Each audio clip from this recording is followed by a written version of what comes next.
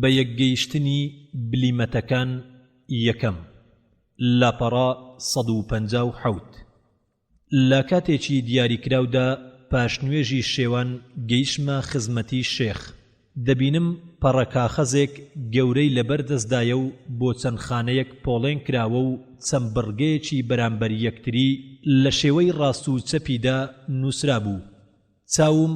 ناوی غەزالی و ئیبن تەوفیل و هەندێ ناوی تری عارەبی و بەرامبەریان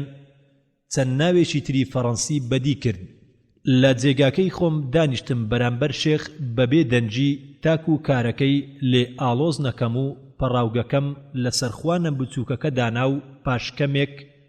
شێخ مەوزوونی سەری بەرز کردەوە و بە زەردەخەنەوە گوتی: حەیران بەخێر بیت. منیش وتم: شێخی گەورەم مەبەستی لەم پێناسەیەدا چییە؟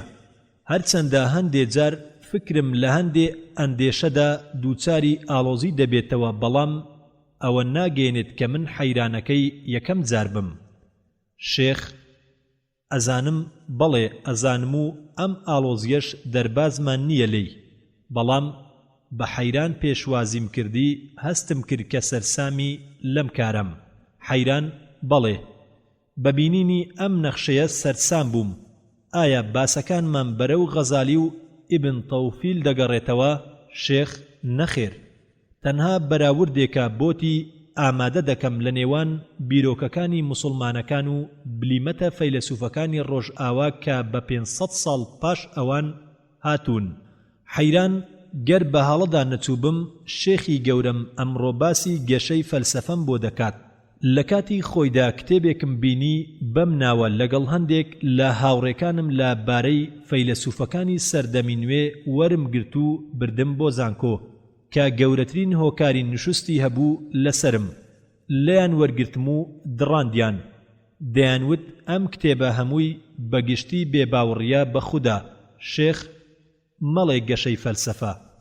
چونکە فەلسەفە پێش ئەمانیش پێشکەوتوو بووە، بەڵکو بڵێ گەشەی ڕۆژئاوا لە مەیدانی فەلسەفەدا. حەیران تێنەگەیشتم لە جیاوازی نێوان ئەم دوو وتەیە. شێخ: سەبارەت بەو تاریچەی کە باڵی بە ئەوروپادا کێشابوو، ئەتوانین بڵێن گەشەیەکی فەلسەفی بوو، بەڵکو بە ئاگابوونەوەیەک بوو پاش نووسنێکی قوڵ. چاوی ئەو بلیمەتانە کرایەوە بەرەو ڕووناچیەکەی کە لە ڕۆژهەڵاتەوە سەری کێشا بوو. بە دوور نییە گەر بڵێیت بە یەکگەیشتن کە لە ڕۆژهەڵات ناسەکاندا لەسەر ئەم ڕاستیە بە یەکگەیشتن، وەیا لەگەڵ مندا بڵێیت ئەم ڕووناچیە دەقاودەق لە ڕۆژهەڵاتەوە وەریان گرتووە و ئەم وتەیە نزیکترە. حەیران: کەواتە شێخی گەورەم نایەوێت باسی ئەم فەیلسوفە ڕۆژ ئاوایانم بۆ بکات. شێخ: چۆن باسییانت بۆ ناکەم و من دەزانم کە تەنها باسکردنی ئەوان ڕاد دەکێشێت. حەیران: دەبینم شێخی گەورەم دەفەرموێت کە ڕۆژ ئاواییەکان هەموو ڕاستیە فەلسەفیەکانیان لە ڕۆژهەڵاتیەکانەوە وەرگرتووە. وام دەزانی کە لە توانا و نرخیان کەم دەکاتەوە بۆ ئەوەی بە دوورم بخاتەوە لەوتەکانیان کە بێباوڕی و گومانیان لەخۆ گرتووە. شێخ: چ کاتێک منت بینیوە بیرروڕای گومانداران و بێباوەڕانت لێ بشارمەوە؟ حەیران شێخی گەورەم زیاتر باسی ئەو گەورە فەیلسوفانەی بۆ دەکردم کە لە باوەڕداران بوون بە تەنهایی خودا. شێخ: گوناهم چییە گەر گومانداران و بێباوەڕان کەمێک بن لە فەیلسوفە کەم تواناکان؟ بە گوێرەی زۆرینەیی باوەڕداران لە گەورە فەیلسوفەکانن. لەمەولا بۆت بە دەردەکەوێت ئەم ڕێژەیە هەرگیز ناگۆڕێت سەبارەت بە هەموو ئەوانەی کە باسییانت بۆ دەکەم. وتت سەبارەت بەوی کە من لە نرخ و کێشیان کەم دەکەمەوە و وەرگرتنی بیرروڕای ڕۆژهەڵاتیان دەخەمە پاڵ. نازانم ئەم گومانت لەکوێوە هێناوە و مێژووی فەلسەفە بریتیە لە زنجیرەیەکی پەیوەست بۆ وەرگرتن لە بیرۆکەکانی پێشخۆیان وەردەگرن و ئەوانەی دوای ئەمانیش گەڵاڵەی دەکەن لە چەند وتەیەکدا. عەقڵ باوەڕی پێهێنا بەوەی کە بەرەو ڕاستیان دەبات، باوەڕی پێدەهێنێت و پوچەڵی دەخاتە پاڵ وتەکانی تر. بەڵام لەبەر ئەوەی ڕاستی هەمیشە ڕۆشنە و کەم جار عەقڵ جیاواز دەبێت تێیدا و ئەمەش نهێنی ئەو بە یەکگەیشتنەمان بۆ بەدەر دەخات لەسەر ڕاستی بوونی خودا و تەنهاییەکەی لە نێوان زۆربەی فەیلسوفە موسڵمانەکانی ڕۆژهەڵات و فەیلسوفە نەسڕانیەکانی ڕۆژ ئاوا. ئەم بە یەکگەیشتنە گەر لە ڕێگای وەرگرتنەوە بێت یاخود بەهۆی لە یەکچوونی بۆ چوونیانەوە بێت لەسەر ڕاستیەکان، ئەم بلیمەتانەی کە باسکردنیان دێتە پێشەوە هەموویان بەگشتی بەرگریان لە عەقڵ و لە چەسپاندنی بوونی خودا و سیفەتی تەواوی کردووە بە شێوەیەک کە عەقڵ سەرسام دەکات و دڵیش دەگەشێتەوە. حەیران ئەمە سەیرە. شێخ نەسەیرە و نەنامۆیە. باسی دە فەیلسوفی گەورەی بەناوبانگیانت بۆ دەکەم کە هەموویان باوەڕیان بابوونی خودا هەیە، تەنها دوانیان نەبێت کە یەکێکیان گومانی هەیە، ئەوی تریان سەرسامە و باوەڕی بابوونی خودا هەیە، بەڵام نازانێت چۆن وەسی بکات. بەم جۆرە دەبینیت ڕێژا لە نێوان ئەم باوەڕداران و گوماندارانەدا تەنها یەکە. حەیران ئەوانە چێن کە شێخی گەورەم دەیەوێت باسییانم بۆ بکات. شێخ تۆ پێم بڵێ ئەوانە چێن کە شەیدای ناویان بوویت. حەیران بە درێژایی تەمەنم گوێبیستی ناوبانجی باکوون و دیکارت و کانت و سپینواز و برکسۆن و دارۆن بووم. واشتێکی کەمم سەبارەت بە هەر یەکێکیان خوێندۆتەوە. شێخ بە کورتی باسی باکۆن و دیکارت و باسکاڵ و مالبرانش و سپینواز و لولک و لیبنز و هیوم و کانت و برکسۆنت بۆ دەکەم. بەڵام دارون باسێکی تایبەتی هەیە. دەبینیت هەشتیان لەم دەیە لەگەڵ ئەو فەیلسوفە موسڵمانانەدا بە یەک دەگەن لەسەر باوەڕهێنان با گرنگی عەقڵ و بوونی خودا و تەنها یەکەی. هەروەها بە یەکگەیشتنیان لەسەر بەڵگە خوازیەکاندا بە یەکگەیشتنێکی ئەوتۆ کە وەختە بێتە دەقا و دەقی.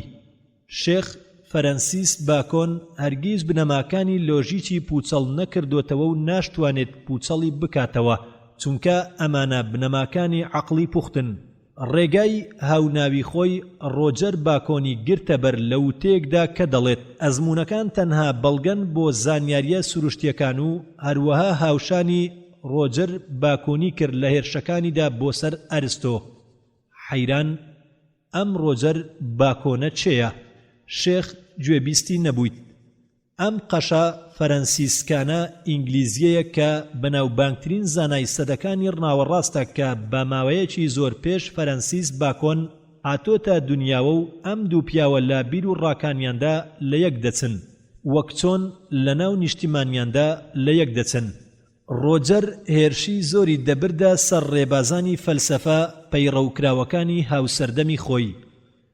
بانگەوازی ئەوەی دەکرد کە ئەزموونەکان تەنها بەڵگەیەکن بۆ زانیاریە سروشتیەکان و خۆی وا بە دەردەخست کە لۆژیکیەکانی ئەرستۆ ڕەت دەکاتەوە و خوازیاری ئەوە دەبوو گەر لە توانای دابێت هەموو کتێبەکانی بسووتێنێت لەگەڵ ئەوەی کە هەمیشە پێویستی بەو لۆژیکە عەقڵیانەی بووە لە وتەکانیدا و ئاماژەی هەمان هۆکاری کردووە کە فەرەنسیس باکۆن ئاماژەی بۆ کردووە و دەڵێت ئەم هۆکارانە بەرەو هەڵەمان ڕادەکێشن. بەڵام فەرەنسیس باکۆن کە 200 زیاتر دوای ئەو هاتووە بۆ داهێنان یا بۆ وەرگرتنی هەمان بیرروڕاکانی ڕۆجەر، بە هەمان شێوەی ئەو باوەڕ بە ئەزموونەکان دەهێنێت لە زانیاریە سروشتیەکاندا و گاڵتە بە لۆژیکەکانی ئەرستۆ دەکات، بە چەشنێک کە مامۆستای یەکەم بە فەیلسوفی سەفستایی بێنرخ ناو دەبات، لەگەڵ ئەوەی کە هەمیشە بێپێویست نەبووە لە وەرگرتنی ئەو لۆژیک و هۆکارانەی کە دەڵێت بەرەو هەڵەمان ڕادەکێشن و بەبت ناویان دەبات کە دوورمان دەخاتەوە لە خوا پەرستی کە وەختە ببێتە هەمان ئەو هۆکارانەی کە ڕۆجەر پێش ئەو ناوی دەبات. بەڵام ئەو ڕێبازەی کە فەرەنسیس باکۆن گرتوۆتیە بەر بۆ لێکۆڵینەوەکانی لەسەر ئەم بنەمایانە بەندە، ئەو ئەزموونانەی کە داڕێژراون لەسەر تاقیکردنەوە پتەوەکانی و سەرنجدانە وردەکان، پەیڕەوکردنی ڕێبازی ئیستیقڕا کە بەهۆیەوە عەقڵ لە بەشیەکانەوە بۆ گشتیەکان واتە لە ئیجابیاتی ئەو ڕێبازەی کە عەقڵ لە کارە گشتیەکانەوە دادەبەزێت بۆ کارە بەشیەکان و ئەمە شتێکی نوێ نییە، چونکە بەڵگا بەرەو ژوورەکان و بەڵگا بەرەو خوارەکان لە لای فەیلسوفە سەرەتاییەکان ناسراون و هەروەها ئەزموونیش یەکەم شتە کە مرۆڤ زانیوێتی لە توێژینەوەکانی سروشدا. ئەوە کە شایانی باسە باکۆن ئەم ئەزمونەی خستە قاڵبی فەلسەفەوە، ڕێکی خست و وێنەی بۆ کێشان و قۆناغەکانی دیاریکردن و خشتەی بۆ دانان. ئەم ڕێخستنەی بۆ ڕێبازە توێژینەوەکانی بووە پایەیەک بۆ ناسینی لا جیهانی فەلسەفەدا. حەیران گومانی تێدانیە ئەم ڕێبازەی ڕێخستنە بەرەو ژووریە لە بەشیەکانەوە بۆ گشتیەکان زووتر دەمانگەێنێتە ڕاستیەکان بەهۆی کارە سروشتیەکان و شتە هەستیەکانەوە. بەڵام چۆن بەکاریان بهێنن لە زانیاری ئەو کارانەی کە لە پشت سروشتەوە هەن؟ شێخ باکۆن وا دەبینێت یەکەم هەنگاو لە لێکۆڵینەوە فەلسەفیەکاندا بە توێژینەوەی سروشتیەکان دەست پێ دەکات پاش ئەوەی تێگەیشتنی تەواومان لە ڕواڵەتە سروشتیەکان بەدەستێنا و ئاگاداری یاسا تایبەتیەکانی بووین. ئەو کاتە بۆمان هەیە بچینە سەر یاسا گشتیەکان کە یاسا تایبەتیەکانی لەخۆ گرتووە و تا ئێستاش بەرەو گەشە دەڕۆین تا دەگەینە ئەو یاسا گەورە گشتیەی کە هەموو یاساکانی لەژێر چنگدایە. ئینجا دەگەینە کارە ئاشکراکان کە لە هەموو زانستەکاندا هەیە و گومانی تێدا نییە. بەهۆی ئەم کارە ئاشکرایانەوە دەتوانین توێژینەوەی هۆکارە بەرزەکان بکەین کە گردوونی لێکەوتۆتەوە و گەیشتن بە کارەکانی لێکەوتۆتەوە و تێگەیشتن بە کارەکانی پشت سروشت میتافیزیقی. هەروەک چۆن باکۆن بەهۆی ئەم بیرۆکە فەلسەفە گشتیەوەی بە ئیبن ڕوشد دەگات و بەهۆی ڕێبازە توێژینەوەی بەشەکان خودا دەناسێت و هەروەها بەهۆی ئەو بەڵگە دیارانەی کە لە دروستکراوەکانی خودادا هەیە و بەهۆی ڕێخستن و یاسات تەواوە گشتیەکانی کە لە گردووندا بەدی دەکرێت بە هەمان شێوە لەگەڵ ئیبن تەوفیل و مەسکەوەی یەک دەگرێت لەو وتانەی کە دەڵێت دەتوانرێت بەهۆی عەقڵیەوە دەرچی خودا بکرێت لە تیۆرە فەلسەفەیە پوختەکاندا. باکۆن وتە بە پێزە بەناوبانگەکەی کە دەڵێت گەرکەمێ فەلسەفە لە خودا بە دوورمان بخاتەوە ئەوە زۆری فەلسەفە دەمانگەڕێنێتەوە بۆ لای خودا. هەروەها ڕۆجەر باکۆن لەگەڵ تۆماس ئەکویناسی هاوسەردەمی خۆی لەگەڵ قورئاندا یەک دەگرێت لەسەر باوەڕبوونی خودا و بەبێ توانایی دەرککردنی ذاتی تەواوی خودا و سەبارەت بە ڕاستنی دروستکردنی مێشک دەڵێت هیچ زانایەک نییە لە زانە سروشتیەکاندا بتوانێت هەموو شتێک بزانێت سەبارەت بە مێشک و تایبەتمەندیەکانی، کەواتە چۆن دەرچی خودی خودا دەکات. هەروەک دەقی ئەم ئاەتە بخوێنیتەوە وایە وەکو الله سبحانه وتعالى لە سوورەتی الحەج آياتي 73 دفرمه يا أيها الناس ضرب مثل فاستمعوا له إن الذين تدعون من دون الله لن يخلقوا ذبابا ولو اجتمعوا له وإن يسلبهم الذباب شيئا لا يستنقذوه منه ضعف الطالب والمطلوب. أي حيران بير بكروا حيران براستي شيخي قورم أم باس زور بنرخا شيخ لباسكاني ديكارتو فيلسوفكاني ترداو لو بيگيشنيان لسر حق دا برزيو آشكراي زياترت بودر دكويت. حيران دیکارت ناوبانگێکی گەورەی هەیە لە جیهانی فەلسەفەدا. چەند خوازیاری زانینی ڕوە بەیەکگەیشتنەکانی دەکەم لەگەڵ فەیلسوفە موسڵمانەکان و قورئاندا. شێخ دیکارت زۆربەی پڕباوەڕی لە گومانەوە بەدەست هێناوە و هەروەها خودی گومانی کردە ڕێبازێک بۆ چەسپاندنی بوونی خودا و زانینی سیفەتە تەواوەکانی. لە گومان و پڕباوەڕیەکەیدا لە یەکچوونێکی زۆری هەیە لەگەڵ غەزالیدا بەڵکو بڵێن لە هەموو وتە و هەڵسوو کەوتێکیدا. سەرنجی شێوازە زانیاریەکانی دا بۆی بەدەرکەوت کە بریتیە لە 5 هەستەوەرەکە کە بەهۆیانەوە کاریگەری هەستەکانمان بەدەست دەکەوێت و هەروەها بەهۆی عەقلیشەوە دەرچی کارە ڕەواکانی عەقڵ دەکات.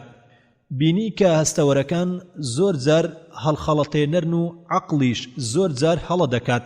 بە چەشنێک ئەوەی بەخەو دەیبینین وا دەزانین لە کاتی هۆشیاریدا بینیومانە، لەبەر ئەوە عەقڵ هەڵە دەکات و هەستەوەریش هەڵخەڵەتێنەرە. هیچ لە شێوازەکانی زانیاریمان بەدەستەوە نەما تا متمانە و پەنای بۆ بەرین لە زانینی ڕاستیەکان و پڕباوەڕیەکان. دیکارت بەهۆی گومانەوە هەموو ڕێبازەکانی زانیاری دەرک کرد و گەڕایەوە بۆ پڕباوەڕی هەروەک چۆن غەزالی لەپێش ئەو گەڕایەوە بۆ پڕباوەڕی بە شێوازێکی ڕەوانبێژی سەرسوڕهێنەر و بەڵگا پتەوی سادە و ئاشکرا کەوا لە بەڵگەی گومان دەکات ببێتە بەڵگا بۆ پڕباوەڕی. دیکارت دەڵێت چەند بە گومان بم لە هەستم و لە عەقڵ و لە بوونی گەردووندا تەنها ڕاستیەکم بۆ دەمێنێتەوە کە ناتوانم گومانی لێ بکەم و چەندە گومان زۆر بێت ئەوەندە پڕباوەڕیەکەم زۆر دەبێت. ئەم ڕاستیەش ئەوەیە من بە گومانم بەواتای من بە گومانم کەواتە من بیر دەکەمەوە چونکە گومان بیرکردنەوەیە و بیرکردنەوەش تەنها لە خاوەن بیرکردنەوە دەبێت. ئەم خاوەن بیرکردنەوەیە بریتیە لە من و هەرچەندە هەوڵی گومان بدەم لە بیرکردنەوەکەم ئەوە گومان لە خودی خۆیدا بەڵگەیە بەوەی کە من بیر دەکەمەوە.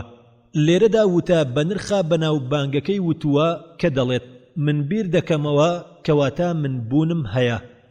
لەسەر ئەم وتەیەی ڕێسای بەڵگەکانی لەسەر ڕاستی هەستەکان و عەقڵ دانا گەیشتە چەسپاندنی بوونی خودا و زانینی گشت سیفاتی تەواوی کە عەقڵ بە پێویستیان دادەنێت و هەر ئەم بنەمایانەش بوو دیکارتی گەیاندە چەسپاندنی بوونی ئەو شتانەی کە لای عەقڵ ئاشکرایە پاشان گەشەی بە بیرۆکەکانیدا تا گەیشتە بەڵگە خوازیەکانی بوونی خودا بەهۆی بەڵگا لێکەوتنەوە و پێویستیەوە. وەک دەڵێن بۆچی مەحاڵە ئینکاری ڕاستی ئەم وتەیە بکەم من بیر دەکەمەوە کەواتە بوونم هەیە. ناتوانم هەرگیز ئینکاری بکەم چونکە زۆر ڕوون و ئاشکرایە و زۆر کێشەی تر هەیە لەم ئاشکراترە لە لای عەقڵ وەک ئەم وتەیەی کە دەڵێن شت لە نەبوونەوە پەیدا نابێت ئاکام گەورەتر نابێت لە پێشەچی هەروەها هۆکار لە هۆکەی گەورەتر نابێت. پاش ئەوەی دیکارت دەگاتە ئەو ڕاستەقینەیە لە چەسپاندنی کێشەی ئاشکرا جێگرەکانی ناو عەقڵ بیرکردنەوە دابەش دەکات بۆ سێبەش. یەکەم بیرکردنەوە بەڕێکەوت یان ڕاستەوخۆ ئەمەش ئەوەیە کە بەهۆی شتە دەرەچیەکانەوەی دروست دەبێت بەبێ کارەکانی مێشک. دووەم بیرکردنەوە دروستکراوەکان بەهۆی بیرکردنەوە جیاوازەکانەوە دروست دەبێت. سێهەم بیرکردنەوە خۆڕستچیەکان کە لە عەقڵماندا جێگیرن. هەروەها دەڵێت پێویستە بە ئاگابین لە دوو بەشی یەکەم تاوەکو هیچ شتێک لە هەڵە و وێڵی ئەندێشەیەکانی هەست دزە نەکات بۆیان بەڵام بیرروڕای خۆریسکەکانی لە حاڵەتی تەواوی عەقڵدا لە هەڵە دوور دەبێت چونکە ئەم بیرروڕا خۆرسچیانە بەشێکی سەرەچین لە پێکاتەی عەقڵدا و هەروەها لەوانیشەوە فەرمانی پڕباوەڕیەکان بەگشتی وەردەگرین و دەیکەینە بەڵگا بۆ بوونی خودا. پاشان دیکارت ڕوو دەکاتە چەسپاندنی بوونی خودا و دەڵێت من بوونم هەیە چێ منی دروست کرد و چێ منی هێنایە بوونەوە من دروستکەری خۆم نیم کەواتە ئەبێت دروستکەرێکم هەبێت و ئەم دروستکەرش دەبێت بوونی پێویست بوو بێت و پێویستی بە یەکێکی تر نییە تا بیهاوێتە بوونەوە یا بوونی بپارێزێت. هەموو سیفاتێکی تەواوی لەخۆ گرت بێت و ئەم دروستکەرش تەنها خودایە کە هەموو شتێکی دروست کردووە و پاش ئەوەی بوونی خۆی و گەردوون دەکاتە بەڵگا بۆ بوونی خودا. هەمان ڕێبازی ئیبن سینا دەگرێت کە 4 سەدە پێش ئەم هاتووە. هەروەها دیکارتبوونی خودا و سیفاتی تەواوی دەکاتە بەڵگا بۆ ڕازگۆیی عەقڵ و دروستی فەرمانەکانی و دەیکاتە بەڵگا لەسەربوونی خودی خۆی و گەردوون. هەر بۆیە دەڵێت ئەو سیفەتە تەواوانەی خودا کە عەقڵ پەسەندی دەکات سیفەتی ڕازگۆییە کە خودا پێمانی بەخشیوە و کارێکی دوورە لە خودا کە عەقڵێکی کوێرانەی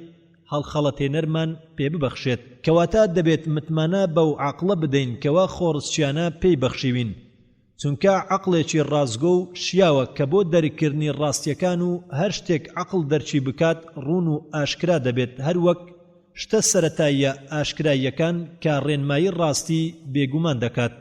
ئەم عەقڵە کە بڕیارماندا ڕازگۆیە و ڕاستیە سەرەتاییەکان دەرک دەکات هەرخۆشی ڕێنمایی بوونی خودا و سیفاتی تەواویمان دەکات کە خودا هەرخۆی دروستکەری گەردوون و سەرپەرشتیارەتی. بەم چەشنە دیکارت پلە بە پلە ڕێبازی بەڵگا خوازی گرتە بەر خودی خۆی و بوونی گەردوونی کردە بەڵگا بۆ بوونی خودا. هەروەها بوونی خودا و سیفاتی تەواوی کردە بەڵگا بۆ ڕازگۆیی عەقڵ و بوونی گەردوون. خودای کردە بەڵگا شاهد لەسەر دروستکراوەکانی پاش ئەوەی دروستکراوەکانی کردە بەڵگا بۆ بوونی خودا. وەک تێبینی دەکەین هەمان ڕێبازی ئیبن سینای گرتۆتە بەرو ئەم ئاەتە پیرۆزەی بەسەردا دەسەسپێ کە خوای گەورە لە سوورەتی فوسیلەت آيتي 53 دفرمه سنريهم آياتنا في الآفاق وفي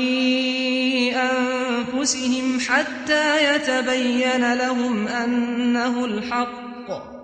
أولم يكف بربك أنه على كل شيء شهيد لم وتي دیکاردا بۆمان بەدەر دەکەوێت کە خوددا نیشانەکانی خۆی خستۆتە بەرچاوی دیکارت و ڕێنمایی ڕاستیەکانی کردووە وەک دەڵێت من دروستکەری خۆم نیم کەواتە ئەبێت دروستکەرێکم هەبێت تا دەگاتە ئەو بەڵگە پتەوەی ئەم ئاەتە قورئانیە کە خوددا سوبحانە وتەعالە لە سوورەتی ئەتتور ئاەتی 35 دەفەرمێ أم خلقوا من غير شيء أم هم الخالقون بأقابة أي حيران كاتێک ڕەخنەگران هێرشیان بردە سەری بەوەی کە بۆ گەیشتن بە بەڵگەخوازی یەکەم ئاکامی کردوتە بنەما بۆ ئەو پێشەچیەی کە ئەو ئاکامەی لێکەوتۆتەوە دیکارت وەڵامی داونەتەوە وتی عەقڵ لە بەڵگە خوازی یەکەمدا پەنای بردە کێشە ئاشکرا سەرەتاییەکان کە بەبێ بیرکردنەوە ڕوون و ئاشکرایان لەخۆ گرتووە و بوونی خودی خۆم کێشەیەکی ئاشکرایە بەڵام لە بەڵگە خوازی دووەمدا عەقڵ بۆ بەڵگەکان پەنای بردە بەر ئاکام لە کاتێکدا کە دیکارت توانی ئەو هۆکارانە بکاتە بەڵگە بەهۆیانەوە عەقڵ بووە ڕێبازێک تاکو بۆ دەرککردن و بڕیارەکان پەنای بۆ دەبەرن هەروەک ئەوە وایە کە دەڵێت نیشانەکانی خوددا لە خودی خۆمدا بە ئاشکرا دەبینم هەروەها خوددام بە سیفاتی تەواوی دەرک کرد کە بەڵگەیە بۆ ڕاستی و دروستی عەقڵم کە بەهۆیەوە دەرچی ڕاستیەکانم کرد خوددام کرد بە تەنها بەڵگەیەک بۆ بوونی هەموو شتێک ئەمەیە ناوەڕۆکی ئەو ئاەتە قورئانیە ئەی حەیران بیر بکەرەوە حەیران بە خوددا ئەم وتانە زۆر بەنرخن ئەی شێخی گەورم ئاماژەی ڕاستیەکانم بۆ بکە شێخ لەمە زیاتر چیت بۆ باز بکەم چونکە زۆرینەیی هەرگیز ڕەزامەندت ناکات و ئەو وێنە جوانانەی بەرچاوت لێ دژوار دەکات کە لە عەقڵی گەورەوە بەرزەوە بەدەستت هێناوە حەیران چۆن شێخ ئەم عەقڵە ساغا هەر بە لۆژیکی دەمێنێتەوە تاکو هێرشی دەباتە سەر لانەیەک جگە لە لانەکەی خۆی و ئەو بە ئاگابوونەی لە یاد دەکات کە عەقڵ خۆی پێ ڕاست پاردبووین لە ڕێبازە بیرکردنەوەکانی ڕاستەوخۆ و دروستکراوەکاندا لێرەدا عەقڵ ساتمە دەکات وەک چۆن ئەسپ سوارێک لە شێو و دۆڵێکدا دەگڵێت کاتێک دیکارت ویستی چۆنێتی دروستکردنی گەردون و ژیانی لێک بداتەوە و چۆن عەقڵی ڕوحی دەبەسترێت بەجەستی مادیەوە باوەڕی وابوو کە خوددا مادەی بەشبەش کردووە گەورەی تێدایە و بچووکیشی تێدایە ئاراستەی پێچەوانە لە یەکتر جوولەی پێبەخشیون و بەهۆی ئاراستەی پێچەوانەی جوولەیان بەریەک دەکەون و هەندێکیان یەک دەگرن و کۆ دەبن و پارچەیەکی گەورە دروست دەکەن هەندێکی تریان پەرشوو بڵاو دەبنەوە و دەبنە گەردیلە و ورشە لە پارچە گەورەکانی خاک دروست بووە و لە گەردیلەش هەوا پەیدا بووە و لە ورشەشەوە ئاگروخۆر و ئەستێرەکانی لێکەوتۆتەوە چەندە جوانە ئەم ئەندێشانەی گومانی وایە کە سەرچاوەی ژیان خوێنە و باسی چۆنیەتی گەیشتنی خوێن بۆ دڵ دەکات بەهۆی گەرمایی دڵەوە خوێنەکە گەرم دەبێت و دەبێتە هەڵم و بەرەو سیەکان بەرز دەبێتەوە لەوێوە سار دەبێتەوە و دووبارە دەگەڕێتەوە بۆ دڵ چەند بە جوانی سووری خوێنی شیکار کردووە هەر چەندە هاوسەردەمی خۆی ویلیەم هارڤی بەم وەسفە ڕازی نابێت کە 8 ساڵ پێش دیکارت لەدایک بووە و 7 ساڵ پاش ئەو کۆچی دوایی کردووە لەوانەیە دیکارت ڕەشبین بوو بێت بەرامبەر بەسەرهاتی میشال سەرڤێ نەیدەویست ڕاستی ئەم خوێنە هەمیشەیە بڵێت کە یەکێکە لە کارە سەر سوڕهێنەرەکانی خوددا یەکەمین بەڵگەیە بۆ بوون و توانای خوددا بەڵام لە چۆنیەتی بە یەکگەیشتنی عەقڵی ڕوح و جەستەی مادە دیکارت وا دەبینێت کە نێوەندێک هەبێت لە چۆنیەتی ئەم بە یەکگەیشتنەدا کە ڕژێنەرە سنەوبەریەکانە بەڵام پاش مەلەکردنێکی زۆر لە خەیاڵ و ئەندێشەکانیدا ئەم پیاوە دەگەڕێتەوە سەر هۆشمەندی خۆی و ئەو بە ئاگابوونانەی کە پێی ڕاستپاردین لە پشکنینی بیرروڕا ڕاستەوخۆکان و دروستکراوەکان ئێمە ناتوانین چۆنیەتی بە یەکگەیشتنی عەقڵی ڕوح و جەستەی مادە دەرک بکەین هیچ شتێکمان بۆ نامێنێتەوە تەنها ئەوەندە نەبێت بڵێ نیشانەیەکە لە نیشانەکانی خودای بەتوانا و کاربەجێ. باسکال و مالیبرانیش کە سەر بە قوتابخانەی دیکارتن باوەڕیان بابوونی خوددا لە مامۆستاکەیان کەمتر نییە، بەڵام مالیبرانیش ئەندێشەکانی گەیاندیە ئەو ڕادەی کە باوەڕ بە زۆر لێکردنی ڕوت یان بەبێ ئارەزومەندی خۆی بهێنێت، بەڵکو پێش هاو سەردەمانی خۆی کەوتووە کە لای بینزە و باوەڕی بە گونجاندنی شتەکان لەگەڵ یەکتردا هەیە پێش چەسپاندنیان لە بووندا. حەیران ئەم گونجاندنەی پێش چەسپاندن لە بووندا چییە؟ شێخ لە کاتی خۆیدا باسکردن و ڕوونکردنەوەی لەسەر دەکەین، بەڵام ئێستا گوێبیستی وتەکانی باسکال بە کە لە ڕوونکردنەوە و بەڵگەکانیدا لە دیکارتەر کەمتر نییە. سەبارەت بە زانست باسکال دەڵێت هەستەکان هەڵخەڵەتێنەرن و عەقڵیش هەڵە دەکات، هەر بەدڵ بنەمایە سەرەتاییەکان و مانای چەرخ و جێگا و جوولە پێدەزانین. عەقڵ دەرکراوەکان لەسەر ئەم زانینانە دادەمەزرێنێت کە ئەمانە بەگشتی کێشە سەرەتاییەکانن. گەرویستمان بەڵگا لەسەریان بهێنینەوە وا پێویست دەکات گریمانی بوونی کێشەکان پێش خۆیان بکەین. گەر باوەڕمان بەمانە هەمووی هێنا ئەوە دەمانهاوێتە گێژاوی زنجیرەیەکانەوە کە ئەمانەش نامانگەێنێتە کێشە سەرەتاییەکان، تەنها بەدڵ دەرچی ڕاستیەکان و بوونی خوددا دەکەین. حەیران مەبەستت چییە تەنها بەدڵ؟ شێخ ئەو بیر و ڕاخۆرسیانە دەکرێتەوە کە لە عەقڵماندا چەسپاوە، بە شێوەیەکی ئاشکرا و ڕۆشن دەبیندرێت و هیچ جیاوازیەک نابەخشێت گەر بڵێن ئەم بیر و ڕایانە لە دڵماندایە یان لە مێشکماندایە و یاخود لە ڕوحماندایە، بەڵام وشەی دڵ لە کۆندا مانای مێشکی بەخشیوە و هەر بەم چەشنە عارەب بەکاریان هێناوە. حەیران کەواتە باسکال باوەڕی وایە کە مرۆڤ بە عەقڵی یان بە دڵی دەرچی هەموو ڕاستیەکانی بۆ دەکات. شێخ نەخێر ئەی حەیران، باسکال زۆر لەوە داناترە کە ئەم وتەی بخرێتە پاڵ لەگەڵ فارابی و ئیبن سینادا یەک دەگرێتەوە و دەڵێت عەقڵ بەهۆی ئەو بیر و ڕاخۆرسکەیە سەرەتاییانەی کە هەیەی دەتوانێت دەرچی ئەو ڕاستیانە بکات کە پەیوەندیان بە بنەما سەرەتاییەکانەوە هەیە و بەهۆیانەوە دەرچی بوونی خوددا دەکات. هەر شتێک لە پشت ئەمانەوە بێت لە نهێنی بوون و دروستکردن و دروستکەر هەمویان بەگشتی نادیار و شاراون. باسکال وا دەبینێت کە ئێمە زۆر نەتوانابین لە زانینی ناوەڕۆک و ڕاستیەکانیدا، چونکە هەست ئامانجی هەموو شتێک دەرک ناکات. بۆ نمونە دەنگ گەر زۆر بێت گوێمان کەڕ دەکات و ڕووناچی زۆر دوو چاوی شەو کوێرمان دەکات و نزیک بوونەوەی زۆر لێی بینینمان ناهێڵێت و هەروەک چۆن دووری زۆر بینینمان ناهێڵێت. وەک ئەوە وایە ئامانجی ئەم شتانە لە لای ئێمە بوونیان نەبێت. لە پاشدا باسی نەتوانایی مرۆڤ دەکات سەبارەت بەم گەردونە و ئەو گەردونانەی لە پاش ئەمەوەن و ئاماژەی کوڵبوونی عەقڵ دەکات لە بیرکردنەوە لە ئامانجی جێگا و چەرخ. هەروەها وەستی ئەو ترسناچەی مرۆڤ دەکات کە تووشی دەبێت گەر خۆی بینیەوە بە هەڵواسراوی لە نێوەند گێژاوی بێکۆتایی و نەبووندا بە وەسفێکی سەرسوڕهێنەر تا دەگاتە ئەم وتەیەی با ڕادەی توانایی خۆمان بزانین کە ئێمە هەندێشتین نەک هەموو شتێک لە ڕاستیدا هۆش و عەقڵمان ئەوەندە لە مەعقوڵات دەرک دەکات بە جێگەی جەستەمان لە گەشە سەندن و درێژبوونەوەدا. حەیران ئەم وتەیە زۆر گەورەیە. شێخ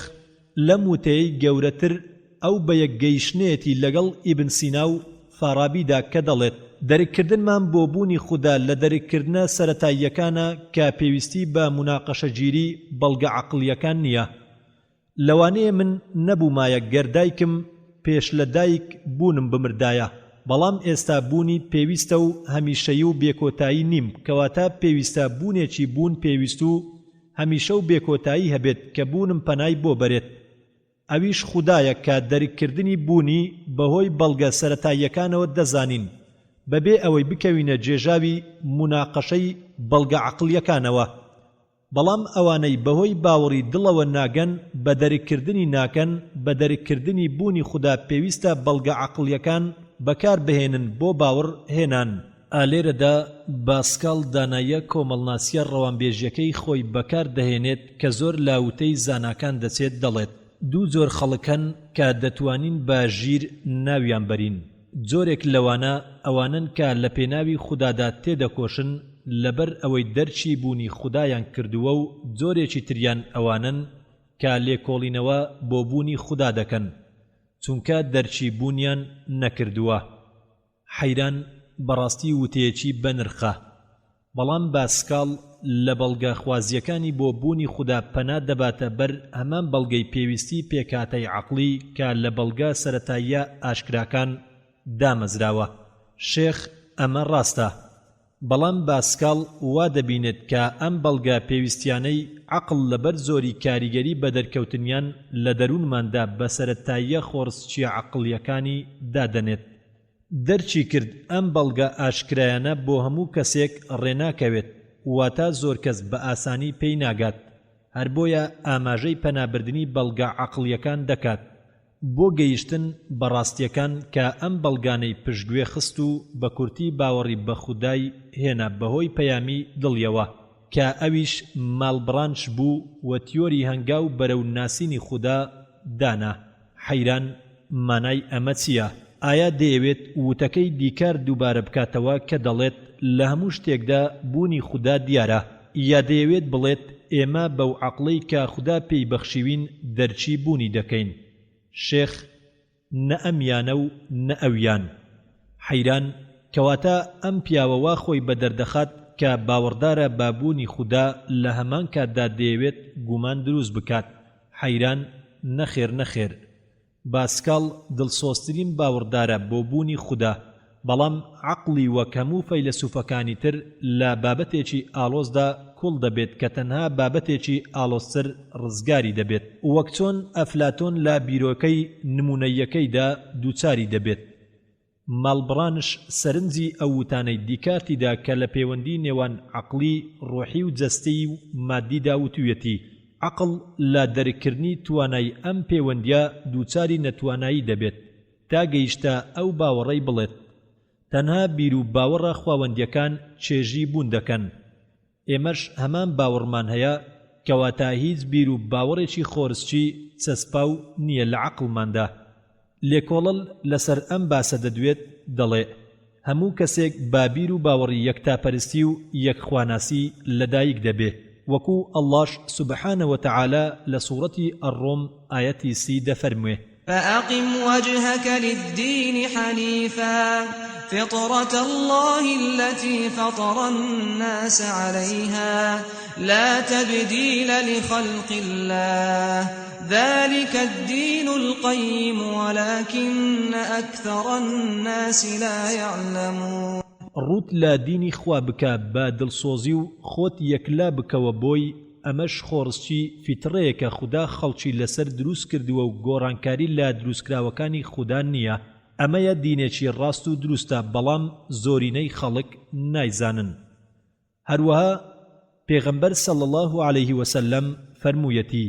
هەموو منداڵێک بە موسڵمانی لەدایک دەبێت، بەڵام دایک و باوکی دەیکەنە جوو یان گاور یان ئاگر پەرست، نەیفەرمووە دەیکەنە موسڵمان، چونکە ئیسلام لەگەڵ خۆڕسچی فترەدایە. بوخاری جێڕاویەتەوە. ئێستاش دەگەڕێینەوە سەر باسەکەی خۆمان. هیچ بیر و باوەڕێکی دروستکراوی عەقڵی نییە، یاخود هیچ دەرکردنێکی هەستی نییە کە عەقڵمان لە شتەکانەوە دەستگیری بوو بێت، کەواتە تەنها بوونەکان بریتین لە بیر و باوەڕە خواوەندیەکان. ئێمە با خودی خۆمان دەرچی جیهانی دەرەچی ناکەین، بەڵکو بەهۆی خودداوە کە زانایە بە هەموو شتێک. ئەمەی تیۆری بینین بەهۆی خودداوە، وەک من دەبینم گەورەترین پەیوەندی هەیە لە نێوان ئەم تیۆری نمونەیی ئەفلاتۆن و بەهۆی ئەم پەیوەندیە بەتینەوە. ماڵبڕانش بەڵگە خوازی بە پێویست نازانێت لەسەربوونی خوددا و نامانەوێت بەهۆی ڕێبازی بیر و باوەڕە خۆرسچیە سەرەتاییە ئاشکراکانەوە بیناسین کە بە بەڵگەوە دەمانگەێنە سەلماندنی بوونی خوددا، بەڵکو ئێمە بەهۆی بینین و ئاشکرا ڕاستەوخۆکانەوە دەرچی بوونی خوددا دەکەین کە هیچ پێویستی بەبوونی بەڵگە خوازیەکان ناکات. حەیران ڕای شێخی گەورەم چییە سەبارەت بەم باوەڕە؟ شێخ ئەم وتانە دەگونجێت لەگەڵ وتەی سۆفیەکاندا، نەک لەگەڵ وتەی فەیلسوفان و هەڵگرانی ڕێبازی کەلام کە تەنها پەنا دەبەنە بەر تیۆرە عەقڵیەت ساغەکان و بەڵگە تەواوەکانی عەقڵ. مەحاڵ نییە لە لای خوددا کە هەندێک لە بەندەکانی تەنها بەهۆی بینینی ڕووتەوە باوەڕدار بن کە خوددا پێی بەخشیون. بەڵام بنەما القاعیدە دەڵێت باوەڕداری تەنها بەهۆی عەقڵ و بەڵگەکانیەوە کە خوددا پێی بەخشیون و بەهۆیانەوە ئەتوانین ئەو پێشەچیانە پێک بهێنین کە ئاکامی دروستیان لێ دەکەوێتەوە. گەر ئەمانە نەبوونایە بەهۆی ئەو کتێبانەی کە بە زمان حاڵی پێغەمبەرانەوە پێمان گەیشتون ئاماژەی ئەو بەڵگانەی نەئەکردین. گەر ماڵبڕانیش لەم بارەوە سۆفیەتێدا بوەستایە زۆر باش دەبوو. بەڵام زیاتر لەمە تێپەڕی کرد تا گەیشتە ئینکاری ڕاستی ئەو پەیوەندیەی نێوان ڕۆح و جەستە. بیر و باوڕەکانی گەیاندا ئەوەی کە باوەڕ بە بیرۆکەی جەبرڕوود بهێنێ کە دەڵێت هەموو کارێک لە خواوەیە، نەڕۆح بەکارە و نەجەستەش و ئەم یاسایانەی کە دەیبینین وا دەزانین لە پەیوەندیەکی نێوان ڕۆح و جەستەیە. هیچ شتێک نییە تەنها گونجاندنێکە لە نێوان ئارەزوەکانی ڕۆح و جوولەکانی جەستەدا و ئەم کارانە بەگشتی لە کاری خوددان کە ئارەزوەکانی ڕۆح جەستە دەجوولێنێت و بە تەنها وتەیەک کۆتایی بە بیرۆکەکانی دێنێت کە دەڵێت تەنها خوددا دروستکەرمانە و دروستکەری کردەکانیشمانە و ئەمەش ئەو پەڕی چوونە ناو قوڵاییەکانی بیرۆکەی جەبریە کە پوچەڵی وڕێنەی کەمتر نییە لە بیرۆکەی یەکێتی وەحدەت الوجود کە هاوسەردەمانی خۆی لە نمونەی سپین و زە باوەڕیان پێهێناوە. حەیران مانای یەکێتی بوون چییە؟ شێخ باوەڕداران بە بیرۆکەی یەکێتی بوون ئەوانن کە ئەندێشەکانیان زاڵە بەسەر عەقڵیاندا کە ئەمانەش دوو بەشن. بەشێکیان دەڵێن خوددا ڕۆحی گەردوونە و گەردوونیش خوددایە کە بەمەش خوددا لەلایەن هەموو شتێکە. بەشەکەی تریان دەڵێن هەموو شتەکانی سروشت تەنها یەک ڕاستیان هەیە کە ئەویش بوونی خوددا خۆیەتی و ئەمانیش هەموو شتێک لەلایەن خوددایە. حەیران چۆن سپینوزای فەیلسوفی بەناوبانگ باوەڕ بەم وڕێنەیە دەهێنێت و چۆن شێخی گەورەم دەڵێت سپینوزا باوەڕی بەبوونی خوددا بووە. شێخ پێم ڕاگەیاندی باوەڕی بابوونی خوددا هەیە بەڵام نازانێت چۆن وەسفی بکات. مەبەستم ئەوەیە سپینوزا یەکێک نییە لەوانەی ئینکاری بوونی خوددا بکەن تا بژمێردرێت لەو سروشتی خوازانەی کە دەڵێن گەردوون لە ڕێگای ڕێکەوتەوە دروست بووە و هەرچۆنێک بێت و ڕێنەکەی وای لێ نەکردووە کە بڵێت گەردوون جەستەی خوددایە. بەڵام دەڵێت خوددا خۆی تەنها بوونێکە و گەردوون ڕووکەشە سیفاتەکانیەتی. حەیران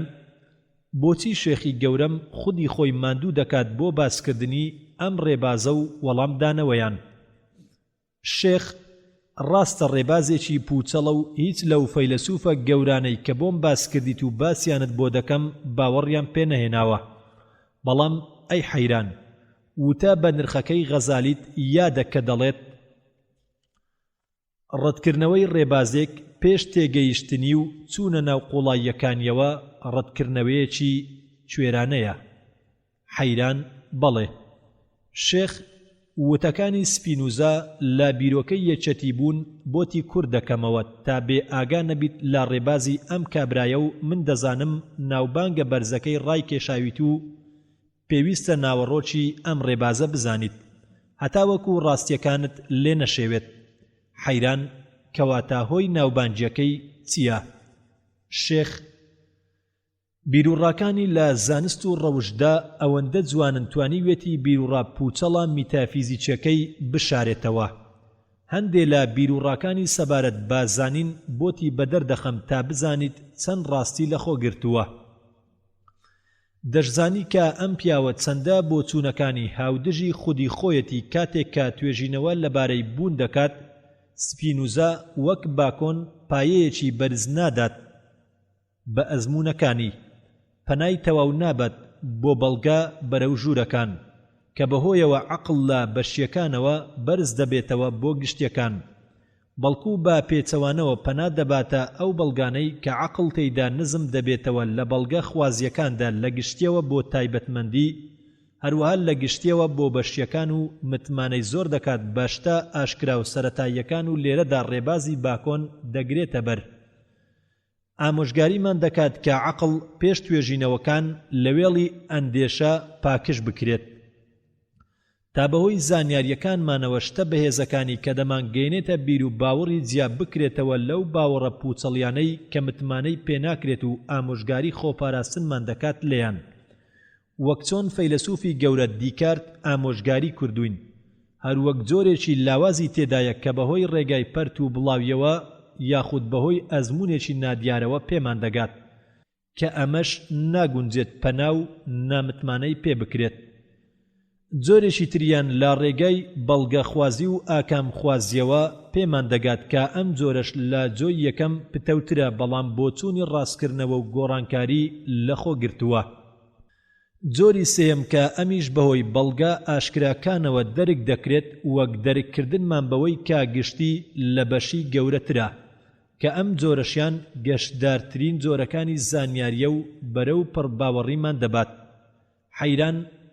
ئەمانە بنەما دروستەکان و هیچ گومانێکیان تێدا نییە، بەڵام چۆن ئەم پیاوە بیرۆکەی یەکێتی بوون لەسەر ئەم بنەمایانە دادەمەزرێنێت، وەکو ئەو ئاشکرایەی کە دەڵێت خودا و گەردوونی کوڕا و یەکشتن. شێخ سپینوزا ڕێبازی بەڵگە خوازی عەقڵ کە بەهۆی بەڵگەی لێکەوتنەوە و بەڵگەی پێویستەوە دروست بووە وەردەگرێت و دەڵێت بوونەکان و ئەوانەی توانای دەرککردنی بوونیان دەکرێت هەمویان بەگشتی لە ژێرسایی فەرمانی عەقڵدان لە نێوانی سێ بەشدا کۆ دەبنەوە. یەکەم ناوەڕۆکی جەوهەرەکە با خودی خۆیەوە پەیوەستە. دووەم سیفات و تایبەتمەندیەکان. سێهەم ڕووکەشەکان ئیعراض.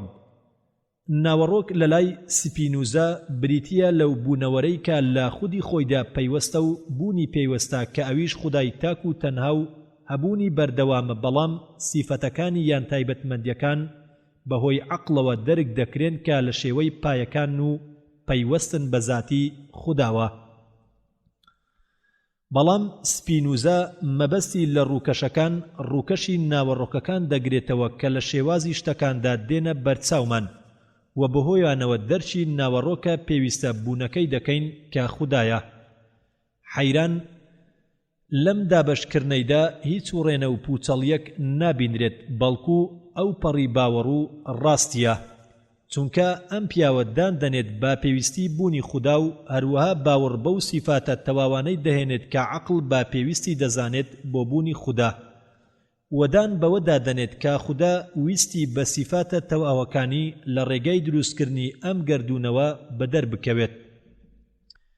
یەکێک لە سیفاتە دروستکەرە کارامە بەدەرکەوتووەکەی دروستکردنی ئەم گەردوونەیە. بە سیفاتی توانا و داناییە بەدەرکەوتووەکەی خودا بوونی سیستەم و وردەکاری و بڕیارەکانی گەردوونە و لە سیفاتی ویستی خودادا بۆ دەرککردنی ئەم بەدەرکەوتنەی مرۆڤی دروست کرد و عەقڵی پێبەخشی هەتا بەهۆیەوە بتوانێت دەرچی بوونی خودا و سیفاتی تەواوی بکات و بەڕاست و دروستی بیپەرستێت. ئەمە شواتای مانای ئەم فەرموودە قودسیەیە کە پێغەمبەران بۆمان دەجێڕنەوە کە خودا فەرموویەتی من شاردراوە بووم ئەم بوونەوەرانەم دروست کرد تاکو بمناسن. شێخ ئەمانە هەمووی ڕاستن. لەوانەیە سپینوازش هەمان مەبەستی هەبوو بێت لە سەرەتای قۆناغەکانی بیرکردنەوەی دروست و پوختیدا، بەڵام زۆر سەیرە لەم پوختی و دروستیە دەردەچێت کاتێک کە دەڵێت خودا هیچ دروست ناکات، بەڵام لە سروشتی خۆیدا ویستی بە دەرکەوتن دەکات و یەکێک لە دیاردەی بە دەرکەوتنەکانی دروستکردنی ئەم گەردوونەیە کە ڕووکەشی سیفەتەکانی خودایە. حەیران تێناگەم سپینوزا پاش ئەوەی باوەڕ بە سیفاتی تەواوی خوددا دەهێنێت ئایا ئینکاری سیفەتی دروستکەری کارامەی دەکات؟ شێخ سپینوزا دەڵێت عەقڵ بڕیاری پێویستی ئەدات بۆ نمونە ناوەڕۆک واتە خودا، هەروەها بڕیاری پێویست دەدات بەوەی کە ئەم ناوەڕۆکە سیفات و تایبەتمەندی خۆی هەیە، بەڵام تەنها دوو سیفەت لەم سیفەتانە دەبینین کە ڕەنگ بداتەوە لە ڕوو گەشەکاندا واتە لەو شتانەی کە گەردوونی لێ پێکاتووە کە ئەمانیش سیفاتی فکر و کشاندنە. گەردوونیش بەو هەموو شتانەی کە لە خۆی گرتووە بریتیە لەو ڕووکەشەی کە بەدەر دەکەوێت لەم دوو سیفەتەدا و تەنها مرۆڤە کە ڕووکەشی درێژبوونەوە و بیرکردنەوە تێیدا کۆ دەبێتەوە. حەیران بەڵام ئەم شتە ئاشکرانەی کە سپینوزە بە بەرزترین جۆرەکانی زانیاری و پڕباوەڕی دادەنێت هەر ئەو شتە ئاشکرایانەش وایان لێکرد کە باوەڕی بابوونی ناوەڕۆک خودا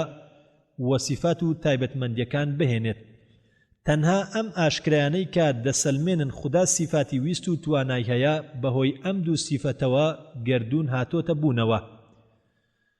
گەر بەهۆی چاومانەوە تەنها ڕووکەشی درێژبوونەوەی جەستە و ڕووکەشی بیرکردنەوە لە دەروونماندا ببینین ئەوە تەنها بەهۆی عەقڵەوە دەزانین کە ئەم دوو ڕووکەشە لە کاریگەری تواناویستی خودایە.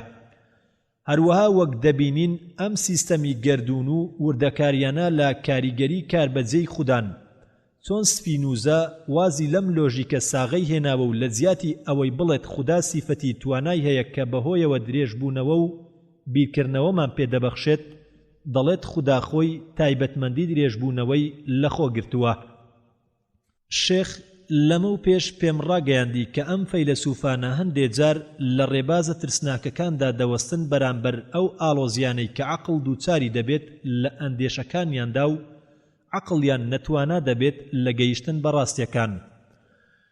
ئەو فەیلسوفانە کە خودا ڕێپیشاندەریان بێت لەو ئاڵۆزیە ڕزگاریان دەبێت و ڕێبازی بەڵگە عەقڵیە پێویستیە ئاشکراکان دەگرنە بەر و بەو هۆیەوە دەگەنە ڕاستیەکان. بەڵام ئەوانەی کە خودا ڕێپیشاندەریان نەبێ ئەم ئاڵۆزیە دەوەستن و دەستبەردار نابن لێی وێڵی ئەندێشە وایان دەگەێنێت کە ئەمە پێویستیەکی عەقڵیە و ناتوانرێت وازی لێ بهێنرێت کە ئەمانەش هەرگیز لە پێویستیە عەقڵیەکان نین، بەڵکو ئەمانە لە کردداری وێڵی ئەندێشەن وەک چۆن غەزالی لە پێشتر و کانت لە دواتر ئاماژەیان بۆ کردووە. من وای بۆ دەچم کە سپینوزە لەم دوو سەرنجەدا وەستا بێت کە یەکێکیان پەیوەستە بە بنەما سەرەتاییە ئاشکراکانەوە، دووەم وێڵی ئەندێشەی عەقڵی لەخۆ گرتووە. ئەمەش بەهۆی ئەوەی کە بینی گەردوون هەمیشە لە گۆڕاندایە. وا بڕیاریدا کە ئەم گەردوونە لێکەوتە بێت و هەموو لێکەوتەیەک پێویستی بە پەیداکەر هەیە و هەروەها بڕیاریدا کە زنجیرەی بەرەو بێکۆتایی مەحاڵە لە لای عەقڵ. لەبەر ئەوە دەبێت ئەم لێکەوتنانە هەموویان بگەڕێنەوە بۆ بوونەوەرێکی کۆن کە لە ذاتی خۆیدا پەیدا بووە کە سەرچاوەیە بۆ بوون و هۆی لێکەوتنەوەیان. پاشان عەقڵی کوڵبوو بەرامبەر ئەندێشەی دروستکردنی بوون لە نەبوونەوە، وەک چۆن عەقڵی چەندەها کەس وەستا لە ڕێبازی وێڵی ئەندێشە بەهۆی پێوەری نمونە پێهێنانەوە لە لای وابوو مەحاڵە دروستبوون لە نەبوونەوە کە ئەمەش لە لای عەقڵ مەحاڵ نییە. هەرچەندە بە سەرنجدانێکی ئاسایی مەحاڵە بوون لە نەبوونەوە، بەڵام دەرباز نەبوو لەم وێڵی ئەندێشەیە وەک بلیمەتەکانی پێشخۆی و دوای خۆی کە باسییانت بۆ دەکەم. هیچ ڕێبازێکی بەدەستەوە نەما بۆ ڕزگاربوون لەم وێڵیە تەنها ئەوە نەبێت کە دەڵێت بوون لە ڕاستیدا تەنها خودایە و گەردوونیش بریتیە لە ڕووکەشەکەی بۆ دەرکەوتنی ئەم سیفەتانە لەبەر پێویستیە و خودا و گەردوونی بە یەک شتدانە. هەروەک دەرچی پوچەڵی ئەم تێکەڵیەی نێوان ناوەڕۆک و خودا و خۆی وەسف دەکا بەوەی کە یەکە و تەنهایە و بوونی پێویستە و بێکۆتایی و هەبوویە و لە ذاتی خۆیدا پەیدا بووە، لەگەڵ ئەم گەردوونە مادیە جۆرا و جۆرا گریمانەیە سنووردارە گۆڕاوەدا و بیانوو دێنێتەوە بۆ خۆی و دەڵێت جیاوازی نێوان خودا و گەردوون لە جیاوازی بۆ چوونەکانیەوەیە. بەم چەشنە ئەم بلیمەتە کاتیۆری پابەندی عەقڵەوە دەستی پێکرد ئامۆژگاریمان دەکات لە وێڵی ئەندێشە و بۆمان ڕوون دەکاتەوە کە تەنها پەنایەک بۆ بەڵگە خوازیە بەڵگە ئاشکرا سەرەتاییەکانە و هیچی تر نا، دەیویست لە ڕێگای بۆچوونە سەیرەکەیەوە ڕامان کێشێت بۆ باوەڕهێنان بە یەکچەتی بوون وەحدەت الوجود لە نێوان خودا و گەردووندا.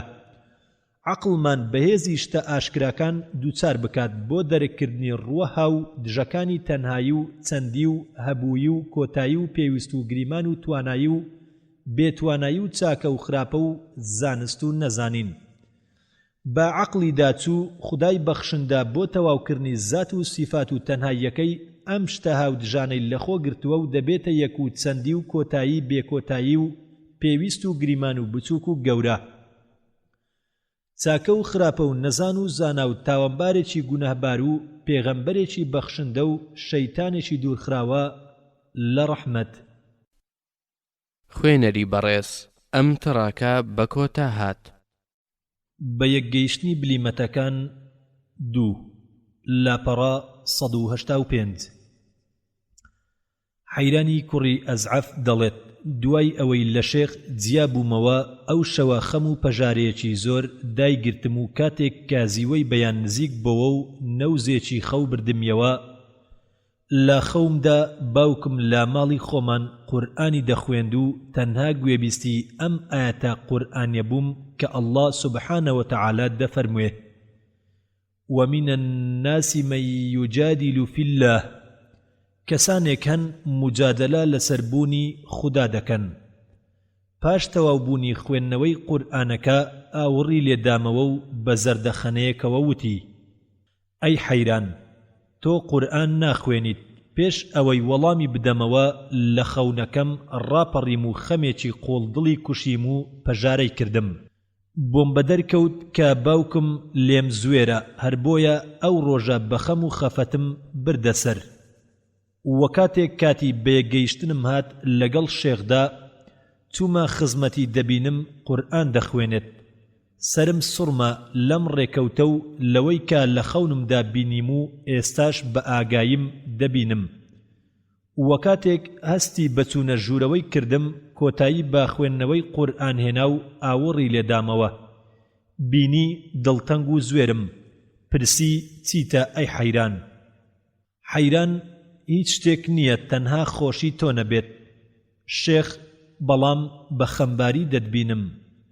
حەیران لە خەوندا باوکم بینی شێخ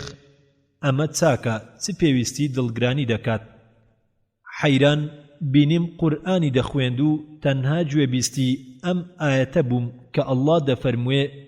ومن الناس من يجادل في الله ئاوەڕی لێدامەوە و بە زەردەخەنەیەکەوە وتی ئەی حەیران تۆ قورئان ناخوێنیت و پێش ئەوەی وەڵامی بدەمەوە چاوەکانم کردەوە ئەو خەونم زۆر خەمگینی کردم وا تێگەیشتم کە باوکم لێم زوێرە لەبەر ئەوەی هۆگری خوێندنەوەی فەلسەفەم و قورئانم لە یاد کردووە شێخ دوێنێ شەو کە نووستی بیرت لاوتەکانی سپینوزان نەکردەوە حەیران بەڵێ دوودڵ و نائارامی کردم شێخ بۆچی ئایا لەوتەکانیدا سەبارەت با یەکەتی بوون هیچ شتێکی ڕەوات لێ بەرجەستە کرد حەیران نەخێر بەڵام کاتێک لا شێخی گەورەم جیابوومەوە سەیر بوو بەلامەوە چۆن ئەم عەقڵە مەزنانە دووچاری وێڵی و دڵڕاوچەی دەستی شەیتان دەبنەوە لە کاتێکدا ئەم پیاوە عەقڵی لە عەقڵی من مەزنترە و بیر و باوەڕی لە بیر و باوەڕی من پوخترە و لە من داناتر و زاناترە چۆن دەرچی ئەم بەڵگانەی نەکردووە کە شێخی گەورەم باسییان دەکات شێخ کەواتە گومان چۆتە دڵتەوە بەوەی کە شێخ مەوزون لەم بەڵگانەیدا ڕاست بێت حەیران داوای لێخۆشبوون لە خوددا دەکەم و چۆن ئەمە دەبێت کە من هاوبەشی شێخم دەکرد لە کاتی ڕەخنەگرتن لاوتەکانی ئەم پیاوە شێخ وا بە دەردەکەوێت باگومان بیت لە ڕاستی بۆچوونەکانی خۆت و شێخت بەرامبەر مەزنی ئەو فەیلسوفە بەناوبانگەی کە جێگایەکی بەرزی هەیە لە دڵتدا بەڵام وتەت چی دەبێت بەرامبەر ئەو فەیلسوفانەی کە هاو سەردەمی سپینوزا بوون و لەویش بەناوبانگتر بوون کە بەهۆی بەڵگە عەقڵیە پوختەکانەوە باوەڕیان بە بوونی خوددا هێناوە ئاگادارم ئەی حەیران ڕێزی تۆ و ئەوانەی هاوتەمەنی تۆن بۆ یەکێک لەم فەیلسوفە بەناوبانگانە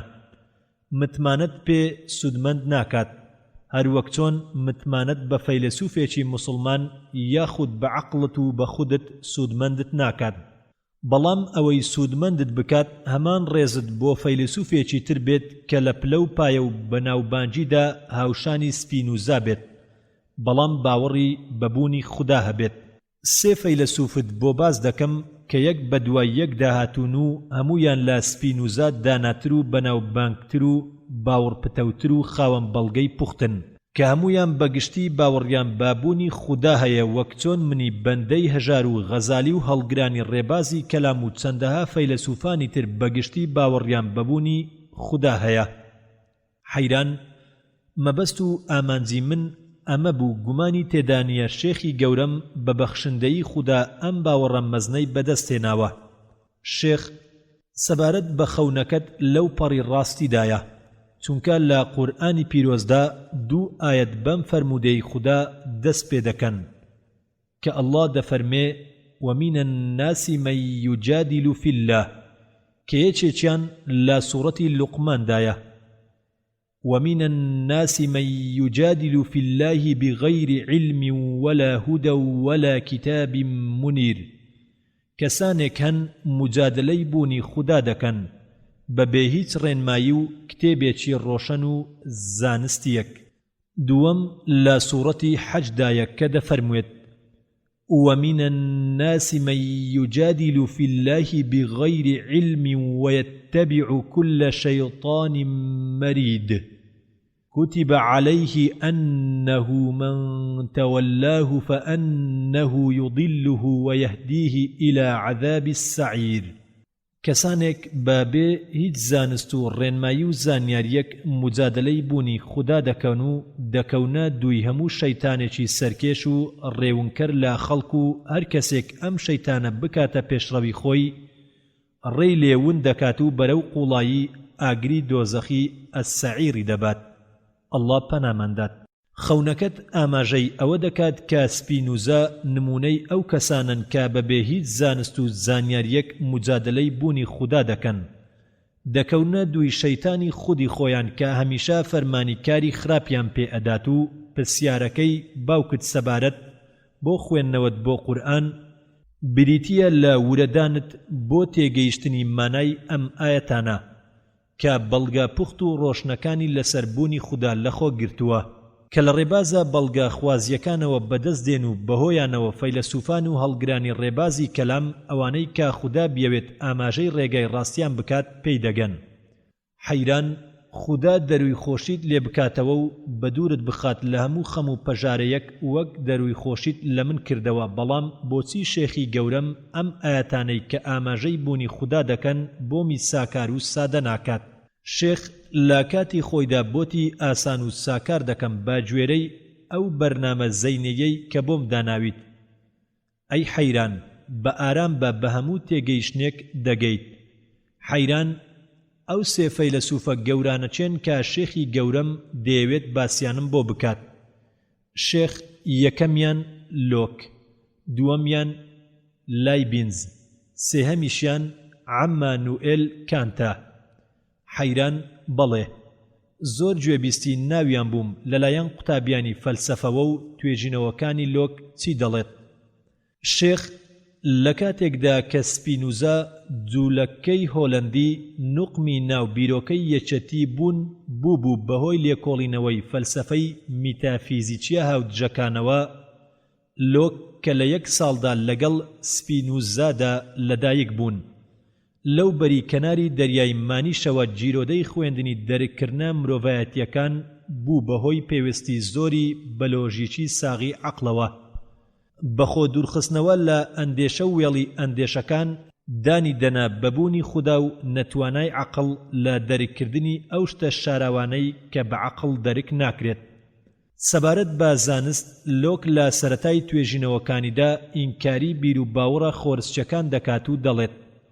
هەموو فیکرەکان لەگەڵ جیاوازی جۆرەکانیدا لە ڕێگەی ئەزموونەکانەوە بەدەستمان دەگەن، بەڵام هەندێ لە کێشەکان ئاشکرا و ڕوون بۆمان بەدەردەکەون کە بە چاو پیاخشاندنێک عەقڵ دەرچی دەکات. ئەو کاتە ئەم دەرکردنە بە فکرە خۆرسچەکانی دادەنین. گەر سەرنجی منداڵ و مرۆڤە چێویەکان بدەین دەبینین سەبارەت بەم شتە ئاشکرا و ڕوونانە نەزانن. ئەمەش بۆمان بەدەردەخات کە عەقڵ وەک تابلۆیەکی بەتاڵ دروست کراوە، بەڵام بەهۆی ئەزموونەکانی ژیانەوە فکر و زانیاریەکانی لا دروست دەبێت. ئەم ئەزموونانش بە گوێرەی هەست دەرەچی دەبن و بە گوێرەی وردبوونەوە و بیرکردنەوەمان بۆیان دەرونی دەبن. هەستەوەرەکان کۆمەڵێک لە هەستەکان دەگەێنە عەقڵ و عەقڵیش هەڵدەستێت بە کۆکردنەوە و پاراستن و بەراوردکردنیان و دەرکردنی پەیوەندی نێوانیان. بەهۆی ئەم تێڕوانینە دەرونیەوە عەقڵ دەگاتە دەرکردنی شتە سەرەتاییە ئاشکراکان کە ئێمە بە فکرە خۆرسچەکانیان دادەنین. بەڵام لە ڕاستیدا بریتین لەو فکرانەی کە عەقڵ بەهۆی ئەزموونەکانەوە بەدەستی هێناوە. حەیران گەرلۆک ئینکاری فکرە خۆرسچەکان بکات کە بریتین لە فکرە سەرەتاییە جێگیرەکانی ناو عەقڵ کەواتە چۆن ڕاستیەکان پێدەزانین و ئەو بنەمایانە چین کە بڕیارەکانی لەسەر ئەدەین بەوەی کە ڕاستن یاخود هەڵەن. شێخ ئەم پرسیارە لەلای من جەوهەری نییە، چونکە لە ڕووی ئاکامەوە هیچ جیاوازیەک نییە بەوەی کە ئەم فکرانە خۆرسچە جێگرەکانی عەقڵمانن یان لە دروستکراوەکانی عەقڵە. گرنگی لەوەدایە ئێمەی مرۆڤ ڕێکەوتوین لەسەر ئەوەی لە عەقڵماندا فکرە ئاشکرا سەرەتاییەکان هەیە کە دەیکەینە بنەما بۆ توێژینەوە و لێکۆڵینەوە و مجادلە بۆ ڕاستی و هەڵەی ئەم بیرۆکەیە. هەروەها هەموو بەگشتی ڕاستی دەخەینە پاڵ ئەم فکرە ئاشکرا سەرەتاییانە. لۆک بە شێوەیەکی ناڕاستەوخۆ باوەڕی بە فکرە خۆرسچیەکان هێنا و بە فکرە نمونە پێهێنانەوەکان ناوی بردن بە جۆرێک کە دەڵێت لە عەقڵماندا نمونەی ڕاستی شتەکان هەیە کە پێوەرە بۆ فکرەکانمان و دەتوانین بەهۆیانەوە ڕاستیەکان لە هەڵەکان جیا بکەینەوە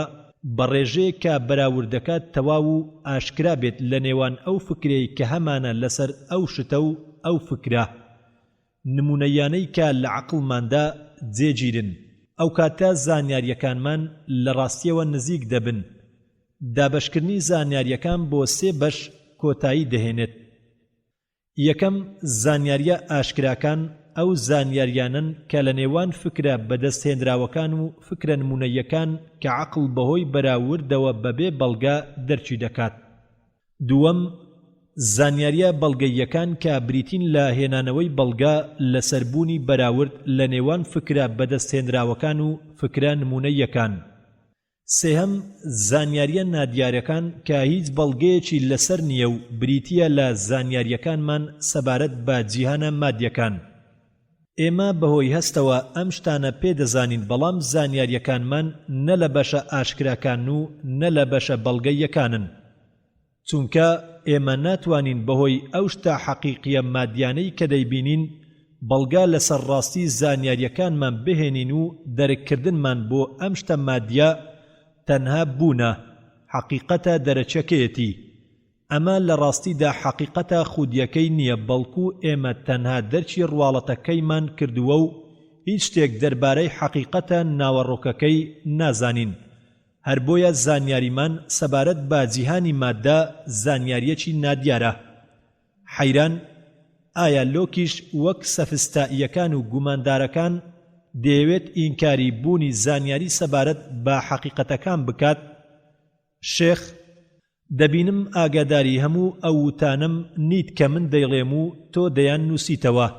چونکە ئەم پیاوە دەڵێت شتە ئاشکراکان بەبێ پێویستیمان بە کەمترین بەڵگە ڕاستەوخۆ دەرک دەکرێن. هەروەک ئەم وتەیەمان کە دەڵێن گشت لە بەشی گەورەترە و دوو جەمسەری هاودش یەکێکیان ڕاستە و ئەوی تریان هەڵەیە. زانیاری تری زۆرمان هەیە بەهۆی بەڵگەکانەوە دەرک دەکرێن وەک کێشە ماتماتیکەکان کە بەهۆی بەڵگەکانەوە دەگەنە ڕاستیەکان، بەڵام زانیاریمان سەبارەت باشتە مادیەکان ئاشکرا و ڕوون نییە و ناتوانین بەڵگە لەسەریان بهێنینەوە، وەک ئەو بەڵگانەی لەسەر کێشە ماتماتیکەکان دەیهێنینەوە، بەڵکو زانیاریمان دەربارەی شتە مادیەکان ڕواڵەتی نادیارن و ئەو فەیلسوفە بە هیچ شێوەیەک ناڵێت زانیاریمان سەبارەت بە جیهانی مادە لە وێڵی ئەندێشەمانەوەیە و هیچ ڕاستیەکی تێدا نییە. بەڵکو خوازیارە بڵێت ئەم جۆرە زانیاریە نادیارە ناگاتە سنووری زانیاریە ئاشکرا و بەڵگەدارەکان، بەڵکو ڕاستی پەسند دەکات بە بەڵگەی ئەوەی عەقڵە مرۆڤیە ساغەکان هەموو بەگشتی ڕێکەوتون لەسەر ئەوەی دەرککردنی وێنە هەستیەکان بەگشتی دەگەڕێنەوە بۆ یەک شێوازی دەرککردن و وەسفکردنیان بە یەک وەسف دەکرێت. هیچ گومانێکمان لا نامێنێت کاوێنە زەینیەکان یەکسانی شتە دەرەچیەکان و ناتوانرێت بەڵگە لەسەر ئەم شتانە بهێنرێتەوە، تاوەکو زانیاریەکانمانی لەسەر بنیاد بنین و ناتوانین بەهۆی خودی شتە مادیەکانەوە بگەینە تەواوی ڕاستیەکان، وەک چۆن لە کێشە ئاشکراکاندا لە خودی خۆیاندا تەواوی ڕاستیەکانیان تێدا بەدەر دەکەوێت کە بەڵگەدارن. حەیران بیرروباوەڕمان سەبارەت بابوونی خودا و شتە شاراوەکان لۆک لە چ بەشێک لا بەشەکانی زانیاری دادەنێت. شێخ ئالێرەدا بەرزی و ڕەسەنی بیرروباوەڕی لۆک بەدەر دەکەوێت کاتێک کە دەرککردنمان بۆ بوونی خودا جیا دەکاتەوە لە دەرککردنمان بۆ شتە شاراوە و نهێنیەکان و دەڵێت ئێمە بێگومانین لەسەر بوونی خودا کە بەهۆی وردبوونەوەیەک لە خودماندا پێی دەگەین بەوەی کە ئێمە خاوەن ژیری و هەست و عەقڵین. دەرککردنمان بەبێ بەڵگا بەوەی کە مرۆڤ محاڵە لە نەبوونەوە دروست بێت و وەزانیاریمان سەبارەت بابوونی خودا زانیاریەکی بەڵگەیە کە پەیوەستە بە زانیاریە ئاشکراکانەوە. چونکە بوونی ئێمە بەشێکە لە زانیاریە ئاشکراکان. ئەمە بەڵگەیە بۆ بوونی خودا. وەک دیکارت دەڵێت و ئەو شتانەی کە لە ئێمەی مرۆڤ و جیهاندا بەدی دەکرێت لە بەهرەوەری و سیستەم و ڕێخستن و بەرنامە ڕێژی و بڕیار و فەرمانەکان هەمویان بە گشتی پێویست بە دروستکەرێکی بەتوانای هەبووی زانا و کار بەجێ دەکەن. بەڵام شتە شاراوە نهێنیەکان وەک لێکۆڵینەوە لە زاتی خودا و ناوەڕۆکی ڕۆح و ناوەڕۆکی شت بەگشتی لۆک سەبارەت بەم باسانە زۆر بەدانایانە وەڵام دەداتەوە بە شێوەیەک کە پێویستە دەرخ بکرێت. ئەی حەیران وەک چۆن دەرخی وتەی فەیلسوفە داناکانت کردووە کە دەڵێت گەر خەڵک توێژینەوەیەکی ورد دەربارەی توانایی عەقڵی خۆیان بکەن و پەردا لەسەر ئەو ئاسۆیە لابەرن کە بەشە ڕۆشنەکان لە بەشە تاریکەکان جیا دەکاتەوە جیاوازی بکەن لە نێوان ئەو شتانەی کە ئەتوانرێت دەرکیان بکرێت و ئەو شتانەی کە ناتوانێت دەرچیان بکرێت ئەو کاتە دڵنیا دەبن بە نەزانینیان سەبارەت بە بەشە تاریکەکان و دەتوانن توێژینەوە و باسەکانیان بۆ لایەنێکی تر تەرخان بکەن کە سوودمەند و با کەلک و دڵنیا بەخش بێت. حەیران شێخی گەورەم من لە وڵاتی خۆمان سەرگوزشتەیەکی هیندی فێربووم کە لە دەقی ئەم وتەیە دەچێت بە مانە و وتەیەوە. شێخ بەڵێ بەڕاستی بە دەق و بەمانە لە وتەکانی لۆک دەچێت هەروەک بەیڕوونی لە کتێبەکەیدا تحقیق ما للهند الأخ للهند من معقولة وپڕ لە ژیری و داناییە کە دەڵێت تەنها زانینی ئەو جێگایەمان بەسە کە تیشک دەیگاتێ پێویستمان نییە بە زانینی ئەو جێگایە کە تیشک نایگاتێ هەرچەند لە خودی خۆشیە گەورە بێت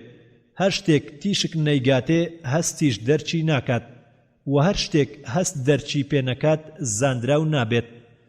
بەم چەشنە ئەی حەیران گەورەترین عەقڵە ساغەکان بەبێ جیاوازی یەک دەگرن و ڕێک دەکەون لەسەر ڕاستیەکان کە لە چوارچێوەی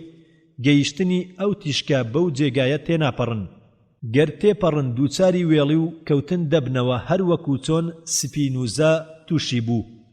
حەیران ئەی گەورەم زیاتر زانستم فێر بکە و باسی لابینز و کانتم بۆ بکە. شێخ زیاتر بۆت باز دەکەم تا بە مەبەست دەگەیت بەڵام ئەم شەو کات بەش ناکات بۆ باسکردنی کانت تەنها لابیتست بۆ باز دەکەم. حەیران ئایا لایبینز پەیڕەوی لۆکسی هاوڕێی دەکات لە فکرە بەرزەکانیدا؟ شێخ لە هەندێشتدا پەیڕەوی دەکات و لە هەندێشتی تردا دژی دەوەستێت و لە هەندێ بازدا لە لۆک بەرزترە بەڵام لە هەندێ باسی تردا ناگاتە لۆک. حەیران ئەمە چۆن دەبێت؟ شێخ بەڵێ لە باوەڕدا پەیڕەوی دەکات و لە قوڵایی بەڵگەکاندا لەو بەرزترە و دژی لۆک دەوەستێت کە دەڵێت عەقڵ وەک تابلۆیەکی بەتاڵ وایە بەڵام کاتێک پێچەوانەی داناییەکەی دەوەستێت لە سنووری ئەو جێگایە کە تیشک پێیدەگات تێدەپەڕێت و دووچاری هەڵە دەبێت و دەکەوێت. لایبیتزی بلیمەتی ئەڵمانی لە زانستەکەیدا گەورە بوو لە بیرکردنەوەکانیدا قوڵ بوو بە تایبەتی لە توێژینەوەکانیدا بۆ فەلسەفە زانستیەکان و بوونەکان و دروستکەر و دروستکراوەکان بەڵام لە وەسفکردنەکانیدا بۆ بەدەرخستنی ئەو پەیوەندیەی کە لە نێوان ماددە و ڕوحدا هەیە دووچاری نشستی دەبێتەوە. لایبینز لە سەرەتای کارە فەلسەفیەکەیدا هەڵگری بیرروڕاکانی دیکارت بوو لە فکرە خۆڕستچیەکاندا و دژی لۆک دەوەستێت لەو باسەیدا کە دەڵێت عەقڵمان لە بنەڕەتدا لە تابلۆیەکی بەتاڵ پێکاتووە و بەهۆی ئەزموونەکانەوە زانیاریەکان و شتە ئاشکراکانی دەرک ئەکات بەڵام لە تاقیکردنەوە نوێکانیدا سەبارەت بە عەقڵی مرۆڤ بە بیر و ڕایەکی نێوەند لە نێوان دیکارت و لۆک دێت کە لە لۆک و دیکارت بە یەک دەگەێنێ بە جۆرێکی زۆر گەورە کاتێک کە دەڵێت ئێمە هەرگیز ناتوانین زانیاریەکانمان تەنها بە پاڵپشتی ئەزموونەکان لێک بدەینەوە. ئەزموونەکان هەموو شتێک نین بۆ زانیاری وەک لۆک دەڵێت، بەڵکو گەلێک لە ڕاستیە گشتیە پێویستیەکانمانی تێدایە. بەڵام بەهۆی ئەزموونەکانەوە بەدەر دەکەوێت واتە ئەم ڕاستیە سەرەتاییە پێویستیانە بە خۆرسی و بە توانایی لە عەقڵماندا هەیە. بەڵام تەنها بەهۆی ئەزموونەوە دەتوانرێت بەدەر بخرێت و گەر ئەزموون نەبێت بۆمان بەدەر ناکەوێت. بەڵام ئەمە ئەوە ناگەێنێت کە پێکاتەی ئەزموون بن و لەم ماناقوڵەوە کانت فکرەکانی خۆی وەرگرتووە. لایبینس لاوتە بەناوبانگەکەیدا دەڵێت ئەو شتانەی کە بەهۆی هەستەکانەوە دەرک دەکرێت عەقڵیش لا خودی خۆیدا دەرچی دەکات. پاش ئەوەی لایبینس بوونی فکرە خۆرسچیەکانی چەسپاند واتە بنەما پێویستیەکانی عەقڵ بەڵێ ئەوەندەی تر بەرز بەوە بە تایبەتی لە بەڵگە خوازیەکانیدا بۆ گەیشتن بە چارەسەرکردنی کێشەکانی پەیداکردن و بوونەکان پەیداکرد لەسەر بنەما سەرەتاییە پێویستیەکانی عەقڵ بەمە توانی بوونی خودای بەخشندە و سیفەتە تەواوەکانی بچەسپێنێت و هەروەها چەسپاندنی دروستبوونی ئەم گەردوونە لەلایەن خوداوە. بەمەش چەسپاندنی شیاوی دروستکردنی گەردوونی لە نەبوونەوە کرد. حەیران چۆن توانی بگاتە چارەسەرکردنی ئەو ئاڵۆزیانەی کە چەندەها عەقڵی مەزنتەیدا سەرسام و وەستاو بوون. شێخ بە هەمان بەڵگە خوازیەکانی فارابی و ئیبن سینا و دیکارت و لۆک گەیشتە چارەسەرکردنی ئەو جۆرە کێشانەی کە باسمان کرد. بەڵام زۆر بەرز و گەورە بوو لە شێوازی ڕەوانبێژی و باوەڕیدا. بەڵگە خوازیەکانی بەکار دەهێنا بە شێوەیەکی ژیر و کارامە و ڕازاوە و پتە و ئاشکرا و تەواو. پەیوەستی زۆری بە بنەما پێویستیەکانی عەقڵەوە مرۆڤی ناچار دەکرد بۆ باوەڕ پێهێنانی. گوێبیستی بە ئەی حەیران چی دەڵێت؟ حەیران هەموو لەشم گوێیە بۆ وتەکانت گەورەم. شێخ لایبینس دەڵێت هەموو ئەو ڕاستیە عەقڵیانەی کە عەقڵ بڕیاری سەلماندن و سەلماندنی دەدات پێویستە لە سەلماندن و نەسەلماندنەکەیدا پەنا بباتە بەردوو بنەما پێویستی عەقڵ کە ئەمانن: یەکەمیان بنەما هاودژیەکان، دووەمیان بنەما هۆتەواوەکان. واتە هەموو ئەندێشەکردنێک یان شیاوە یان مەحاڵە یاخود پەیوەستە. هەر شتێک ئەندێشەی کەوتنەوەی شیاو بێت بەڵام پێچەوانەی عەقڵ بێت ئەوە مەحاڵە و هەر شتێک ئەندێشەکردنی پێچەوانەی عەقڵ نەبێت ئەوە شیاوە. هەر شتێک ئەندێشەکردنی نەبوونیەکەی پێچەوانەی عەقڵ بێت ئەوە پێویستە واجب. هەروەها هەموو بوونێکی بەرچاو دەکەوێتە ژێر یاسای هۆ و هۆکارەوە کە دەبێت هۆیەکە بێت بۆ پەیدابوونی کە تەواو و بڕەڕ بێت. وتە بەوەی بە پێویستی هۆیەکی تەواو دەکەوێتە بوونەوە ئەمە پێچەوانەی عەقڵە و لەسەر پەیڕەویکردنی ئەم دوو بنەمایە بنەمای هاودژ و بنەمای هۆی تەواو دەتوانین ئاماژەی بیرۆکەی شیاو بکەین. ئەو کاتە دەتوانین پەیدابوو شیکار بکەین بۆ ئەوەی بتوانین بڕیاری پەیدابوونی شت بدەین. دەتوانین لەگەڵ بنەما هاودژەکان بەراوردی بکەین تا بزانین ئەندێشەکردنی پەیدابوون و لێکەوتنەوەی هاودژی عەقڵی تێدایە، یاخود نەوگەر ئەندێشەکردنی پەیدابوون و لێکەوتنەوەی هاودژی عەقڵی تێدا نەبوو بڕیاری مەحاڵی دەدەین. گەر ئەندێشەکردنی پەیدابوونی هیچ هاودژی عەقڵی تێدا نەبوو ئەوە بڕیاری شیاوی دەدەین. گەر عەقڵ بە دووری زانی و نەتوانە بوو لە ئەندێشەکردنیدا بۆ ئەوەی بڕیاری پێویستی بوونی شتێک بدەین پرسیار دەکەین: ئایا دەشێت ئەندێشەکردنی نەبوونی ئەو شتە هاودژەی عەقڵ بێت؟ گەر بڕیاری ئەندێشەکردنی نەبوونی بە هاودژی عەقڵەوە بە پێویست زاندرا بڕیاری ئەوە دەدەین کە بوونی پێویستە. واجب الوجود و بە پێچەوانەوە گەروانە بوو بڕیار نادەین. پاش ئەمە دەچینە سەرشتە واقیعە بینراوەکان کە هۆ تەواوەکانی بەسەردا دەچەسپێت و وا پێویست دەکات کە ئەم بینراوانە هۆیەک هەبێت بۆ پەیدابوونیان. و پێویست دەکات کە ئەو هۆیە هۆیەکی تەواو بێت کەواتە بوونی هۆی تەواو کارێکە لە پێویستیەکانی عەقڵ و ئینکارکردنی ئەم هۆ تەواوە هاودژی عەقڵیت بۆ دروست دەکات چونکە ئەم هۆ تەواوە لە بەشەکانی پێویستدایە واجب لەسەر ئەم بنەما پتەوانە لایبینس بیرروڕاکانی خۆی لەسەر بوون و پەیدابوون لە نەبوونەوە و پەیداکەر داڕشتووە بەم چەشنە باوەڕی بە خودا هێناوە و باوەڕی بە دروستکردنی گەردوون لە نەبوونەوە هێناوە هەروەها باوەڕشی بەوە هێناوە کە دروستکەری ئەم گەردوونە بێکەم و کوڕیا خودایە کە بە سیفاتی تەواو وەسف دەکرێت گەیشتم بەم باوەڕە پاش ئەوە بوو کە بە بەڵگا سەلماندی شیاوی بوونی خودا چونکە هیچ هاودژی عەقڵی تێدا نییە هەرچەندە عەقڵ نەتوانایە لە ئەندێشەکردنی چۆنیەتی خودا پاشان هاتە سەربوونی ئەم جیهانە وتی ئەم جیهانە بوونە و دەبیندرێت و خۆی دروستکەری خۆی نییە وتە بەوەی کە خۆی دروستکەری خۆی بێت شتی وا پێچەوانەی عەقڵە لەبەر ئەوەی واقعە و بیندراوە کەواتە پێویستی بەهۆی تەواو هەیە بۆ بوونی چونکە بە بێهۆیەکی تەواو بوونی نابێت و لە ڕاستیدا بوونی هەیە و دەبیندرێت و لەو پەڕی شیاویدایە کەواتە دەبێت هۆی تەواو بۆ بوونی لەو پەڕی توانا و داناییدا بێت و هەموو سیفاتێکی تەواوی لەخۆ گرتبێت و ئەم هۆ تەواوە خودای بەخشندەیە کە بوونی پێویستە و ئینکاری نەبوونی پێچەوانەی عەقڵە حەیران بەڕاستی ئەم وتەیە بە نرخە و تا ئێستا گوێبیستی هیچ وتەیەک نەبووم لەمە بەڵگەدارتر و پتەوتر بێت شێخ ئەی حەیران قورئانت لە یاد کرد کە باوکت هەمیشە خوازیار بوو بیخوێنیت حەیران من باوەڕم بەوە هەیە کە فەرموودەکانی خوای بەخشندە ڕاستترین و پتەوترین بەڵگەی لەخۆ گرتبێت بەڵام نهێنیەکانی ڕەوانبێژی ئەم بەشە دەرک ناکەم کە ئێستا تاوتوێی دەکەین بۆچی شێخی گەورەم ئەم نهێنیانم بۆ ئاشکرا ناکات شێخ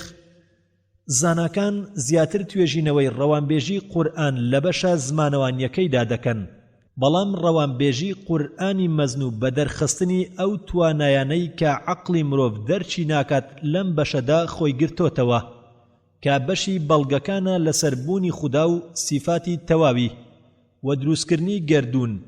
وەڵام دانەوەی ئەوانەی ئینکاری بوونی خودا دەکەن کە زۆر ئاشکرا و ڕوونتر و زۆرتر و مەزنترە و بەدرخستن و ڕوونکردنەوەی وەک پەیمانم پێدایت لە کاتی خۆیدا بۆتی باز دەکەم حەیران گەر ئەمە بیرروڕای لایبینز بێت لەسەربوونی خودا و سیفاتی تەواوی و دروستکراوەکانی کەواتە هەڵەگوتنەکانی لەکوێدایە شێخ تەنها لەو جێگایەدا هەڵەن کوتووە کە ویستی ئەو پەیوەندیەی نێوان جەستە و ڕوح بەدەر بخات کە عەقڵ تا ئێستا سەرسامەتەیدا لێکدانەوەیەکی دانا کە زۆر لە بیرروڕای ماڵبڕانش دەچێت لە ڕێکەوتن گونجاندندا و لێکدانەوەیەکی تێر و چڕ بوو لە سنووری توانای عەقڵ دەستی پێکرد و بەڕێبازی جەبرینی کۆتایی پێهێنا کە ناگونجێت لەگەڵ کاربەجێیی خودا و سیفاتی تەواوی وەک سپینوزای هاوڕێی پێشخۆی هەروەها وتی ئەو جەستە و ڕوحانەی کە لە جیهاندا هەیە هەمووی بەگشتی لە گەردیلەی ڕۆحی پێکاتون کە هەر گەردیلەیەک جیاواز و ئازادە لە گەردیلەیەکی تر بەبێ پەیوەندیان بە یەکتریەوە هەر یەکەیان بە گوێرەی سیستەمی تایبەتی خۆیان دەجوولێن هەموو گەردیلەیەکیش دوو بەشی لەخۆ گرتووە کە بەشی مادی کار لێکراوە و بەشی ڕوحی بکەرە حەیران بەڵام چۆن ئەم گەردیلانە کار لە یەکتر دەکەن گەر پەیوەندیان بە یەکەوە نەبێت شێخ لایبینس بۆ وەڵامی ئەم پرسیارە تیۆری هاوچەشنەی چەسپاوی لەخۆ گرتووە التەناسق السابق التەوحید دیداناوە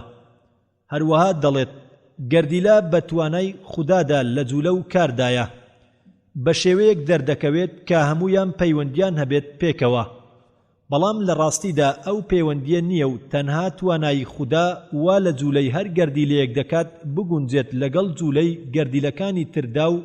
هەروەها کاری عەقڵ و جەستەش بەم چەشنەیە هەر یەکەیان سیستەمی تایبەتی خۆیان هەیە و بە توانایی خودادا بە شێوەیەکی سربەخۆ هەڵدەستن بە کارەکانیان کە گونجا و هاوچەشنی یەکترن بەپێی بیرۆکەی هاوچەشنی چەسپاوی پێشینەیی بە جۆرێک کە مەحاڵە کاری یەکێکیان دوا بکەوێت لا کاری ئەوی تریان هەر کار دانەوەیەکی عەقڵی جوولەیەک لە جەستەدا دروست دەکات، هەر وەک لکاندن و هاوپەیوەندیەک هەبێت لە نێوانیاندا، بەڵام لە ڕاستیدا نە بەیەکەوە لکاون و نەکار لێکراوی یەکترن، بەڵام ئەو شیاوی و گونجاندنەی کە بەرچاومان دەکەوێت لە کاریگەری هاوچەشنەی چەسپاوی پێشینە کە خودا پێی بەخشیوین. حەیران ئەم بیرۆکەیە مەحاڵ نییە، بەڵکو دەشێت لەسەر بنەمای ئەو بیر و باوەڕەی کە لایبینس لە سەر بیرۆکەی دەشێت دایناوە، چونکە ئەندێشەکردنی هیچ هاودژیەکی عەقڵی تێدا نییە. لەسەر بنەمای خودی ئەو باوەڕە پرسیار دەکەم، ئایا هیچ هاودژیەکی عەقڵی دەرک دەکرێت لە نێوان ئەم پەیوەندیە نادیارەی کە لە نێوان ڕوح و جەستەدا هەیە؟ گەر ئەم ئەندێشەکردنە هاودژی عەقڵی نەبوو، بەڵکو شیاو بوو کە ئەم شیاویە ئاشکراتر و چەسپاوتر و باشترین ئاکام دەدات بەدەستەوە. چیوای لێکرد لە کاتێکدا هەوڵ دەدات دەربازمان کات لەو ئاڵۆزیەی کە لە نێوان پەیوەندی ڕوح و جەستەدا هەیە بمان هاوێتە ناو ئاڵاوزیەکی تر کە زۆر لەو ئاڵۆزتر و بێ ئاکامترە. شێخ وتەکانت ڕاستە، وەگەر نەزان بین لێی دەشێت هەتا کۆتایی، هەر بە نەزانی بمێنینەوە. گەر ئێمە ئەو پەیوەندیەی نێوان ڕوح و جەستەمان دەرک نەکرد، ئەمە ئەوە ناگەیەنێت کە مەحاڵ بێت. تەنها دەتوانین لەگەڵ لایبینزدا بڵین ئەوە دەشێت، چونکە ئەندێشەکردنی هاودژی عەقڵی تێدا نییە. گەر شیاو بوو هیچ شتێک ڕێگەمان لێ ناگرێت کە بڵین ئەم پەیوەندیە بەهۆی توانای خوداوە دەبێت لە جیاتی ئەوەی تیۆرێک لێکی بدەینەوە کە ئەندێشەکردنی ئاڵۆز و نادیار بێت و نزیک بێتەوە لە بیرۆکەی جەبری کە ناگونجێت لەگەڵ دادوەری و کاربەجێیی خودادا. حەیران گوێبیستی شێخ بووم کە دەڵێت لایبینس جیهان لەو پەڕی تەواویدا دەبینێت. مانای ئەمە چییە لە کاتێکدا ئێمە دژواری و خراپەکاری زۆری تێدا دەبینین؟ شێخ لایبینس بە گەشببینی بەناوبانگە هەموو شتەکانی گەردوون لە سیستەم و چەسپاوی و ڕازاوەیی دەکاتە بەڵگا بۆ تەواوی خودای مێهرەبان لەسەر بنەمای بیرۆکەی هۆ تەواوە لەبەر چاوەکان. مێهرەبانی و تەواوی خوددا هیچ گومانێکی تێدا نییە کە دروستکەری ئەم گەردوونەیە و باشترین جیهانە کە عەقڵ باشیاوی بزانێت.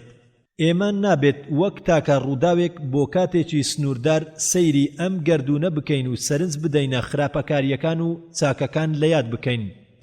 بەڵکو پێویستە لەسەرمان با شێوەیەکی گشتی سەرنجی هەموو شتێکی گەردوون بدەین تاکو دانایی هەموو شتەکانی دەرک بکەین و کردارە خراپەکان دەبێت هەبن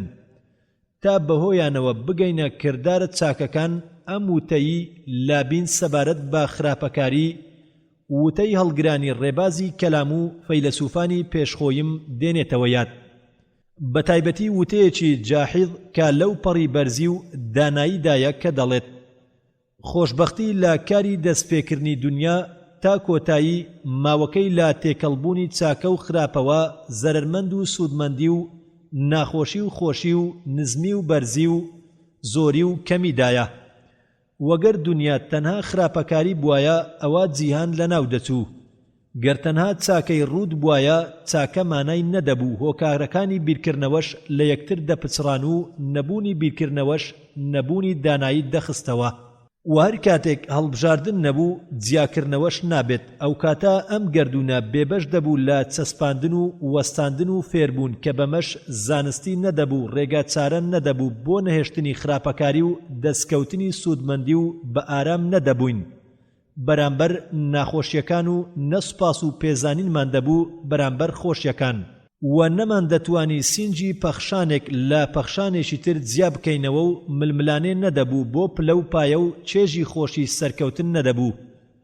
کە بەمانەش ڕازگۆیەک نەدەبوو کە ئاماژەی ڕاستیەکان بکات و پوچەڵکەریەک نەدەبوو ڕێکخراوەکان بخاتە ڕوو، گلەیکەرێک نەدەبوو کە موکڕی سەرسامی و ناخۆشیەکانمان بۆ بەدەر بخات،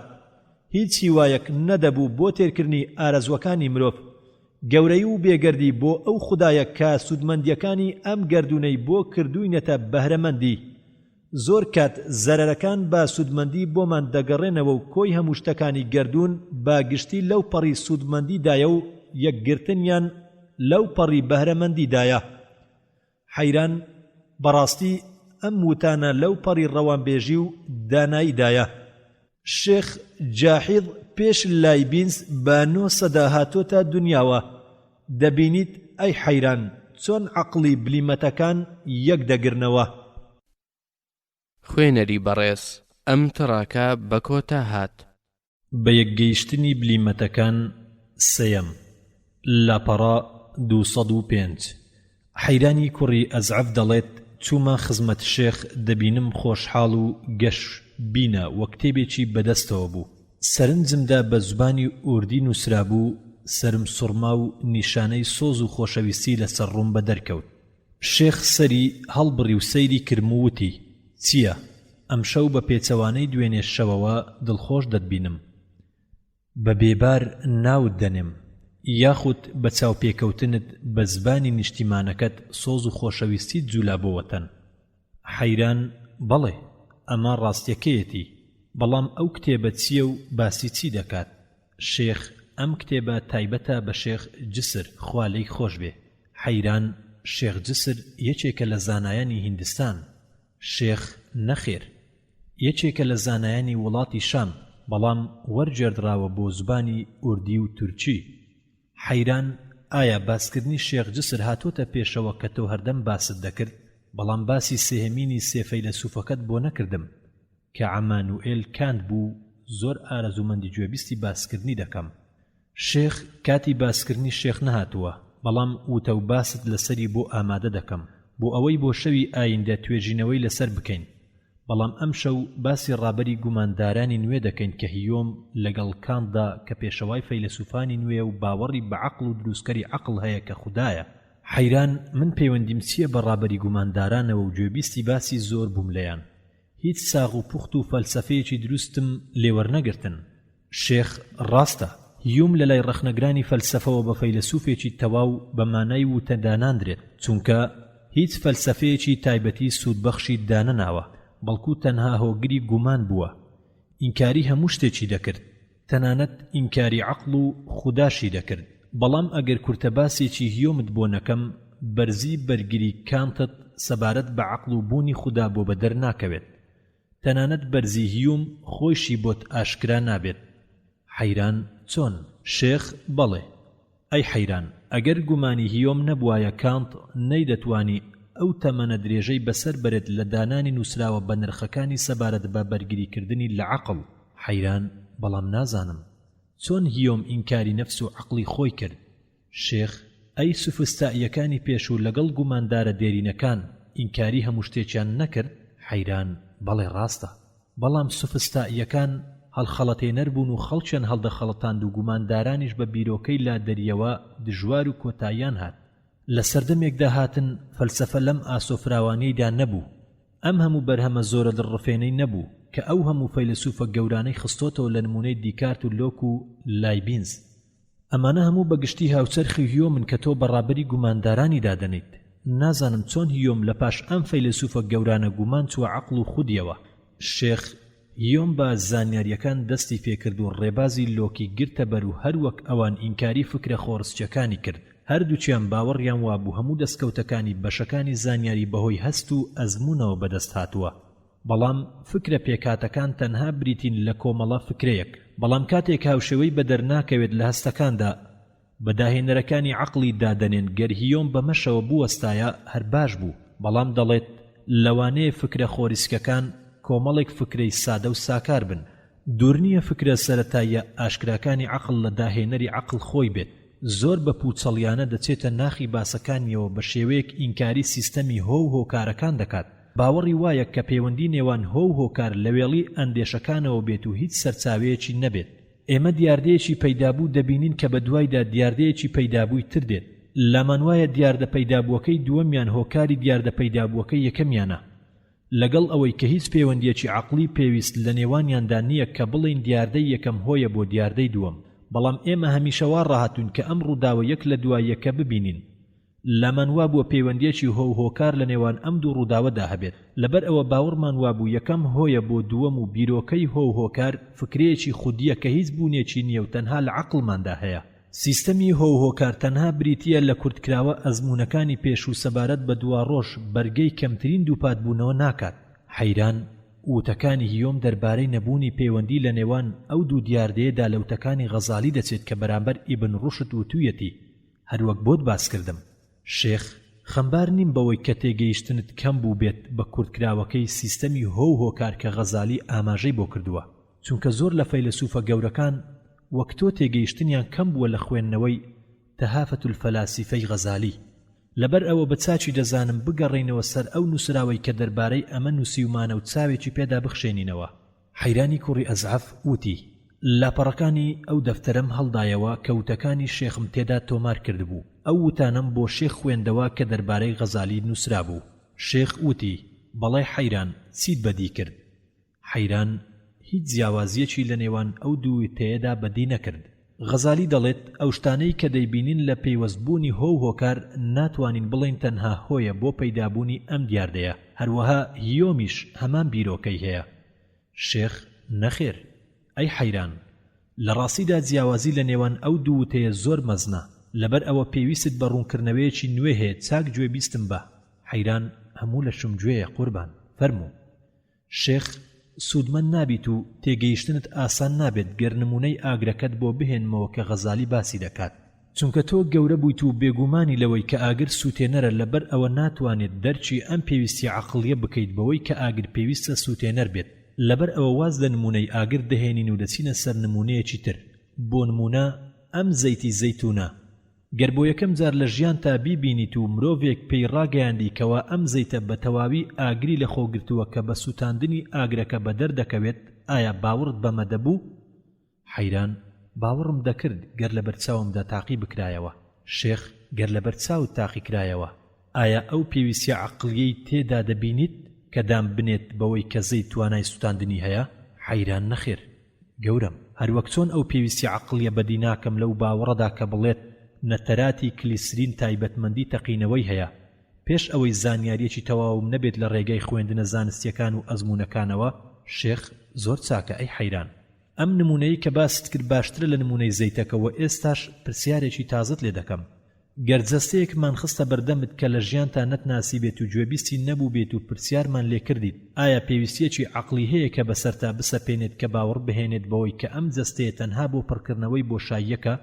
تۆ چی دەڵێیت؟ حەیران من دەڵێم پێویستیەکی عەقڵی زۆرم لێ دەکات کە باوەڕ بهێنم بەوەی کە هەموو جەستەیەک کەڵێنێک پڕ دەکاتەوە. شێخ بۆچی؟ حەیران چونکە بەکارێکی سەرەتا و ئاشکرای دادەنێم. شێخ ئەی بۆچی توانای زەید بۆ سوتاندن و توانای نیتراتی کلیسرین بۆ تەقینەوە بەکارێکی ئاشکرا و سەرەتایی دانانیت؟ حەیران چونکە من لە کارە ئاشکرا سەرەتاکانی نابینم،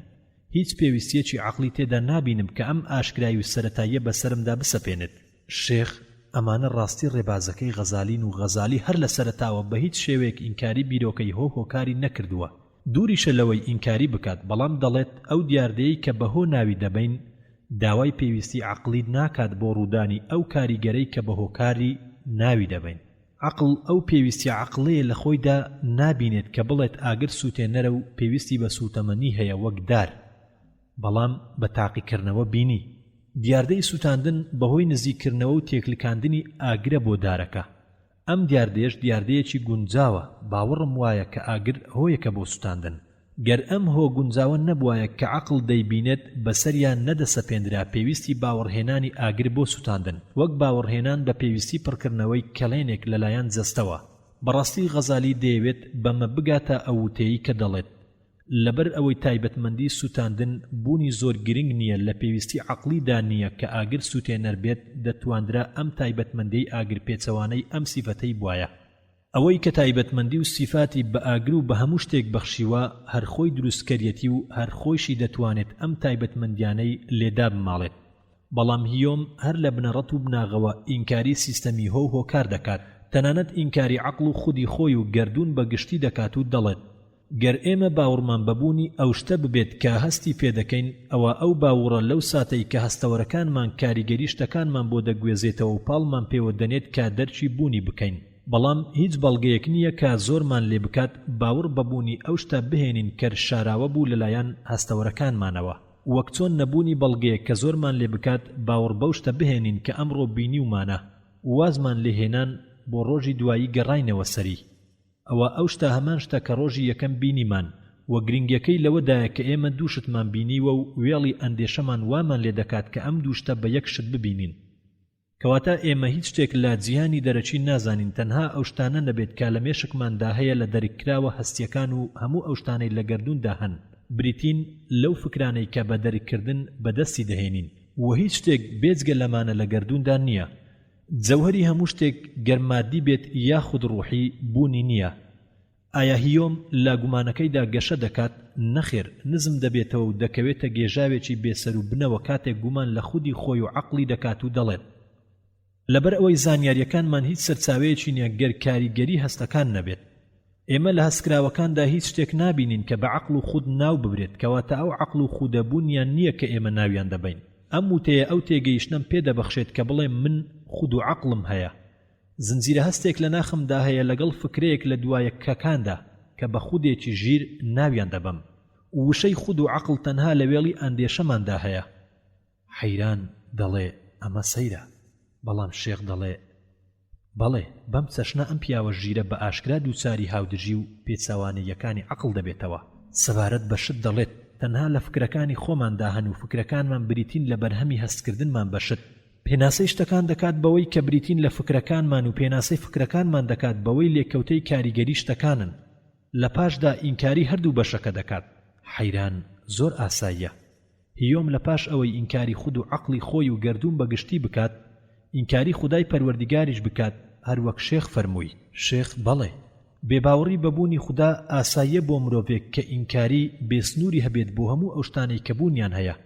گەر ئاگاداری بەڵگەکەی بێت بۆ نەبوونی خوددا بۆت ئاشکرا دەبێت کە ئەم پیاوە چەند بێبارە لە فکرەکانیدا حەیران بەڵگەی چییە بۆ نەبوونی خوددا شێخ دەڵێت ئێمە هیچ شتێک دەربارەی هۆ نازانین تەنها ئەوە نەبێت ڕووداوێکی پێشووە کە پێش ڕوودانی هۆکارەکەی بەرچاومان دەکەوێت کەواتە دەبێت هەردوو ڕووداوەکە ببینین ڕووداوی پێشوو ڕووداوی دوای ئەو بوونی ئەم گەردوونە ئاماژەی بوونی دروستکەرەکەی ناکات تەنها لە حاڵەتێکدا نەبێت کە ئەویش بینینی دروستکرا و دروستکەرە بە گشتی پێکەوە حەیران خوددا بمان پارێزێت لەم گومڕاهەیە ئاشکرایە شێخ ئەمە لە گومڕاهی زیاترە بەڵکو سوورە لەسەر بیرۆکە هەڵەکەی خۆی تەنانەت گەر خوددا زاتی خۆیشی بۆ بەدەربخات وەک ئەوەی هیۆم خۆی خوازیارەتی چۆنیەتی دروستکردنی گەردوونیشی پیشان بدات بە گوێرەی داواکاریەکانی خۆی هەر سوور دەبێت لەسەر ئینکاریەکەی هیۆم دووبارە دەگەڕێتەوە بە وتەکەی پێشووی لە سیستەمی هۆکاردا ئەم دیاردەیە دیاردەی تری بەدوادادێت و هیچ پێویستیەکی عەقلی لەم دوا بەدوا هاتنەدان نییە کە پێویستی خوددا وەک هۆیەک دابنێت بۆ بوونی خوددا و دروستکراوەکانی بە دەرخستنی ئەم بیرڕا پوچەڵانە بۆت تەنها بۆ ئەوەی بیخەمە پێوەری ئەو بەراوردیەی لە نێوان لایبینس کە پێش هیۆم هاتووە و کانت کە دوا بەدوای هیۆم هاتووە حەیران سەرنج ئەدەم شێخی گەورەم زۆر ئاماژەی کان دەکات و ناوی دەخاتە ڕیزی غەزالیە و بە چەشنێک وای لێ کردوم سۆزێکی مەزنم هەبێت بۆ خوێندنەوەی فەلسەفەکەی لە بووندا شێخ ترسناکترین شت لەسرت ئەوەیە کە بە تەنها فەلسەفەکانی کان بخوێنیتەوە بەبێ مامۆستایەکی ڕێپیشاندەر و ڕووناککەرەوە کە ئەو کەند و لەند و ئاڵۆزیانەی کە لە وتەکانیدا هەیە بۆت دەبەدەر بخات وە کانت دان بەوە دادەنێت کە ئەم ئاڵۆزیە لە فەلسەفەکانیدا بۆ گەورە فەیلسوفەکانی نووسیوە لەوە ترسناکتر ئەوەیە ئەو نووسراوانە بخوێنیتەوە کە خەڵک لە سەرکان نووسیویانە و سەرسام دەوەستیت لە نێوەند کۆمەڵێک کە بە گەورەترین باوەڕداری دەژمێرن و کۆمەڵێکی تر کە بە گەورەترین بێباوەڕی دادەنێن حەیران دەپرسێت ئەی ڕاستیەکەی کامەیە شێخ ڕاستیەکەی ئەوەیە کە فەلسەفەکانی کانت هیچ گومانێکی تێدا نییە و یەکێکە لە باوەڕداران بەبوونی خوددا و زۆر بە دڵسۆزانە خزمەتی ئەم باوەڕەی کردووە بەڵام دوای ئەوەی چەکی ئامادەکرد بۆ بەرەنگاریکردنی گومانداران و بێباوەڕان زۆر تیشکردنەوەی ئەم چەکەی وای لێکرد تەنانەت خۆیشی نەتوانابێت لە بەکارهێنانیدا حەیران ئەمە سەیرە چۆن باوەڕدار دەبێت بەبوونی خوددا لە هەمان کاتدا چەکێک دروست دەکات بۆ بەرگریکردن لەم باوەڕە کە لە پاشدا خۆی نەتوانا دەبێت لە بەکارهێنانیدا شێخ کانت لە بەرگریکردن لە عەقڵ لە یەکچوونێکی زۆری هەیە لەگەڵ سوکڕاتدا و لە باوەڕیدا لە ئیبن ڕوشد دەچێت گومانە بەرفراوانە پوچەڵەکەی هیۆمی پێشەوەی گومانداران کانتی ترساندبوو وەک چۆن گومانی سەفستائیەکان سوقڕاتیان ترساندبوو ویستی هەر وەک سوقڕات بەرگری لە عەقڵ بکات تاوەکو جارێکی تر بەدەری بخات کە زانیاری تەنها بەهۆی هەستەوە بەدەست نایەت بەڵکو بەهۆی ئەو عەقڵەوە دەبێت کە دەتوانێت هەست بکاتە کارێکی ڕەوا بۆ عەقڵ و هەروەها ئەوانەشی کە لە پشت هەستەوەن و هەست پەیوەندی لەگەڵیاندا نییە زۆر بەرز و گەورە بوو لە بەرگریکردنەکانیدا لە عەقڵ بەڵام پاش بە دەرخستنی بنەما و پایەکانی عەقڵ و بەڵگەهێنانەوە لەسەر توانە و هێزی عەقڵ و ئاشکراکردنی یاسا خۆرسکەکان و ڕوونکردنەوەی شتە ئاشکرا بێگومانە جێگیرکراوەکانی ناو عەقڵ باوەڕی وای هێنا وەک چۆن ئیبن ڕوشد پێش ئەو باوەڕی وابوو بەڵگە تیۆریە عەقڵیە پێکاتوەکان عەقڵ دووچاری ترازاندن و سەرسامی دەکەن هەروەک ئیبن ڕوشد ڕێبازێکی دیکەی بۆ خۆی هەڵبژار لە بەڵگەخوازیدا بۆ بوونی خوددا بەڵام زۆر سەرکەوتوو نەبوو لەم هەڵبژارنەیدا وتەکانی کانتت بۆ کورتکراوە و ساکار دەکەم بە سادەترین شێواز هەروەک چۆن هۆگری ئەم شێوازەم کردویت لەبەر ئەوە تکایە چاک گوێ بیستی بە حەیران بەڵێ گەورم هەموو لەشم گوێ دەبێت فەرموو شێخ کانت ئەم پرسیارە دەکات ئایا عەقڵ لە خودی خۆیدا ئەو توانات تایبەتیەی هەیە کەوای لێ بکات بتوانێت بگاتە پێکهێنانی دروستکردنی بڕیارەکان بەبێ پەنابرنە بەرهەست و ئەزمون سنووری ئەو توانایەت چەندە کانت بۆ وەڵامدانەوەی ئەم پرسیارە پاش گەشەکردنی فەلسەفەکەی کتێبی ڕەخنەگرتن لە عەقڵی پوختی دانا کە بەهاترین کتێبیەتی لە بواری بەرگریکردن لە عەقڵ بەڵام وەڵامە وردە دوور و درێژەکەی بۆ ئەم پرسیارە کە پەیوەستە بەچەند بنەمایەکەوە سەرەتا بۆت کوور دەکەمە و دەیخەمە بەرچاوت کە توێژینەوە و باسەکانمانی لێ دەکەوێتەوە کانت دەڵێت سەرچاوەکانی زانیاری بەهۆی هەست و عەقڵەوەیە ناتوانین تەنها بەهۆی هەستەوە زانیاریەکانمان بەدەست بهێنین وەک چۆن ناتوانین تەنها بەهۆی عەقڵەوە زانیاریەکانمان بەدەست بهێنین لە عەقڵدا بیرۆکە خۆڕسیە چەسپاوەکان هەیە کانت بە یاسا ڕێکخراوەکانی عەقڵ ناویان دەبات کە عەقڵ بەهۆیانەوە دەتوانێت دەرچی ئەو پەیوەندیە لە بەرچاوانە بکات کە لە نێوان کارلێکراوانی هەستدا هەیە و پێی دەگات بەهۆی هەستەوە دەریکراوە هەستیەکان پێک دێت و بەهۆی دەریکراوە هەستیەکانەوە دەریکراوە عەقڵیەکان دروست دەبێت گرنگترینی ئەم فکرە و یاسا خۆرسچیانە فکرەی چەرخ و شوێن و سیستەمی هۆ و هۆکارە عەقڵ بەهۆی توانای یاسا ڕێکخراوەکانیەوە دەتوانێت لە خودی خۆیدا بڕیار دروست بکات و هیچ پەنا نەباتە بەرهەست و ئەزمون بەڵام ئەم توانای عەقڵ سنووردارە و پەیوەستە بە دیاردەکانی هەستەوە گەر عەقڵ هەوڵیدا دەرباز ببێت لە گۆڕەپانی ئەم دیاردانە و بچێتە ناخی خودی شتەکانەوە دووچاری هەڵە دەبێت پیشەوکاری میتافیزیکی ئەوەیە دەستنیشانی جێگای ئەو هەڵەیە بکات کە دووچاری عەقڵ دەبێت لە چوونە ناو جیهانی پشت هەستەوە چونکە جیهانێکی شاراوەیە حەیران ئەمانەی کە گوێبیستی بووم شتێکی نوێی تێدا نییە بەڵام لەو وتەیە تێناگەم کە دەڵێت عەقڵ لە خودی خۆیدا توانای دروستکردنی بڕیاری هەیە بەبێ پێویستی هەست و وتەی بەوەی کە عەقڵ نەتوانایە لە تێپەڕبوونی لە چوارچێوەی هەستدا شێخ لە ڕاستیدا کانت لەم بنەمایانەدا شتێکی نوێی داهێنەری جوانی نەخستۆتەوە بەڵام بلیمەتی نوان لە چەسپاندن و بەڵگەخوازی ڕاستی وتەکانی مانەوەی کارەکانی عەقڵ تەنها لە چوارچێوەی هەستدا کردارێکی ڕاستە و گومانی تێدا نییە هەرچەندە ئاکامە بەدەستهاتوەکانی کانت سەبارەت بەمانەوەی عەقڵ لە چوارچێوەی هەستدا بێهەڵە نییە حەیران تێناگەم تکا لە شێخی بەڕێزم دەکەم زیاتر بۆم ڕوون بکاتەوە شێخ کانت دەڵێت هەستەکان لە ڕێگەی هەستەوەرەکانەوە بەچڕی و تێکەڵاوی و چوونە ناوی یەکدی و جۆرا و جۆرەوە دەگەن بە عەقڵ عەقڵیش ڕیزبەندی و پۆڵینکراوی و جیاکراوەیی وەریان دەگرێت هاوڵێتی لە نێوانیاندا دروست دەکات و لە یەکیشیان دوور دەخاتەوە و هەندێکیان پێش دەخات و هەندێکی تریان دوا دەخات و گرنگی ئەدات بە هەندێکیان و هەندێکی تریان پشتگوێ دەخات عەقڵ لەم شتانە بەگشتی دەریکراوێکی هەستی پێک دەهێنێت لە پاش ئەوەی عەقڵ ئەم دەریکراوە هەستیانەی بەدەستهێنا بەبێ ئەزمون و هەست دەریکراوەکانی عەقڵ و بڕیارە نوێکانی بەدەستکەوت ئایا بە چ توانایەک عەقڵ ئەم کارانە دەکات هەستەکان تەنها وێنەی شتەکان بۆ عەقڵ دەگوازێتەوە بەڵام پەیوەندیە بەرچاوەکانی نێوەند شتەکان بەبێ جیاوازی ڕێخستنەکانی چەرخ و شوێن یاخود هۆکاری هەندێکیان لەسەر هەندێکی تریان ئەم پەیوەندیە عەقڵیەی نێوەند شتەکان لە وێنەی شتە هەست لێکراوەکاندا بوونیان نییە کەواتە عەقڵ لە کوێوە ئەم بڕیارە نوێیانە دەخاتەوە کە لێکەوتەی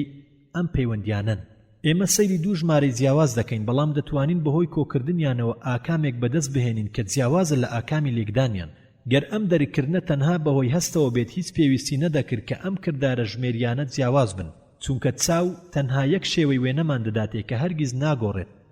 هەر بە هەمان شێوێ دەریکردنمان بۆ ئەو پەیوەندیەی لە نێوان هۆکاردا هەیە چونکە هەستەکانمان وێنە دیاردەکانمان بە هەڵوەشاوەیی یەک لە دوای یەکی پیشان دەدات و هەرگیز ئەو پەیوەندیە هۆکاریە پیشان نادەن ئایا چۆن ئێمە ئەو پەیوەندیە بزانین و چۆن دەرچی ئەو ئاشکرا سەرەتاییانە بکەین بەوەی کە هەموو هۆکارێک هۆی هەیە لێرەدا کانت دەگاتە ئەو بیرۆکۆیەی کە دەڵێت عەقڵ خاوەنی یاسای ڕێکخراوی خۆرسچیە کە بەهۆیانەوە دەتوانێت دەرچی هەستەکان بکات و بیانگۆڕێت بۆ دەرکراوەکانی هەست و لە پاشدا بەهۆی دەرکراوەکانی هەستەوە دەگاتە دەرکراوەکانی عەقڵ بەگشتی کە عەقڵ خۆی پاش ئەم کردارانە بڕیاری نوێ دروست دەکات کە بە هیچ شێوەیەک پەنا ناباتە بەرهەست. لە کۆمەڵی فکرەکانی عەقڵ و یاسا خۆرسچەکانەوە فکرەی چەرخ و شوێن دەرک دەکەین کە ئەم دوانە عەقڵ لە ڕێگای هەستەوە نایانگاتێ چونکە لە شتدا بوونیان نییە هەتاکو هەست بیان ناسێت. بەهۆی بیرۆکەی چەرخەوە مرۆڤ دەستنیشانی کاریگەریەکانی هەست دەکات و بە ژوێرەی ڕیزبەندیەک یەک بە دوای یەکەکانی چەرخ ڕێکی دەخات. بەهۆی بیرۆکەی شوێنەوە شانبەشانی عەقڵ لە نێوان کاریگەرەکانی هەستدا دەڕوات یاخود دەست بەردار دەبێت لەیان و لە مێشکیدا بە گوێرەی شوێن ڕێکیان دەخات کە بەهۆیەوە دەرککردنەکانی دادەڕێژێت. گەر بیرۆکە چەرخی و شوێنیە بیەت سەسپێنراوەکانی عەقڵ نەبوایە عەقڵ نەتوانا دەبوو لە هەموو دەرککردنێک و نەیدەتوانی پەیوەندیەکانی عەقڵ لە نێوەند شتەکاندا کە لە بەرچاون ئاماژەیان بۆ بکات. هەروەها نەتوانا دەبوو لە دەربڕینی بڕیارە نوێ پەیوەستەکانی شوێن و چەرخی شتەکان لەبەر ئەوەی هەموو بابەتە ماتماتیکەکان بریتین لە پەیوەندی و ڕێژەی شتەکان بە پەیوەستبوون بە چەرخ و شوێنەوە چونکە ئەندازە پەیوەستە بە شوێنەوە ژمێریاری کە بریتیە لە ژمێرە دووبارە و یەک لە دوای یەک کە ئەمیش پەیوەستە بە دەرکردنی چەرخەوە کەواتە بنەماکانی ماتماتیک بریتین لە بنەما عەقڵیە خۆرسچیە هەڵقوڵاوەکانی سروشتی عەقڵ خۆی کە بەبێ پێویستی ئەزمون دەرکرا و زانراون. لەمەوە بۆمان بەدەر دەکەوێت کە بنەما ماتماتیکەکان هەمویان بەگشتی ڕاست و دروست و بێگومانن مەحاڵە گومانی لێ بکرێت و هەڵەیەکی تێدا بەدی بکرێت یاخود ئەندێشەی پێچەوانەی ئەم ڕاستیە لێ بکرێت. ئێمە دەتوانین ئەندێشەی نەسووتێنەری ئاگر بکەین وەک غەزاڵی دەڵێت بەڵام هەرگیز ناتوانین بڵێن یەک نیوەی دوو نییە و هەروەها هێڵی ڕاستی نێوان دوو خاڵ کورتترین هێڵ نییە چونکە بنەماکانی ماتماتیک هەڵقوڵاوی سروشتی عەقڵ خۆیەتی. هەروەها وەک چۆن عەقڵ بەتوانای بیرۆکەی چەرخ و شوێن کە لە مێشکدا هەیە هەستەکان بگۆڕێت بۆ دەرکراوەکانی هەست و هەروەها دەتوانێت بەهۆی یاسا ڕێکخراوە خۆرسچەکانی تریەوە هەڵبسێت بە بەراوردکردن و شیکار و پێناسەکردن بۆ ئەو دەرکراوە هەستیانە تاوەکو دەرکراوە عەقڵیەکانیان لێ بەدەست بهێنێت و بڕیارە نوێکانی لێ پێک بهێنێت بەبێ پەنابرنی بۆ هەست. گرنگترین یاسا ڕێکخراوەکانی عەقڵ یاسای هۆ و هۆکارە کە بەهۆیەوە دەرکردنێکی پوخت دروست دەکەین. هەموو گۆڕانێک پێویستی بەهۆ و هۆکار هەیە. بەتوانای ئەم یاسا گرنگیە خۆرسچەی عەقڵەوە دەتوانین شارەزای هەموو یاسا و سیستەمەکانی سروش ببین. حەیران ئەمە هەمووی ڕوون و ئاشکرایە گەر عەقڵی ئێمە خۆرسچیانە دەرچی بنەما گرنگەکانی ماتماتیک بکات دەرچی یاساکانی زانست بەهۆی توانای یاسا گرنگە هۆ و هۆکارەکانی عەقڵەوە بکات. کەواتە کانت چۆن دەڵێت توانای عەقڵ سنووردارە و پەیوەستە بە دیاردەکانی هەستەوە؟ شێخ گەر هەندێک چاوەڕوان بوویتایە دەمگەیانیتە وەڵامی ئەم پرسیارە. لە سەرەتاوە کورتکراوەیەکی کانتم سەبارەت بە توانای عەقڵ پێشکەش کردیت. ئێستاش کاتی ئەوە هاتووە وتەکانی دەربارەی نەتوانایی عەقڵ باز بکەین. پاش ئەوەی کانت بەرگری لە توانای عەقڵ کردژی ئەوانەی کە عەقڵیان لە پێش ئەزمون و تاقیکردنەوەکاندا بە تابلۆیەکی بەتاڵ دائەنا و هەروەها دژی ئەوانەی کە گومانیان لە عەقڵ هەبووە و ئینکاری بوونیان دەکرد پاش ئەوە بۆ دەرکەوت کە کانت بەڵگەی لەسەر عەقڵ هێناوە بەوەی کە خاوەنی توانایەکی خۆڕسچە بۆ ڕێخستن و ڕیزبەندی و شیکار و پێناسە و ئاکامخوازی و دروستکردنی بڕیارە ڕاست و دروستەکان. لە پاشدا دەڵێت ئەم توانایی کە لە عەقڵی پوختدا هەیە بۆ دەرکردن لە چوارچێوەی ئەو بەشە دیاردەیەیە کە هەست دەرچی دەکات چونکە گەر عەقڵ بەتوانا بێت بەهۆی هێزە فکرە خۆرسچەکان و یاسا ڕێکخراوەکانیەوە پێکێنانی دەرکراوەکانی هەست دەکات و لە پاشدا دەرکراوەکانی عەقڵ دەرک دەکات. ئەو کاتەش پێویستی بە کەرەستە دەبێت بۆ پێکێنانی ئەم دوو دەرککردنە. ئەو کەرستانەش بریتین لە هەستەکانی و لەبەر ئەوەی هەستەکان تەنها ڕواڵەتی شتەکان دەرک دەکەن و ناسنە ناخی ئەو شتانەی کە هەستیان پێ ناکرێت عەقڵمان لە خودی خۆیدا بەتەنها ناتوانێت بچێتە قوڵای ناخی شتەکانەوە. گەر بمانەوێت ناخی شتێک لە خودی خۆیدا بزانین بە هەمان یاساکانی عەقڵ کە تەنها دەرچی ڕواڵەتەکان دەکات دووچاری هەڵە دەبین و کاری میتافیزیکی ئەوەیە ئاماژەی شوێنی ئەو هەڵەیە بکات کە عەقڵ دووچاری دەبێت لە کاتێکدا کە دەیەوێت لە سنووری چوارچێوەی دیاردەکانی هەست تێپەڕێت و بگاتە ئەو ڕاستیە بێکۆتاییە کە لە پاش هەستەکانەوە هەیە. حەیران مانەوەی عەقڵ تەنها لە چوارچێوەی هەستەکاندا ڕاست و ئاشکرا و بێگومانە. کەواتە ئەو ئاکامانە چۆن ڕاستنین کە کانت لە مانەوەی عەقڵ لە چوارچێوەی هەستدا بەدەستی هێناوە؟ وەک شێخی بەڕێزم دەڵێت. شێخ ئالێرەدا مەبەستی وتەکانم سەبارەت بە کانت بەدەردەکەوێت و خاڵی جیاوازی بیر و باوڕەکانی تێدا بەدی دەکرێت کە هەندێک کەس لەو کەسانەی دان ئەنێن کە بێ باوڕن بەبوونی خودا و هەر لێرەدا کەڵێن لە هەندێک لە فکرەکانی ئەو پیاوە مەزنە بە دەردەکەوێت. ئەمەش نەتوانایی عەقڵی کانت بە دەردەخات، هەروەک چۆن غەزالی لە ئەندێشەکانیدا بۆ سەرەتا و کۆتایی و بێکۆتایی چەرخ و شوێن لەگەڵ ئیبن ڕوشدا دووچاری وێڵی ئەندێشە بوونەتەوە. کانت نەتوانابوو لە بەدەرخستنی بەڵگەخوازی پێکاتە عەقڵیەکان. هەروەک کانت وەکو غەزالی دەڵێت گەر عەقڵ هەوڵیدا بڕیاری سنوورداری و بێکۆتایی ئەم گەردوونە بدات بە گوێرەی شوێن دەکەوێتە هەڵە و هاودژیەوە. چونکە ئێمە لەلایەکەوە ئەندێشەمان وایە کە لە دوای هەموو سنوورێکەوە شتێکی دوورتر لەو هەیە و لەلایەکی ترەوە مەحاڵە لامان ئەندێشەی بێکۆتایی بکەین لە خودی خۆیدا و هەروەها گەر عەقڵ ئەندێشەی ئەوە بکات بەوەی کە گەردوون سەرەتایەکی هەیە لە چەرخدا بە هەمان شێوە عەقڵی دووچاری نەتوانایی دەبێتەوە، چونکە ئێمە نەتواناین ئەندێشەی بێکۆتایی هەتاهەتایی بکەین کە هیچ سەرەتایەکی نییە، وەک چۆن نەتواناین لە ئەندێشەکردنی ئەو چرکەیی کە بە سەرەتایی دەست پێکردنی چەرخ ناو دەبرێت، چونکە ناچار دەبین لە پاش ئەندێشەکردنی ئەو چرکەیە ئەندێشەی پێش ئەو چرکەیە بکەین. بە هەمان شێوە دەبینین لە ئەندێشەکردنی عەقڵ بۆ زنجیرە بێکۆتاییەکانی هۆکار، چونکە لەلایەکەوە ناتوانین ئەندێشەی زنجیرەی بێکۆتایی بکەین و لەلایەکی ترەوە عەقڵمان نەتوانایە لە ئەندێشەکردنی هۆکاری یەکەم بەبێ هۆکارێکی تر بۆ ئەوەی لەم هەموو گێژاوە ڕزگارمان بێت. پێویستە دەرچی بیرۆکەی چەرخ و شوێن و یاسای هۆکار و هەموو یاسا ڕێکخراوەکانی عەقڵ بکەین بەوەی کە کاریان بەگشتی لە چوارچێوەی دەریکراوەکانی هەزدایە، واتە لە چوارچێوەی ئەو دیاردانەدایە کە هەز دەرچی دەکات. گەر بمانەوێت دەرچی ئەو شتانەی پشت هەز بکەین دووچاری هەڵە و گێژاو دەبینەوە. حەیران مانەوەی عەقڵ لە چوارچێوەی هەزدا هیچ هەڵەیەکی تێدا بەدی نەکرا، کەواتە هەڵەکانی کانتم لە ئاکام خوازیەکەیدا لەکوێدا بە دەردەکەوێت. شێخ ئەمە ڕاستە، بەڵام کانت لە ئاکام خوازیەکانیدا تووشی هەڵە بووە. کاتێک گومانی وابوو گەر ئێمە هەوڵماندا بەهۆی عەقڵێکی تیۆری بەڵگە بۆ بوونی خوددا بهێنینەوە دووچاری هەمان گێژاو دەبین. ئێمە لەگەڵ کاندا لەسەر ئەو وتەیەی ڕێک دەکەوین کە دەڵێت یاسا ڕێکخراوەکانی عەقڵ لە گۆڕەپانی دیاردەکانی هەزدا دروست دەبێت و هەروەها باوەڕ بە وتەیەشی دەهێنین کە دەڵێت یاساکانی هۆکارە گرنگەکان لە چوارچێوەی هەزدا دروست دەبن. بەڵام ئایا ئەم گەردوونە بەگشتی و بەشەکانیەوە بەشێکنین لە هەستپێکراوەکان؟ ئەی حەیران، و بەهۆی توانای یاسای هۆکارە گرنگەکانەوە وەک کان دەڵێت بڕیاری ئەوە ئەدەین کە هەموو گۆڕانێک پێویستی بە هۆکارێکە و هەموو هۆکارێکیش پێویستی بەهۆ هەیە. گەر ئێمە دیاردەیەک لە دیاردە بچووکەکانی ئەم گەردوونە ببینین بڕیارێکی گرنگی لەسەر دەدەین بەوەی کە ئەم دیاردەیە هۆیەک هێناویەتە بوونەوە. گەر ئێمە بڕیاری گرنگی هەموو دیاردەیەکی بچووکی ئەم گەردوونە بدەین کە پێویستیان بەهۆ هەیە، ئایا عەقڵمان داوای ئەوە ناکات کە بڕیاری بوونی هۆیەکی تەواو بدەین بۆ هەبوونی ئەم گەردوونە هەستپێکراوە گۆڕاوە؟ کانت زۆر ڕاست بوو لەوەدا کە دەڵێت هەموو هەوڵدانێکی عەقڵ بۆ گەیشتن بە ناخی سەرچاوەی ڕاستیەکان هەوڵدانێکی بێهودەیە. هەروەها ڕاستی بود کاتێک کە ڕوونی کردەوە عەقڵ ناتوانێت بۆ دەرچی ناخی جیهانی پشت هەستەکان کە جیهانێکی شارەوە و نادیارە لە گۆڕەپانی دیاردە هەستیەکان تێپەڕێت. بەڵام لە چوارچێوەی ئەم جیهانی هەستەدا لە دڵ و دەروونماندا پێویستیەکی عەقڵی دەرچی ئەوە دەکات کە ئەم هەستکراوە بەرزانە بەگشتی پێویستیان بەهۆیەک هەیە بۆ بوونیان، و زەرمەند نابین گەر ئەو وێڵی ئەندێشەیە سەر بکات بۆ ناو عەقڵمان و زۆرمان لێ بکات بەوەی کە هەموو هۆیەک بەهۆیەکەوە بەندە و پێش هەموو چەرخێک چەرخێکی تر هەبووە و دوای هەموو شوێنێک شوێنێکی تر هەیە. هەروەها لە دەریکردنی دیاردە بچووکەکانی ڕۆژانەی ژیانمان ئەم وێڵی ئەندێشەیە هۆگرمانە و جیانابێتەوە لێمان، بەڵام لەگەڵ بوونی ئەم وێڵی ئەندێشەیەش ئێمە دەرچی ئەوە دەکەین کە ئەم دیاردە بچووکانە ئاکامی هۆیەکن و هیچ کاتێک بە خەیاڵمان دانایەت ئینکاری ئەم هۆیە بکەین بە بەهانەی ئەوەی کە وێڵی ئەندێشەی عەقڵ داوای زنجیرە هۆیەکی بێکۆتاییمان لێ دەکات، یاخود بە بەهانەی ئەوەی ئێمە هیچ زانیاریەکمان نییە سەبارەت بە ناخی هۆکاندا. گەر ئێمە ئەم جیهانە هەستکراوەمان بینی و نەمانتوانی ناخی هۆتەواوەکانی بزانین کە هۆکارە بۆ بوونی واتە ذاتی خوددا کە دروستکەر و هێنانە بوونیەتی، ئەمە ئەوە ناگەیەنێت کە ئینکاری بوونی ئەم دروستکەرە بکەین کە خوددایە،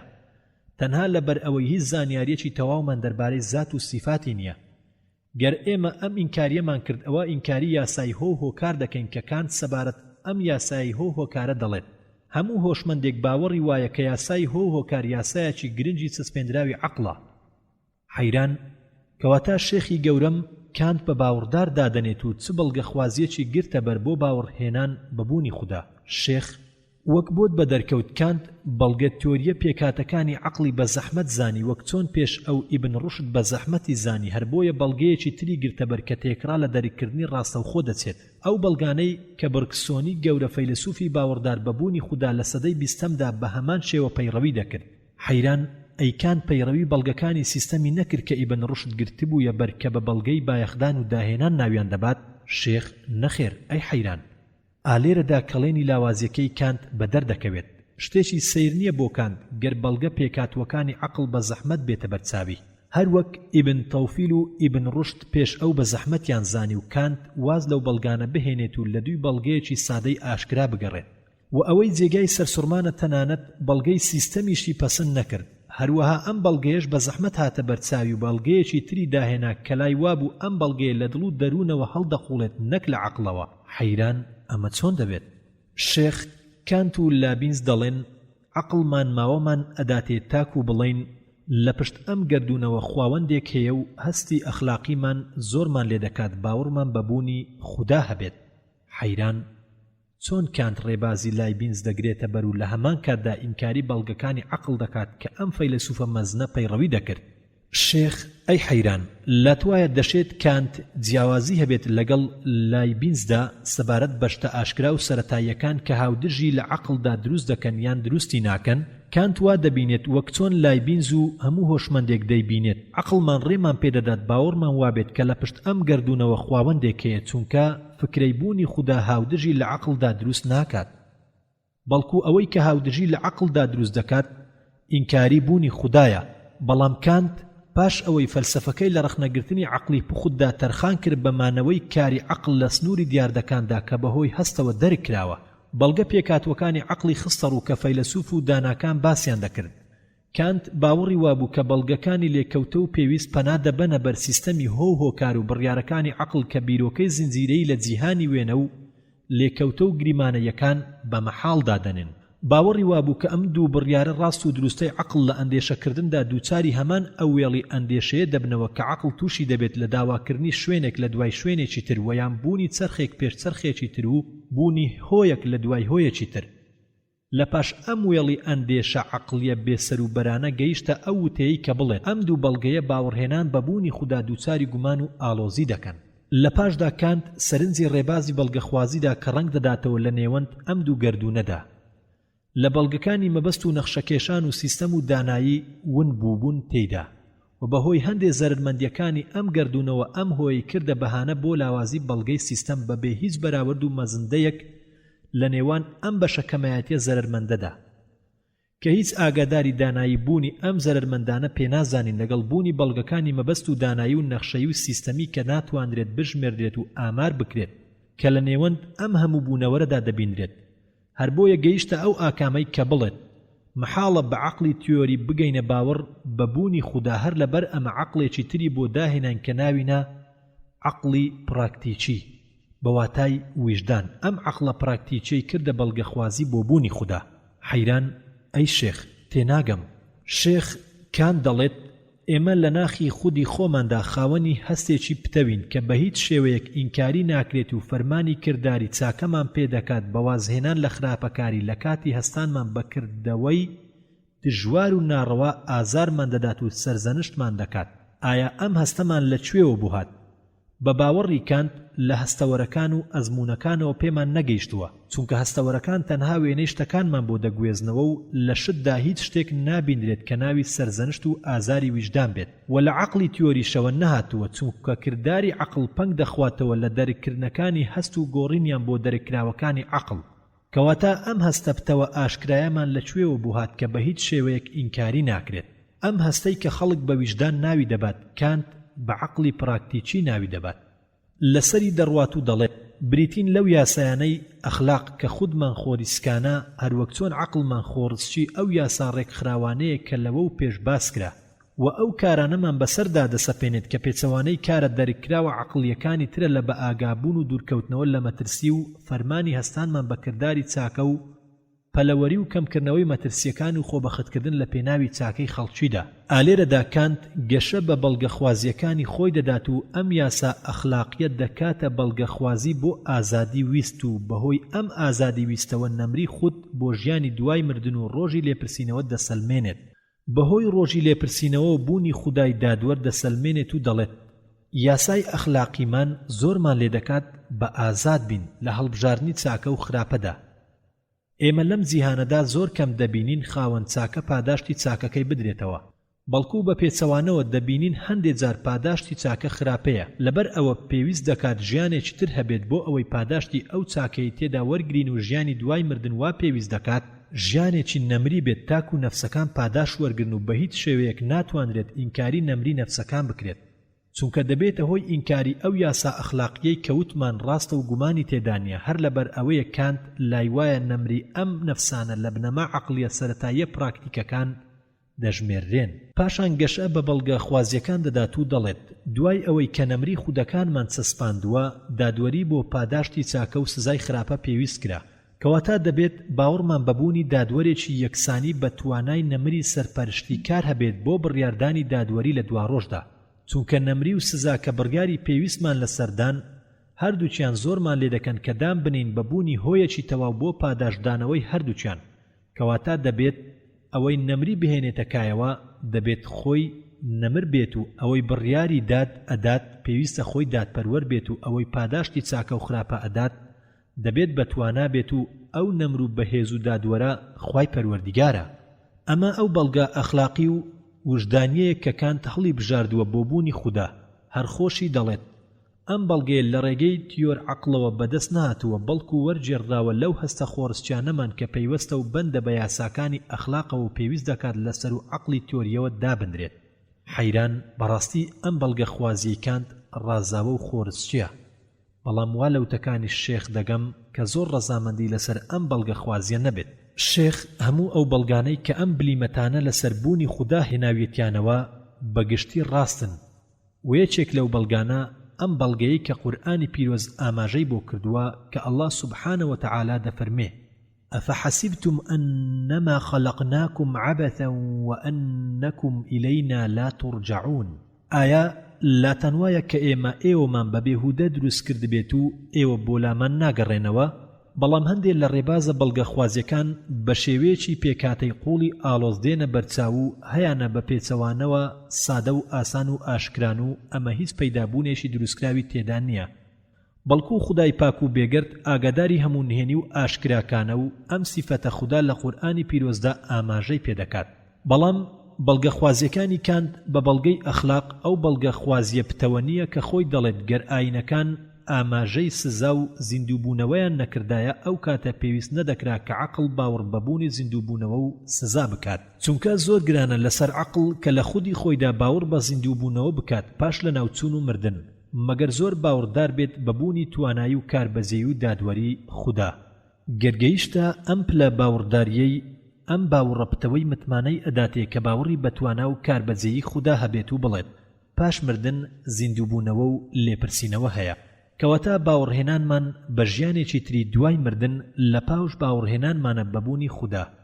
ئەمە ئەو ڕیزبەندیە لۆژیکیە کە قورئانی پیرۆز پەیڕەوی کردووە لە بەڵگە خوازیەکانیدا بۆ زیندووبوونەوە و لێپرسینەوە و بەڵگەی لەسەربوونی خوددا و توانایی و کاربەجێی و دادوەریەکەی هێناوەتەوە. توانایی خودای کردە بەڵگە بۆ زیندووبوونەوە پاش لە ناوچوونی، کاربەجێی و دادوەری خوای کردە بەڵگە بۆ بوونی لێپرسینەوە و سزاگەر ئێمە ئەم ڕیزبەندیە لۆژیکیە پێچەوانە بکەینەوە و تەنها پەنابەرینە بەرهەسمان بەسەر زەنشتی ویژدان و چێژی خۆبەختکردن کە ئەم هەستە لەوانەیە ترسێکی ئاسمانی بێت کە بۆتە بەشێک لە بیرکردنەوەمان. ئەم هەستە بکەینە بەڵگە بۆ ئازادی ویست، نەمری ڕوح و ڕۆژی سزا و لێپرسینەوە و بوونی خودای کاربەجێ و دادوەر. ئەی حەیران، من ئەم بەڵگەی کانت بە بەڵگەیەکی پتەوی دانانێم وەک خۆی دەڵێت، بەڵکو بە بەڵگەی ویژدانی دادنێم وا چاکترە بە بەڵگەی پشتگیرکەر ناو ببرێت بۆ بەڵگە عەقڵیەکانی تر. و ئەمەش لەلایەن شێخ جسرەوە خوددا لی خۆش بێت پەیڕەو کرا و نزیکە بەواتا و مانا لەگەڵ وتەکانی کاندا یەک بن وەک کان دەڵێت عەقڵی ڕاستوپوخت باوەڕی وایە کە کاربەجێیی خوددا جیاوازی دەکات لە نێوان خراپەکار و چاکەکار و ئەم جیاوازیەش لەم دنیایەدا ناکرێت، چونکە ئێمە گەلێک تاوانبار و خراپەکار لەو پەڕی خۆشیدا دەبین و گەلێک چاکەکاریش بە پێچەوانەوە دەبینین. دەبێت بڕیاری دادوەری خودای بەخشندا بۆ بەندەستەم لێکراوەکانی یەکسان بێت بە پێچەوانەوە بۆ بەندەستەم کارەکانی و ئەو یەکسانیە ناتوانرێت لەم دنیادا جێبەجێ بکرێت، چونکە ستەم لێکراو لەم دنیادا بە سووک و زەلیلی و ماڵزەوتکرا و خوێن ڕژا و ئابروبڕاو دەمێنێتەوە و زۆردار و ستەمکار لەو پەڕی شادی و دەسەڵاتی تا دەبێت. لەبەر ئەوە پێویستە دنیایەکی تر هەبێت بۆ بە دەرخستنی دادوەری و یەکسانی سزا لە لای خوددا. گەر ئێمە ئەی حەیران لە ساویلکەیەوە پەسەندی ئەوانە بکەین کە لە توانایان نییە پێکاتە و دەرچی بەڵگەیەک بکەن و بەڵگەی پشتگیری کار و پەیڕەو بکەن، بەڵام لە زانا و فەیلسوفانی قبول ناکەین کە بیر و ڕاکانیان بۆ خەڵکی بڵاو دەکەنەوە و سوکایەتی و لاوازی بە بەڵگە عەقڵیە پتەوە ڕەسەنەکان بکەن و تەنها بیر و باوەڕە ویجدانیەکان بکەنە بەڵگە کە دەرگا دەکاتەوە بۆ خەڵکی بۆ باوەڕهێنان و متمانەکردن بە بیر و باوەڕە مەحاڵەکانی عەقڵ، چونکە ئەم بیرۆکەیە دژایەتی ناخی ئاینی ئیسلام دەکات کە ئینکاری و ڕەتکردنەوەی هەموو بیرۆکەیەک دەکات کە پێچەوانەی عەقڵە. ئەی حەیران گەرکانت ئەم بەڵگە ویجدانیانەی بەهۆی عەقڵی بیرۆکەیەوە بەدەست نەهێنابێت کە لاواز دێتە بەرچاوی لە بەڵگە خوازیەکانیدا لەسەر بوونی خوددا، کەواتە لە چ شتێکەوە ئەم بەڵگانەی بەدەست هێناوە. گەر ئەم عەقڵە بیرۆکەیە بگونجێت کە بێتە ڕێبازێک بۆ ئاکامخوازی ئەو ڕێگایی کە کان گرتوویەتیە بەر لە کاتێکدا کە ویجدانی کردە بەڵگە بۆ یاساکانی ئەخلاق و یاساکانی ئەخلاقی کردە بەڵگە بۆ ئازادی ویست و نەرمی و سزا و لێپرسینەوەی یەکسان و بڕیاری دادوەری و بەتوانایی خودای پەروەردگاریدا، کەواتە ئەم عەقڵە بیرۆکەیە بۆچی ناگونجێت ببێتە شێوازێکی پەسند بۆ بەڵگەخوازی و ئاکامخوازیەکان لەسەربوون و توانە و کاربەجێیی خوددا. دووبارە بۆتی دووپات دەکەمەوە تێکڕا هێزی عەقڵ و یاسا خۆڕچەکان کە کان چەسپاندنی ئەو هێزە هۆ هۆکارانەی کە پەیوەندیەکانی نێوان هۆ هۆکاری پێدەرگ دەکەیت و یەکەم شت کە عەقڵی تیۆری پخوت بە بڕیاری یاساکانی هۆ هۆکار بەسەرمانە دەسەپێنێت. بریتیە لە لێکۆڵینەوەی بینینی دیاردەیەک لەو پەیداکەرەی کە هێناویەتە بوونەوە و دروستکراو لە دروستکەرەکەی و بەکارهێنانی ئەم هۆ هۆکارە وەک بەڵگەخوازیەک هیچ زەرەرێک لەسەر پەیداکەر و دیاردەکەی نادات. ئەو کوڵبوونەی کە عەقڵ دووچاری دەبێت لە ئەنجامی پێکاتە بەڵگەیەکانیدایە.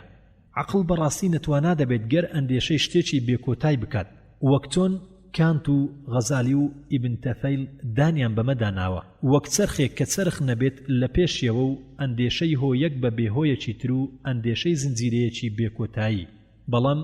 کوڵبوونی عەقڵ لە ئەندێشەی ئەو شتانەی کە کۆتاییان دوورە و ئەمە ئەوە ناگرێتەوە کە زنجیرەی بەڵگەخوازیە سەرەتاییەکان پوچەڵ بێتەوە. ئێمە لە بینینی دیاردەی هۆکارێک عەقڵمان بەبێ بەڵگە داوای پەیداکەری دیاردەکە و هۆیەک دەکات بەو هێزە یاسا پێویستی کە کان دەڵێت عەقڵمان خۆڕچێتی لەوانەیە کاند لەم وتەیەدا ڕاست بێت کە دەڵێت کاری عەقڵی تیۆری تەنها لە چوارچێوەی جیهانی هەست و بینراوەکاندا دەبێت و بۆ جیهانی شاراوەی پشت هەست تێپەڕ نابێت. بەڵام کاتێک بوونی یاسای هۆ هۆکاری چەسپاند لە یادی چووکەوە ئەم یاسایە کاتێک لە ڕواڵەتی بەشە بچووکەکانی گەردوون دەکۆڵێتەوە بۆ هەموو هۆکارێک داوای هۆیەک دەکات. وەشتێکی ئاساییە عەقڵمان لە بینینی ئەم گەردوونە بەگشتی لە خودی خۆیدا بەبێ بەڵگە داوای هۆ هۆکار بکات. گەر ئێمە بڵێن عەقڵی تیۆری لە توانایدایە پەیڕەوی یاساکانی هۆ هۆکار بکات و بەسەر جیهاندا بەگشتی تاقیان بکاتەوە، پشتی کانت ناگرین و دژی ناوەستین لەم وتەیەدا کە دەڵێت کاری عەقڵی تیۆری تەنها لە چوارچێوەی جیهانی هەستدایە، چونکە جیهانی هەست تەنها هەستکراوە بە شیە بچووکەکانی ئەم جیهانە دەگرێتەوە، هەستکراوە گشتیە گەورەکان ناگرێتەوە. گەر عەقڵ لێکۆڵینەوەی لەسەر ئەم هەستکراوە مەزنانە کرد بە تێکڕایی بەمە عەقڵ لەو سنوورە تێناپەڕێت کە کانت بۆی داناوە. بەڵام کانت ئەم هەستکراوە مەزنەی لە چوارچێوەی یاساکانی هۆ هۆکار دوور خستەوە و کانت وەک فەیلسوفانی پێشووی خۆی دەڵێت گەردوون بە تێکڕایی هەستکراوە و عەقڵ لە سنووری توانای خۆیدا، بەڵکو ناچارە بەبێ بەڵگە وەک لایبێنز دەڵێت داوای هۆ بۆ ئەم گەردوونە بە تێکڕایی بکات وەک چۆن هۆ بۆ هەموو شتێکی هەستکراوی بچووک داوا دەکات. حەیران ئەمە لەو پەڕی ئاشکرایی و ڕوونیدایە. خوددا پاداشتی شێخی بەڕێزم بداتەوە. شێخ هەرچۆنێک بێت کانت یەکێکە لە گەورەترین باوەڕداران بەبوونی خوددا. ئەم باوەڕەشی بە بەڵگە بەدەستێناوە گەرچی بەڵگەکانیشی پتەونین وەک خۆی بە پتەویان دادەنێت و یەکێکە لەو بەڵگانەی کە بە بەڵگە پشتگیری کەرەکان ناومردن، چونکە پشتگیری بەڵگە بنەڕەتیەکان دەکات و یارمەتیان دەدات بەمەش باوەڕ لە دڵدا پتەو دەکات و سنگفراوان دەکات. حەیران چۆن شێخی گەورەم باوەڕهێنانی برکسۆن پەسند ناکات لە کاتێکدا کە بە گەورەترین فەیلسوفی باوەڕدار بە خودای دەژمێرێت. شێخ هەرگیز نەموتووە باوەڕی بریکسۆنم بەدڵ نییە و پەسەندی ناکەم، بەڵکو پەنابردنی بۆ بەڵگەی دەریکردنە ڕاستەوخۆکان و وازهێنانی لە بەڵگەکانی تری عەقڵ پەسەند ناکەم و بۆت بە دەردەکەوێت کە بەرکسۆن تەنها بە بەڵگە ڕاستەوخۆکانەوە نەوەستاوە وەک کانت. عەقڵی تیۆری لە چوارچێوەی بەڵگەخوازیەکانیدا لەسەربوونی خوددا تەرخان نەکردووە، بەڵکو لە قوڵایی بەڵگەخوازیەکانیدا پەنای بردووەتە بەر عەقڵی تیۆری و پشتی بەستووە بە پتەوترین و گرنگترین و ڕوونترین بەڵگەکانی عەقڵ بۆ چەسپاندنی بوونی خوددا. ئەو دەریکردنە ڕاستەوخۆیانە بێت کە باسی دەکات لەم بەڵگە عەقڵیە پتەوە ئاشکرایانەوە وەریگرتووە. بەم کارەشی بە ڕازگۆترین فەیلسوفی سەدەی 20م لە ڕۆژئاوا دەژمێردرێت و لە هەمویان بلیمەتر و ئازاتر بووە کە وەختێک ئینکاری ڕێبازە مادیەکانی کرد و پوچەڵی کردنەوە. حەیران ئەمە چۆن دەبێت؟ شێخ باوەڕهێنانی بریکسۆن لەسەربوونی خوددا لە ناخیدا پشت بە دوو بیرۆکەی قوڵ دەبەسێت کە یەکێکیان ئەم وتەیەی کە دەڵێت دەریکردنی ڕاستیەکانی بوون بەهۆی سەرنجدانی بوون و جوولەکەیەتی کە چەند پارچەیەکی پێکەوە لەکێنراون. دووەمیان لەم وتەیەیدا کە دەڵێت بەڵگەکانی مەبەست و نەخشەدانان لە دروستکردندا و فکرەی دروستکردن لە ڕێگای ڕێکەوتەوە وایان لێ دەکات کە بڕیارێکی مەحاڵ بن لە لای عەقڵ. حەیران تکام وایە شێخی بەڕێزم ئەم ڕوونکردنەوانەی بۆ من بە زۆر نەزانێت. شێخ هیچ بە زۆری نازانم، ڕوونکردنەوەکانم بۆت و مەبەستم بە دەرخستنی چۆنیەتی بەیەگەیشتنی بلیمەتەکانە لەسەر ڕاستیەکان. ئەو ڕاستیانەی کە قورئانی پیرۆز لە هەموو ڕێبازەکانی بەڵگەخوازیدا لەسەربوونی خوددا ئاماژەی بۆ کردووە. بڕکسون گاڵتەی بەو ڕێبازە مادیە دێت کە دەڵێت ئەو شتانەی کە لە گردووندا هەیە بە ژیان و فکرەکانیەوە بریتین لەو شتانەی کە لە کار تێکراوی مادە و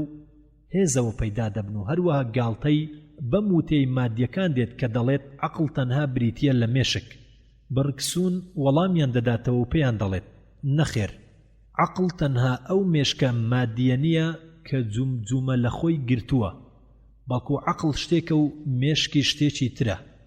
و عەقڵ بریتیە لە هێزێک و مێشکیش مادەکەیەتی. هەرچەندە ئێمە وا دەبینین کە دەرەکردنی عەقڵ پەیوەستە بە مێشکەوە و دروستی و سەلامەتی و لاوازی و پتەوی مێشک کار دەکەنە سەر عەقڵ. ئەمە ئەوە دەگەێنێت کە مێشک کاسەیە بۆ عەقڵ، پاڵپشتێتی و ئامێرێکە کە عەقڵ بەهۆیەوە لە کاردایە. گەر ئەم ئامێرە لە کار کەوت ئەوە کارەکانی عەقڵ دەوەستێت و تێک دەچێت،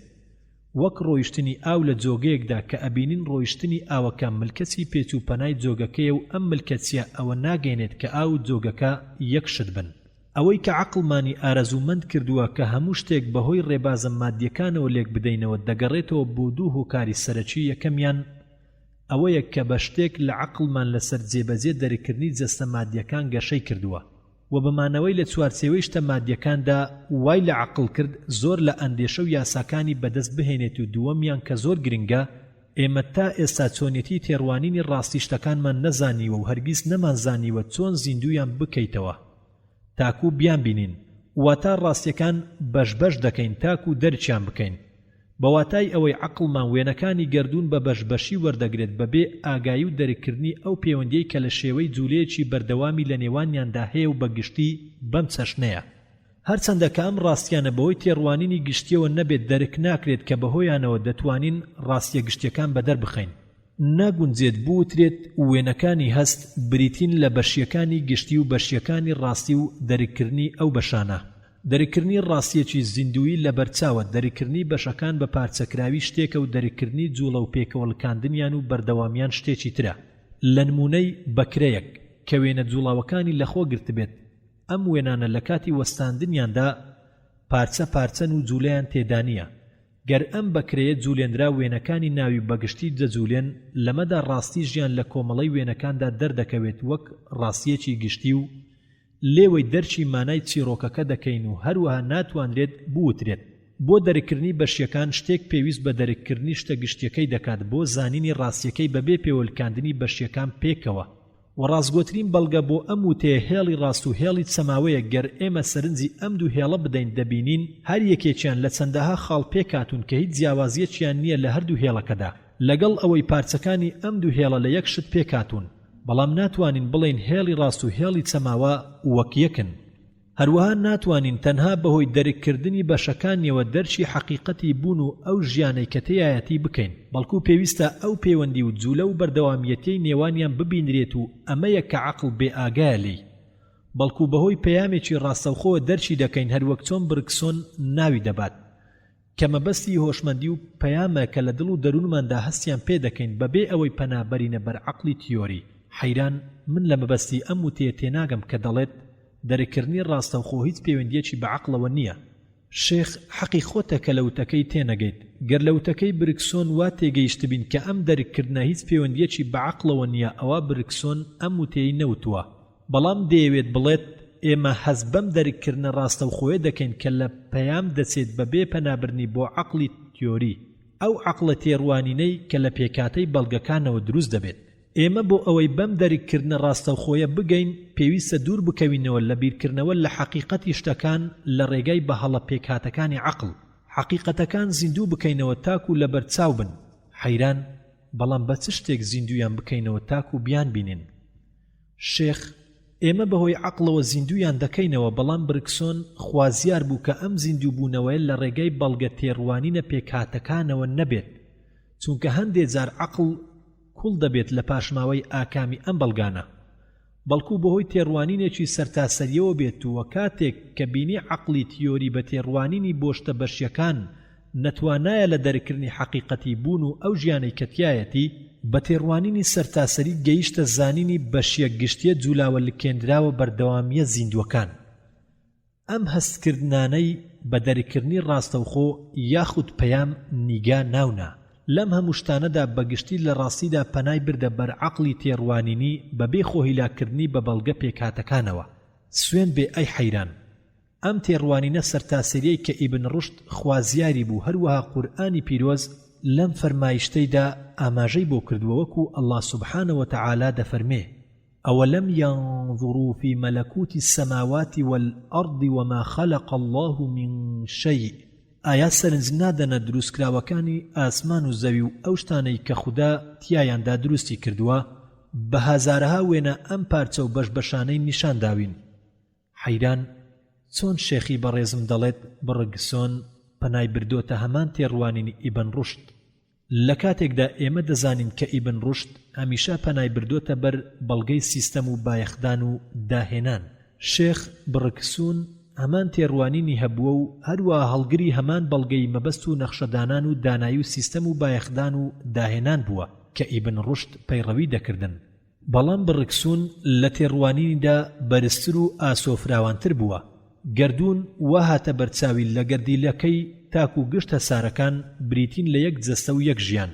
پێکەوەلکاندنی بەشیەکان بەگشتی و بەردەوامی و هاوکاری و پەنابردنیان بۆ یەکتری و پەیوەندی نێوانیان تێیدا بەدەردەکەوێت. ئەمانە هەمویان بەگشتی پەیام و دەرککردنی ڕاستەوخۆ لە سەربوونی خودای دروستکەر و گەورە و کاربەجێ لە دڵ و دەروونماندا دروست دەکەن. حەیران دەبینم شێخی بەڕێزم پلەپایە زیاتر دەدات بە بڕکسۆن وەک لە ئیبن ڕوشد. شێخ پلەپایی زیاتر نادەم بە بڕکسۆن چونکە هەردووچیان لە گەورەترین فەیلسوفە باوەڕدارەکانن بەبوونی خودا و هەردووچیان چاکەیان بەسەرمەوە هەیە بۆ دەرکردنی هەندێک لە نهێنی و شاراوەکانی قورئانی پیرۆز. بێگومان لە دوای چاکەی شێخی بەڕێزم شێخ جسر خوا لێی خۆش بێت. حەیران چۆن ئەمە دەبێت؟ شێخ یەکەم کەس کە ڕێنمایی تێگەیشتنی قورئانی پیرۆزی کردم لەسەر ڕۆشنایی زانست و فەلسەفە شێخ جسر بوو. لە پاشدا هەندێک لە نهێنیەکانی ئەم ڕێنمایی ڕاستەقینەیم بۆ بەدەرکەوت. لە کاتی خوێندنەوەکانم بۆ نووسینەکانی ئیبن ڕوشد و ڕێبازی بەڵگەخوازیەکانی بۆ بوونی خودا بەهۆی بەڵگەی بایەخدان و داهێنانەوە بەڵام دەرککردنم بۆ ئاەتە قورئانیەکان بەسەر زارەچی مایەوە و تێگەیشتنم زیاتر بۆ ڕواڵەتی ئاەتە بێپێچ و پەناو ئاشکراکان بوو و نەچوو بوومە ناخ و قوڵایی ئەو هێمەیانەی کە نهێنیان لەخۆ گرتووە. کاتێک نووسینەکانی برکسونم خوێندەوە لەوتەکانیدا سیستەمی دوانەییم لە ڕوەک و ئاژەڵدا بۆ ڕوون بۆ بەمە ڕووناچێک لە فکرەکانمدا سەری کێشا بۆ تێگەیشتنی نهێنیەکانی قورئان کە لەوە و پێش بێ ئاگا بووم لێ و ڕوەکانی دانایی لە دووبارەبوونەوەی وشەی دوانە لە قورئاندا بۆم بەدەرکەوت و سەیر بوو بەلامەوە ئەم دووبارەبوونەوەیە وا بە خەیاڵم دەهات کە ئەمە تەنها منەتێک بێت خودا بەسەر بەندەکانیدا دەیکات و ڕوەکانی ئەم منەتیەی خودام لە دروستکردنی هۆکارەکانی مانەوەی ژیان لە سەرگۆی ئەم زەویە نەدەزانی کە ویستێکی خودا بوو. بەڵام کاتی خوێندنەوەی بەڵگەخوازیەکانی بڕکسۆن لە سەربوونی مەبەست و نەخشەکێشان بۆ دروستکردن بەهۆی سیستەمی دوانەیی سەرتاسەریەوە دەرکم کرد هەموو ئەو ئاەتانەی کە لەسەربوون و توانا و کاربەجێیی خوددا لە قورئاندا ئاماژەی بۆ کراوە مەبەستی خوددا زۆر گەورەترە لە منەتکردن بەسەر بەندەکانیدا کە هەمووی بەگشتی ئاگاداری و هۆشمەندیە کە ئەو دروستکراوانە لە خۆیان گرتووە لە بەڵگەکانی مەبەست و داهێنان و دانایی کاتێک پەیڕەوی ئەم بنەمایانەم کرد بۆ تێگەیشتنی ئاەتەکانی قورئان لەسەر ڕۆشنایی زانستی نوێ دەرچی نهێنی موعجیزەکانی قورئانم کرد کە لەوە و پێش دەرکم نەکردبوون و لە کاتی خۆیدا بۆت باس دەکەم ئەی حەیران برکسۆن سەبارەت بە سیستەمی دوانایی چی دەڵێت شێخ برکسۆن کاتێک وەڵامی هەڵگرانی ڕێبازە مادیەکانی دایەوە کە دەیانوت دروستکراوەکان لە ڕێگای ڕێکەوت و هەڵبژارنەکانی سروشتەوە دروست بوون گاڵتەی پێیان داهات و بەڵگەی لەسەر پوچەڵی ڕێبازەکەیان هێنایەوە هاتە سەرباسی سیستەمی دوانە کە ئەمە کورتکراوەکەیەتی چۆن عەقڵمان باوەڕ بهێنێت کە هەستی بینین بۆ گشت ئاژەڵەکان لە ڕێگای ڕێکەوت و گەشە و هەڵبژارنەکانی سروشتەوە بووە محاڵە پەیدابوونی چاو بەم هەموو پێکاتە سەیر و نامە و ئاڵۆزەوە ڕاستەوخۆ و دروستکراوەی ماددە بێت هەر لە سەرەتاوە لەم وێنە تەواوەیدا بوو بێت گەر باوەڕ بە ڕێبازی گەشە پێکردنیش بهێنین و لەگەڵ ئەمانەدا بڵێن کە دەڵێن هەستی بینین لە لای گشت ئاژەڵان پێکاتووە و گەیشتۆتە ئەم پلە تەواوە لە دوای چەند زنجیرە گەشەکردنێکی لێکەوتەی بەهۆی یاسا هەڵبژارنەکانی سروشتەوە هەروەها کاریگەری ئەو ژینگە و بارودۆخەی کە ئەو ئاژەڵەی تێدا ژیاوە ئایا دەتوانین بە عەقڵێکی ساغەوە باوەڕ بهێنین کە هەستی بینین لە لای مرۆڤ بە هەمان بارودۆخ و خوڵ و گەشەدا تێپەڕ بووە کە هەستی بینینی ئاژەڵان پێیدا تێپەڕ بووە هەڵبژاردنی سروشتی لەسەر ڕێکەوت بەندە چونکە باوەڕداران بەم وتەیە لایەن وایە کە زیندوو دەکەوێتە ژێر کاریگەری جۆرا و جۆرەوە بەڵام ئەو کاریگەریەی زیندوویەک ڕێدەکەوێت مەرج نییە بۆ هەموو زیندوویەک ڕێ بکەوێت بەڵکو پێویستە جیاوازی لە هۆکارە کاریگەرەکاندا هەبێت لەمەوە بۆمان بەدەر دەکەوێت کە پێویستە لە ئاکامدا جیاوازی لە دروستبوونی هەستی بینیندا هەبێت لەبەر ئەوە چۆن عەقڵمان باوەڕ بهێنێت کە بەهۆی ڕێکەوتەوە پێکاتن گەشە بۆ هەستی بینین بکرێت و لە هەموو ئاژەڵێکدا یەک وێنەی هەبێت ئالێرەدا برکسۆن دەچێتە سەر سیستەمی دوانە بەمەش گاڵتە پێکردنەکانی بۆ مادیەکان زیاد دەکات کاتێک کە دەڵێت گەر باوەڕمان بەم مناقەشە جیریە هێنا وتمان گەر ئەم ڕێکەوتە سەیر و سەمەرەیە شیاو بێت لە دروستبوونی یەک هەستی بینین بۆ گشت ئاژەڵ و گەر ئاسانمان کرد لای خۆمان و وتمان باوەڕ بهێنین کە گشت ئاژەڵان یەک جۆرن و یەک هەستی بینینیان هەیە کەواتە بیرروڕامان چۆن دەبێت بەرامبەر ڕووەک کە ئەمیش زۆرێکی ترە کە ڕێگایەکی گرتۆتە بەر جیاوازە لە ڕێگای ئاژەڵان گەر ئێمە بینیمانن لە شێوازێک لە شێوازەکانی ژیاندا ڕێکەوتون ئێمە دەبینین ڕوەک و ئاژەڵ هەردووچیان پەیڕەوی شێوازێک دەکەن لە کردداری زاوزێدا بەڵام چۆن ئاژەڵ لە نێوەند یەکتردا ڕێکەوتون کە نێرە و مێ بخەنەوە بە هەمان شێوە ڕوەکەکان لە نێوەند یەکتردا ڕێکەون بە ڕێکەوت نێرومێ بخەنەوە نەخێر مەحاڵە ئەم بنەما لاوازە کە بە هەڵبژارنی سروشتی ناوی دەبین ببێتە بنەمایەک بۆ ئەم ڕێکەوتنە پێویستە لە هەموو بەشەکانی بووندا هەرچەند جیاوازیان هەبێت لە جۆر و ڕەگەزدا هێزێکی هاوشێوەیان هەبێت کە ئەویش ژیانە و هەر ئەم ژیانەیە کە داهێنان و گۆڕان و جوانکاری دەهێنێتە کایەوە گەشەکردن بەهۆی توانای ئەم ژیانەوە دەکرێت نەک بەهۆی کاریگەرە دەرەچیەکانەوە دروستکەری ئەم ژیانەش خودای بەخشندەیە حەیران بەڕاستی برکسون یەکێکە لە گەورە فەیلسوفە باوەڕدارەکان بەخودا هەر وەک شێخی بەڕێزم دەفەرمێت تەنها عەقڵی کردوتە ڕێبازێک بۆ بیرکردنەوە تاکو بەهۆیەوە بگاتە ئەو هەستە ویژدانیەی کە خۆی بە دەریکردنی ڕاستەوخۆ ناوی دەبات و ئەمە ئاکامی دەریکردنێکی ڕاستەوخۆ نییە بەڵکو ئاکامی بیرکردنەوەیەکی قوڵی ناخی برکسۆن خۆیەتی وەکانتیش بە هەمان شێوە بیرکردنەوەی هەبوو کە بە بەڵگەکانی ئەخلاق ناوی دەبرد و هەمومان بەگشتی حەز بەم باوەڕە ویژدانیە دەکەین بەبێ زانینی هۆکارەکەی شێخ و منیش هەمان هەستی ویژدانیم هەیە بەڵام بە بەڵگەی پشگیرکەر ناوی دەبم چونکە بەڵگەیەکی پتەونیە تاکو باوڕەکانمانی لەسەردا بمەزرێنین چونکە تۆ وێنەی گەنجانی وەک تۆ نوشستی بە باوەڕتان دەهێنێت لە مناقەشە گیریدا بەڵام بەڵگە عەقڵیە بڕەڕە بێگومانەکان هیچ ڕێگایەک نییە بۆ ڕاماڵین و لاوازی و پوچەڵکردنەوەیان هەرچەندە دووچاری نەتوانایی بینەوە لە پێکهاتنی ئەم بەڵگانەدا بە تایبەتی لە بەڵگەکانی مەبەست و نەخشەکێشان و سیستەمدا هەروەک چۆن برکسۆن ئاماژەی بۆ دەکات حەیران بەڵگە پشگیریکەرەکانی ترسین ئەی شێخی بەڕێزم شێخ زۆرن لە هەر هەمویان زیاتریش موعجیزەی پێغەمبەرانە حەیران ئایا شێخ موعجیزەکان بە بەڵگە پشگیریکەرەکە دادەنێت و بە بەڵگە عەقڵیە بڕەڕەکانی دانانێت شێخ معجیزەکان هەرچەندە بەڵگەی پتەویان لە خۆگرتووە بەڵام لادانە لە سیستەم و لە بەڵگە عەقڵیە تێڕوانینی پوختەکان پتەوترنین کە بە بڕیاری پێویستی باوەڕ بۆ بوونی خوددا کۆتاییان دێت. بەڵام مرۆڤ بە تێکڕایی لە دێر زەمانەوە نەتوانا بووە بەهۆی تێڕوانینی عەقڵی پوختەوە بەڵگەخوازی بەکار بهێنێت. وەژیری و دانایی وای پێویست دەکرد لە کاتی بانگێشکردن بۆ باوەڕهێنان بە بوونی خوددا لەگەڵ خەڵکدا بە بەڵگەی معجیزە بدوێن کە ئەمەش لادانە لە یاساکانی گەردوون و ئەم معجیزەیە لەسەر دەستی پێغەمبەرانە کە مرۆڤێکن لە خۆیان و معجیزەکان لادانێکە و ئاماژەی بوونی خوددا دەکات چونکە لە سەرووی توانای مرۆڤەوەیە. بەڵام کاتێک مرۆڤایەتی گەشەی کرد لە پلەکانی بیرکردنەوەی عەقڵدا و ئامادە بوو بۆ هێنانەوەی بەڵگە خوازیەکان لە ڕێگای تێڕوانینی عەقڵی پوختەوە، پێشکەوتنی زانستیش بووە هۆی چوونە ناخی نهێنیە شاراوەکانی سیستەمەکانی سروش بە جۆرێک لەگەڵ کارە معجیزەکاندا تێکەڵی کرد تا گەیشتە ڕادەیەک کە نەیان دەتوانی کارە معجیزەکان لە داهێنانەکانی زانست جیا بکەنەوە. بەڵام حکمت و کاربەجێی خوددا وا پێویستی کرد کە باوەڕهێنان بە بوونی خوددا لە ڕێگای بەڵگەخوازیە عەقڵیە پوختەکانەوە باشتر بێت وەک لە بەڵگەخوازیەکانی معجیزە. پەیامی قورئانی پیرۆزیش هەمان بەڵگەخوازی عەقڵیە بڕەرە پوختەکانی گرتۆ دەپەروە زیاتر لە بەڵگەخوازیەکانی معجیزە پەیڕەوی کردووە و لە کاتی خۆشیدا بۆتی باز دەکەم. خوێنەری بەڕێز ئەم تڕاکە بە کۆتا هات لە نێوان دارون و جسردا لاپەڕا 243 لە کاتی دیاریکراودا چوومە لای شێخ دەبینم چاوەکانی پاشماوەی فرمێسکی پێوە دیارە. کاتێک هۆکەیم پرسی وتی هیچ هۆیەک نییە ئەی حەیران، تەنها ئەوە نەبێت کاتێک چاوم خشام بە کتێبەکەی شێخ جسردا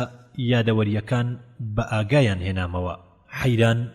پەیوەندی چییە لە نێوان کتێبی شێخ جسر و یادەوەریەکاندا؟ شێخ ئەو یادەوەریانە کۆن و هی سەردەمی لاوین ئەی حەیران. حەیران کەواتە ئەم شەو شێخی گەورەم باسی شێخ جسرم بۆ دەکات کە دەمێکە تامەزرۆی باسی ئەم بلیمەتە دەکەم کە شێخی بەڕێزم زۆر جار ناوی دەبات. شێخ ئێستا باسی شێخ جسرت بۆ ناکەم بەڵکو باسی یەکێکی ترت بۆ دەکەم کە تۆ زیاتر تامەزرۆی گوێبیستی دەکەیت. حەیران ئەو کەسە چێیە؟ ئەی شێخ. شێخ ئەو بلیمەتە دارونە کە خاوەنی تێڕوانینی پەیدابوون و گەشەکردنە. حەیران پێویستیە باسکردنی پێش شێخ جسر بکەوێت.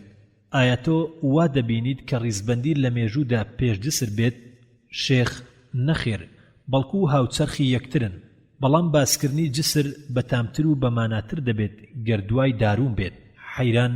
من زۆر پەرۆشی گوێبیستی باسی ئەم فەیلسوفە گەورەیەم کە ماوەیەکی زۆرە فەلسەفەکانی عەقڵی ئێمەی لاوانی جیرۆدە کردووە و بەرەو کەناری بێباوەڕی بە خوددا دەمانبات. شێخ دارون نە فەیلسوفە و نە فەلسەفەی هەیە وەک ئەوەی کە تۆ تێگەیشتوویت، بەڵکو زانایەکی سروشتی گەورە و پاڵپێوەنەرێکی بەتوانا و چاونەترس بوو لە پێشخستنی ڕێبازی گۆڕان. کاتێک لە ساڵی 1859 میلادیدا کتێبی بنەمای جۆرەکان لە ڕێگەی هەڵبژاردننی سروشتیەوە بڵاو کردەوە کە بەهۆیەوە دارون بوو بە خاوەنی ڕێبازێکی تایبەتمەند لە گۆڕان و پەیدابوون و گەشەکردندا بە ڕێبازی دارونی ناوبرا. بەڵام ئەو فەیلسوفەی کە ڕێبازی گۆڕان و پەیدابوون و گەشەکردنی کردە بنەمایەک بۆ دانانی فەلسەفە تایبەتمەندیە گشتیەکان هێربەرت سبەنسەر بوو کە خاوەنی ڕێبازی گەشەکردنە. بەڵام سەبارەت بەم وتەیەت کە دەڵێیت بیرروڕاکانی دارون و کەسانێکی تر ئێوەی لە سەرڕۆخی بێباوەڕی بە خوددا ڕاگرتووە، من شارەزای نهێنیەکانی ئەو بیر و باوەڕەم. ئارەزومەندانی فەلسەفا لە نێوان گەنجانی ئەم سەردەمەدا کە چاویان بە زانست و زانیاری کردوتەوە زیاتر هۆگری بیرروڕان نوێکانی کتێبەکەی دارونن وەک لەوەی هۆگری فەلسەفە بن کە بەناحەق لەلایەن زاناکان و ڕێبازی لاهوتەوە لە ئەوروپا و ئەمریکا دنیایان شلەقاندووە و بۆت دەردەکەوێت کە ئەم هەموو هێرشە توند و تیژانە لە ئەنجامی تێنەگەیشتنی بیرروڕاکانی دارونەوەیە. هەندێکیان وایان دەزانی کە بیرۆکەکانی دارون دژایەتی لەگەڵ باوەڕ بەبوونی خوددا دەکات و بۆت ئاشکرا دەبێت کە نەبیر و ڕاکانی دارون لە کتێبی بنەمای جۆرەکان و پەیدابوون و گەشەکردندا و نەفەلسەفەی گەشەپێدانی سبەنسەر هیچیان ئینکاری بوونی خوددا ناکەن کە دروستکەری مادە و توخمەکان و یاساکانی گۆڕان و گەشەپێدانە. لەبەر ئەوە هەوڵ ئەدەم بەپێی توانە کورتەباسێکت لەسەر ئاستی ڕێبازی دارون بۆ بەدەر بخەم. حەیران هەموو لە شم گوێیە بەڕێزم. شێخ پاشماوەی زیندەوەرە بە بەردبووەکان کە لە ژێر چینەکانی زەویدا دۆزراونەتەوە وا دەچەسپێنن کە مرۆڤ لێکەوتەیە حادثە لەسەر ڕووی زەوی پاش ئەوەی کە نەبووە کە ئەمەیش بوونی چەندەها ئاژەڵ و ڕوەچی لە ناوچوو دەسەلمێن و زاناکان ئەم لە ناوچوونەیان وا لە قەڵەمداوە کە لە ئەنجامی ئافات و گێژا و بوومەلەرزە و چەندەها کارەساتی تر بێت کە دووچاری زەوی دەبنەوە. هەروەها وتویانە لە ئەنجامی لە ناوچوونی ئەم زیندەوەرانە ژیانێکی نوێیتر پەیدا بووە و ئەم ژیانە نوێش دووچاری لە ناوچوون دەبێت جارێکی تر کە ئەمیش دووبارە ژیانێکی تری نوێ دەخاتەوە کە ئەمەش بە ڕێبازی یەک بە دواییەکی دروستکردندا ناو دەبرێت بە تەعاقوب الخەڵق کە زۆر لە زانایان باوەڕیان پێهێنایەوە. لەوانەش زانای فەڕەنسی کوفیە و زانای سویسری ئاکاسیز بەڵام هەندێک لە زانایانی زەویناسی باوەڕیان وانییە کە لە ناوچوونی سەردەمی ئینقراض الدوور لە کاریگەری ئافاتەکانەوە بێت و دەڵێن ئەم ئافاتانە بە شێوەیەکی گشتی ڕووی زەوی نەگرتوتەوە بەڵکو لە هەندێک شوێنی دیاریکراوی زەویدا ڕوودەدات و ئەم جیاوازیە لە بەرچاوی نێوان زیندەوەرە بە بەرووبوومەکان بە تێڕوانین پەیدابوونی هێدی ناوی دەبن و هەروەها وتیان ئەم پەیدابوونە هێدیە بە درێژایی چەرخ جۆرەها ژیانی دروست کردووە. ئاوا بەم چەشنە زاناکان لە لێکدانەوەی دروستبوونی زیندەوەراندا بوونەتە دوو بەشەوە. تاقمێ دەڵێن دروستکەری مەزن هەر لە سەرەتاوە ئەم زیندەوەرانەی دروست کردووە و پاش هەموو لە ناوچوونێک زیندەوەری نوێ و جۆری سربەخۆ دروست دەکاتەوە. هەندێکی تریان دەڵێن پەیدابوونی زیندەوەران بەهۆی کاریگەری سروشتیەوەیە کە بە شێوەیەکی هێدی پەیدا دەبێت لەسەر بیرۆکەی پەیدابوونی هێدی دەبێتە هۆی گۆڕانی جۆرێک و پەیدابوونی جۆرێکی تر و جۆرەکانی زیندەوەرە سربەخۆ و تایبەتمەند نین لە دروستکردن و پەیدابوونیاندا بەڵکو هەندێکیان لێکەوتەی هەندێکی تریانن بە پێی بیرۆکەی گۆڕان و گەشەکردنی هێدی کە لە ئەنجامی چەند هۆکارێک ڕوودەدەن. یەکێ لەوانە ئەلیف بەکارهێنانی ئەندامێک یان پشتگوێ خستنی ئەو ئەندامەیە، بێ جۆری گوزەران و ژیان، جیم کاریگەری بۆ ماوەیی، دال پێداویستیەکانی تری ژیان. بۆ نمونە سفتی جەستەی مار و نەمانی دەستەکانی لە ئاکامی هاموشۆیەکی دوور و درێژی ناوکون و قلیشە تەسک و تروسکەکانەوەیە و هەروەها باڵندە ئاویەکان ئەو شێوازەی قاچیان وەرنەدەگرت گەر پێویستیان بەمەلە نەبوایە. لەقلەقیش بەو شێوەیە ملی درێژ نەدەبوو گەر خواردنەکانی لە قوڵاییدا نەبوایە.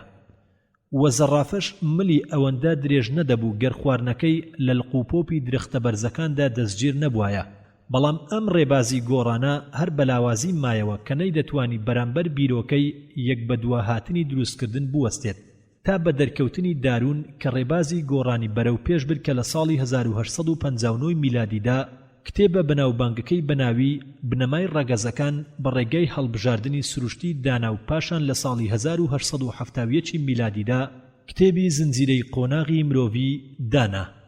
حەیران ڕێبازی دارون چییە؟ شێخ کورتەی ڕێبازی دارون لە پەیدابوون و گەشەکردندا زیندەوەران ملکەتی چوار یاسان: یاسای ململانێ بۆمانەوە، یاسای جیاوازی نێوان تاکەکان و هەروەها یاسای جیاوازی بەهۆی بۆ ماوەیی و یاسای هەڵبژاردننی سروشتی بۆ تاکە زیندەوەرێکی چاڵاک کە هەموو سیفاتێکی بەرزی لەخۆ گرت بێت بە پێی تاکەکانی تر بە کاریگەری سێ یاساکەی پێشوو دەبێت. یاسای ململانێ بۆمانەوە بەواتای ئەوەی کە زیندەوەران لە ململانەیەکی هەمیشەییدان لەگەڵ سروشدا و لە نێوەند خۆیاندا و سەرکەوتن بۆ ئەو تاکە دەبێت کە سیفاتەکانی سەرکەوتی و مانەوەی تێدا بێت. سەبارەت بە ئاژەڵ و ڕووەک ئەم سیفەتانە زۆر و جۆرا و جۆرن. لەوانەیە ئەو سیفەتانەی کە سەرکەوتن و مانەوە دەبەخشن سیفەتی توانا و ئازایی و گەورەی یا بچووکی جەستە و یاخود سیفاتی جوانی و ژیری و خێرایی و هەروەها سیفەتی فێڵبازی بۆ دوورخستنەوەی شەڕ و بەدەستهێنانی خۆراک یاخود ئارامی لەسەر برسێتی و توێنیەتی و کاریگەرە دەرەجیەکان هەتا دوایی تێدا بێت. گەرهات و ئەو تاکانەی ئەو سیفەتانەیان لەخۆ گرتووە سەرکەوتنیان بەدەستهێنا و بەپێچەوانەوە ئەو تاکانەی کە سیفاتی سەرکەوتنیان تێدانیا ئەو کاتەمانەوە بۆ ئەو تاکانە دەبێت کە شیاوی ژیان و لە ناوچوون بۆ ئەو تاکانە دەبێت کە ناشێن بۆ ژیان و ئەمە واتای ململانەی مانەوەیە. بەڵام یاسای جیاوازی نێوان تاکەکان بەواتای ئەوەی هەموو جەستە زیندوەکان هەر لە بنەڕەتدا لە هەندێک سیفاتدا جیاوازیان لەخۆ گرتووە. هەر لەبەر ئەوەیە لێکچوونی تەواو بەدی ناکرێت لە نێوان دایک و باوک و منداڵەکانیان و نە لە نێوان بنەڕەت و بەشەکانیدا تەنانەت ڕوەکیش وا ئەندێشەی دەکەین کە لە یەکچوونێکی تەواو لە نێوان بەشەکانیدا هەبێت. بەڵام لە ڕاستیدا گەڵایەک بەدی ناکەین لە گەڵایەکی تری هەمان ڕوەک بچێت. بەڵام لەبەر کەمی ئەم جیاوازیە و نەچوونە ناو ناوەڕۆکەوە لەبەر ئەوە ئەو جیاوازیانە نادیار دەبن بۆ ئەوانەی کە توێژینەوەی لەسەر ناکەن. بەڵام بە درێژایی ڕۆژگار و چرخ ئەم جیاوازیانە بە دەردەکەون و جۆرێکی تری نوێ پێک دەهێنن. یاسای بۆ ماوە تەواوکەری یاسای جیاوازیەکانە. ئەو جیاوازیانەی کە لەمە و پێش باس کران بەهۆی بۆ ماوە لە بنەڕەتەکانەوە دەگوێزرێتەوە بۆ لق و پۆپەکان کە لە سەرەتاوە کەم و ڕووکەشی دەبن و لە پاشماوەیەکی زۆر دەبنە بنەڕەت و جۆری تری نوێیان لێ دەبێتەوە. هەموو ئەم ڕێبازانە لە ئاکامدا بە یاسای هەڵبژاردننی سروشتیەوە بەندن، بە کورتی یەکسان یاسای بۆ ماوە. هەروەک چۆن جیاوازیەکان دەگوێزرێنەوە هەروەها هەموو ئەو سیفەتانەی کە بنەڕەت لە خۆی گرتووە دەیانگوێزێتەوە بۆ بەشەکانی تری. جا ئەم سیفەتانە مادی بن یا معنەوی بەدەست هاتوو، ئەم سیفەتانەش یا سودمەندن وەک تواناوهێز، تەندروستی و ژیری و هەندێکیان زیان بەخشن وەک نەخۆشی و کەم ئەندامی و نەوازە شوذوذ. بەڵام زیان بەخشەکان دوو ڕێگا دەگرنەبەر، یان لە ناو دەچن بە زاڵبوونی سوودبەخشەکان بەسەریاندا یان سەرکەوتن بەدەست دەهێنن کە ئەمەش دەبێتە هۆی لە ناوچوونی خودی خاوانەکەی یان نەژادەکەی. سودمەندەکان وا لە خاوانەکانیان دەکەن کە لە شەڕی ململانەی مانەوەدا سەرکەوتوو بن. بەشەکانی تری ئەم سیفەتە سودمەندە وەچە لە دوای وەچە وەردەگرن. لە دوای تێپەڕبوونی هەزارەهانەوە جیاوازیەکان دەکەنە پلەیەکەوە لە تاکە جیاوازەکە دەکەن ببێتە جۆرێکی نوێی تر. ئەمەیە یاسای هەڵبژاردننی سروشتی کە دارون بە هۆکارێکی دادەنێت بۆ پەیدابوونی جۆرە زیندووە بینراوەکانی سەرزەوی. حەیران ئەی نەیارانی دارون چۆن ڕەدی ئەویان داوەتەوە؟ شێخ نەیارانی دارون زۆرن، لەوانە ئەو زانایانن کە بە هیچ جۆرێک لە بواری ئاینیدا مناقەشەی بیرۆکەکانی دارونیان نەکردووە، بەڵکو لە بواری زانستی ڕوودا ڕەخنەیان لێگرتووە و هەروەها زانایانی ئاینیش بە ناوی ئاینەوە هێرشێکی کوێرانەیان کردوتە سەری. نمونە بۆ بەرپەرزانەوەی زانستی زۆرن گرنگترینیان زیندەوەرە دەریایە سەرەتاییەکان کە هەر لە سەرەتاوە لە ئەزەلەوە هەتا ئەمڕۆ لە شێوەی خۆیاندا ماونەتەوە و بە هیچ چەشنێک یاسای گەشەکردن کاریگەری نەبووە لە سەریان. کۆمەڵەی زیندەوەرە گەورەکان بە پلەی نزم و بە پلەی بەرزیانەوە لە چینەکانی ژێرزەویدا وەک یەک ماوە. دەیگەر یاسای گەشەکردن ڕاست بوایە وا پێویستی دەکرد زیندەوەرە گەورەکان کە کۆمەڵەی خاوەن بربڕەکان سربەوانە لە هەموو چینەکانی زەویدا نەبوایە، بەڵکو بەس لە چینی سەرەوەدا ببوایە و کۆمەڵە پلە نزمەکانیش بەس لە چینی ژێرەوەدا ببوونایە. ئێستا دەبینین کە زۆر لە ڕەگەز و کۆمەڵە جیاجیەکان لە سەردەمەکانی پێشووی کۆندا جەستەیان زۆر تەواو دروستتر بووە وەک لە ئەمڕۆدا. هەروەها لە چینەکانی زەویدا دەبینین زیندەوەرە نزم و ناتەواوەکان لە سەر و زیندەوەرە گەورە تەواوەکانەوە دێن. حەیران کەواتە دارون دەیەوێت بڵێت گشت زیندەوەران لە یەک ڕەگەز پەیدا بوون بەهۆی خۆیەتی و سروشتەوە لێکەوتەیان لێ دەبێتەوە، نەک بە دروستکردنی خوددا. شێخ ئەمە یەکێکە لەوتە ناڕەوایانەی کە دژی دارون بڵاوی دەکەنەوە و ئەوە ڕاست بێت کە گومانی تێدا نەبێت دارون باوەڕی بەبوونی خوددا هەبووە و دەربارەی بنەمای ڕەگەزەکان ئەسڵ الئەنواع وا دەردەکەوێت دارون گومانی بووبێت لە دانانی سنوورێک بۆ بیرۆکەکانی لەگەڵ ئەوەی کە مەیلی وابووە هەموو جۆرەکانی زیندەوەر بگەڕێنێتەوە بۆ یەک ڕەگەز. ئاماژەی ئەوە دەکات کە زیندەوەرەکان بەگشتی دەگەڕێنەوە بۆ 4 یاخود 5 ڕەگەز لە چەرخێکی دێریندا بە دروستکردن دروستکراوە و هەر ڕەگەزێک لە سەرەتاوە لە جووتێکەوە کەوتۆتەوە و هیچ گومانی تێدا نییە کە دارون باوەڕی تەواوی بە خوددا دروستکەری ڕەگەزە جۆرا و جۆرەکانە، گەر یەک ڕەگەز بن یاخود زیاتر بێت، چونکە عەقڵی باوەڕی بەو وتانە نەدەهێنا کە دەڵێن ڕەگەزە جۆرا و جۆرەکان لە خودی خۆیان و سروشدا پەیدا بوون و زیاد دەبن. حەیران کەواتە چۆن هەتا ئێستا ئەوەی ئێمە بیستومانە لە دارون و هەوادارانی شتێترە؟ شێخ بەڵێ، کۆمەڵێک لە هاوبیرانی دارون کە لەسەر ڕێبازی مادی بوون باوەڕیان بە وتەی دارون نەدەهێنا کە دەیوت ژیان لە سەرەتادا بەهۆی توانای خودداوە پەیدا بووە. تۆمەتی ئەوەیان دەخستە پاڵدارون کە لە دڵەوە ئینکاری بوونی خوددا دەکات و پێنان لە بوونی کردگار ڕواڵەتیە، تەنیا لە بەرخاتری دڵی پیاوانی ئاینیە لە گەردیلەیەکی بچووک پێکاتووە و هەندێکی تریان باوەڕیان وایە ژیان لە سەرەتاوە لە چەند بڕێکی زوڵاڵی زیندوی زۆر بچوو پێکاتووە کە بە هەمویان ناگەنە ئاستی تەنها شانەیە و لەویش سادەترن هەر لەبەر ئەوە بە مونیڕا ناوبرا کە بە یۆنانی یەکەی ساکار دەگرێتەوە بە عەرەبیش جەوهەی فەردی پێدەگوترێ و لایان وایە بنەمای ئەمانە بە شێوەیەکی گشتی خودکارە و لە خۆیەوە بە خودی خۆی لە مادەی بێجیان پەیدا بووە و بەرە گەشەی کردووە و بەناوبانگترین زانا کە باوەڕی بەم وتەیە بووە زانای بایۆلۆجی ئەرنیستی هەیکڵی ئەڵمانیە. حەیران ئەی هەیکڵ چی دەڵێت؟ شێخ هەیکڵ دەڵێت گردون بەگشتی لە مادە پێکدێت و مادەش لە گەردیلە پێکدێت و لەم مادەیە هەموو ئەو زیندووە بێجیانانە پەیدا بوون کە لە گەردووندا دەبینرێن و جوولەی گەردونیش لە جوولەیەکی گەشەیی هەمیشەییدایە بە ساکارترین گەردیلە دەست پێ دەکات و بە گەشەدارترین زیندەوەر کۆتایی دێت. ئەم زیندەوەرانە بە گیانلەبەر و بێجیانەوە هەموو بەگشتی پێکاتەی یەک ڕەگەزن. هیچ جیاوازیەک لە نێوان گیانلەبەر و بێجیاندا نییە چونکە ڕەگەزی مادە ئەندامیەکان لەو ڕەگەزانەیشدا هەن کە ئۆرگانیزی نین و دەتوانرێت بە ڕێگای تەکنیکی هەندێک لە پێکاتە ئۆرگانیزەکان ئامادە بکرێت. لەسەر ئەم بنەمایە هەیکڵ دەڵێت ساکارترین زۆری زیندەوەر لە مادەیەکی بێجیان لە خودی خۆیدا گەشە دەکات. حەیران چۆن ژیان لە بێجیان دەبێت؟ شێخ هەیکڵ وا مەزندەی دەکات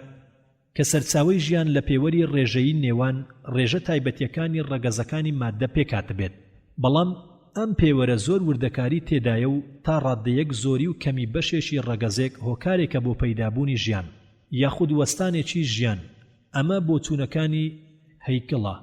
بەڵام خۆی و هاوڵەکانی تری لە مادیەکان نەتوانان لە دۆزینەوەی نهێنی چۆنیەتی پەیدابوونی یەکەم ژیانی سەرەتایی لە بێجیانەوە.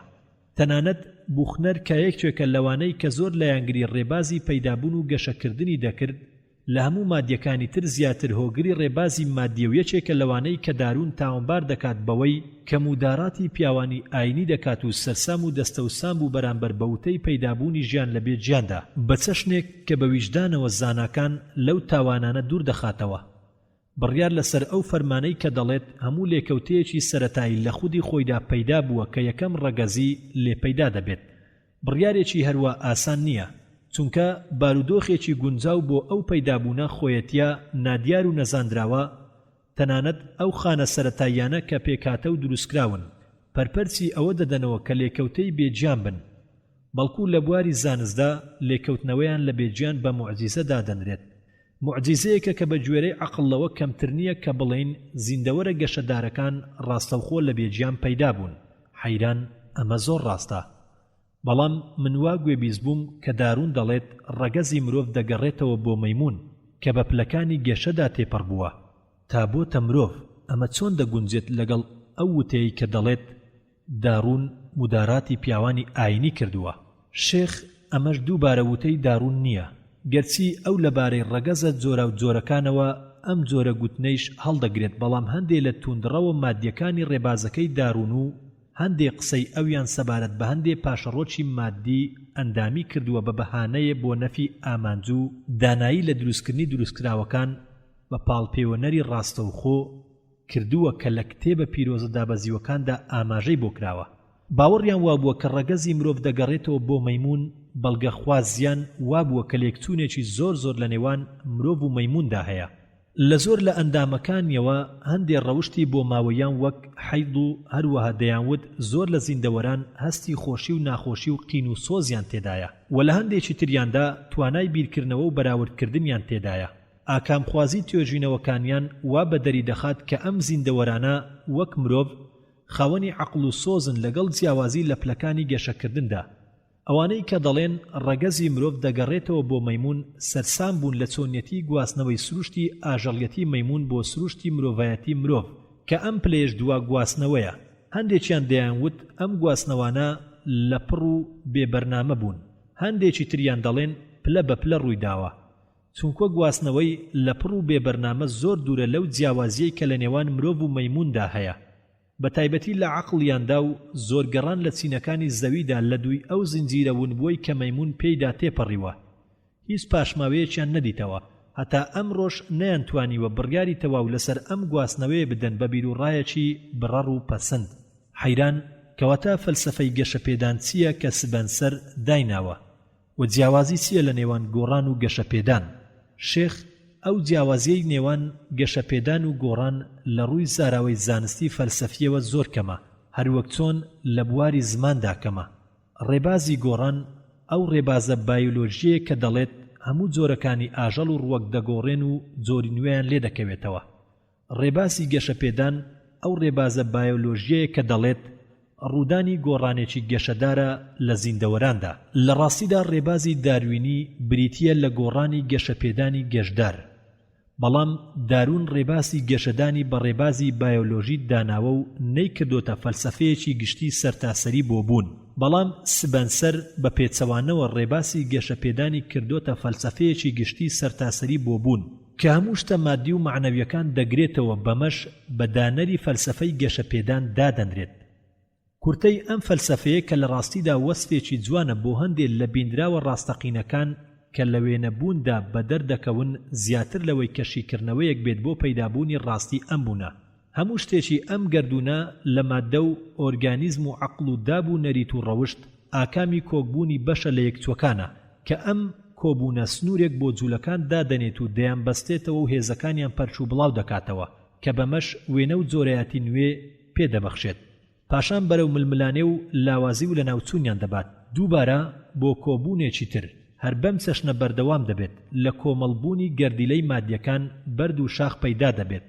لە کۆبوونەوەی تنۆکە ئاوەکان دەریاکان پێکدێت و لە کۆبوونی ئەندامان خێزان دروست دەبێت. لە خێزان تیرە پێکدێت و لە کۆکبوونی تیرە و هۆزەکان دەوڵەت پێکدێت. لە داب و نەریتەوە ڕەوشت و یاسا و ئاینەکان و لە ژمێرەی خواوەندەکانەوە گەیشتنە دۆزینەوەی خودای تاک و تەنها و لە کۆبوونی هەستەکانەوە فکرە و بەشەکانی زانیاری دروست بووە. لە بەشە زانیاریەکانەوە زانست پێکات و لە کۆبوونی زانستەکانەوە فەلسەفە پێکات. بەڵام گەشەپێدانی زیندەوەرەکان وەک دارون و کەسانی تر دەڵێن لەسەر بنەمای گونجاو و هاوچەشنی دەبێت لە نێوان زیندەوەرەکان و ئەو ژینگانەی کە تێیدا دەژین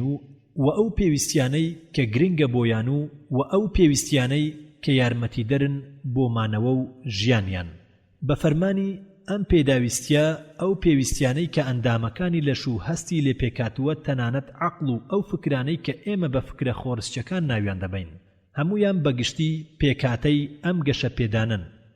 بەڵام ئارەزووە ڕەنگدانەوە کەڵەکە بۆکان و داب و نەریتە چەسپاوەکان لە یەکتریان زیاد دەکاتەوە و لە ئارەزووە خۆرسچەکانەوە عەقڵ پەیدا بووە. وێنە خۆرسچەکان و یاسای هۆکان و داڕشتەی چەرخ و شوێن بریتین لە شێوازەکانی فکرە خۆرسچەکان کە نەژاد بەدەستی هێناوە و بە درێژایی چەرخ چەسپاون و بوونەتە خۆرسچە چەسپاوەکان. حەیران لە یادمە نووسراوێکم لەسەر فەیلسوفی ئەڵمانی کە بە شبوون هەر ناو دەبرێت خوێندۆتەوە. بیرروڕای هەروەک ئەم بۆ چوونەیە کە دەڵێت ئەندامەکانی جەستەی زیندەوەر بە پێی پێویستیان بۆ ژیان و خۆراک و مانەوە دروست بوون. شێخ بەڵێ شوبنهەر ئەم پێداویستی و پێویستیانەی بە ویست داناوە و گەشەی بە مانای ویست داناوە هەتا کردوویەتی ڕاستیەک بۆ کۆتایی هەموو شتەکان و باوەڕی وابووە کە گەردوون بەگشتی بریتیە لە کۆمەڵێک ویست کە لە حاڵەتێکی بکەری بەردەوامدایە. ئەم ویستانش هێزێکی زیندوی بەتوانایە بۆ دروستکردنی هەموو شتێک و پێکاتن و ئاڕاستە و بەردەوامیان بە پێی پێویست و پێدراوە. ئێمە لە بەشە بەشیەکاندا تەنها ڕواڵەتی ئەم ویستە نەقشێنراوانە دەبینین. حەیران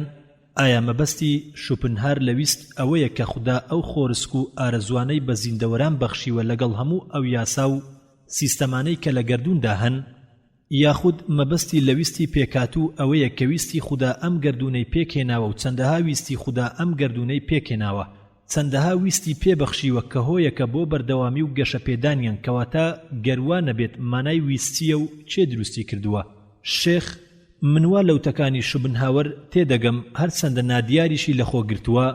دەیەوێت ئینکاری ڕێبازی مادی دینامیکی بکات، بڕیاری بوونی هێزێکی چاڵاک لە پشت مادەوە بدات کە ژیانە. بۆچوونی وابوو کە ئەم هێزە نە لە زیندەوەرەکانیشدا چاڵاکی خۆی دەکات هەر بۆیە بەویست ناوی دەبات. هەر چەشنێک بێت ئەی حەیران ئەم گۆڕان و گەشەپێدانە هیچ یاسایەکی بەسەردا ناچەسپێت. گەر بە ژیان یان بەویست ناوی ببرێت هیچ جۆرە باوەڕ ناسەلمێنێت کە دژی باوەڕ بە خودا بێ. حەیران ئەمە چۆن دەبێت؟ شێخ ئێستا لەوتەکانی شێخ جسر بە دوور و درێژی و ئاشکرا بۆت بەدەردەکەوێت. حەیران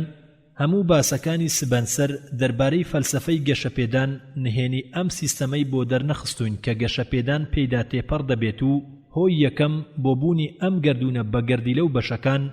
ڕەگەز و تایبەتمەندیەکانی بۆ بەدەرنەخستوین لەگەڵ ئەو یاسایانەی کە دەبێتە هۆی کۆکبوون و جیابوونەوە. شێخ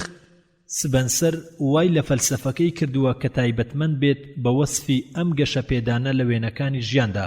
هەوڵی داوە کە هەموو وێنەکانی بوون بە گشتی بگرێتەوە، بەڵام ئەو ڕاستیەی کە لە پشتی دروستبوونی گەردون و هۆکەیدا هەیە سبەنسەر دەڵێت عەقڵ نەتوانایە لە چوونە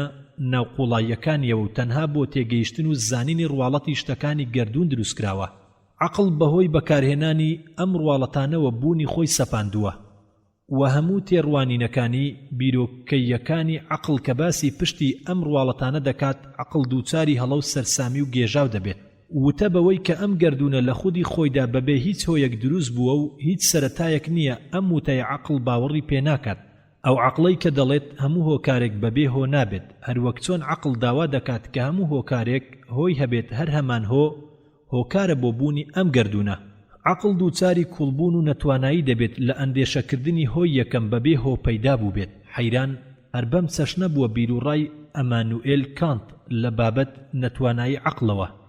ئایا باوەڕهێنانی بە خودا هەروەک ئەو بووە؟ شێخ بەڵێ. سبەنسەر و کانت وتەکانیان وەک یەک بووە لە بواری نەتوانایی عەقڵ لە هەڵەکردن و سەرسامیدا. هەروەک ئەو لە ئاکامدا باوەڕێکی ویژدانی پتەوی هەبووە کە دەڵێت چەند ڕاستیەک هەیەکەوە لە نەفسمان دەکات بەهۆی هەستە نادیارە بە تواناکان هەست بەبوونیان بکەین کە ناتوانین بە عەقڵمان دەرچی بکەین و یەکێک لەو ڕاستیە گرنگانە باوەڕهێنانە بە خودا. حەیران وا لە شێخی بەڕێزم تێگەیشتم کە داڕون باوەڕی بە خودا بوو بێت، کەواتە هۆکاری ئەو هێرشە کوێرانەیە چییە کە کراوەتە سەری؟ بۆ ئەم هێرشە نەکراوەتە سەر سبەنسەر کە ڕێباسی گەشەپێدان و بیرروڕای وەک داڕون بووە. شێخ هێرش نەکرایە سەر سبەنسەر چونکە لە تێڕوانینی دروستکردنی جۆرەکاندا جگە لەوەی داڕون گوتوبووی لەم بارەیەوە و هێرشەکەیش بۆ سەر داڕون بەرەبەرە لاواز بوو کاتێک فەلسەفەی گەشەپێدانی سبەنسەر بڵاو کرایەوە. شتێکی ئاسایی بوو کە بیرۆکەکانی هیچ گێژاوێک نەنێتەوە سەبارەت بە دروستکردنی پلەکانی گەشەپێدات کە پیاوانی ئاینی خڕۆشاند و لایەن وابوو ئەم بیرۆکانە ترسناکن لەسەر باوەڕهێنان بە خودا و فەرموودەی کتێبە ئاسمانیەکان دەربارەی دروستکردنی مرۆڤی یەکەم بە درۆ دادەنێت و هێرشەکانی بۆ سەردارون زۆر توند و تیژ بووە کە لەلایەن گەورە پیاوانی ئاینەوە کرا و زۆر لە پیاوانی زانست و ڕامیاری و ڕاگەیاندن و ڕۆشنبیران هێرشیان بردە سەری لە شێوازی مناقەشە گیری. تانە و لۆمەکردن و جنێ و ئازاردان و تاوانی بێباوەڕی دەخرایە پاڵی. هەر ئەوەندە بزانیت کە چۆن هەواڵی ئەم هێرشە کرد و کاڵانە درێژەی خەیان لە توند و ڕەقیدا هەتا کۆتایی سەدەی 19. بۆ نمونە گەورە و زانای بەناوبانگ ئەسقوفی ئۆکسفۆرد وتەیەکی لە بەردەم کۆمەڵەی پێشکەوت خوازانی بەریتانیادا بڵاو کردەوە و تێیداوتی داڕون گەورەترین تاوانی کردووە کاتێک کە هەوڵی داوە سنوورێک بۆ مەزنی خودا لە کاری دروستکردندا دابنێت. و هەروەها گاردیناڵ ماتینگ دەڵێت ڕێبازی داڕون فەلسەفەیەکی درڕندانەیە و عەقڵ بەرەو ئینکاری بوونی خودا دەبات و دکتۆر بەپڕی گەورەی ئوسقوفەکانی مەلبورن کتێبێکی دانا کە تێیدا هێرش بۆ داڕون دەبات و تاوانی ئەوەی دەخاتە پاڵ کە تۆی بێباوەڕی بە خودا و کتێبە ئاسمانیەکان لە دڵی خەڵکدا دەچێنێت. هەروەها مونسیۆر سەکۆر لە فەڕەنسا لەسەر ڕێبازی داڕون دەڵێت یەکێکە لەو ڕێبازە کەم نرخانەی کە تەنها بێباوەڕان و نەفس نزمان پاڵپشتی دەکەن. ئەو بیر و باوەڕن نەشازە نزمانە لەلایەن کەسانێک پەیڕەو دەکرێت کە پایە نزم و هەستپیسن. ئەم جۆرە ڕێبازانە سەرچاوەکەیان کفرە و کۆتاییەکەیان گەندی و چەپەڵی دەبێت. لە ئەڵمانیا هەندێک زانایان وایان بڵاو کردەوە کە ڕێبازی داڕون دژایەتی هەموو بیر و باوڕەکانی کتێبە پیرۆزەکان دەکات. هەروەها لونارد مامۆستای لاهوت لە لابیزیک دەڵێت فکرەی پەیدابوون دژایەتی کاربەجێیی خودا دەکات. فکرەی دروستبوون ئاین خاوەنیەتی نەک زانستی سروشتی. هەموو پەیکەرێکی بەرزی ئاین بنەماکەی لەسەر ڕێبازی دروستبوونەوە. یەکێک لە زانایانی لاهوت لە سویسڕا بانگێشتی هەڵسان بە شەڕی خاچی دژبەم ڕێبازە چەوت و خراپە کارە کرد و هەروەها گۆڤاری زانکۆی دەبڵن دەڵێت دارون قسە و گفتوگۆ لەوە دەکات کە چۆن دەتواندرێ خودای مەزن لەسەر عەرشی دابندرێت. واروها زانا و دانای گەورە قوستەنتین جمس لە کتێبەکەی بەناوی دارونیز یاخود مرۆڤی مەیمونی لە پاریس ساڵی 1877 بڵاو کرایەوە کە ڕێبازی دارونی بە ئەفسونێکی گاڵتە پێکرا و دانا. هەروەها گڵادستۆنی وەزیری پایەدار لە یەکێک لە وێژەیەکدا گاڵتە بەم ڕێبازەی دارون دەکات و دکتۆر هیدیچ کە سەر بە زانکۆی برنستون دەڵێ پێویستە بەرەنکاری بڵاوکردنەوەی ئەم جۆرە ڕێبازانە بکرێت کە ئینکاری کتێبە پیرۆزەکان دەکات. و هەر لە هەمان زانکۆ دکتۆر دوڤێڵد دەڵێت گونجاندن لە نێوان ڕێبازی پەیدابوون و کتێبە پیرۆزەکاندا شیاو نییە. هەر کەسێک بە زانستیانەش ئەم گونجاندنەی چەسپاند و باوەڕی پێهێنا ئەوە ئینکاری بوونی خوددا دەکات. هەروەها دکتۆر لی دەڵێت بە هیچ شێوەیەک لە شێوازەکانی لێکدانەوە شیاو نییە مانەهێماییەکەی کتێبی پیرۆز فراوانی و زیادەڕۆیی تێدا بکرێت بە چەشنێک کە بڵێن ئەم ڕێبازەشی لەخۆ گرتووە. دارون و کۆمەڵەکەی بەسەر لێشێوا و بۆگەن وەسفی کردوون و لە زانکۆی ئەمریکی لە بەیروت ئەو مامۆستایانەی باوەڕیان بە ڕێبازی دارون بوو لە دانیشگاکە دوورخرانەوە. حەیران دەڵێت ئالێرەدا شێخ مەوزون لەگەڵ فکرەکانیدا خامۆشی گرتی و منیش بە بێدەنجی سەیرم دەکرد و چاوەڕێی کۆتایی وتەکانی بووم. لە پاشدا سەری بەرز کردەوە و بە زەردەخەنەیەکەوە کە هەموو مانایەکی شانازی و ڕێزلێنانێکی لەخۆ گرتبوو دووبارە وتی شێخ و لە قوڵایی ئەم شەڕە ترسناکەدا ئەی حەیران لە هەموو ئەم جیهانەدا تاکە زانایەکی ئاینی پەیدا بوو کە توانی پڕکێشی بکات و بە ئازا و مردانە کتێبێک دابنێت و تێیدا بڵێت ڕێبازی دارون گەرچەسپا هیچ دژایەتیەکی بڕیار و فەرمودەکانی قورئانی پیرۆز و باوەڕهێنانی بەبوونی خودای گەورە ناکات. حەیران شێخ ئەم تاکە زانایە چێیە؟ شێخ ئەو زانایە شێخ حوسێن جسرە کە دانەری پەراوی ئەڕیسالە الحەمیدیەیە کە لە شەوێکی تردا بۆتی بەدەردەخەم چونکە باسکردنی دوور و درێژە و شێخی بەڕێزمە و بەهۆی ئەوەوە ڕێبازی حەق و ڕەوام گرتە بەر لەبەر ئەوە وتەی کەم دەربارەی دادم نادات. حەیران ئێمە هێشتا لە سەرەتای شەوداین تکام وایە کە زنجیرەی باسەکان نەپچڕێنێت. شێخ منی پیرەمێرد هیچ گرنگ نییە بەلامەوە شەو نخوونی و زۆر بەکەمی شەوان دەخەوم و تەنها ترسم لە تۆیە. حەیران تامەزرۆیم بۆ وتە و باسەکان وام لێ دەکات زیاتر لە شێخی بەڕێزم بە ئارامتر بم بۆ شەو نخوونی. شێخ نزیکترین زاناکە لە ئیمامی غەزالی بکا لە ڕووی زانستەوە و گرنگترینی ئەو لێکچوونە ئەوەیە جسر هەروەک غەزالی هەڵگری ڕێبازی زانستی کەلامە و زیاتر لە زاناکانی سەردەمی خۆی هەروەک ئەو ئاگاداریەکی زۆری هەیە سەبارەت بە ڕاستی زانیاریەکانی گەردوون چۆتە قوڵایی دەریای فەلسەفەی میتافیزیکیەوە و ئامانجی هەردووچیان لە لێکۆڵینەوە فەلسەفیەکاندا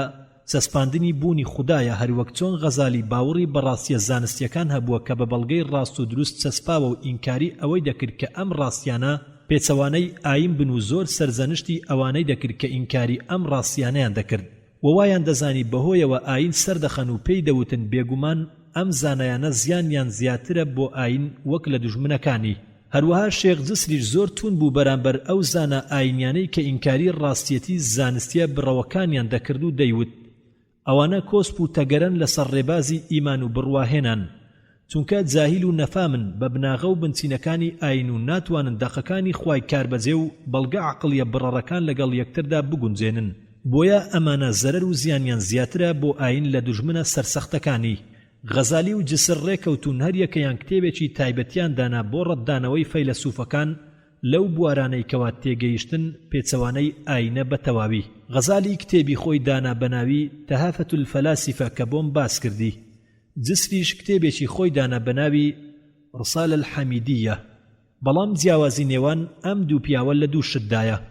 یەکەم غەزالی لە کتێبەکەیدا بە کورتی ڕەدی ئەو فەیلسوفانەی داوەتەوە کە لەبارەی خواوەندەکان دواون هەروەکو پێشتر زانیوتە بیرروڕای مادیە سەروشتیەکانی تێدا نییە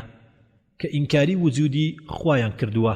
بەڵام جسر کە بینی بۆ چوونی مادی پەرە دەسێنێ و گەشە دەکات لە سەردەستی هەندێک لە زانە مادیەکانی سەدەی 19م لە دوای داڕوخان و نوشستی هێنان وای بە چاکزانی کە زۆرینەی قسەکانی لەگەڵ مادیەکان بێت.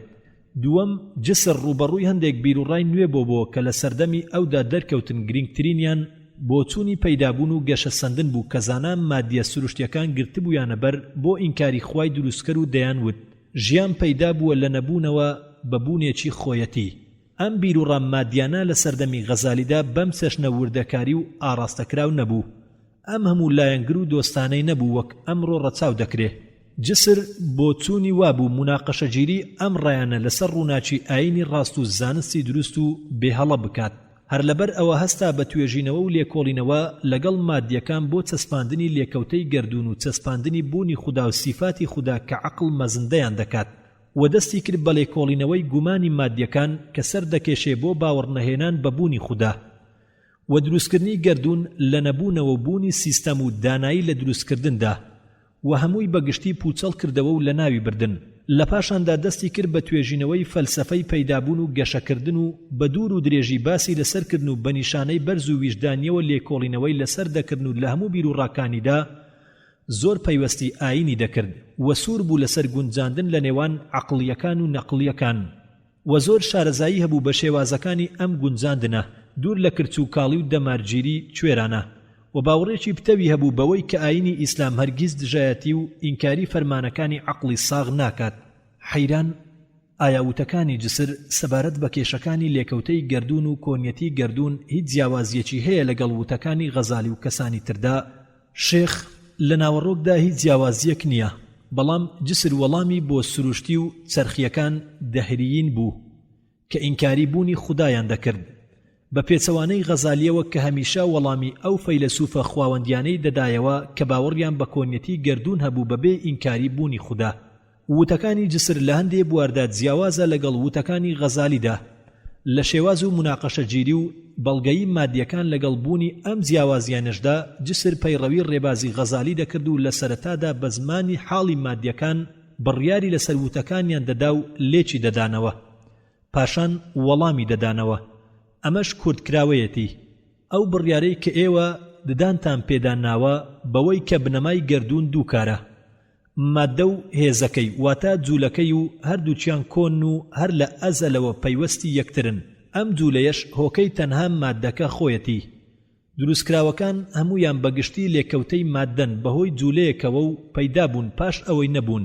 وەک پەیدابوونی هۆکار لە هۆکەی بەپێی پێویست و هیچ ویست و مەبەستێک نەبووە لە مادە و جوولەکەیدا بۆ لێکەوتەی شتێلەی. ئێوە دەڵێن چەسپاوە لە لامان پەیدابوون و زیندەوەر و ڕوەک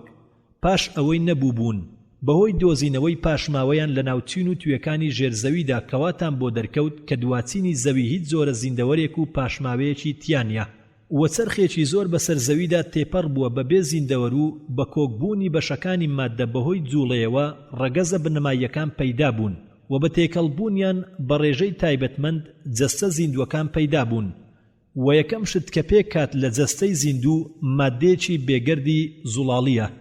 کە توانای خۆراکدان و دابەشبوون و زۆربوونی تێدایە کە ئەویش پرۆتۆپلازمایە و لە پەیدابوونی پرۆتۆپلازما ساکارتنین ڕوەک و زیندەوەر پێکات و ئەم زیندەوەرانە بەهۆی ئەو چوار یاسایی کە لە پەیدابوون و گەشەکردندا باسکران زۆر بوون و جۆرایەتیان لێ پەیدا بوو پاش ملیۆنەها ساڵ گەیشتە ئەم پلەی کە ئەمڕۆ تێدایە. خوێنەری بەڕێز ئەم تڕاکە بە کۆتا هات. تاقیکردنەوە لاپەڕا 299 حەیرانی کوڕی ئەزعەف دەڵێت شەوی ڕابردوو لە ناکاو بەپەلا شێخ مەوزونم بەجێهێشت بەبێ ئەوەی لێی بپرسم مانای شەوی تاقیکردنەوە چییە؟ وەچوومە جێنووسنەکەم زۆر دڵخۆش بووم بە گوێبیستنی باسەکانی خوا لەی خۆش بێت شێخ جسر.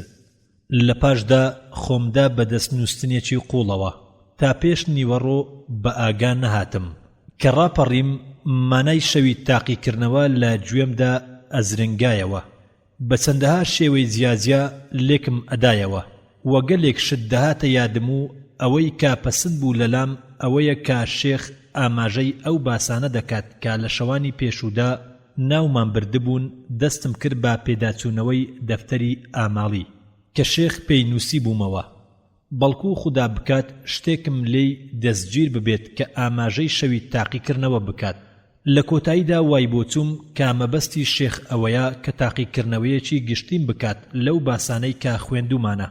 دەستم کرد با خوێندنەوەی دەفتەری ئاماڵی کاوتەکانی شێخ تێیدا تۆمار کرابوو، خواردن و خواردنەوەی لەبیر بردمەوە. تا گوێبیستی بانگی شێوان وازم لە خوێندنەوەی نەهێنا. وەکاتێک کۆتایی نوێژی خەوتنانی ئەو شەوە هات،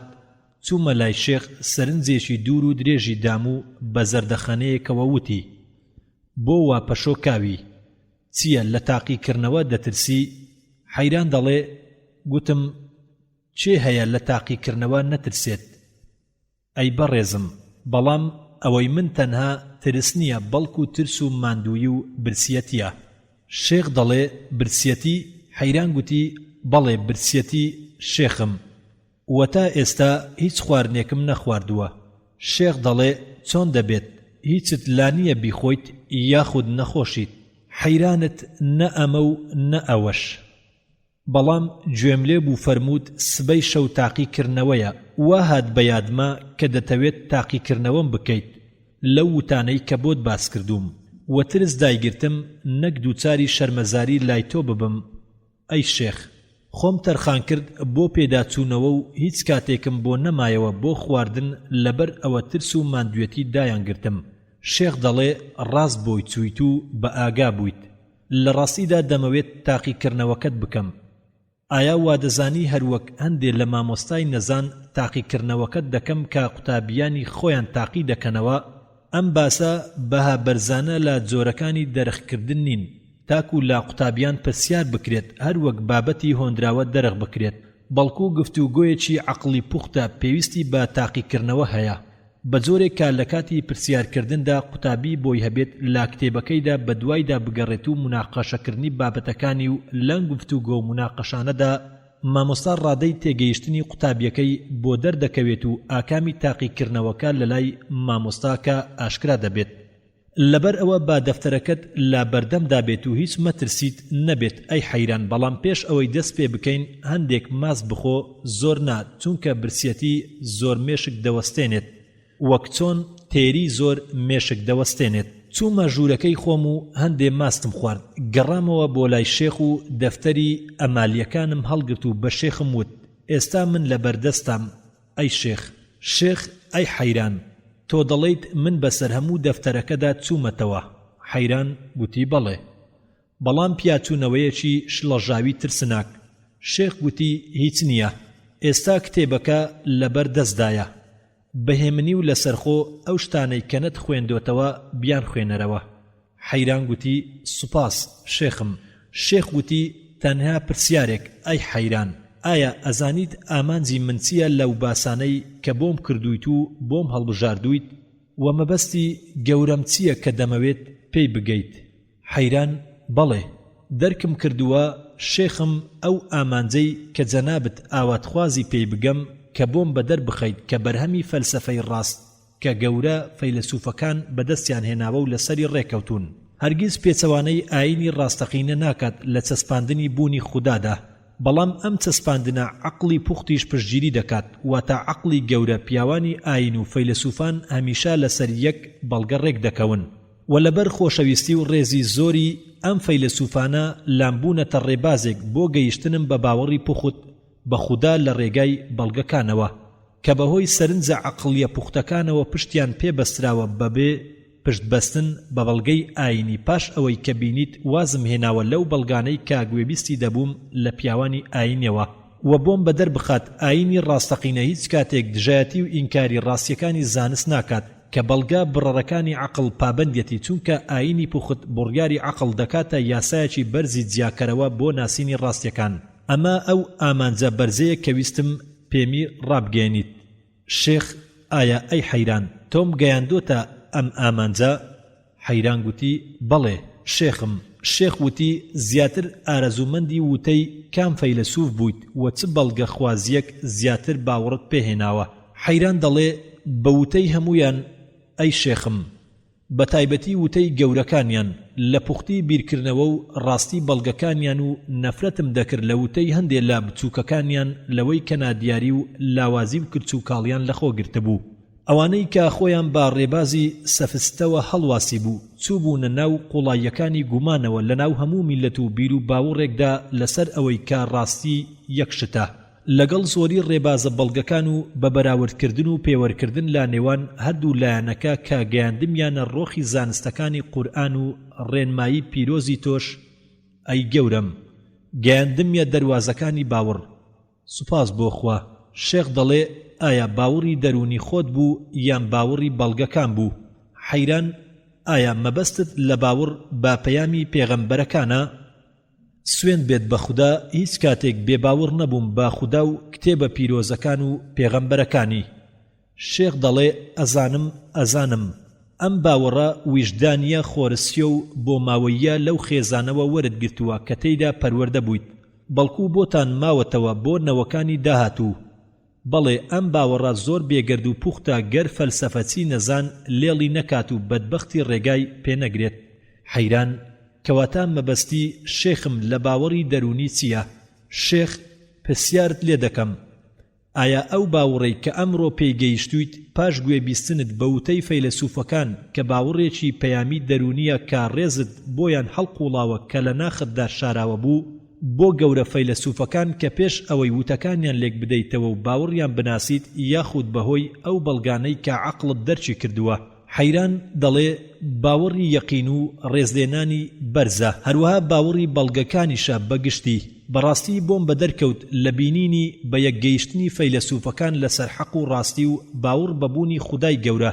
لە نێوەن گەورە فەیلسوفان و گەورە پیاوانی ئاین و بەهۆی زانینم بەوتەکانی جسر سەبارەت با پێویستی بڕیارەکانی عەقڵ لە بەراوردکردن لە نێوان زانست و ئایندا و معقول و منقول لە کاتی هێنانەوەی بەڵگە بڕەرەکانی عەقڵ لەسەریان و بگەڕێمەوە بۆ زانایانی ئاینی بە هەمان پشتبەستن کە ڕێزی زۆرم بۆ فەلسەفە و زانست ململانێ لەگەڵدا دەکردم و کرچووکاڵی زانایانی ئاینی هەندێ جار دووریان دەخستمەوە. ئەوانەی کە غەزالی و جسر پێیان دەڵێن زیاتر زەرەرمەندترن بۆ ئاین لا دوژمنەکانی ئاین و بۆم ڕێکەوت پابەندی ڕێبازە بەڵگە خوازیەکان ببم لەسەربوونی خوددا بەگشتی لەگەڵبوونی ئەو جیاوازیەی نێوانیان لە ئاڵۆزی و سادەیی کە بەگشتی هەموو ڕوودەکەنە باوەڕهێنان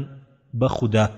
شێخ دەمەوێت لا دەمی خۆتەوە باسی ئەو بەڵگانە گوێبیز بم تا بۆم بەدەر بکەوێت لەکوێدا دووچاری ئاڵۆزی دەبیت و ئێستا من بە قوتابی خۆت دابنێ ئەی حەیران و تۆش ببە بە شێخ مەوزون. حەیران دەڵێ لە بەڵگەکانی پەیدابووندا کە زۆربەی فەیلسوفان و زانایان هەڵگری ئەم ڕێبازن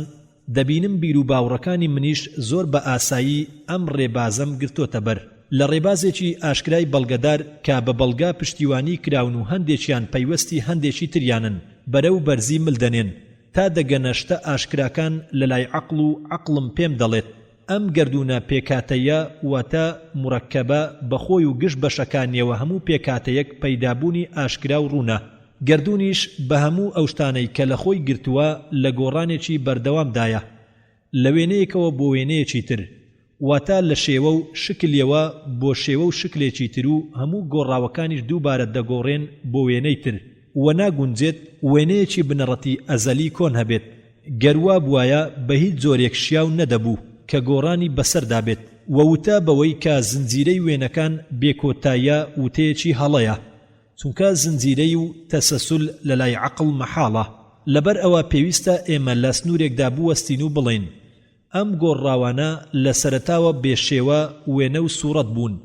و لەبەر ئەوەی بێشێوە و بێوێنە بوون و بوونیان نەبووە چونکە وێنە بریتیە لا شێوە و قەبارە و کێش و ڕەنگ و چێژ و بۆن و چ کاتێک وێنە ئەو شتانەی لە دەستدا بوونی نابێت کەواتە جیهانی گۆڕا و بوونی نەبووە لە پاشدا پەیدا بووە و گەردوون پەیدا بووە.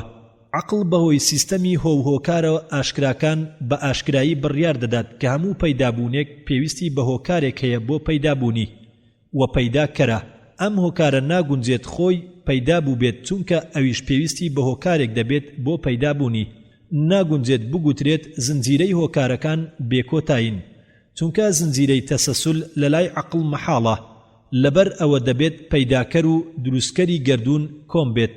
کە خودای بەخشندەیە کە دروستکەر و پەیداکەری گەردوونە پاش ئەوەی نەبوونێکی ڕەها بووە. شێخ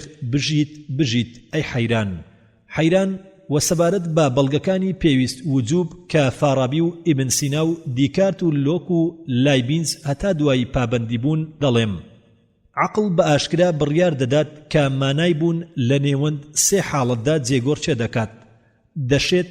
مەحاڵ پێویست لەبەر ئەوە هەموو شتێک یانبوونی دەشێت یانبوونی مەحاڵە یانبوونی پێویستە و عقل بڕیاری ئەوە دەدات کە ئەم گەردوونە لە جۆری دەشێت و لە حاڵەتی دەشێتدا دەبێت زاڵکەری هەبێ حاڵەتی بوون زاڵ بکە بەسەر نەبووندا کە بتوانێت لە دەشێتەوە دەربازی بکات بۆ بوونێکی کردداری فعلی و پەیداکەری ئەم بوونە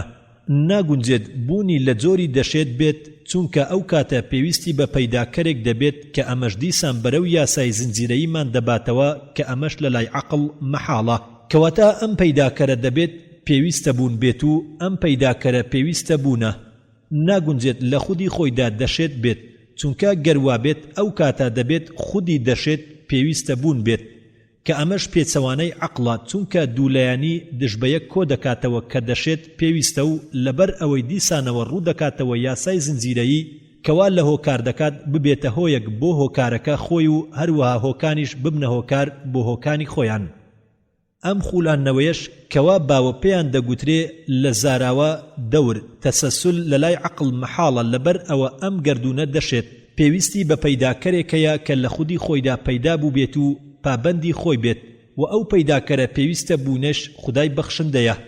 لە یەکێک لە ئاوتەکانی دیکارت کە هەمیشە خەڵک دەیڵێتەوە من بوونم هەیە کێ پەیدای کردم و چێ دروستی کردم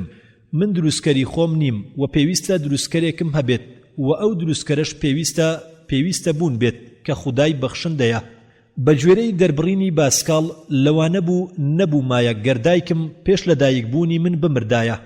کەواتە من زیندەوەرێکی پێویست بوو نیم کەواتە پێویستە بوونێک هەبێت کابوونی من پابەندی ببێت ئەویش خودایە شێخ و بە گوێرەی تعبیر دەربڕینی قورئان الله سبحانه وتعالى دەفەرمێ ئەم خولقوا من غەیری شەیئین ئەم هم الخالقون یا لە هیچ شتێک پەیدا نەبوون یاخود خۆیان دروستکەری خۆیانن حەیران و لە بەڵگەکانی هۆکارەی تەواو وا لەسەر بنەمای باوەڕی هاودژ کە لاینبیز بە ئاگا بووە لێی عقڵ وا بڕیار ئەدا هەموو شتێک کە ئێمە ئەندێشەی دەکەین دەبێت یان دەشێت بێت و یان مەحاڵ بێت و یاخود پێویست بێت و ڕاستی ئەم گەردوونە دەگەڕێتەوە بۆ جۆری دەشێت هەموو ڕاستیەکانی جۆری دەشێت دەبێت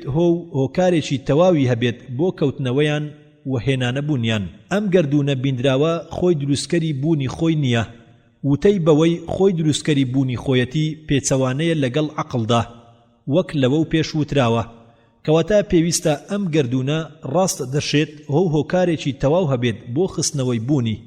چونکە بەبێ هۆکاری تەواو بوونی نابێت لەگەڵ ئەوەی کاشتێکی ڕاستیە بوونی هەیە و دەبێت هۆکاری تەواو بۆ بوونی لەو پەڕی زانست و توانا و کاربەجێیی بێت هەموو سیفاتێکی تەواوی لەخۆ گرت بێت چونکە گەر سیفاتی تەواوی لەخۆ نەگرت بێت هۆکارەکەی تەواو نابێت کە خودای بەخشندەیە هەمووی بەگشتی لە سەرەتاییەکان بۆ عقڵ دەژمێردرێت کە هەندێکیان تەواوکەری هەندێکی تریانن ئەم شتە سەرەتاییانە لە مێشتی مرۆڤدا لە کۆتایی قۆناغەکانی بیرکردنەوەیدا دووچاری شڵەژان و کوڵبوون دەبێتەوە کاتی ئەندێشەکردنی کۆتاییەک کە هیچ شتێک لە دوای دانایەت ئەو نەبێ کۆتاییەی کە هیچ سنوورێکی نییە ئەو ئەزەلیەی کە هیچ سەرەتایەکی نییە ئەو چەرخەی کە هیچ چەرخێک لە پێشیەوە نەبووە ئەو جێگایەی کە هیچ شتێک لە دوایەوە نییە هەروەها نەبوونی ڕەها بەڵام ئەم هەموو کۆڵبوون و شڵەژانە بێزارم ناکا و ئازارم نادات بەقەت ئەو کۆڵبوون و نەتوانایەی عقڵ کە دووچاری دەبێت لە ئەندێشەکردنی دروستبوون لە نەبوونەوە شێخ دەڵێ تۆ لێبوردراوی ئەی حەیران لە کۆڵبوون و نەتوانایەی عقڵت کە تووشی دەبیت لە ئەندێشەکردنی ئەم هەموو بابەتانەدا و عقڵت گەورەتر نییە لە عقڵی غەزالی و ئیبن ڕوشد و ئیبن تەوفیل و کانت و سبەنسەر کە بەگشتی داندەنێن بە نەتوانای عقڵ و کۆڵبوونی لە هەندێک کاتدا بەڵام هەرگیز لێبوردراو نیت لە بەردەم ئەو کۆڵبوونەدا دەستەوسان و سەرسام و نەتوانابیت لە بەدەرخستنی بەڵگە بڕەڕەکانی عقڵ بۆ خۆت کە ئەم کۆڵبوونە بە وێڵبوونی ئەندێشە دەشمێردرێت ئایا عقڵمان هەمیشە دووچاری ئەو وێڵبوونی ئەندێشەیە نابێت کە لە پاشدا بەهۆی بەڵگە بڕەڕەکانی عقڵەوە پوچەڵی بکەینەوە و بە درۆی بخەینەوە کەواتە گوێبیستم بە ئەی حەیران هەموو لە شم گوێیە گەورم فەرموو شێخ ئەم گەردوونە ڕاست و بیندراوە، ئایا لە بەشی دەشێت یان لە بەشی پێویستە؟ حەیران گوتی بێگومان ئەمە لە بەشی دەشێت چونکە دەتوانین ئەندێشەی نەبوونی گەردوون بکەین. شێخ وتی ئایا گەردوون دروستکەری خۆی بووە؟ حەیران گوتی نەخێر، چونکە ئەم ئەندێشەیە پێچەوانەیەکی عەقڵی دروست دەکات کە ئەو کاتە دەبێتە پێویستە بوون کە خۆی لە ڕاستیدا دەشێت. شێخ گوتی کەواتە دەبێت هۆو هۆکارێکی تەواوی هەبێت بۆ خستنەوەی و هێنانەبوونی. حەیران گوتی ئەمە ئاشکرایە. شێخ گوتی کەواتە گەردوون پێش ئەوەی هۆو هۆکاری تەواو پەیدا بکات بوونی نەبووە. حەیران گوتی گومانی تێدا نییە کەوایە.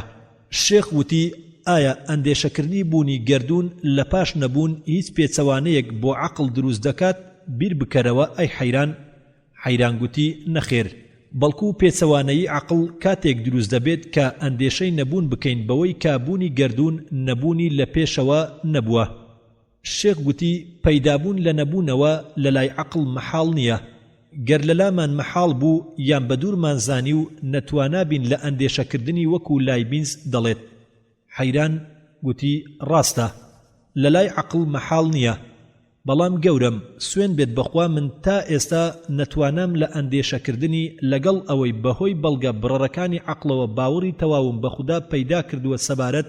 بەوەی کە لە لای عەقڵ مەحاڵ نییە، بەڵکو مەحاڵ ئەوەیە کە نەبوون پێشبوونی گەردوون نەبێت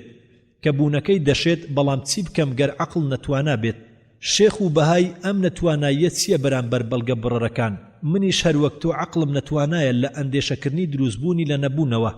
بەڵام باوەڕی تەواوم هەیە کە ئەم نەتواناییە ئەنجامی وێڵی ئەندێشەی پوچەڵ و پێ مانایە و دەستەوسان بەرامبەری ئاماژەی تێکچوونی عەقڵ دەکات. حەیران چۆن؟ شێخ وتی ئایا باوەڕت بە ڕاستیەکانی ماتماتیک نییە کە باوەڕی تەواو بە ئەنجامە ڕاستیەکەی دەهێنێت؟ حەیران چۆن نەو؟ شێخ وتی ئایا زۆر لە ڕاستیەکانی ماتماتیک نازانیت کە پشت دەبەستێت باشتە سەرەتاییە ئاشکراکانی عەقڵ کە لە سەرەتادا نادیارن لەلات و تەنها بەهۆی بیرکردنەوە و ئاکامخوازی و بەڵکەخوازی بۆت بەدەردەکەوێت؟ حەیران گوتی ئەمە ڕاستە، بەڵام دوای بیرکردنەوە و بەڵگەخوازی دەتوانم ئەندێشەی بکەم. شێخ وتی وتە چی دەبێت گەر چەند بابەتێکی ماتماتیکی ساکارت پێشکەش بکەم کە بەهۆی بەڵگە بڕەکانی عەقڵەوە بەدەست هاتووە، لەگەڵ ئەوەشدا عەقڵت لە ئەندێشەکردنیدا دووچاری نەتوانایی دەبێتەوە، تەنانەت بە دەرخستنی ئەنجامی کێشە ماتماتیکەکەش. حەیران گوتی لە نمونەی؟ شێخ وتی بە ئاگا بە ئەی حەیران، عەقڵمان لە بواری ژمێرە زۆرەکاندا کوڵ دەبێت بەرامبەر ئەندێشەکردنی چەند ڕاستیەکی دیار و ئاشکرا کە تەنیا پێویستی بە بیرکردنەوەیەکی کەم و ژمارنێکی سادە هەیە لە جۆری کۆکردنەوە بۆ تێگەیشتنی تەواو لێی. عەقڵ بە شێوەیەکی سەیر کوڵ دەبێت لێی، تەنانەت لە ئەنجامەکەی دەکەوێتە گومانەوە. گەڕاستترین کەسیش ئەو ئەنجامەی پێ بڵێ بگرە عەقڵ خۆشیە و ئەنجامە بەدەست بهێنێ هەر لێی بەگومانە. ئایا مەتەڵی پەڕە پارچەکراوەکە دەزانیت؟ حەیران گوتی نەخێر گەورم. شێخ گوتی گەر پەڕەیەکی زۆر تەنگ بدرێتێ کە ئەستوریەکەی بەشێک بێت لە 100 بەشی میلیمەترێک و داوات لێ بکرێت بیکەیتە 2 بەشەوە و پاشان 2 بەشەکەش بکەیتە 4 بەشەوە و 4 بەشەکەش بکەیتە 8 بەشەوە. ئابەم جۆرە کردبوونە کە دووبارە دەکەیتەوە تا دەگاتە 48,000 وەلێت پرسرا پێش ئەوەی دەست بە کردبوون و ژماردن بکەیت بە پێی مەزندەت درێژی ئەم پارچانە چەند دەبێت پاشت کردبوونیان بە 48,000. ناتوانی بڵیت هەرچەند زۆر لە خۆت بکەیت کە ڕێژەیەکی بۆ دابنیت و بڵیت درێژیەکەی زیاترە لە 1 یان 2 یان 3 مەتر و گەر پێت وترا ئەستوریەکەی زیاترە لە 10 کیلۆمەتر هەرگیز باوەڕ ناکەیت. گەر پێت وترا کردبوونەکە بۆ 46,000 دووبارە بکەرەوە و لەسەر یەکیان دابنێت تا بەرز دەبێتەوە بۆ ئاسمان، بەر مانگ دەکەوێت یان نزیکە بەری بکەوێت کە دووریەکەی لە زەویەوە 384,000 کیلۆمەتر دەکات. گەر بە شێوەیەکی ساکار لەم ژمێرەیە بکۆڵیتەوە و بتەوێت ئەندێشەی بکەیت دەبینیت عەقڵت نەتوانایە لە ئەندێشەکردنی پێنووسەکەت بگرە و ژمێرەی بکە. ئەی حەیران! حەیرانی کوڕی ئەزعەف دەڵێت پێنووسەکەم گرت و دەستم بە ژماردن و کۆکردنەوە کرد بۆ ماوەی زیاتر لە کاتژمێرێک و شێخیش پێدەکەنی. کاتێک تەواو بووم بۆم بە دەرکەوت بەهۆی ژمێرەیەکی ساکار پەڕە پارچەکراوەکان گەر بخرێنە سەر یەک بەڕاستی نزیکە بگاتە مانگ. بە شێخم وت حەیران بەڵێ ڕاستە ئەی گەورم درێژیەکەی نزیکەی 384,000 کیلۆمەترە و ڕاستە نزیکە بەرمانگ بکەوێت بە خودا. ئەمە شتێکی سەیر و نامۆیە. شێخ وتی ئێستا پرسیارت لێ دەکەم ئایا دەتوانیت ئەندێشەی ئەم ئەنجامە بکەیت پاش ئەوەی خۆت بەدەستتێنا و یاخود هێشتا هەست بە نەتوانایی عەقڵ دەکەیت لە ئەندێشەکردنیدا؟ حەیران وتی سوێند بێ بەخوا تا ئێستا هەست بە توانایی عەقڵ دەکەم لە ئەندێشەکردنیدا. شێخ ئایا دەرکت کرد و باوەڕت هێنا ئەی حەیران کە عەقڵمان زۆر کات نەتوانایە لە ئەندێشەکردنی زۆربەی ڕاستیەکان کە بەهۆی بەڵگەکانی عەقڵەوە بەدەساتووە؟ حەیران وتی بەڵێ باوەڕ دەکەم بەڵام چۆن ئەمە دەبێت؟ شێخ وتی لەبەر ئەوە وا عەقڵمان دروست بووە کە نەتوانا بێت لە ئەندێشەکردنی زۆربەی ڕاستیەکان بەڵام بەهۆی بەڵگە بڕەڕەکانی عەقڵەوە دەتوانیت بڕیاری ڕاستیان بدەیت. چونکە ئەی حەیران ئەندێشەکردن جیاوازە لە بەگەرخستنی عەقڵ. لەوانەیە بە عەقڵ باوەڕ بە شتێک بهێنیت بەڵام ناتوانیت ئەندێشەی بکەیت چونکە بەگەرخستنی عەقڵ پەنا دەبات بۆ شتە سەرەتاییە ئاشکراکانی کە عەقڵ خۆی ڕێکیان دەخات و پەیوەستیان دەکات بە یەکەوە و دەرهێنانی هەندێکیان لە هەندێکی تریان دەکات و دروستکردنی هەندێکیان لەسەر هەندێکی تریان دەکات و دەگاتە ئەو بڕیارە بڕەڕە عەقڵیانەی کە لەوانەیە بە ئاسانی نەتوانرێت ئەندێشەیان بکرێت. ئێستا تێگەیشتیت؟ حەیران گوتی بەڵێ تێگەیشتم. شێخ وتی زانستی نوێی ئەمڕۆ دان بەم ڕاستیەدا دەنێت بۆ ئەو جیاوازیەی کە بۆم باس کردیت لە نێوان شیاوی ئەندێشەکردنی شتێک و بەگەرخستنی عەقڵ. گوێ نادرێ بە نەتوانایی عەقڵ لە ئەندێشەکردندا و تەنها پەنا دەبەنە بەگەرخستنی عەقڵ چونکە ڕاستیەکانی زانست لە بوارە جیازیەکانیدا و لە چەندێتی و ژمێرەیدا بەرزترە لە ئەندێشەکردن بەڵام لە ڕێگای بەگەرخستنی عەقڵەوە ژمێرە دەکرێت و دەناسرێت و بڕیاری لەسەر دەدرێت. بۆ نمونە شەپۆلەکانی ڕووناچی وەردەگرین. ئایا ئەزانیت کە زانایان پاش ژماردنی ئەو شەپۆلانە دەڵێن ئەو شەپۆلە ڕووناچیانەی کە ڕەنجی وەنەوشەی دروست دەکەن بە خێرایی 60,000 شەپۆلە لە ئینجێکدا؟ ئایا ئەو زانایانە دەتوانن ئەندێشەی ئەو خێراییە بکەن گەرچاو بنووقێن و خەیاڵیان بخەنە گەڕ و ماندووی بکەن؟ نەخێر، چونکە ئەم ژمارە زۆرە لەم ڕووبەرە بچووکەدا عەقڵ نەتوانایە لە ئەندێشەکردنیدا بەڵام نەتوانایە لە بەگەرخستنی عەقڵ تێیدا وەتا بەهۆی عەقڵەوە بڕیاری ڕاستیەکەی دەدات. لەوانەیە ژمارە لە لێکۆڵینەوە گەردی لە نوێکاندا بگاتە ژمارەیەکی سەرسوڕهێنەر کە عەقڵ نەتوانا بێت لە ئەندێشەکردنی ئالەمەوە بۆت بەدەر دەکەوێت. ئەی حەیران بۆ نمونە زانایان ژمێردە دەکەن و دەڵێن خێرایی لەرینەوەی دەنگ لەوانەیە بگاتە 9 ملیۆن لەڕە لە چرکەیەکدا و ئەمەش چەسپاوە لە لای زاناکان چەسپاندنێکی عەقڵی. زانستی بڕەڕ کە هیچ گومانێکی تێدا نیە ئایا وایان دەبینی کە بتوانن ئەندێشەی ئەم ژمارە زۆرەی لەرینەوە بکەن لە چرکەیەکدا؟ بۆ تاقیکردنەوە ئایا دەتوانیت ئەندێشەی ڕوودانی 1000 لەرینەوە لە چرکەیەکدا بکەیت چ جای 1000 لەرینەوە یاخود 9 ملیۆن لەرینەوە لە چرکەیەکدا؟ بەڵام ئەم شتەی کە تۆ نەتوانای لە ئەندێشەکردنی داڕشتنێکی ڕاست و بێگومانە ئایا بە چ ڕێگایەک دۆزیانەوە؟ بێگومان بەهۆی بەگەرخستنی عەقڵ و ژمێرە حیسابەوە دۆزیویانەتەوە. ئێستا تێگەیشتیت کە چۆن ئەندێشەکردن جیاوازە لە بەگەرخستنی عەقڵ و پەنوەرگرتن و لە بەگەرخستنی ژیری و عەقڵدا نەوەک لە کۆڵبوونی لە ئەندێشەکردن. حەیران گوتی بەڵێ زۆر بەڕوون و ئاشکرایی تێگەیشتم. شێخ وتی ئێستا لە وتەی زانایان و فەیلسوفان تێگەیشتیت کە دەڵێن دروستکردنی بوون لە نەبوونەوە لە لای عەقڵ دەشێت تەنانەت گەر عەقڵیش کوڵ و نەتوانا بێت لە ئەندێشەکردنیدا. حەیران وتی بەڕاستی فەلسەفە دەریایەکە پێچەوانەی هەموو دەریاکانی ترە هەڵگری ڕێبازی دووچاری ترسناچی و خنکاند لە ڕۆخ و کەناریدا دەبێت و لە ناخ و قوڵیدا دڵنیایی و باوەڕی دەستگیر دەبێت. هەروەک شێخ دەفەرمێت و هەروەک باکوون دەڵێت کەمی فەلسەفە مرۆڤ بە دوور دەخاتەوە لە ناسینی خوددا بەڵام زۆرینەی بەرەو خودامان دەجێڕێتەوە. شێخ وتی ئێستا کاتی قورئانە ئەی حەیران ئەو قورئانە پیرۆزەم لە کتێبخانەکەدا بۆ بهێنە و تۆ بڕۆ بۆ جێنووسنەکەت. من کارێکی ترم هەیە کە پێشکەشی خودای پەروەردیگاری بکەم بەبێ فەلسەفە. خوێنەری بەڕێز ئەم تڕاکە بە کۆتا هات. وتەکانی پەروەردیگارم لاپەڕا 315 حەیرانی کوڕی ئەزعەف دەڵێت لا ژوورەکەی شێخ دەرچووم پاش ئەوەی قورئانە پیرۆزەکەم دایە دەستی و چوومە جێنووسنەکەم خەونە دەچوە چاوم چونکە فێر نەبووم لەو کاتە جوانەدا بنووم و نەشم ئەتوانی بخوێنمەوە چونکە چراکە هێشتا لە ژوورەکەی شێخ مابوو و زۆرم لە خۆم دەکرد کە بخەوم لە نێوان خەو و ناخەودا بەدەنچی کۆکەی شێخ بەخەبەر هاتم دەبینم شێخ هەر بە ئاگایە پاشان خەوێکی قوڵ دایگرتم تا لە دەنجی لێدانی دەرگاکە لەلایەن مجێورە پیرە مێردەکەوە بە ئاگا هاتم و کاتێک لە جێنووسنەکەم هەستام بۆ ئەوەی دەرگاکە بکەمەوە دەبینم چراکە هەر لە ژوورەکەی شێخدا ڕووناکە و کاتێک بانجی بەیانیدا شێخ بەرەو دەستنوێژ هەڵگرتن چوو پرسیاری شەو نەخەوتنەکەیم لێ کرد وتی ئێستا لە خوێندنەوەی قورئان تەواو بووم وتم گەورم شەو نخوونی بێهێزت دەکات وتی ئەمە هەمووی لەبەر تۆیە ئەی حەیران وتم لەبەر منە زەردەخەنەیەک گرتی و بەرەو دەستنوێژەکەی ڕۆیشت لە پاشدا هەردووکمان نوێژی بەیانیمان کرد لە پاشدا شێخ بەرەو جێنووسنەکەی چوو ووتی من ئەمڕۆ پێویستم بە خەوێکی زۆرە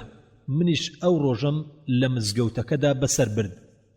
ئەوانەی دوێنێ شەو شێخ پێی گوتم بەسەریا چوومەوە و دووبارە کۆ و ژمێرەی مەتەڵی پەڕە پارچەکراوەکانم کرد دەبینم لەو پەڕی باوەڕدایە بەڵام عەقڵی ئێمە هەندێک کات نەتوانایە لە ئەندێشەکردنی هەندێک ڕاستیەکان کە بەهۆی عەقڵەوە دەسەلمێنرێن و نابێت دەستەوسان بین بەرامبەر ئەم نەتوانایەی عەقڵەوە بەڵکو بەهۆی ئەو بەڵگە بڕەڕانەی کە لامان چەسپاوە باوەڕ بەوە بهێنین کە ئەم نەتوانایە وەهمە ئەندێشەیە وەوێڵی ئەندێشە بەرەنگاری بەڵگەی پێ ناکرێت وتەکانی غەزالیم هاتەوە یاد لەم ڕۆوە دووبارە بەوتەکانی غەزالیدا چوومەوە دەرکم کرد مانای ئەم وتەیەی تەنها ڕێگا چارەیەک بۆ گومان وێڵی ئەندێشە بەڵگەیە و بەڵگەش بەهۆی پێکەوەلکاندنی سەرەتایی بنەما پێویستیەکانەوە بەدەست دێت کە عەقڵ بەبێ ئەوان ناگاتە باوەڕی تەواو لە پاش داوتم هاوار بۆ خۆم چۆن دەرچی ئەم هەموو شتە بکەم و وێڵی ئەندێشە فەرامۆش بکەم لە کاتی سەسپاندنی بەڵگەی بڕەردا گەر خودا ئەم پیاوە ڕابەرە بە ئارامەی بۆ نەڕەخسانمایە هاوار بۆ خەڵک بەدەست ئەم هەموو گومانەوە کە هیچ کەسێک دەربازبوونی نییە لێی ئایا ئەو هەموو لێکۆڵینەوە و باسانەی کە ئێمە کرمان لەمەوبەر بۆ ئەو خەڵکە بەدەست دێت خوداش بە گوێرەی توانامان داواکردنمان بەسەردا دەسەپێنێت چۆن دەتوانن ئەم هەموو گومانە لە باوەڕیان بەدوور بخەنەوە کە ئێوارە داهات چوومە لای شێخ دەبینم لە دەفتەرێکی گەورەدا هەندێ ئایەتی قورئانی نووسیوە سڵاوم لێکردو هەردوو دەستم ماچ کرد زەردەخەنەیەک گرتی وتی بۆچی بەبێ بۆنە دەستەکانم ماچ دەکەیت چییە خواحافیزیم لێ دەکەیت وا دەزانی لەوانەکانت تەواو بیت و بەرەو وڵاتت دەچیتەوە نەخێر ئەی حەیران هێشتا زۆرت ماوە کەوانەکانت تەواو بکەیت حەیران وتی هەرگیز نەهاتۆتە یادم لێت جیا ببمەوە ئەی گەورم گەر سەردانی باوکیشم بکەم هەر دەگەڕێمەوە بۆلات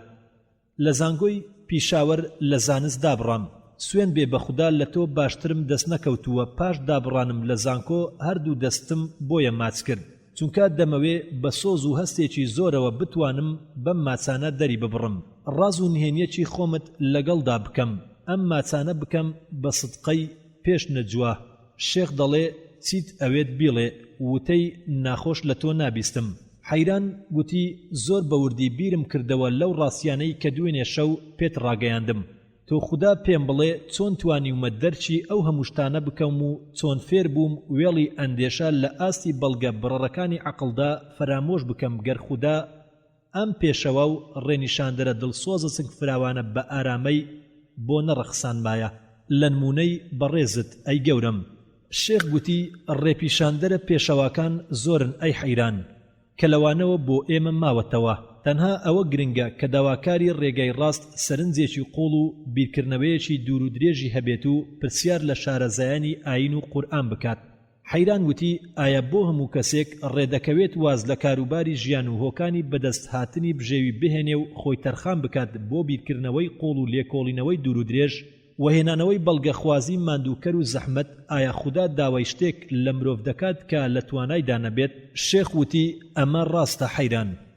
و ئەمە بوو کە دەمویست تۆ پێی بگەیت و پیشانتی بدەم و ئامۆژگارتی پێ بکەم تا گەیشتە ئەو پلەی کە بتوانم تۆی پێڕێنمایی بکەم بە گەیشتنت بۆ بەڕاستی بیرۆکەی بەڵگە پێکاتەکان و ڕاستیەکانیان بەڵکو و ئامۆژگاری هەموو ئەو مرۆڤانم پێ بکەم کە بۆیان ڕێناکەوێت خۆیان تەرخان بکەن بۆ بەسەرکردنەوە و لێکۆڵینەوەی دوور و درێژ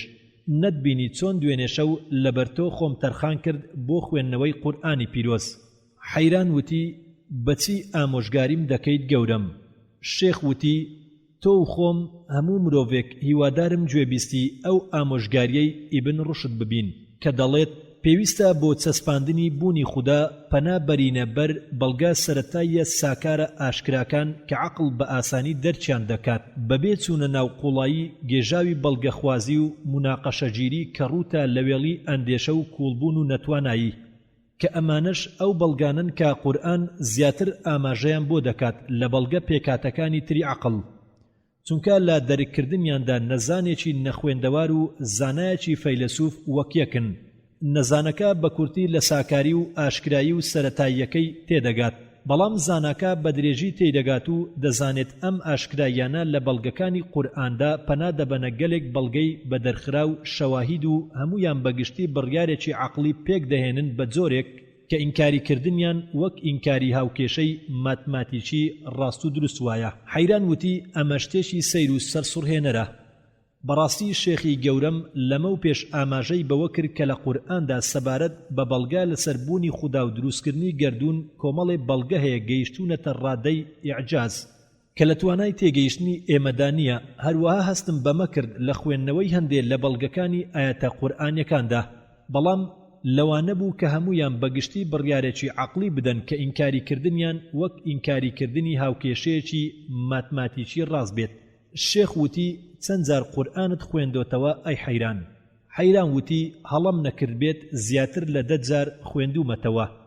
شێخ وتی وتەکانی باوکت دێتەوە یاد کە لە خەودا پێی وتیت ئایا قورئان دەخوێنیت؟ حەیران وتی لە یادمە و لە یادی ناکەم.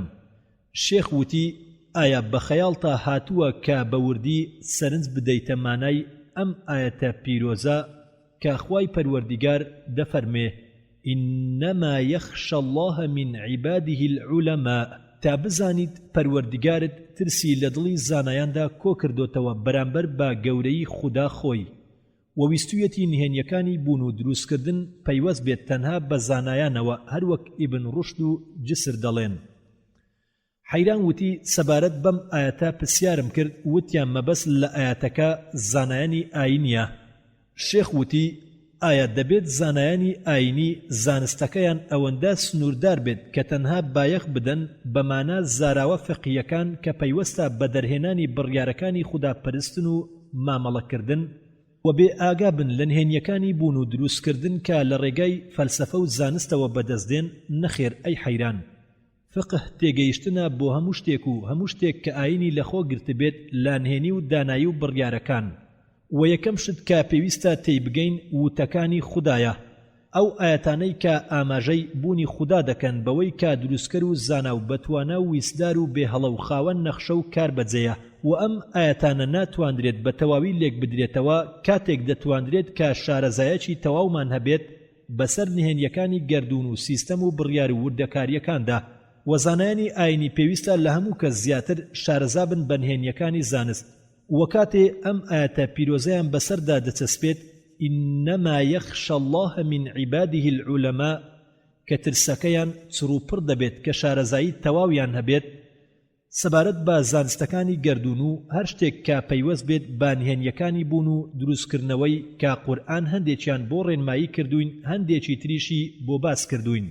و ئەم ئاەتە پیرۆزە لە شێوازی وتەکەیدا تەنها بۆ ئەو فەرمانە نەهاتووە کە پەیوەستە بە خوداپەرستی و مامەڵە و ڕەوشت و بەڵکو لە شێوازی وتەکەیدا ئاماژە بە توانایی و کاربەجێیی خوددا دەکات لە باران باریندا هەروەها دروستکردنی ڕوەک و ئاژەڵ بە هەموو جۆر و ڕەنگیانەوە هەروەک خودای مەزن سبحانه وتعالى لا سورة فاطر آية 27 دفرمه ألم تر أن الله أنزل من السماء ماء فأخرجنا به ثمرات مختلفا ألوانها ومن الجبال جدد بيض وحمر مختلف ألوانها وغرابيب سود ئاخۆ نەدی خودا ئاوی لەو بەرزەوە باراندووە میوەجاتی هەمە ڕەنگەمان پێڕواندووە لە کێوانیش ڕێگەوبانی سپی و سووری جۆرا و جۆری بەڕەنگجیاوە دیهێنان ڕەشی وەک قەڵەڕەشیان تێدا هەیە لە مەردوم و جانەوەر و ئاژەڵیشدا هەروایە ڕەنجیان لە یەکتر جودایە لەناو عەبدانی خودادا هەر ئەوانە کە فرەزانان لێی دەترسن حەیران وتی بێگومان مەبەست لەم ئاەتە ئەو زانایانن کە فرە شارەزایی نهێنیەکانی گەردون و سیستەمەکانین شێخ وتی تێگەیشتنی تەواو ئەو بەڵگانن کە لە قورئانی پیرۆزدا هاتوون و ئاماژە بابوونی خوداوەند و توانایی و کاربەجێیەکەی دەکەن کە پێویستی بە سێ کار هەیە و ئاەتە قورئانیەکان ئەم سێ پێویستیەی لە یەک پانتاییدا کۆ کردوتەوە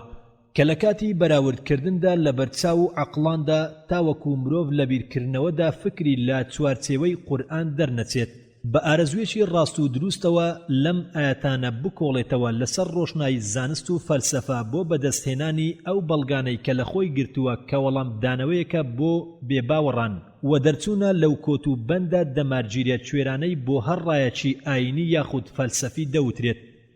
حەیران وتی من لە هەندێک لە زانایانم بیستووە کەوا قورئانی پیرۆز ئاماژەی بۆ هەموو زانستێک کردووە شێخ وتی نەخێر حەیران نەخێر و ئەوانەی ئەو قسانە دەکەن نەزانان و نەژیر و نەدانا و قورئان هەرگیز فەرمانگەیەکی زانستی و زانیاری نییە و لە ڕووی فێرکردنەوە هیچ مەبەستی نییە ڕێنمایی خەڵک بکات بۆ زانستەکانی گەردون ئەو ئاەتانەی کە ئاماژەی ڕاستیەکانی گەردون دەکەن زانست بەدەری خستون مەبەستی ئاگادارکردنەوەی خەڵک لە دروستکردنی گەردون هاتوون کەوا چۆن دیاردەکانی ویست و توانا و زانست و دانایی وردەکاری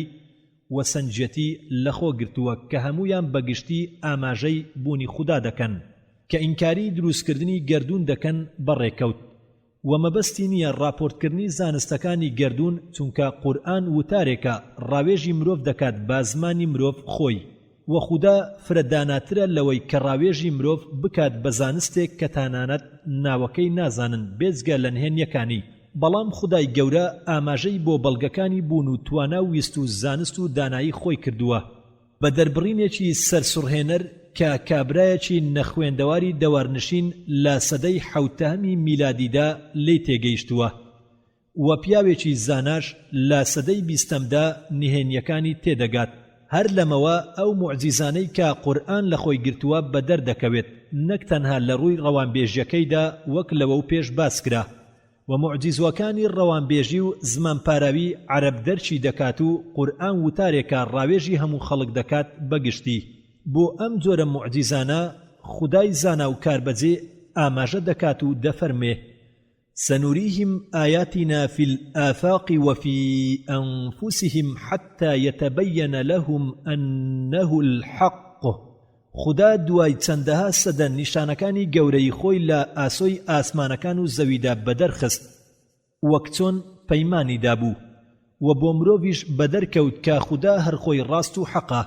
لە وڵاتەکانی ڕۆژئاوا چەندەها کتێبی دوور و درێژ لەم ڕۆوە بڵاو کراوەتەوە بەڵام ئێمەی موسڵمان کە دەست پێشخەر بووین لە بەدەرخستنی زۆرینەی ئەو ئاەتانەی کە لە ڕێگەی زانستەوە دۆزراونەتەوە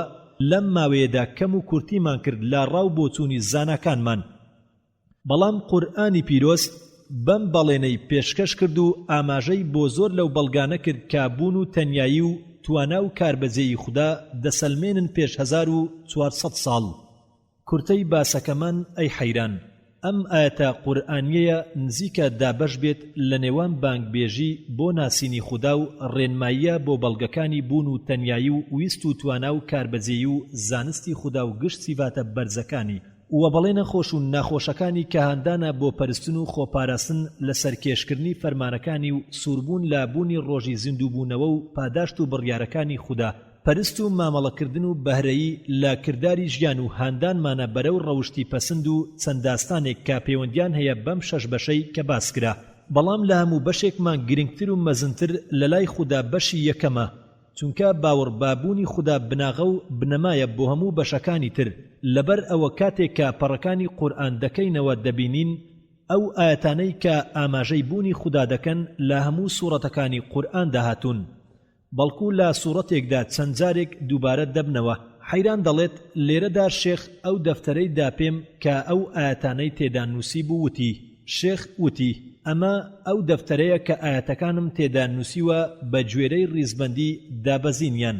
زیاتر ئەو ئاەتە قورئانیانەی کە خودای مەزن ویستویەتی بیان کات با بەڵگا لەسەر بوونی خۆی و بەوەی کە خۆی دروستکەر و زانا و وێنەکێش و بە ئاگا و بەتوانا و کاربەجێیە.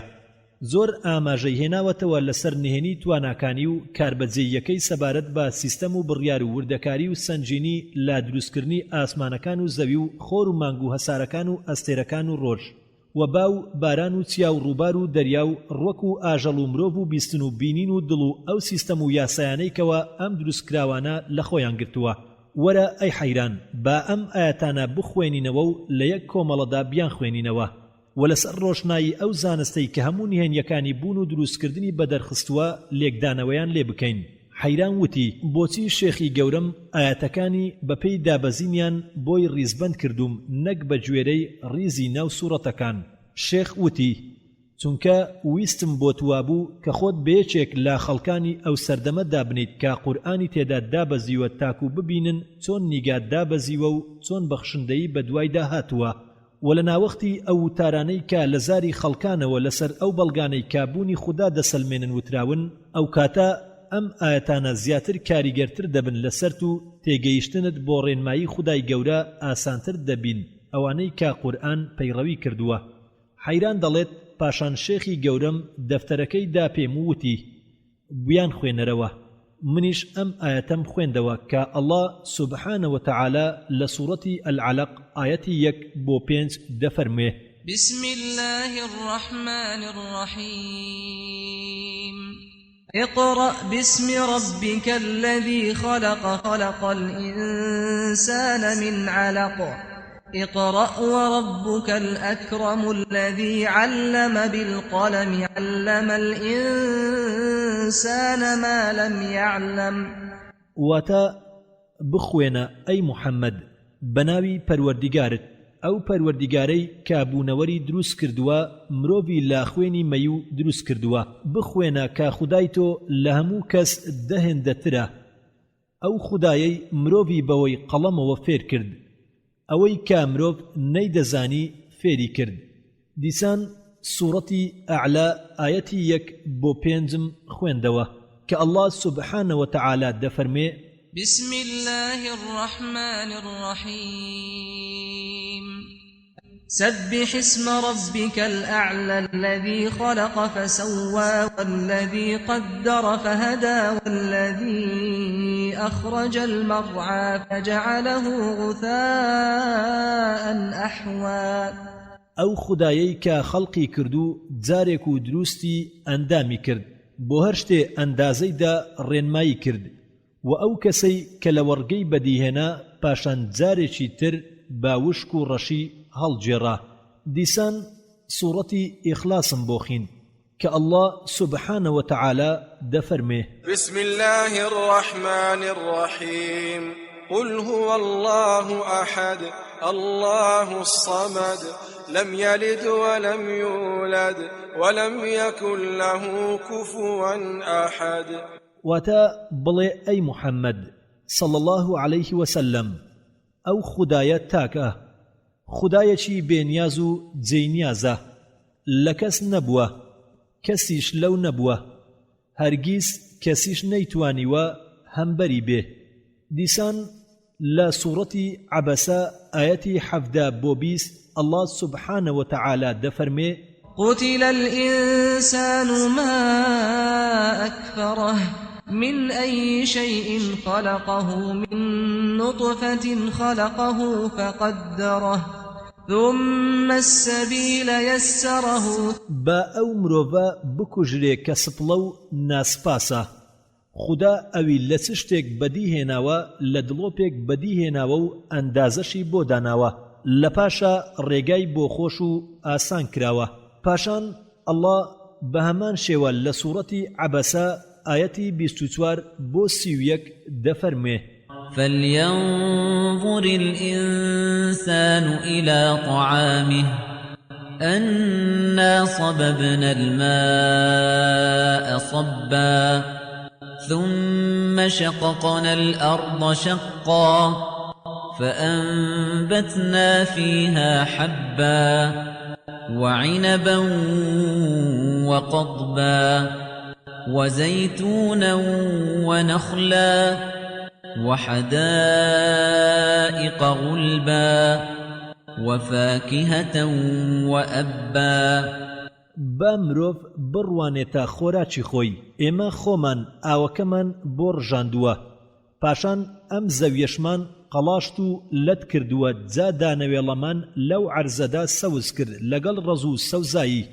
بنە زەیتون و دارخورما و باخە ڕازاوەکانی پڕدار وە میوە و گژوگیا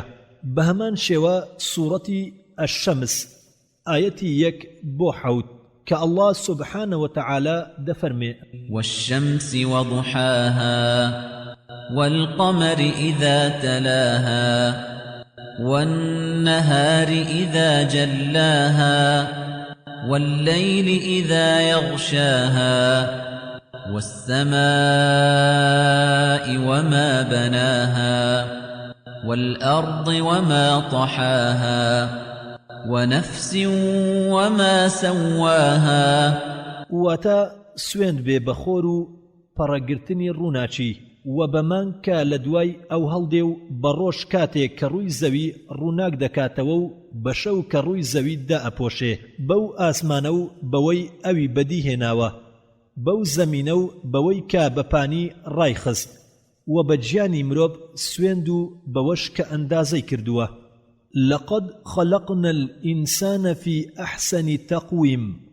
لراستيدا ئێمە مرۆڤمان بەڕێکترین شێوە بەدیهێناوە بە هەمان شێوە ئەڵڵا سوبحانە وتەعالە لە سوورەتی ئەلقیامە ئاەتی 36 بۆ 39 دەفەرمێ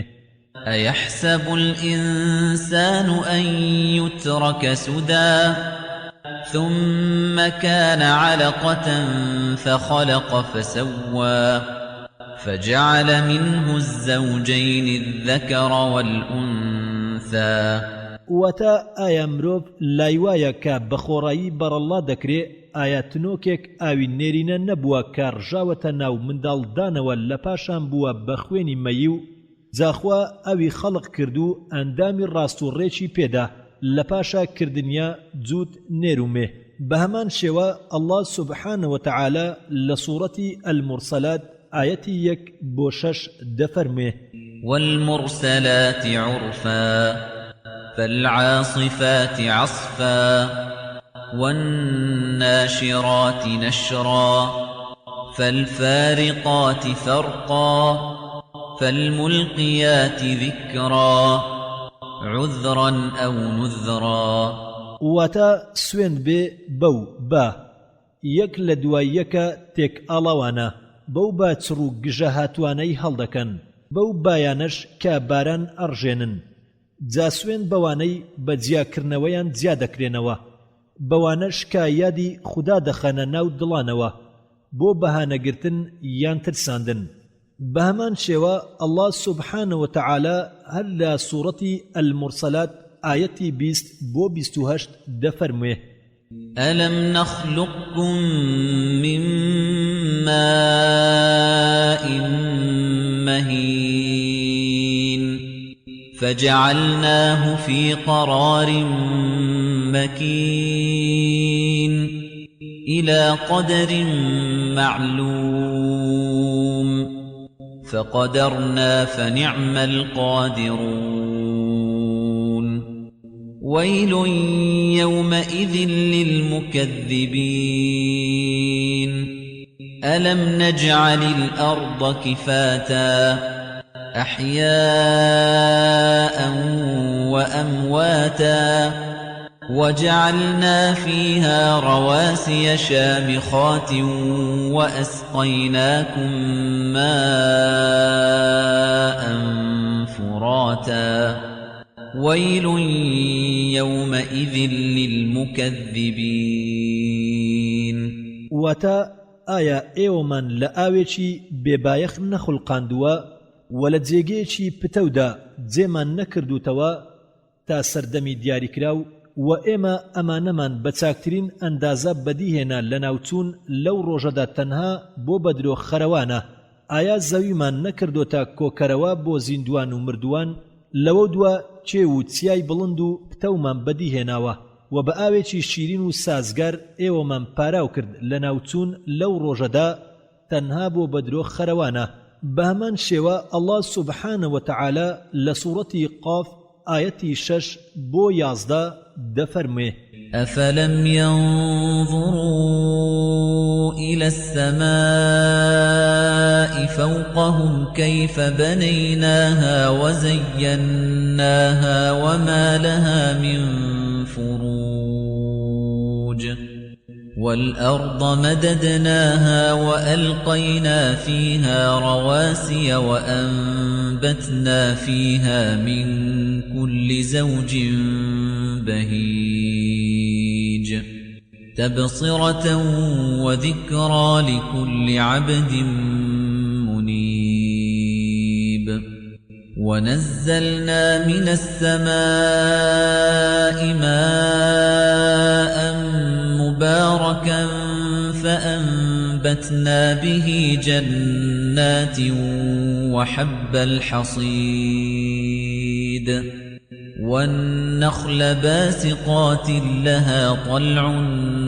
نضيد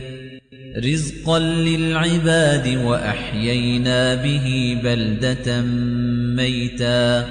كذلك الخروج وتا ئایانەیان ڕوانی وەتا ئەو ئاسمانەی کە بەسەر سەریانەوەیە کە چۆنمان سازداوە و ڕازاندومانەتەوە کە هیچ کون و کەڵێنێکی تێدانیە و زەویمان پان و بەرین کردووە گەلێ چێوی پتەومان تێدا داناوە و هەموو ڕوەکێکی دڵگیرمان بەجود تێدا دانا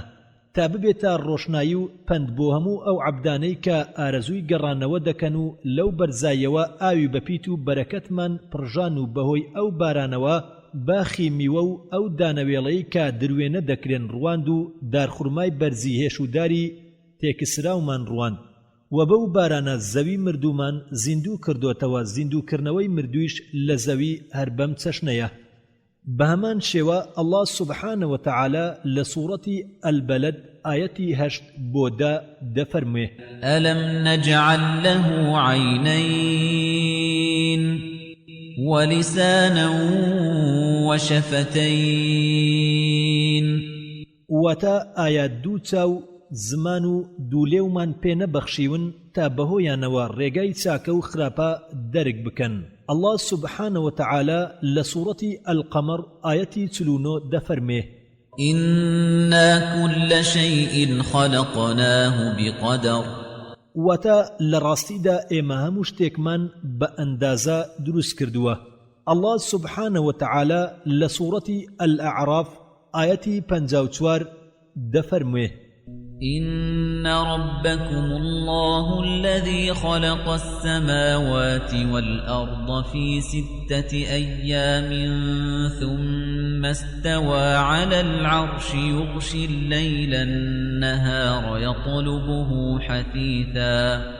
يغشي الليل النهار يطلبه حثيثا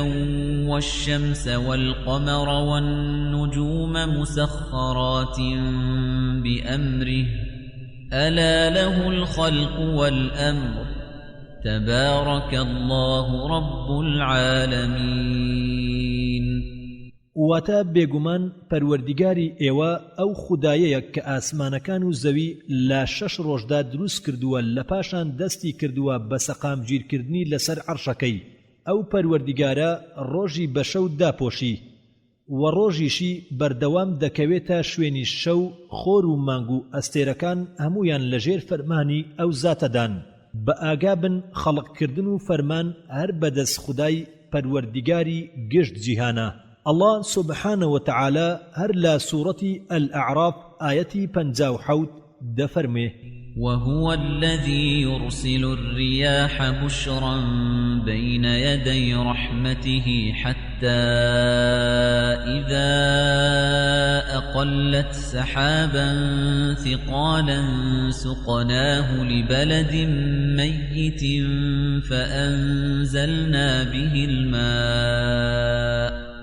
فأنزلنا به الماء فأخرجنا به من كل الثمرات كذلك نخرج الموتى لعلكم تذكرون واتا هەر بەزەی خوددا خۆیەتی کە مزجێنی هەڵگرتنی بۆ هەڵگرتنی ئەو هەورە بارگاویانەی کە بەرزیان دەکەنەوە بەرەو وڵاتێکی مردوو دەیخەنەڕێ بە ئاوەکەی هەموو جۆرە بەرووبوومی پێدەڕوێنین هەر بەم چەشنەش مردوو زیندوو دەکەینەوە بەڵکو بێتەوە یاتان بە هەمان شێوە ئەڵڵا سوبحانەوە تەعالە هەر لە سوورەتی ئەلئەعراف ئایەتی 185 دەفەرموێ أولم ينظروا في ملكوت السماوات والأرض وما خلق الله من شيء وأن عسى أن يكون قد اقترب أجلهم فبأي حديث بعده يؤمنون واتا ئاخۆ ئەوان لا دام و دەستگای پڕشکۆی ئاسمانەکان و زەمین و هەرچی خوددا دروستی کردوون ناڕوانن بە هەمان شێوە ئەڵڵا سوبحانەوە تەعالە هەر لە سوورەتی ئەلئەعراف ئایەتی 189 دەفەرمێ هو الذي خلقكم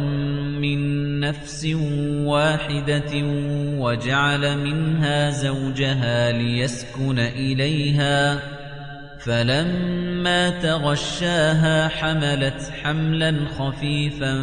فمرت به فلما أثقلت دعوا الله ربهما لئن آتيتنا صالحا لنكونن من الشاكرين واتا هەر ئەو ئێوەی لە یەک گیان بەدیهێناوە و چمکەکەشی هەر لەو دروست کرد تا ئارام بگرن و بحەسێنەوە لەگەڵیدا بە هەمان شێوە ئەڵڵا هەر لە سوورەتی ئەلئەعراف ئایەتی 191 دەفەرمێ أيشركون ما لا يخلق شيئا وهم يخلقون واتا ئایا ئەو شتانە دەکەنە هاوڵپەرستی خوددا کە توانای خەڵقکردنیان نییە و خۆشیان دروستکراون ئەڵڵا سوبحانەوە تەعالە لە سوورەتی یاسین آيتي 33 بوتسل دفرموه وآية لهم الأرض الميتة أحييناها وأخرجنا منها حبا فمنه يأكلون وجعلنا فيها جنات من نخيل وأعناب وفجرنا فيها من العيون ليأكلوا من ثمره وما عملته أيديهم أفلا يشكرون سبحان الذي خلق الأزواج كلها مما تنبت الأرض ومن أنفسهم ومما لا يعلمون وآية لهم الليل نسلخ منه النهار فإذا هم مظلمون والشمس تجري لمستقر لها ذلك تقدير العزيز العليم والقمر قدرناه منازل حتى عاد كالعرجون القديم لا الشمس ينبغي لها أن تدرك القمر ولا الليل سابق النهار وكل في فلك يسبحون وتا زەوی مرد و نیشانە و پەندە بۆ ئەوان زیندومان کردەوە و دانەوێڵەمان تێدا ڕوان کە لێی دەخۆن هەر لە ئەزەلی شەوە چەندین باخی خورما و ڕەزی زۆرمان وەدیهێنا و چەند کانیاومان لێ هەڵقوڵان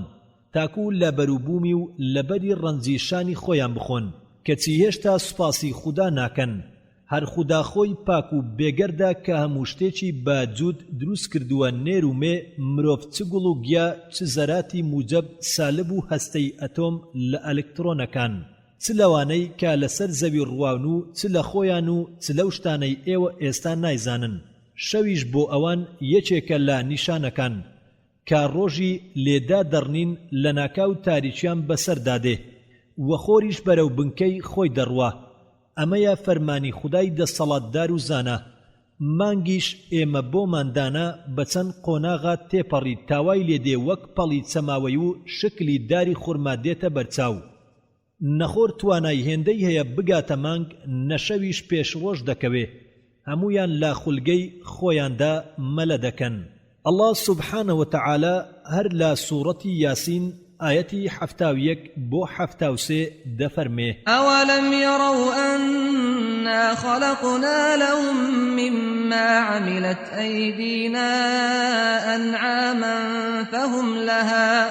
فهم لها مالكون وذللناها لهم فمنها ركوبهم ومنها يأكلون ولهم فيها منافع ومشارب أفلا يشكرون وتا آیا ئەوانە نەیاندی کە بەدەستی خۆمان ئەنعام وشتر و مەڕ و بزن و گامان بۆ خوڵقاندن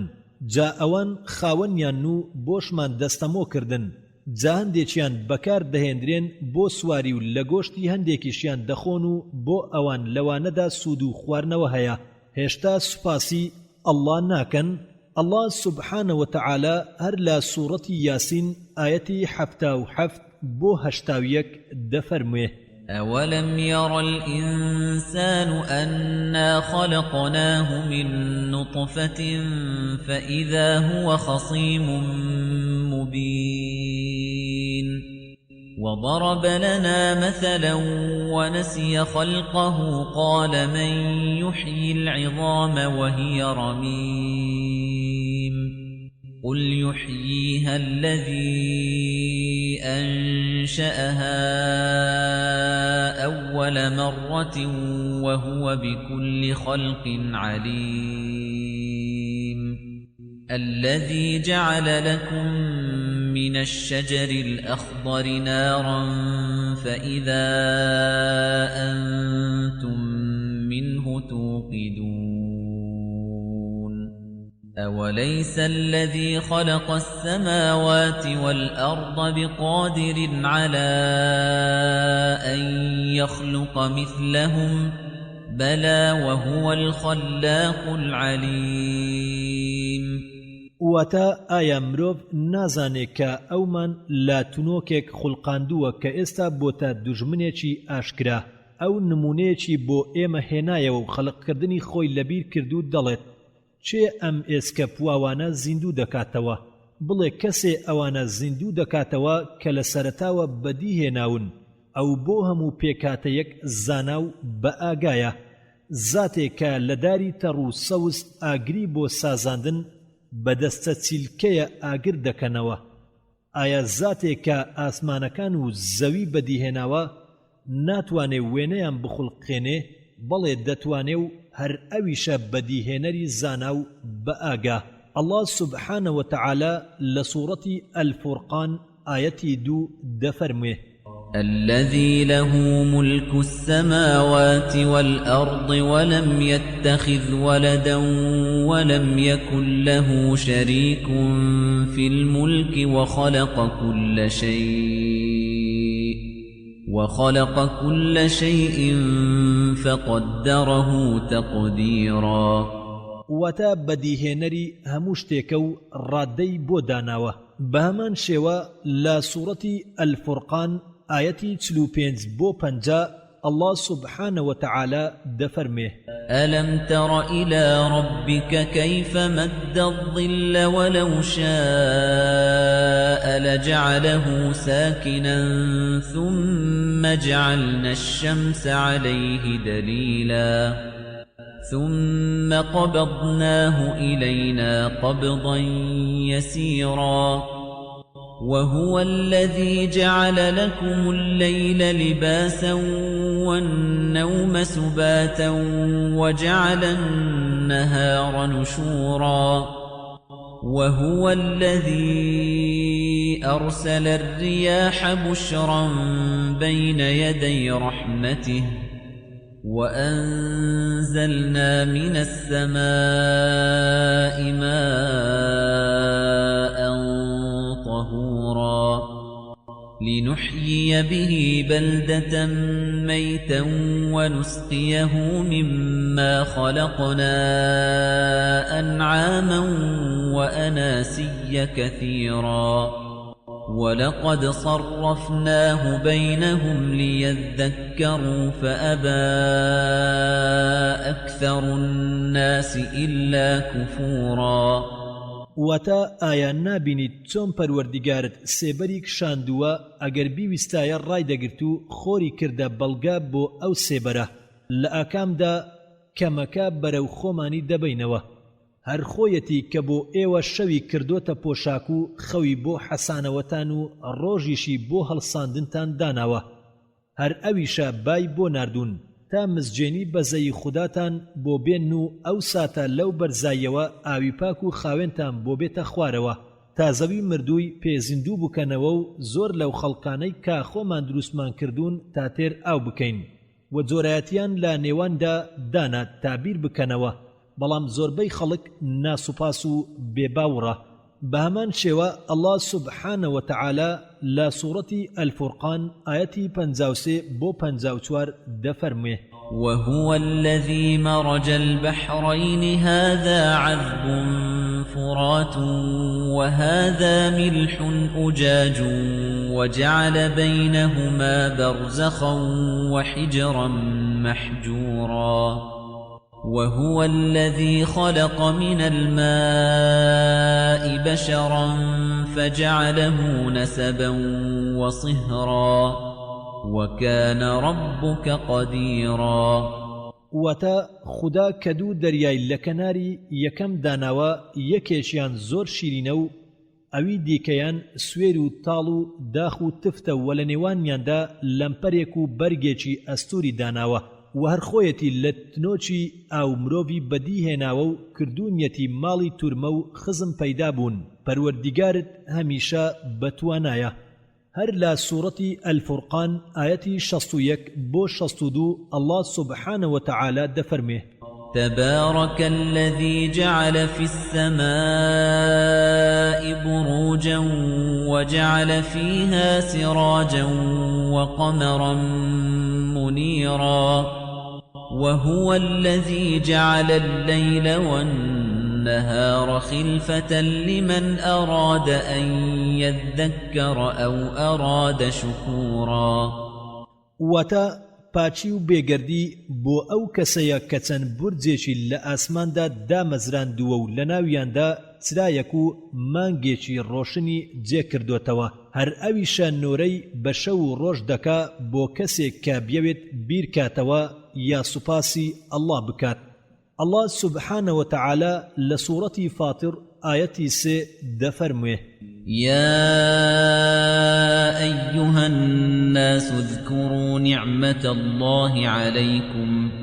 هل من خالق غير الله يرزقكم من السماء والأرض لا إله إلا هو فأنا تؤفكون واتا أي خلچينا لبیرتان بێ خوددا چەندی چاکە لەسەر ئێوە هەیە ئایا جگە لە ئەڵڵا کەسی تر هەیە لە ئاسمان و زەویدا بژێویتان بدات هیچ کەس شایستەی پەرستن نییە جگە لە ئەڵڵا چۆن لە ڕێی ڕاستە لا دەدرێن بە هەمان شێوە ئەڵڵا سوبحانەوە وتەعالە هەر لە سوورەتی فاتر ئایەتی 9 دەفەرمێ والله الذي أرسل الرياح فتثير سحابا فسقناه إلى بلد ميت فأحيينا به الأرض بعد موتها كذلك النشور واتە هەر خودایەک کە باکان بەڕێ دەکا و ئەوانیش هەور دەبزوێنن و ئەوسا هەور دەتاوژێنین بەرەو سەرزەمینێکی مردوو و زەوی مردووی پێزیندوو دەکەینەوە و زیندووکردنەوەی پاشە ڕۆژیش هەر ئاوایە. بە هەمان شێوە ئەڵڵا سوبحانە وتەعالا لە سوورەتی فاتر ئایەتی 11 بۆ 13 دەفەرموێ: والله خلقكم من تراب ثم من نطفة ثم جعلكم أزواجا وما تحمل من أنثى ولا تضع إلا بعلمه وما يعمر من معمر ولا ينقص من عمره إلا في كتاب إن ذلك على الله يسير. وما يستوي البحران هذا عذب فرات سائغ شرابه وهذا ملح أجاج ومن كل تأكلون لحما طريا وتستخرجون حلية تلبسونها وترى الفلك فيه مواخر لتبتغوا من فضله ولعلكم تشكرون. يولج الليل في النهار ويولج النهار في الليل وسخر الشمس والقمر كل يجري لأجل مسمى ذلكم الله ربكم له الملك والذين تدعون من دونه ما يملكون من قطمير. وەتە خوای ئێوە لە خاک پاشان لە تنۆکێک پاشان ئێوەی کردوتە هاوسەری یەکتر ژن و مێردوو هیچ ژنێک دوو گیان نابێ و نازێ مەگەر بە زانستی ئەو تەمەنی هیچ کەس زیاد نابێ و ناگاتە پیری و لە تەمەنی کەسێک کەم نابێ کە هەموو بەگشتی لە کتێبی زانستی خودادان نووسراوە و ئەم کارانە بۆ خوددا ئاسانە. دوو دەریا هەن ئەو دوو دەریایە یەکسان نین ئەوەتە ئەمەیان شیرینە و توێنیەتی دەشکێنێ ئەویشیان سوێر و تاڵ و تفتە لە هەردووچیان گۆشتی تەڕ و تازە دەخۆن و لە هەردووچیان خشلی جوان دەردێن و لەبەری دەکەن و خۆتانی پێدەڕازێننەوە. دەبینی کەمیەکان دەریاکە دڵقڵشێنن تا ئێوە لە سایەی ئەودا ڕۆژی ڕسق پەیدا بکەن و شوکرانەی لەسەر بکەن. شەو دەخاتە ناو ڕۆژەوە و ڕۆژیش دەخاتە ناو شەوەوە. خۆرومانجی ڕام کردووە و هەر یەکەیان بۆ کاتی دیاریکراو دێن و دەچن. ئەوەیە خودای پەروەردیگاری ئێوە خاوەنی توانە و دەسەڵاتە و ئەوانەی ئێوە هاوار و پەنایان بۆ دەبەن دەسەڵاتی بەدیهێنانی دەنچێ خورمایان نییە. ئەڵڵا سوبحانە وتەعالا هەر لە سوورەتی فاتر ئایەتی 27 بۆ 28 دەفەرمێ: ألم تر أن الله أنزل من السماء ماء فأخرجنا به ثمرات مختلفا ألوانها ومن الجبال جدد بيض وحمر مختلف ألوانها وغرابيب سود ومن الناس والدواب والأنعام مختلف ألوانه كذلك إنما يخشى الله من عباده العلماء إن الله عزيز غفور. واتا آخو ندي خدا ئاوی لەو بەرزیەوە باراندووە میوەجاتی هەمان ڕەنگمان پێڕوان لە کێوانیش ڕێگەوبانی سپی و سووری جۆرا و جۆری بەڕەنگ جیای بەدیهێناوە ڕەشی وەک قەلەڕەشیشیان تێدا هەیە لە مەردوم و جانەوەر و ئاژەڵیدا هەروەهایە ڕەنجیان لە یەکتر جودایە لە ناو عەبدانی خودادا هەر فرەزانایان دەیناسن و لێی دەترسن هەر خودا خۆی خاوەن دەسەڵات و خەتا پۆشە الله سبحانه وتعالى هەر لە سوورەتی فاتر ئاەتی 41 دەفەرمێ إن الله يمسك السماوات والأرض أن تزولا ولئن زالتا إن أمسكهما من أحد من بعده إنه كان حليما غفورا واتا خدا ئاسمانەکان و زەوی ڕاگرتووە کە نەکەون گەرکەوتن جگە لەو کەسی ترنیە ڕاگیریان بکات هەر ئەڵڵایە کاری بەشینەیە خەتا پۆشە الله سبحانه وتعالى لا سورة مريم آية 67 دفرمه أولا يذكر الإنسان أنا خلقناه من قبل ولم يك شيئا واتا او مروفا بو بیرناکاتەوە کە سەرەتا ئێمە ئەومان دروست کردووە و هیچیش نەبووە الله سبحانه وتعالى لا سورة طه آية 49 بو 54 دفرموه قال فمن ربكما يا موسى قال ربنا الذي أعطى كل شيء خلقه ثم هدى قال فما بال القرون الأولى قال علمها عند ربي في كتاب لا يضل ربي ولا ينسى الذي جعل لكم الأرض مهدا وسلك لكم فيها سبلا وأنزل من السماء ماء فأخرجنا به أزواجا من نبات شتى كلوا وارعوا أنعامكم إن في ذلك لآيات لأولي النهى واتا فرعون گوتی چه خدایا ای موسى فرمووی پەروەردیگاری ئێمە ئەو کەسەیە کە پێکاتەی بوونی بە هەموو شتێ داوە گوتی بەسەرهاتی پێشوان چییە گوتی زانینی ئەوە لای پەروەردیگار لە کتێبێکدا نووسراوە پەروەردیگارم هەرگیز بزری ناکا و لە یادی ناکا ئەو خودایەی کە زەوی بۆ ئێوە کردە جێی حەسانەوە لانک و فرەڕێگای لەودا سازدا و لە ئاسمانەوە بارانی باران کە لە سوێنگەی ئەوەوە هەموو جۆرە گژوگایەکی هاوڵمان ڕواند و سەوز کرد هەم خۆتان لێی بخۆن و هەم ئاژەڵەکانیشتان لێی بلەوەڕێن بەڕاستی نیشانە گەلێکی زۆر ئاشکران بۆ خاوەن عەقڵەکان الله سبحانه وتعالى لسورة الواقعة آية 57 بو 59 دفرموه نحن خلقناكم فلولا تصدقون أفرأيتم ما تمنون أأنتم تخلقونه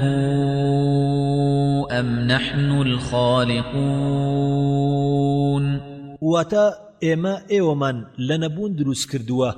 ئەدی بۆ ئیمان ناهێن و باوەڕ ناکەن بەخوا ئایا بیر لەو تۆماوەی خۆتان دەکەنەوە کە تۆی دەکەن لە ناو ڕەحمدا ئایا ئێوە دروستی دەکەن یان ئێمە بە هەمان شێوە هەر لە سوورەتی الواقعە ئاەتی 68 بۆ 76 الله سبحانه وتعالى دفرموه أفرأيتم الماء الذي تشربون أأنتم أنزلتموه من المزن أم نحن المنزلون لو نشاء جعلناه أجاجا فلولا تشكرون أفرأيتم النار التي تورون أأنتم أنشأتم شجرتها أم نحن المنشئون نحن جعلناها تذكرة ومتاعا للمقوين فسبح باسم ربك العظيم فلا أقسم بمواقع النجوم وإنه لقسم لو تعلمون عظيم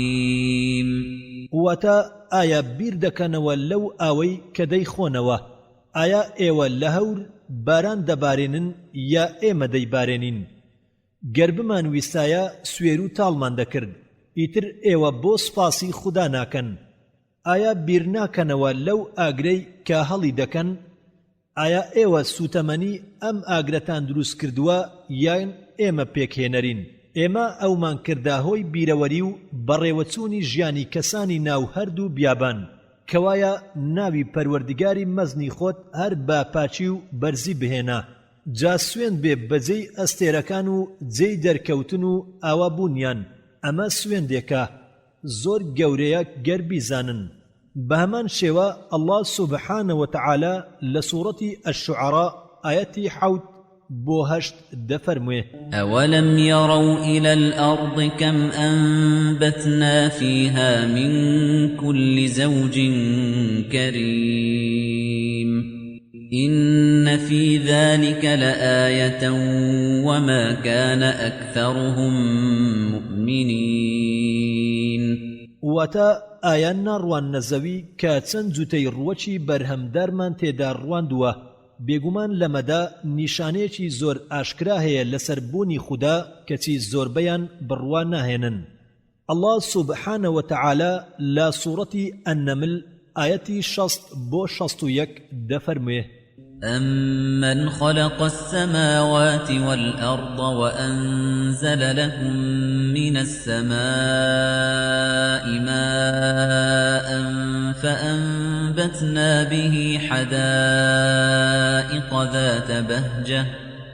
فَأَنبَتْنَا به حدائق ذات بهجة ما كان لكم أن تنبتوا شجرها أإله مع الله بل هم قوم يعدلون أمن جعل الأرض قرارا وجعل خلالها أنهارا وجعل لها رواسي وجعل بين البحرين حاجزا أإله مع الله بل أكثرهم لا يعلمون واتا ئایا چێیە ئەو زاتەی کە ئاسمانەکان و زەوی بەدیهێناوە لە ئاسمانەوە بارانی بۆ باراندن جابەهۆی ئەو بارانەوە باخ و بێستانی بەدیمەنی جوانمان بۆ سەوزکردن لە کاتێکدا کە ئێوە توانای سەوزکردنی دارەکەتان نییە ئایا خواوەندێکی تر لەگەڵ خوددادا هەیە ئایا چێ زەوی کردۆتە جێی قەرارگرتن و لە زەویدا چەم و دۆڵ و چێوی پتەوی تێدا سازداوە و لە نێوان دوو دەریای سوێر و شیرندا بەرزەکی داناوە ئایا خواوەندێکی تر لەگەڵ خوددادا هەیە؟ نا نییە بەڵکو زۆربەی ئەو کەسانە نەزان و نەفامن هەر لە سوورەتی النەمل ئەڵڵا سوبحانە وتەعالە لە ئایەتی 86 دەفەرمێ ألم يروا أنا جعلنا الليل ليسكنوا فيه والنهار مبصرا إن في ذلك لآيات لقوم يؤمنون واتا ئایا نابینن کە شەومان داهێنا تا ئارامی تێدا بگرن و ڕۆژیشمان ڕوونا کرد لەمەدا نیشانە و پند بۆ هۆزی بڕوادار هەیە هەر لە سوورەتی النەمل ئایەتی 88 ئەڵڵا سوبحانە وتەعالە دەفەرموێ وترى الجبال تحسبها جامدة وهي تمر مر السحاب صنع الله الذي أتقن كل شيء إنه خبير بما تفعلون واتا چێوەکان دەبینی وا دەزانی وەستاوە و بێجوولەیە بەڵام وەک هەور دەڕۆن چێوەکان کاری ئەڵڵایە کە بە کارامەیی هەموو شتێکی ئەنجام داوە و ئاگاداری هەموو کردەوەیەکتانە. الله سبحانه وتعالى لسورة القصص آياتي 68 دفرمه وربك يخلق ما يشاء ويختار ما كان لهم الخيرة سبحان الله وتعالى عما يشركون وتا پروردگارت هرچی بویت خلقی دکاتو هلی دبجره. الله سبحانه وتعالى هر لا سورة القصص آياتي حفتاويك بو حفتاوسي دفرمه قل أرأيتم إن جعل الله عليكم الليل سرمدا إلى يوم القيامة من إله غير الله يأتيكم بضياء أفلا تسمعون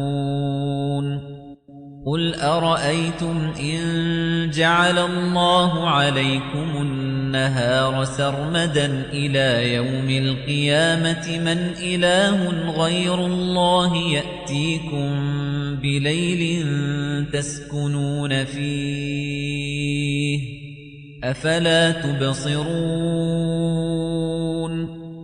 ومن رحمته جعل لكم الليل والنهار لتسكنوا فيه ولتبتغوا من فضله ولعلكم تشكرون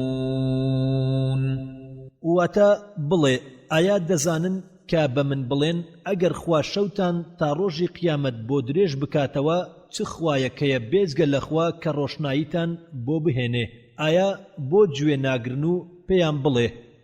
ئایا دەزانن ئەگەر خوا ڕۆشتان تا ڕۆژی قیامەت بۆ درێژ بکاتەوە چ خوایەک هەیە بێجگە لەخوا هەیە شەوتان بۆ بهێنێ کە تێیدا بحەسێنەوە و ئارامی تێدا بگرن ئایا نابینن و لە ڕۆژیشدا بۆ بژێویتان کار بکەن و ئارامی تێدا بگرن لە سایەی بەخشندەکانی خوددادا تاکو سوپاسی ئەڵڵا بکەن.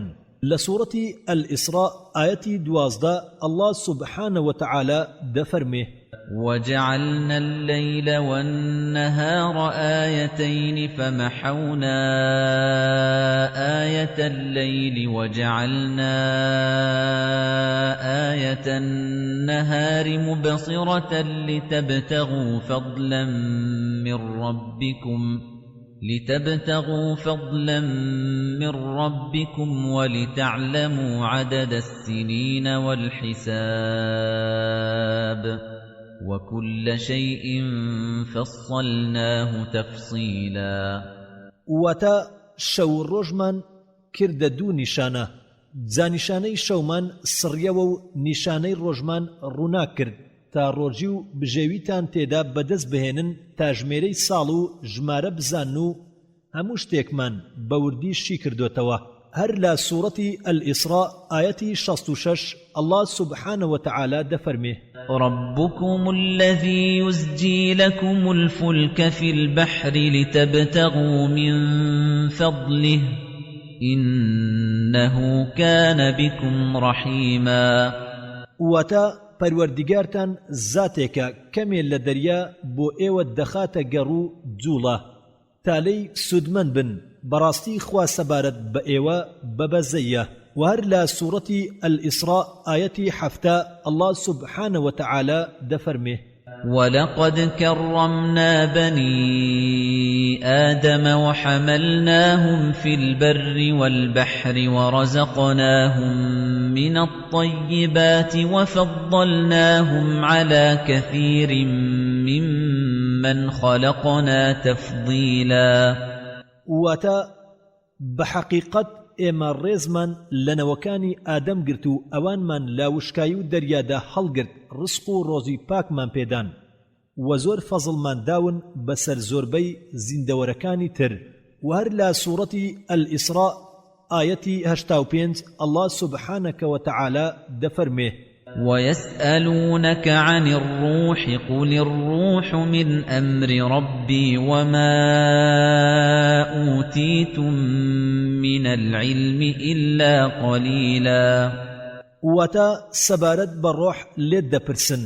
بڵێ ڕۆح شتێکە تەنها پەروەردیگارم بە ئاگایە لێی کەمێک زانست بە ئێوە دراوە بە تایبەتی سەبارەت بە ڕۆح.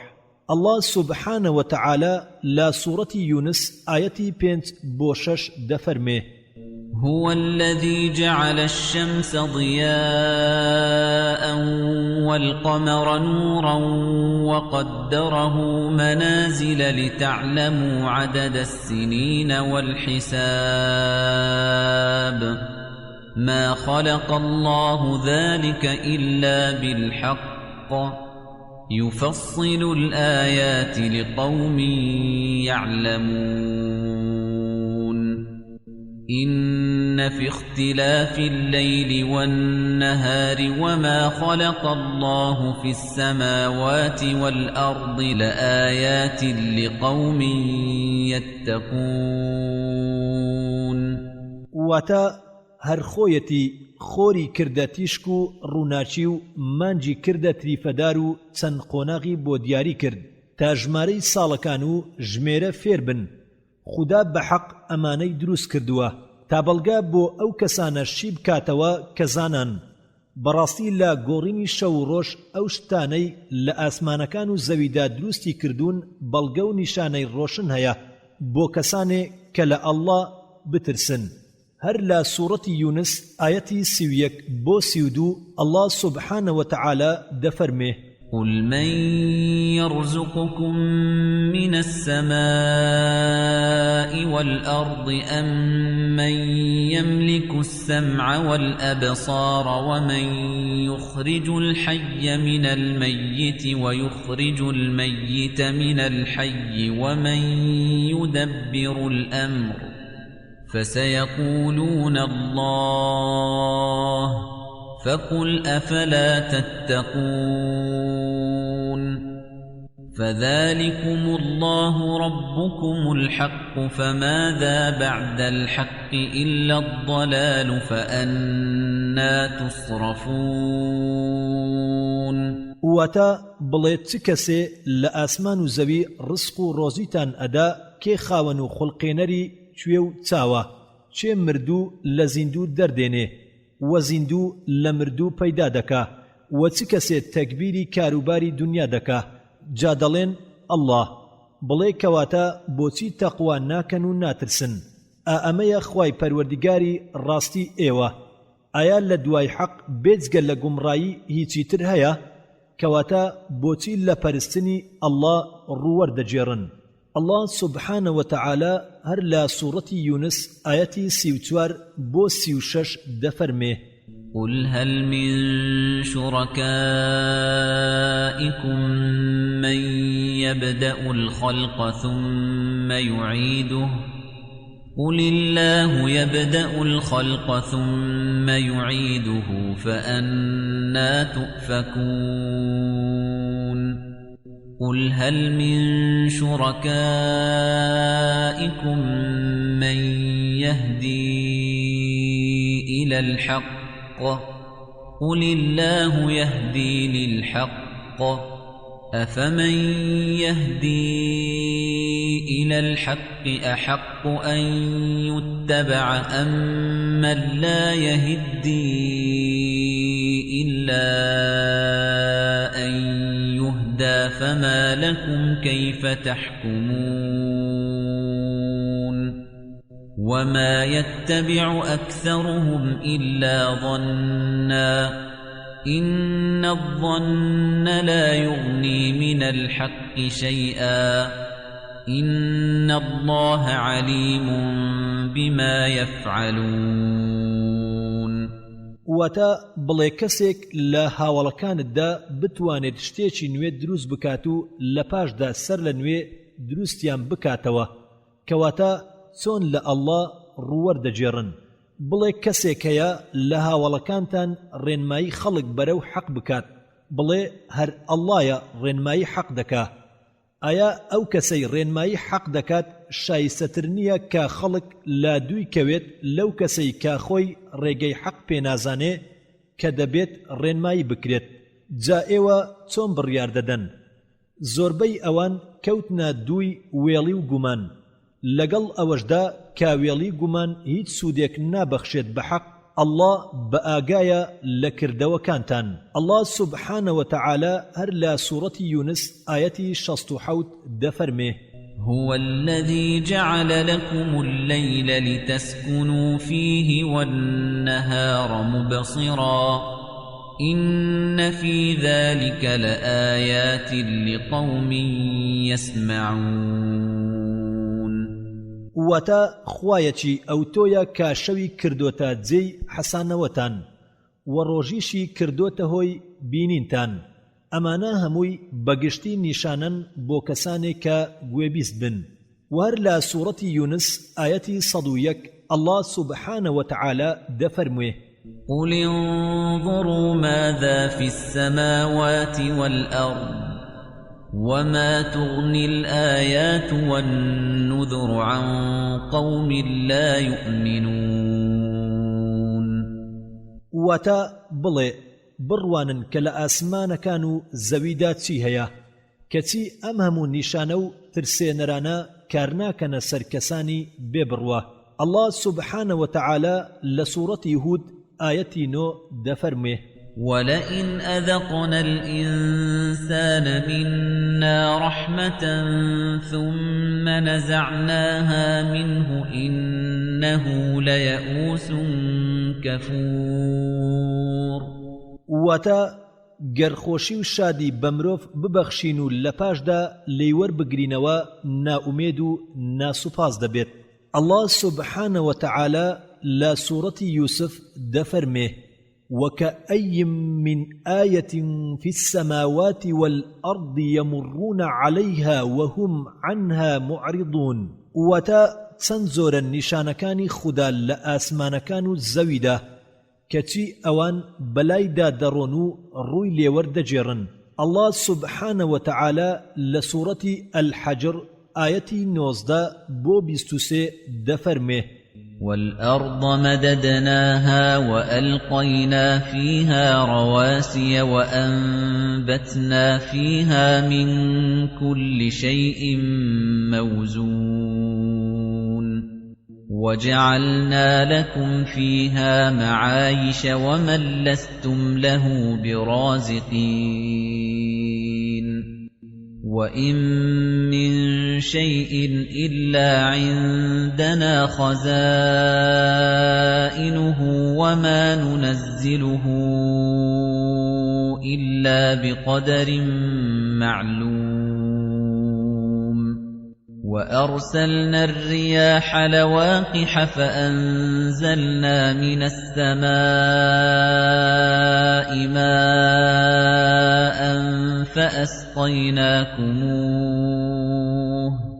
فأسقيناكموه وما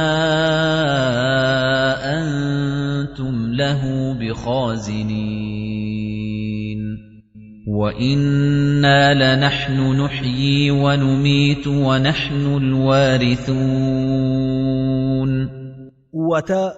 زەویمان کشان و پان و بەرینمان کرد و چەم و چێومان تێدا سەقام گیر کرد و هەموو جۆرە ڕوەکێکمان بە ئەندازە تێدا ڕوان. مایەی گوزەرانی ئێوە و بوونەوەرانی جیا لە ئێوە کە ئێوە بژێ و یان نادەن هەر لەوێدا پێکمان هێناوە. گەنجینەی هەموو شتێک هەر لای ئێمەیە و ئەوەشمان هەر بە ئەندازەی دیاریکرا و ناردۆتە خوار. هەروەها بامان نارد تا پیتێن بکە و لە ئاسمانەوە ئاومان باراند بەوەش تێر ئاومان کردن و ناشتوانن ئەو ئاوە لای خۆتان بهێڵنەوە. هەر خۆمانین گیان دەبەخشین و ئەیستێنینەوە. هەر ئێمەین خاوەنداری هەموو شتێک. الله سبحانه وتعالى هەر لە سوورەتی الحجر ئایەتی 26 دەفەرمێ: ولقد خلقنا الإنسان من صلصال من حمأ مسنون. واتە ئێمە مرۆڤمان دروست کرد لە قوڕە ڕەشەی بۆ گەنی ڕق هەڵهاتوو. الله سبحانه وتعالى دەفەرموێ: ما خلق الله السماوات والأرض وما بينهما إلا بالحق. واتە ئاسمانەکان و زەوی و هەرچی لە نێواندا هەیە بەڕاستی و بەحەق بەدیمان هێناوە. الله سبحانه وتعالى لە سوورەتی الأنعام آيەتی 1 بۆ 2 دەفەرموێ الحمد لله الذي خلق السماوات والأرض وجعل الظلمات والنور ثم الذين كفروا بربهم يعدلون هو الذي خلقكم من طين ثم قضى أجلا وأجل مسمى عنده ثم أنتم تمترون واتە هەموو سپاس بۆ ئەڵڵاه کە ئاسمانەکان و زەوی داهێناوە و تاریکی و ڕووناچی لەگەڵ ئەویشە بێباوەڕان و کافران بۆ پەروەردگاری خۆیان هاوسەنگ و هاوبەشی بۆ دائەنێن هەر ئەڵڵایە کە ئێوەی لە قوڕ دروست کردووە لە دواییدا کاتی نادیاری لای ئێوە بۆ مردنتان داناوە و ئاکامی دیار لای خۆیەتی کەچی هەر خاوەن گومانن ئەڵڵا سوبحانە وتەعالە لە سوورەتی الأنعام آياتي 38 دفرموه وما من دابة في الأرض ولا طائر يطير بجناحيه إلا أمم أمثالكم ما فرطنا في الكتاب من شيء ثم إلى ربهم يحشرون واتە هەر زیندەوەرێ بەسەر زەویدا بڕوات و هەر مەڵێک بەباڵ بفرێت هەمویان کۆمەڵانێکی وەک ئێوەن هەر لە سوورەتی الأنعام آياتي 75 بو 79 الله سبحانه وتعالى دفرمه وكذلك نري إبراهيم ملكوت السماوات والأرض وليكون من الموقنين فلما جن عليه الليل رأى كوكبا قال هذا ربي فلما أفل قال لا أحب الآفلين فلما رأى القمر بازغا قال هذا ربي فلما أفل قال لئن لم يهدني ربي لأكونن من القوم الضالين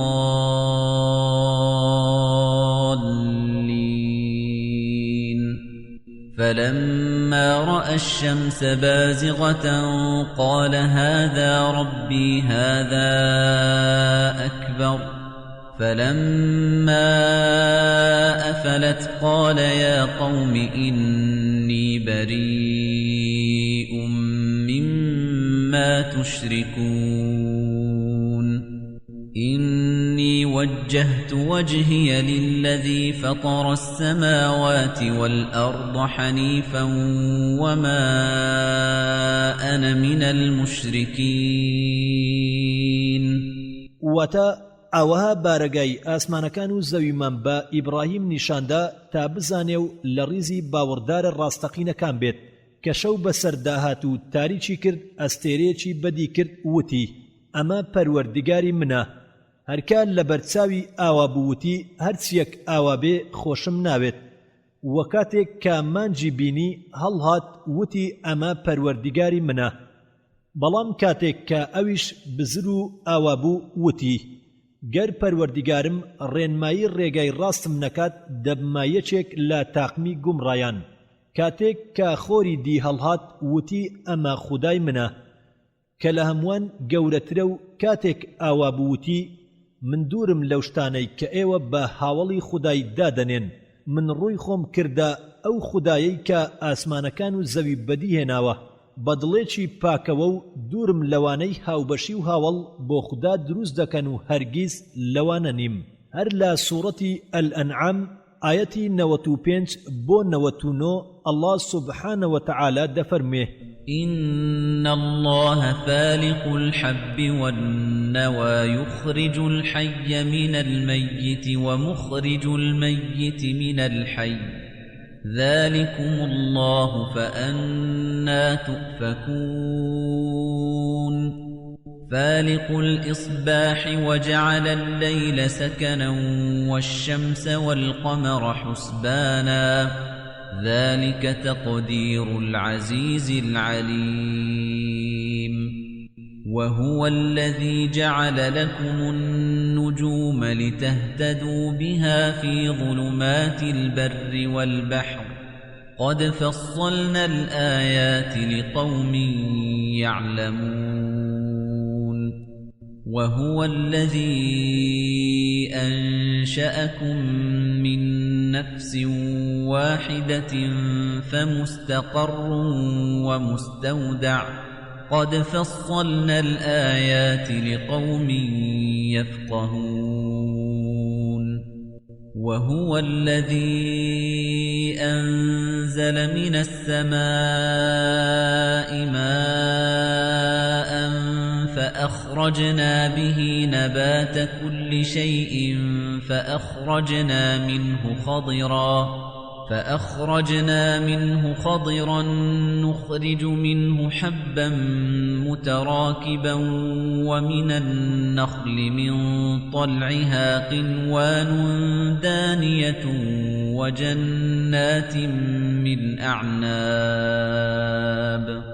وجنات من أعناب والزيتون والرمان مشتبها وغير متشابه انظروا إلى ثمره إذا أثمر وينعه إن في ذلكم لآيات لقوم يؤمنون وتا خدا لدكري دنكو ناوكا زیندوو لە مردوو دەردەهێنێ و دەرهێنەری مردووە لە زیندوو ئەوەیە خودای ئێوە ئیتر چۆن لە ڕێی لا ئەدەن دادڕی سپێدەی بەیان و شەوی کردوتە مایەی ئارامگرتن و خۆرومانجی کردوتە هۆی ژمێرە و ئەندازەگرتن ئەمە تەقدیر و ئەندازەگرتنی خودای توانا و زانایە هەر ئەوە کە ئەستێرەکانی ئاسمانی بۆ ئێوە داناوە تا لە تاریکی وشکانی و زەریایی و ڕێنمایی بکرێن و نیشانەکانی خۆمان بە ئاشکرایی بۆ کەسانی زانا بەدەرخستووە هەر ئەویشە هەموو ئێوەی بەگشتی لە تاکە کەسێک خستەوە لە دوای ئەوە لە شوێنێک سەقامگیری کردن و لە دواییدا لە جێگایەکی تر دایمەزراندن نیشانەکانمان بەڕوونیشی کردوتەوە بۆ ئەو کەسانەی تێدەگەن هەر خۆیەتی لە ئاسمانەوە ئاوی بۆ باراندن هەموو ڕوەچێکمان پێڕوان تا لەو سەوزە گیاکەوە دەنک و کەڵووی چڕمان دەرهێنا کڵۆکی دارخورما و هێشووی چڕ و شۆڕەوە بوو باخاتێکی زۆر لە ڕەز و زەیتون و بنەهەناری هاوینە و لە یەک جیامان بەرهەمهێنا وەختێ میوەمان پێدەگا سەیری بکەن کە تیایاندا گەلێک نیشانە هەیە بۆ کەسانێ کە بڕوایان بە ئەڵڵا هەیە هەر لە سوورەتی ئەلئەنعام ئایەتی 102 بۆ 103 ئەڵڵا سوبحانە وتەعالە دەفەرمێ ذلكم الله ربكم لا إله إلا هو خالق كل شيء فاعبدوه وهو على كل شيء وكيل لا تدركه الأبصار وهو يدرك الأبصار وهو اللطيف الخبير واتا بەڵێ خوددا پەروەردیگاری ئێوەیە هیچ خودایەک جگە لەو نییە بەدیهێنەری هەموو شتێکە کەواتە شایستەی پەرستنە و هەرخۆشی پارێزەر و تەکبیرکەری هەموو شتێکە ئەو بە چاو نابیندرێ و چاو دەرچی ناکا و هەرخوایشە هەموو دید و چاوێک دەرک دەکا هەرخۆی خاوەن لوتف و بە ئاگایە هەر لە سوورەتی ئەلئەنعام ئایەتی 141 بۆ 142 الله سبحانه وتعالى دفرمه وهو الذي أنشأ جنات معروشات وغير معروشات والنخل والزرع مختلفا أكله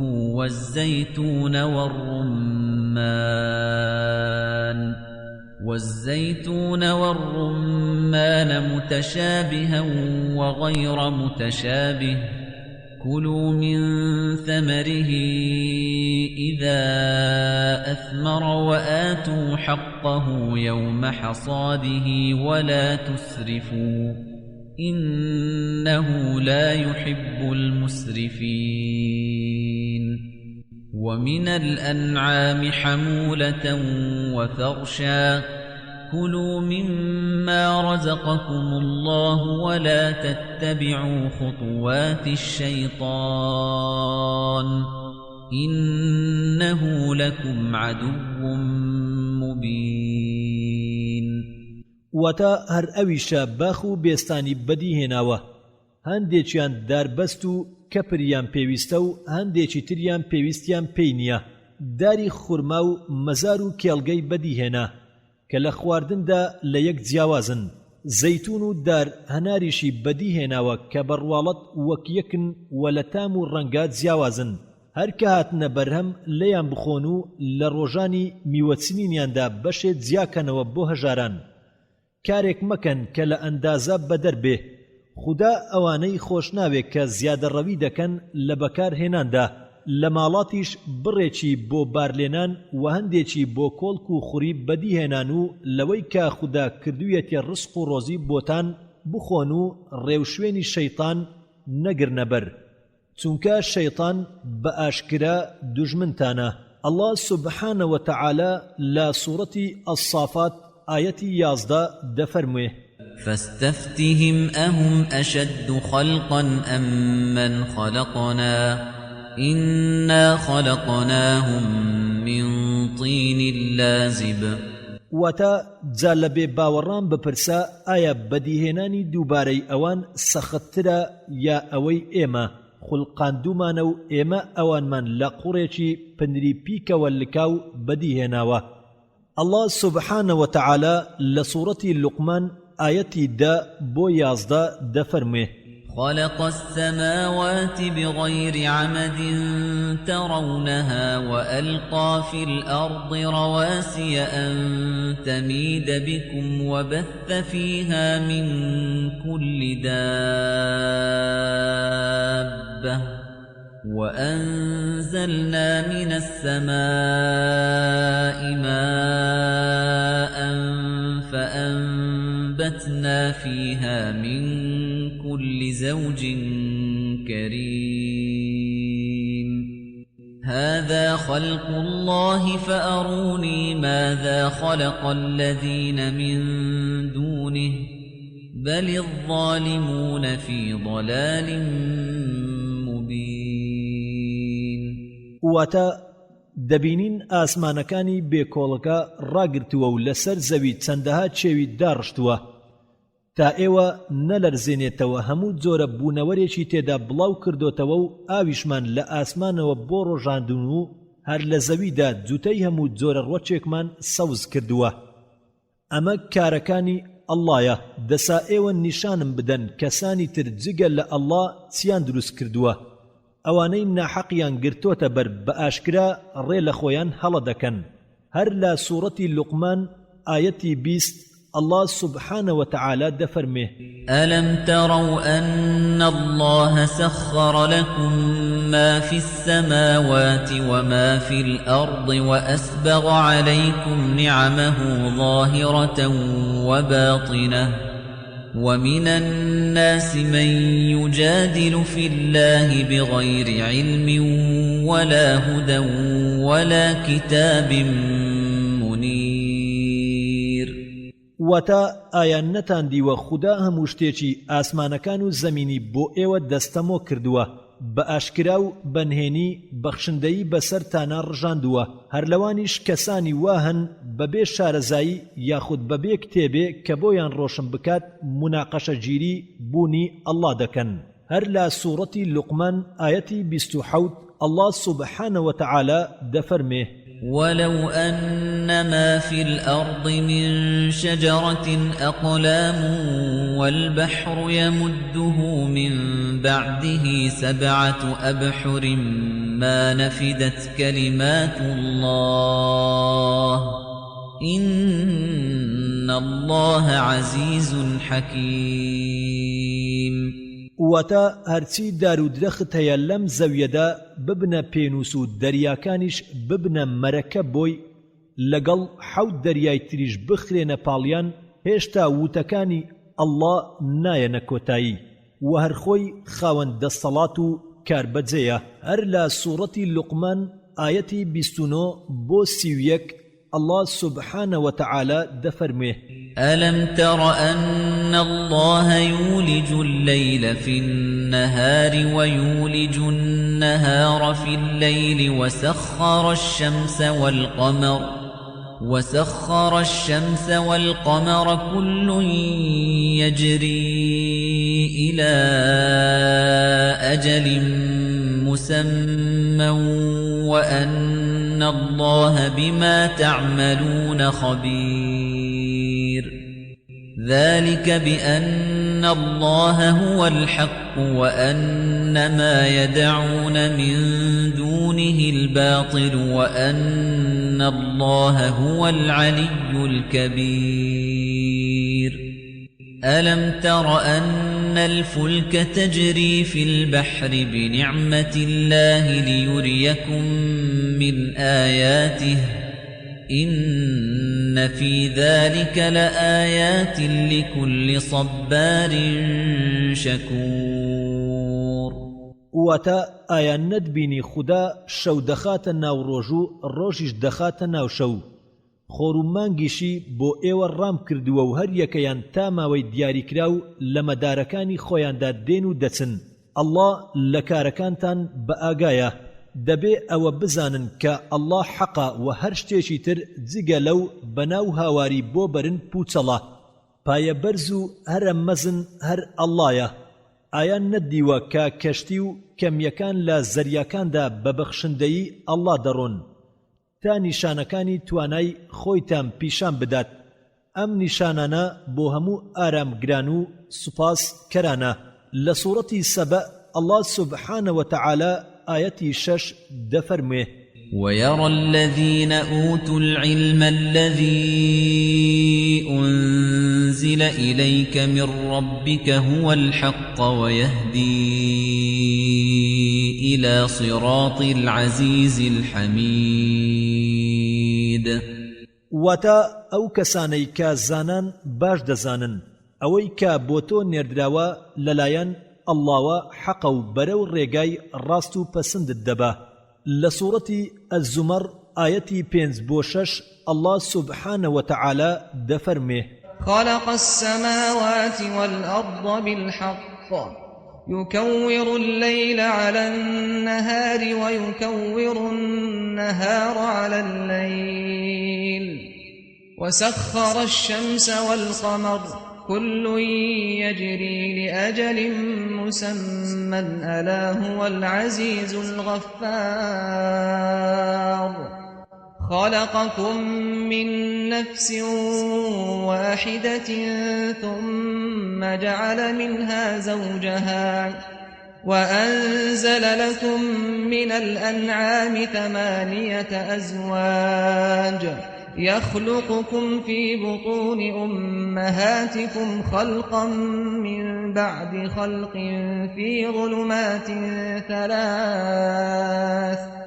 ذلكم الله ربكم له الملك لا إله إلا هو فأنا تصرفون وتا الله آسمان كانوا زوي بحق خلقان دوا شەو ڕۆژ دەپێچێ و ڕۆژیش لە شەو پێچێ و خۆر و مانجی ڕاهێناوە هەر یەکەیان لە مەداری خۆیان تاکاتی دیاریکراو دێن و دەچن. چاک بزانن کە خاوەنی دەسەڵات و لێبردوو هەر خۆیەتی. ئەڵڵا لە تاکە کەسێ ئێوەی دروست کردووە پاشان جووتەکەشی هەر لە ماچی ئەوەوە دروست بووە و بۆ ئێوە 8 جووتی لە مەڕ و ماڵات وشتر و مەڕ و بزن و گا لە نێر و مێ بەدیهێناوە. ئێوە لە منداڵدانی دایکتاندا بەسێ قۆناغ تاریچیدا دەڕۆن و هەر لەوێدا ئەم دی و ئەو دیوتان پێدەکا. فەرمان تەنها لە دەستی خودای پەروەردیگاردایە جگە لەو خودایتر نییە ئیتر بۆچی وازی لێدەهێنن. هەر لە سوورەتی ئەززومەر الله سبحانه وتعالى لآيەتی 21 دەفەرموێ ألم تر أن الله أنزل من السماء ماء فسلكه ينابيع في الأرض ثم يخرج به زرعا مختلفا ألوانه ثم يهيج فتراه مصفرا ثم يجعله حطاما إن في ذلك لذكرى لأولي الألباب وتا ئایان نەدی خوددا لەو بەرزاییەوە ئاو دەنێرێت لە زەویدا لە سەرچاوەکانەوە ڕەوانەی دەکا وە کشت و کاڵی هەمەڕەنجی پێدەڕوێنێ پاش ماوەیەک زەرد و وشک هەڵدەگەڕێ ئەوسا دەیکاتەوە پوش و پەلاش ئەوانەی ژیر و خاوەن عەقڵن لەمە پند وەردەگرن هەر لە سوورەتی ئەززومەر الله سبحانه وتعالى لە ئایەتی 63 بۆ 64 دەفەرموێ له مقاليد السماوات والأرض والذين كفروا بآيات الله أولئك هم الخاسرون قل أفغير الله تأمروني أعبد أيها الجاهلون وتا خدا بەدیهێنەری هەموو شتێکە لە هەموو شتێک ئاگادارە کلیلی ئاسمانەکان و زەوی بەگشتی بەدەست ئەوە ئەوانەی کە بێباوەڕن بە نیشانەکانی ئەڵڵا هەر خۆیان زەرمەندە بن بڵێ فەرمانی پەرستنی جگە لە ئەڵڵام پێدەکەن ئەی نەزانەکان لە سوورەتی غافر ئایەتی 13 الله سبحانه وتعالى دەفەرمێ هو الذي يريكم آياته وينزل لكم من السماء رزقا وما يتذكر إلا من ينيب وتا خدایەکی ئەو تۆیە نیشانەکانی خۆیتان نیشان دەدا لە ئاسمانەوە ڕزق و ڕۆزیتان بۆ دەبارێنێ و تەنها ئەوانەی ڕوودەکەنە ئەڵڵا دێتە یادیان هەر لە سوورەتی غافر ئایەتی 61 بۆ 64 الله سبحانه وتعالى دەفەرموێ الله الذي جعل لكم الليل لتسكنوا فيه والنهار مبصرا إن الله لذو فضل على الناس ولكن أكثر الناس لا يشكرون ذلكم الله ربكم خالق كل شيء لا إله إلا هو فأنا تؤفكون كذلك يؤفك الذين كانوا بآيات الله يجحدون الله الذي جعل لكم الأرض قرارا والسماء بناء وصوركم فأحسن صوركم ورزقكم من الطيبات ذلكم الله ربكم فتبارك الله رب العالمين وتا خدا شەوگاری بەدیهێناوە بۆ حەسانەوەتان و ڕۆژگاریشی کردوتە هۆی بینینتان هەر ئەڵڵایە خاوەن بەخشندە و چاکەی زۆر بەسەر خەڵکەوە بەڵام زۆربەی خەڵک ناسوپاسن هەر ئەو خودایەیە پەروەردیگارتان کە دروستکەری هەموو شتێکە و جگە لەو هیچ خودایەکی تر نییە ئیتر بۆچی تاوانی بێباوەڕی دەخەنە پاڵ خۆتان هەروەها ئەوانش کە بە نیشانەکانی خوددا بێباوەڕن تاوانی بێباوەڕیان دەخرێتە پاڵ ئەو خودایەی کە زەوی کردوتە جێنشینتان و ئاسمانیشی لەسەر بەرز کردوونەتەوە و وێنەی کێشاون بە باشترین وێنە لەشتی پاک و پوخت ڕزق و ڕۆزی بۆ ڕەخساندون ئەوەیە خودای ئێوە بەرزی و پیرۆزی بۆ ئەو خودایەی کە پەروەردیگاری هەموو بوونەوەرانە هەر لە سوورەتی غافر ئایەتی 67 بۆ 68 الله سبحانه وتعالى دەفەرمێ هو الذي خلقكم من تراب ثم من نطفة ثم من علقة ثم ثم يخرجكم طفلا ثم لتبلغوا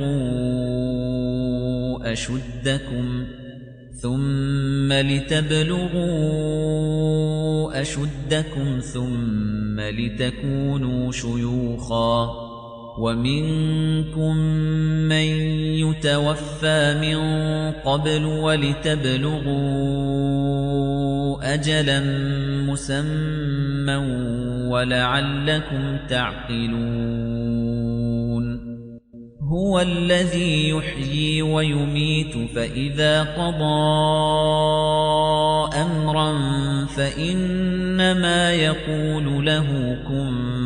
فيكون واتا هەروەها ئێوەی لا خاک دروست کردووە و پاشان تنۆکێک و پاشان پارچە گۆشتێکی بچووکی هەڵواسرا و پاشان دەتان هاوێتە دەرەوە بە ساوایی پاشان بەخۆ دادێن تا دەگەنە توانا و هێستان پاشان بە پیری دەگەن و هەندێکیشتان بەر لە پیری دەمرن هەتا دەگەنە ئەو کاتەی بۆتان دیاری کراوە تاوەکو عەقڵتان بەگەڕ بخەن هەر خۆیەتی ژین دەدا و دەشمرێنێ هەر کارێکی بوێت هەر پێی بێژی ببە دەبێ هەر لە سوورەتی غافر ئاەتی 79 بۆ 81 الله سبحانه وتعالى دەفەرمێ الله الذي جعل لكم الأنعام لتركبوا منها ومنها تأكلون ولكم فيها منافع ولتبلغوا عليها حاجة في صدوركم وعليها وعلى الفلك تحملون ويريكم آياته فأي آيات الله تنكرون وتا خدا ئەنعامی وشتر مەڕ بزنگای بۆ ئێوە خەڵق کرد تا سواری هەندێکیان ببن و لە هەندێکیان بخۆن گەلێک سوودی تریشیان بۆ ئێوە هەیە ئەو نیازەی لە دڵتاندا هەیە بەهۆی ئەوانەوە پێچیان دەهێنن و لەسەر کەشتیش هەڵدەگیرێن خدا زۆر لە نیشانەکانی خۆی دەخاتە بەرچاوی ئێوە جا ئێوە حاشا لە کام نیشانەی ئەڵڵا دەکەن الله سبحانه وتعالى لسورة فصلت آياتي 37 دفرمه ومن آياته الليل والنهار والشمس والقمر لا تسجدوا للشمس ولا للقمر واسجدوا لله الذي خلقهن إن كنتم إياه تعبدون الله سبحانه وتعالى لا سورة فصلت آياتي 53 دفرمه سنريهم آياتنا في الآفاق وفي أنفسهم حتى يتبين لهم أنه الحق أولم يكف بربك أنه على كل شيء شهيد وتا بزوی نیشانەکانی خۆمان لە ئاسۆی دنیا و لەنێو دەروون و گیانیاندا بەوان نیشان ئەدەین تا بۆیان دەرکەوێت کە هەر ئەو قورئانە حەقە ئایا ئەوە بەس نییە کە پەروەردیگارت ئاگاداری هەموو شتێکە و لە سوورەتی ئەشورا ئاەتی 11 الله سبحانه وتعالى دەفەرموێ فاطر السماوات والأرض جعل لكم من أنفسكم أزواجا ومن الأنعام أزواجا يذرأكم فيه ليس كمثله شيء وهو السميع البصير وتا بدیهێنەری ئاسمانەکان و زەویە هەر لە خۆتان جوتەی لێ پێکهێناون و لە ماڵاتیش جوتەی دروست کردووە تا بەم شێوەیە زۆرتر پەرەتان پێ بدات هیچ هاوێنەیەکی نییە و هەر خۆی بیسەر و بینایە و هەر لە سوورەتی ئەشورا ئاەتی 29 الله سبحانه وتعالى دەفەرموێ ومن آياته خلق السماوات والأرض وما بث فيهما من دابة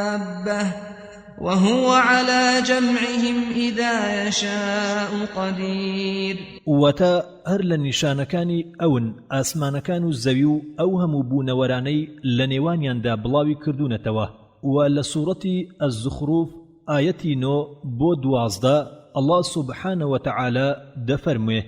ولئن سألتهم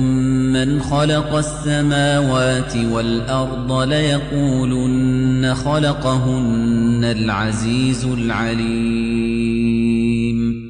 الذي جعل لكم الأرض مهدا وجعل لكم فيها سبلا لعلكم تهتدون والذي نزل من السماء ماء بقدر فأنشرنا به بلدة ميتا كذلك تخرجون والذي خلق الأزواج كلها وجعل لكم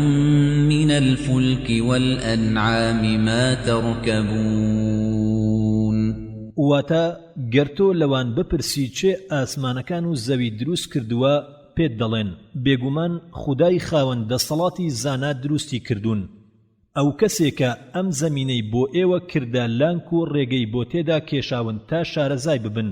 هەر ئەویشە بە ئەندازە ئاوی بارانی ناردە خوار و سەرزەمینی مردومان پێ بوژاندەوە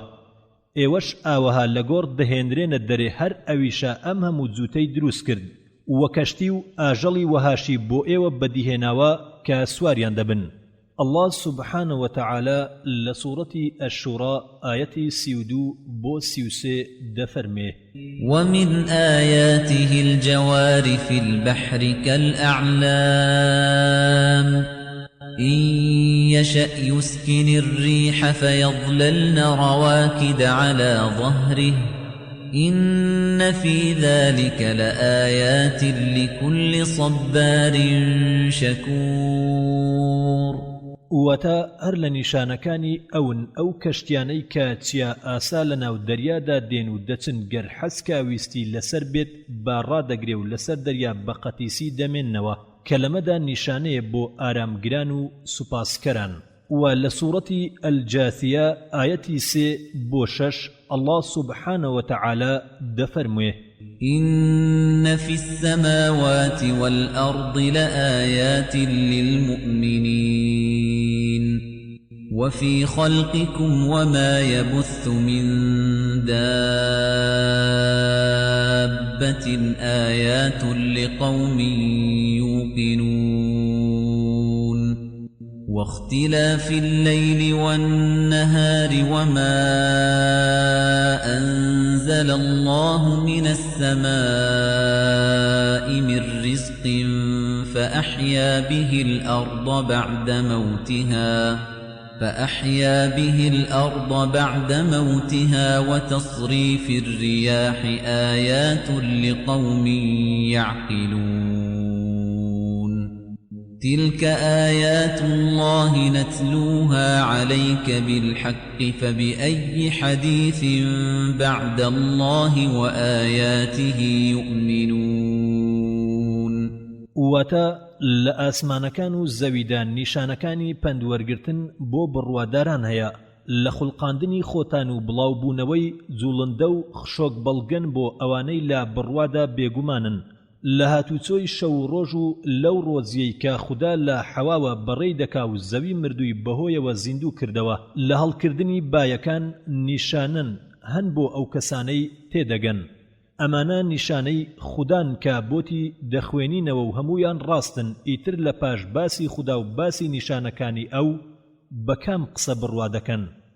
و هەر لە سوورەتی الجاثیە ئایەتی 12 بۆ 13 الله سبحانه وتعالى دەفەرموێ الله الذي سخر لكم البحر لتجري الفلك فيه بأمره ولتبتغوا من فضله ولعلكم تشكرون وسخر لكم ما في السماوات وما في الأرض جميعا منه إن في ذلك لآيات لقوم يتفكرون وتا خدا دەریای بۆ ئێوە ڕام کرد تاکو کەشتی تێدا هاتوچۆ بکە بە فەرمانی ئەو و لە بەخشندەی خدا هۆی ژیان بخوازن بۆ ئەوەی شوکرانە بژێر بن خدا ئەوەی لە ئاسمانەکان و زەویدایە بۆ ئێوەی ڕام کرد لەمانەدا نیشانەی زۆر هەیە بۆ ئەوانەی بیر دەکەنەوە و لە سوورەتی الأحقاف ئاەتی 3 بۆ 4 الله سبحانه وتعالى دەفەرموێ ما خلقنا السماوات والأرض وما بينهما إلا بالحق وأجل مسمى والذين كفروا عما أنذروا معرضون قل أرأيتم ما تدعون من دون الله أروني ماذا خلقوا من الأرض أم لهم شرك في السماوات ايتوني بكتاب من قبل هذا أو أثارة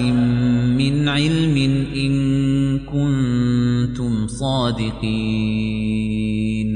وتا ئەم ئاسمانە و زەوی و هەرچی لە نێوانیاندا هەیە بە حەق بەدیمان هێنان و ماوەیان دیاری کراوە و ئەو کەسانش خودایان نەناسیوە لەوەی لێی ترسێنراون ڕوووەردەجێڕن بڵێ ئایا دیوتانە ئەوانەی کە هانیایان بۆ دەبن بێجگە لە خوددا بە منی نیشان بدەن چیان لە زەویدا دروست کردووە ویان لە بەدیهێنانی ئاسمانەکاندا چ بەشداریەکیان هەبووە کتێبێک کە بەر لە قورئان هاتووە یا شوێنەواری زانستی لە ڕابردووان بۆ من بێنن گەر ڕاست دەکەن و لە سوورەتی الذاریات ئاەتی 20 بۆ 21 الله سبحانه وتعالى دەفەرموێ وفي الأرض آيات للموقنين وفي أنفسكم أفلا تبصرون واتە بۆ باوەڕداران بێگومان لە زەویدا نیشانە و پەندی زۆر هەیە هەروەها لە ناو خۆشتاندا ئاخۆ لە خۆتان ناڕوانن هەر لە سوورەتی الذاریات ئاەتی 47 بۆ 49 الله سبحانه وتعالى دەفەرمێ والسماء بنيناها بأيد وإنا لموسعون والأرض فرشناها فنعم الماهدون ومن كل شيء خلقنا زوجين لعلكم تذكرون وتا ئاسمانمان بنیات ناوە بەهێزێک کە لە تواناماندایە فراوانتری بکەین ئێمە پەرەشی پێدەدەین زەویمان ڕاخست و باشترین ڕاخەرین و لە هەموو شتێ جووتمان خوڵقان تابیر بکەنەوە و پند وەربگرن و لە سوورەتی الغاشیە ئاەتی 17 بۆ 21 الله سبحانه وتعالى دەفەرموێ أفلا ينظرون إلى الإبل كيف خلقت وإلى السماء كيف رفعت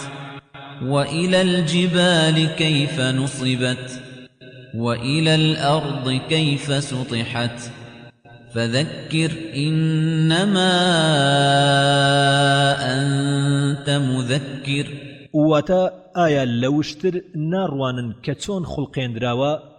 و ناڕوانە ئاسمان چۆن هەڵدراوە و ناڕوانە چیاکان چۆن دامەزراوە و ناڕوانە زەوی چۆن ڕووتەخت کراوە ئیتر پەندا بدە کە تۆ تەنها پەندەری تۆ فەرمانڕەوای سەر ئەوان نیت و لە سوورەتی الکەهف ئاەتی 37 الله سبحانه وتعالى دەفەرمێ قال له صاحبه وهو يحاوره أكفرت بالذي خلقك من تراب ثم من نطفة ثم سواك رجلا واتا هاوڕێکەی پێی گوت لە کاتێکدا گفتوگۆی لەگەڵ دەکرد ئایا بێباوەڕی بەو کەسەی کە تۆی لە خاک پاشان لاتنۆکێک دروست کرد پاشان کردیتیە پیاو و هەر لە سوورەتی الکەهف آيتي 109 الله سبحانه وتعالى دفرمه قل لو كان البحر مدادا لكلمات ربي لنفد البحر قبل أن تنفد كلمات ربي ولو جئنا بمثله مددا واتە بڵێ گەردەریاکان ببنە مەرەکەب بۆ نووسینی وتەکانی پەروەردیگارم، دەریاکان تەواو دەبن بەر لە تەواوبوونی وتەکانی پەروەردیگارم، ئەگەر هاوشێوەی ئەو دەریایانەش بهێنیتە پاڵیان. و لە سوورەتی ئەنەحل ئایەتی 3-8 الله سبحانه وتعالى دەفەرموێ: خلق السماوات والأرض بالحق تعالى عما يشركون خلق الإنسان من نطفة فإذا هو خصيم مبين والأنعام خلقها لكم فيها دفء ومنافع ومنها تأكلون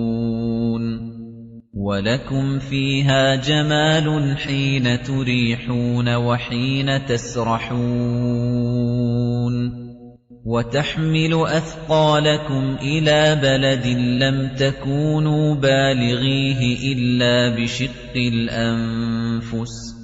إن ربكم لرؤوف رحيم والخيل والبغال والحمير لتركبوها وزينة ويخلق ما لا تعلمون وتا ئاسمانەکان و زەوی بەحەق بەدیهێناوە خوددا لەوە بەرزترە کە ئەوان هاوڵپەرستی بۆ دابنێن. مرۆڤی لە تنۆکێکی بێبایەخ بەدیهێنا جا لە ناکاو بووە بە دوژمنێکی ئاشکرا. مەڕووبزن و گاو وشتری دروست کرد و بۆ ئێوە لەواندا پۆشاک و سوودی تریان هەیە و لە گۆشتی ئەوان دەخۆن. لاتان جوان و ڕازاون، کاتێک دەیانبەن بۆ لەوەڕگا و کاتێکیش دەیانهێننەوە باریگرانتان ڕادەگوێزن بۆ جێگەی وا کە ئێوە زۆر بە زەحمەت دەیگەنێ و پەروەردیگارتان زۆر بە سۆز و بەبەزەیە. ئەسپ و هێستر و کەریشی هەم بۆ سواری و هەم بۆ جوانی دروست کرد و وەشتی وەهاش دروست دەکات کە ئێوە نایزانن. و هەر لە سوورەتی ئەنەحل ئایەتی 10-20 الله سبحانه وتعالى دفرمه: هو الذي أنزل من السماء ماء لكم منه شراب ومنه شجر فيه تسيمون ينبت لكم به الزرع والزيتون والنخيل والأعناب ومن كل الثمرات إن في ذلك لآية لقوم يتفكرون وسخر لكم الليل والنهار والشمس والقمر والنجوم مسخرات بأمره إن في ذلك لآيات لقوم يعقلون وما ذرأ لكم في الأرض مختلفا ألوانه إن في ذلك لآية لقوم يذكرون وهو الذي سخر البحر لتأكلوا منه لحما طريا وتستخرجوا منه حلية تلبسونها وترى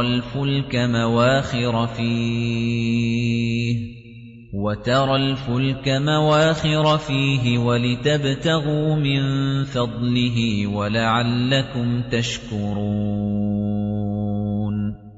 وألقى في الأرض رواسي أن تميد بكم وأنهارا وسبلا لعلكم تهتدون وعلامات وبالنجم هم يهتدون أفمن يخلق كمن لا يخلق أفلا تذكرون وإن تعدوا نعمة الله لا تحصوها إن الله لغفور رحيم والله يعلم ما تسرون وما تعلنون والذين يدعون من دون الله لا يخلقون شيئا وهم يخلقون واتە ئەو کەسێکە لە ئاسمانەوە ئاوی بۆ باراندن کە خواردنەوەتان لەو ئاوەیە و هۆی سەوزبوونی گژوگیایە کە ئاژەڵی خۆتانی لێ دەلەوەڕێنن هەر بەو ئاوە چادەمەنی و زەیتون و ڕەزدار و خورمای پێدەڕوێنێ ئەمە بەڵگەی زۆر بۆ کەسانێک کە فکر بکەنەوە شەو و ڕۆژی بۆ ڕامکردن مانگ و خۆر و گشت هەسارەکان ملکەتی فەرمانی ئەون لەمەشدا زۆر نیشانە هەن بۆ کەسانێک کە تێدەگەن لەم زەمینەش گەلێشتی ڕەنگا و ڕەنجی بۆ ئێوە بەدی هێناوە لەمەدا نیشانە هەیە بۆ ئەوانەی کە بیر دەکەنەوە هەر ئەویشە زەریای بۆ ڕەخساندون تا گۆشتی تەڕ و تازەی لێ بخۆن خشلیشی لێ دەرهێن و خۆتانی پێدەڕازێنەوە و دەبینی کەشتیش سنجی دەریا لەت دەکات تا لە بەخشندەی ئەو بێبەش نەبن بۆ ئەوەی شوکرانە بژێر بن لە زەویدا چێوە بەرزەکانی کردا لەنکەر تا ئێوە نەهاژێنێ و ڕووبار و چەمی بەدیهێنا و ڕێگا و بانیشی پیشاندان تا ئێوە ڕێون نەکەن نیشانەی زۆر هەن و بە ئەستێرەش ڕێدەدۆزنەوە ئایا کەسێک کە بەدیهێنەر بێت وەک ئەوە وایە کە بەدیهێنەر نەبێ گەر هەرچی بەخشندەکانی خودایە بژمێردرێ لە ژماردن دوای نایە بەڕاستی خودا لا گوناح دەبورێ و بابەزەیە خودا ئاگادارە لەوانەی کە دەیشارنەوە و بەوانەی کە ئاشکرای دەکەن ئەو کەسانەی جگە لە خودا هانایان بۆ دەبن ناتوانن هیچ دروست بکەن و خۆیان دروست کراون وهر لا سورة النحل آيتي تل الله سبحانه وتعالى دفرمه إنما قولنا لشيء إذا أردناه أن نقول له كن فيكون وتا وتمان بهر شتێکە بمانەوێ پەیدا ببێ هەر ئەوەندا پێی بڵین ببە دەبێ وهر لا سورة النحل آيتي 65 بو 69 الله سبحانه وتعالى دفرمه والله أنزل من السماء ماء فأحيا به الأرض بعد موتها إن في ذلك لآية لقوم يسمعون وَإِنَّ لَكُمْ فِي الْأَنْعَامِ لَعِبْرَةً نُسْقِيكُم مِّمَّا فِي بُطُونِهِ مِن بَيْنِ فَرْثٍ وَدَمٍ لَّبَنًا خَالِصًا سَائِغًا لِّلشَّارِبِينَ وَمِن ثَمَرَاتِ النَّخِيلِ وَالْأَعْنَابِ تَتَّخِذُونَ مِنْهُ سَكَرًا وَرِزْقًا حَسَنًا إِنَّ فِي ذَلِكَ لَآيَةً لِقَوْمٍ يَعْقِلُونَ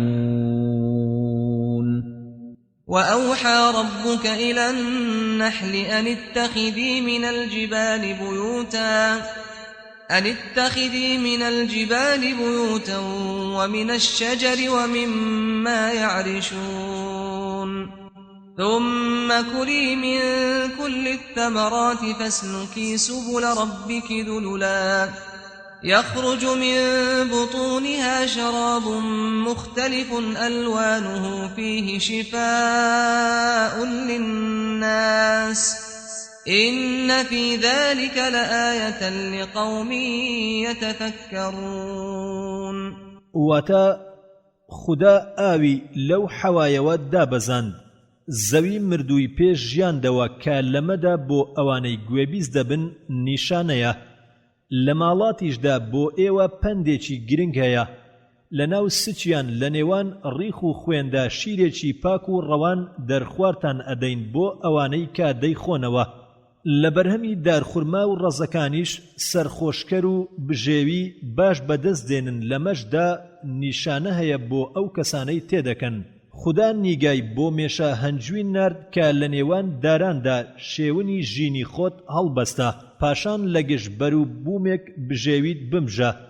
ئیتر بە ملکەچی ڕێگەی ڕاهێنەری خۆت بگرە بەر لەناو هەناوی هەنگدا خواردنەوەی هەمەڕەنگ دێتە دەرێ و شیفای بۆ خەڵک تێدایە و پەندا بۆ کەسانێ کە بیر دەکەنەوە. هەر لە سوورەتی ئەننەحل ئایەتی 78 بۆ 81 الله سبحانه وتعالى دەفەرموێ: والله أخرجكم من بطون أمهاتكم لا تعلمون شيئا وجعل لكم السمع والأبصار والأفئدة لعلكم تشكرون ألم يروا إلى الطير مسخرات في جو السماء ما يمسكهن إلا الله إن في ذلك لآيات لقوم يؤمنون والله جعل لكم من بيوتكم سكنا وجعل لكم من جلود الأنعام بيوتا تستخفونها يوم ضعنكم ويوم إقامتكم ومن أصوافها وأوبارها وأشعارها أثاثا ومتاعا إلى حين والله جعل لكم مما خلق ظلالا وجعل لكم من الجبال أكنانا وجعل لكم سرابيل تقيكم الحر وسرابيل تقيكم بأسكم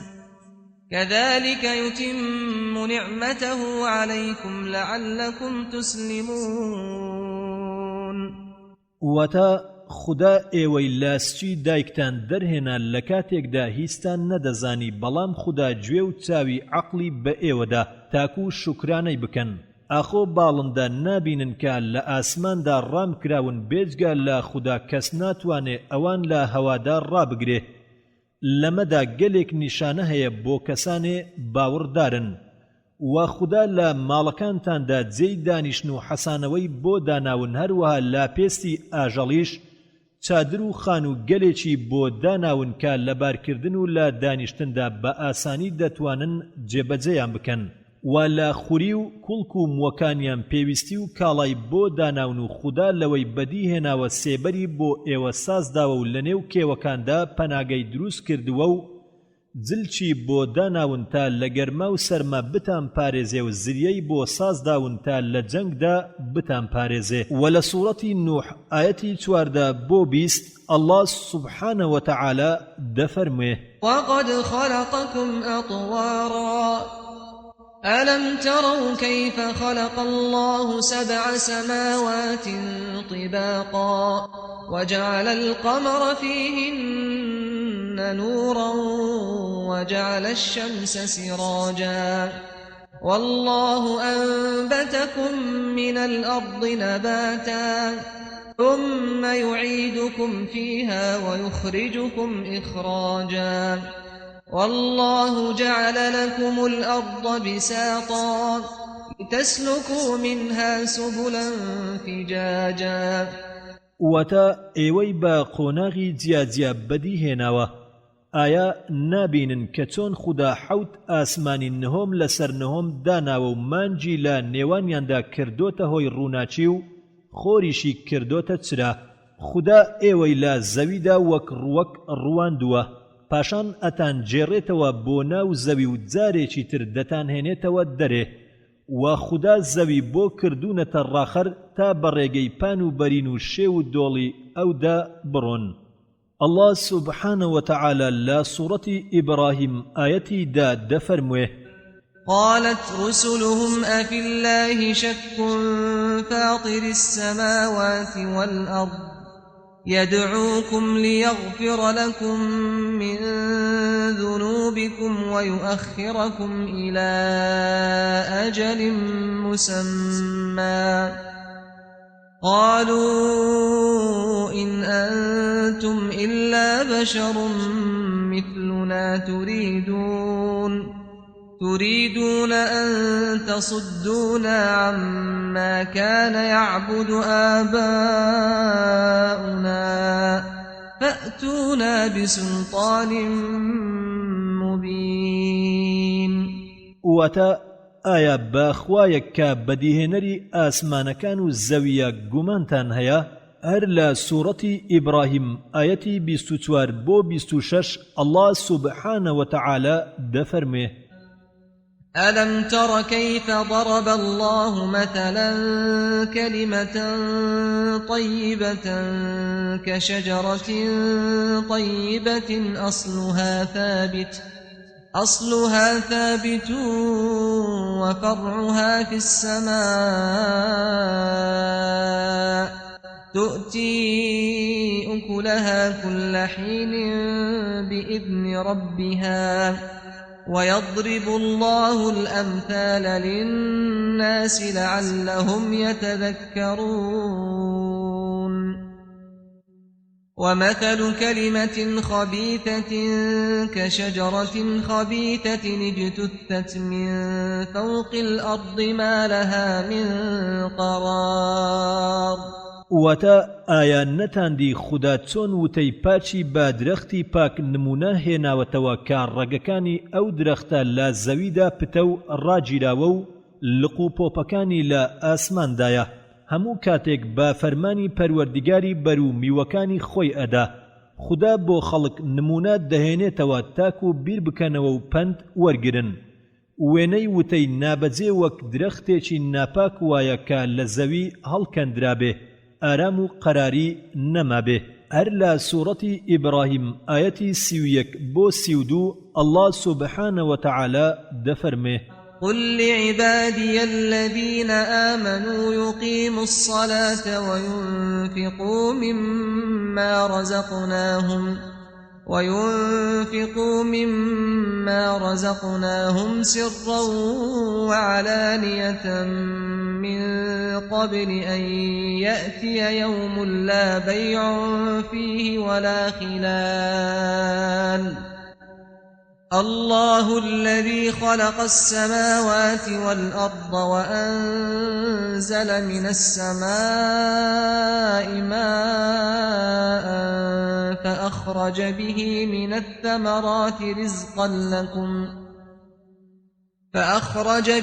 من الثمرات رزقا لكم وسخر لكم الفلك لتجري في البحر بأمره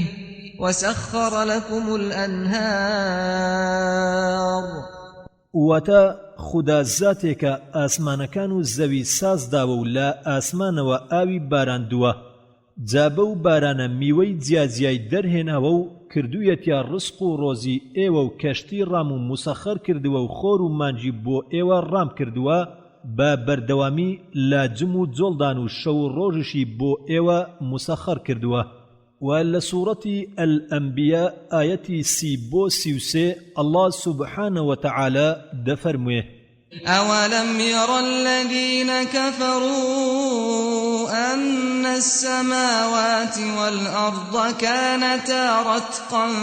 ففتقناهما وجعلنا من الماء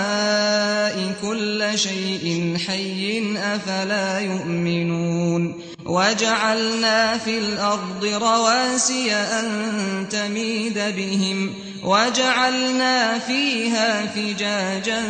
سبلا لعلهم يهتدون وجعلنا السماء سقفا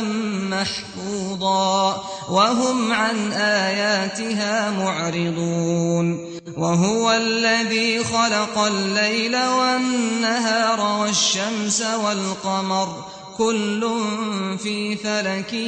يسبحون واتە ئاخۆ بێبڕوایان ئەمە نازانن کە ئاسمانەکان و زەوی یەک پارچە بوون ئێمە لێکمان هەڵوەشان و هەموو بوونەوەرێکی لە ئاو بەدیهێناوە ئاخۆ هێشتا باوەڕ ناهێنن لەسەر زەمینیش کەش و کێومان بۆ بەدیهێناون نەوەک بلەرزێ و چەند ڕێگا و بانمان تێدا پێکهێناوە تاک و شارەزا بن ئاسمانیشمان کردە مێچێکی پارێزرا و کەچی ئەوان لەو هەموو شتانە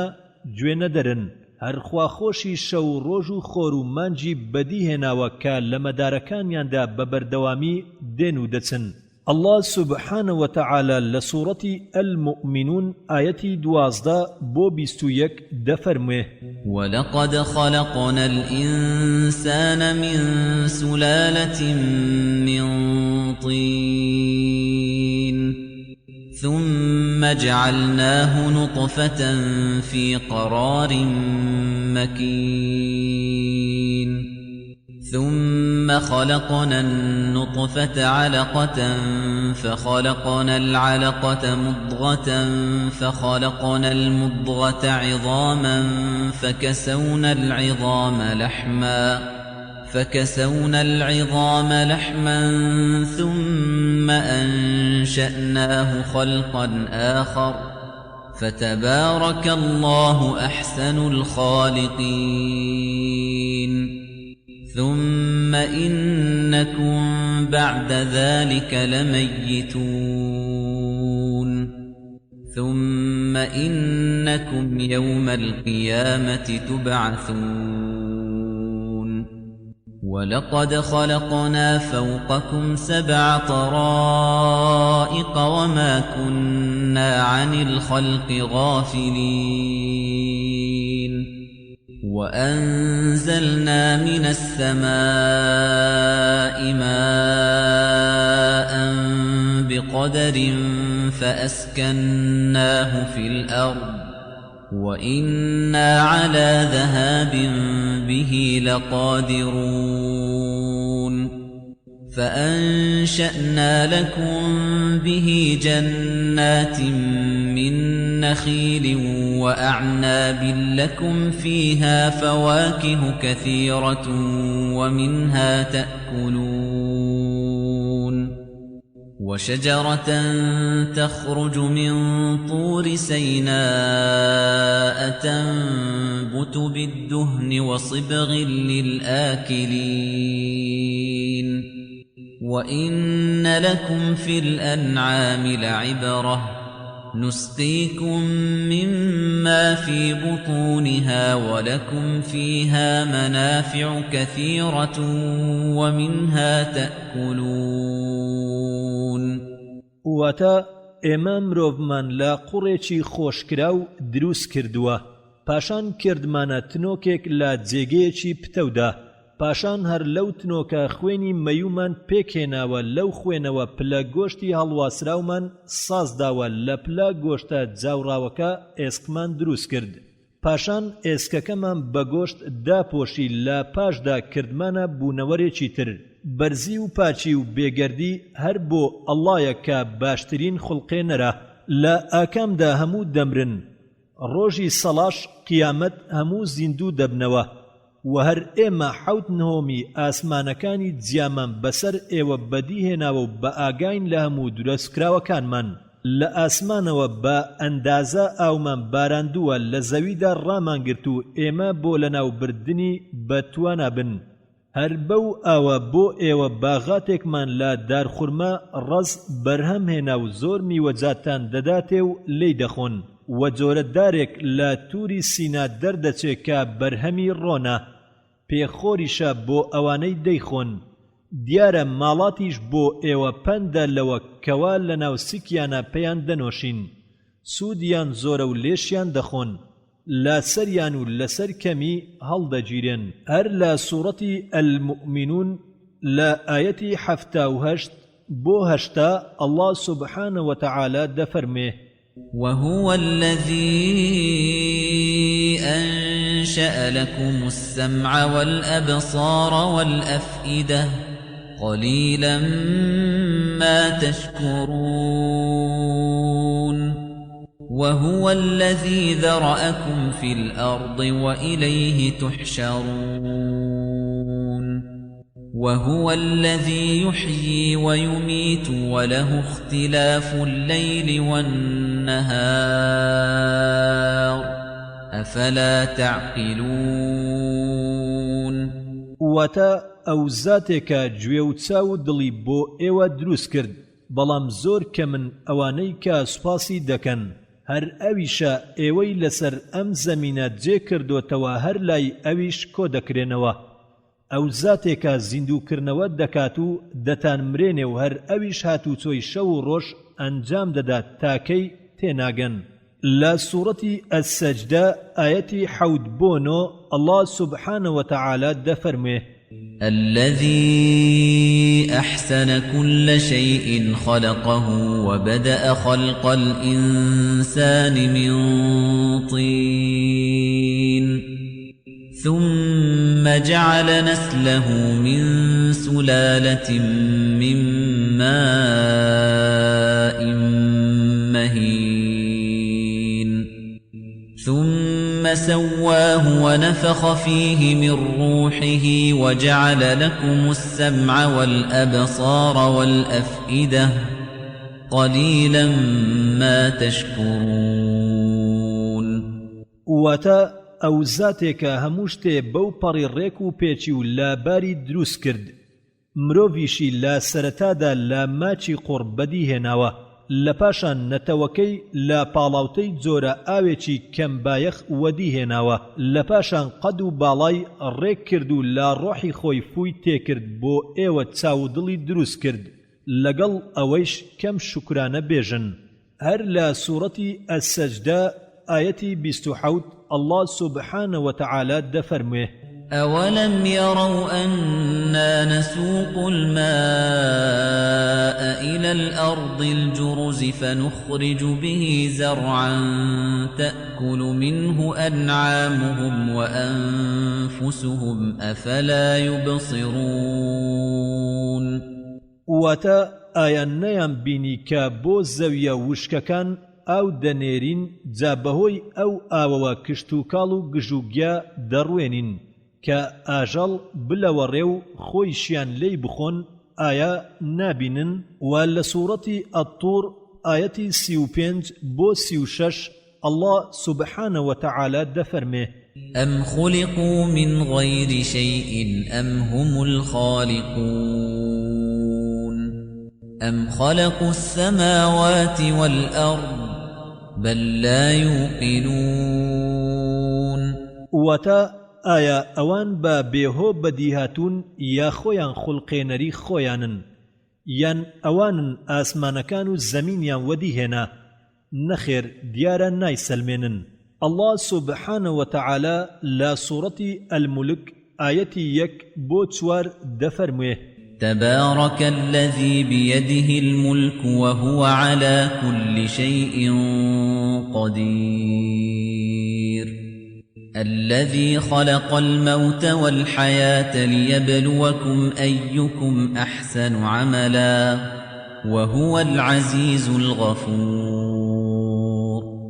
الذي خلق 7 سماوات طباقا ما ترى في خلق الرحمن من تفاوت فارجع البصر هل ترى من فطور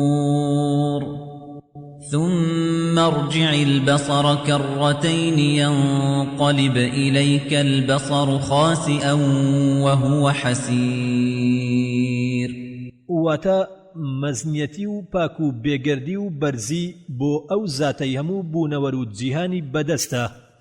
ئەو زاتەی دەسەڵاتی بەسەر هەموو شتێکدا هەیە ئەوە کە مردن و ژینی داهێناوە تا تاقیتان بکاتەوە کام یەکێکتان لە ئێوە چاکترە بەکردەوە هەر ئەویشە لێبوردەی خاوەن دەستەڵات ئەو زاتەی حەوت ئاسمانی چین لەسەر چین سازداوە لە دەستکاری ئەو خودایە هیچ ناڕیکیەک نابینی جارێکی تر تەمەشاکە ئاخۆ قلیشێکی تێدا هەیە دیسانەوە چاوی پێدا بخشێنەوە سۆمای چاوت بە داماوی و بە ڕاماوی بەرەو خۆت دەگەڕێتەوە هەر لە سوورەتی الملك ئایەتی 15 الله سبحانه وتعالى دەفەرموێ هو الذي جعل لكم الأرض ذلولا فامشوا في مناكبها وكلوا من رزقه وإليه النشور واتا خدا ذاتێکە زەوی بۆ ئێوە ڕام و ملکەت کردووە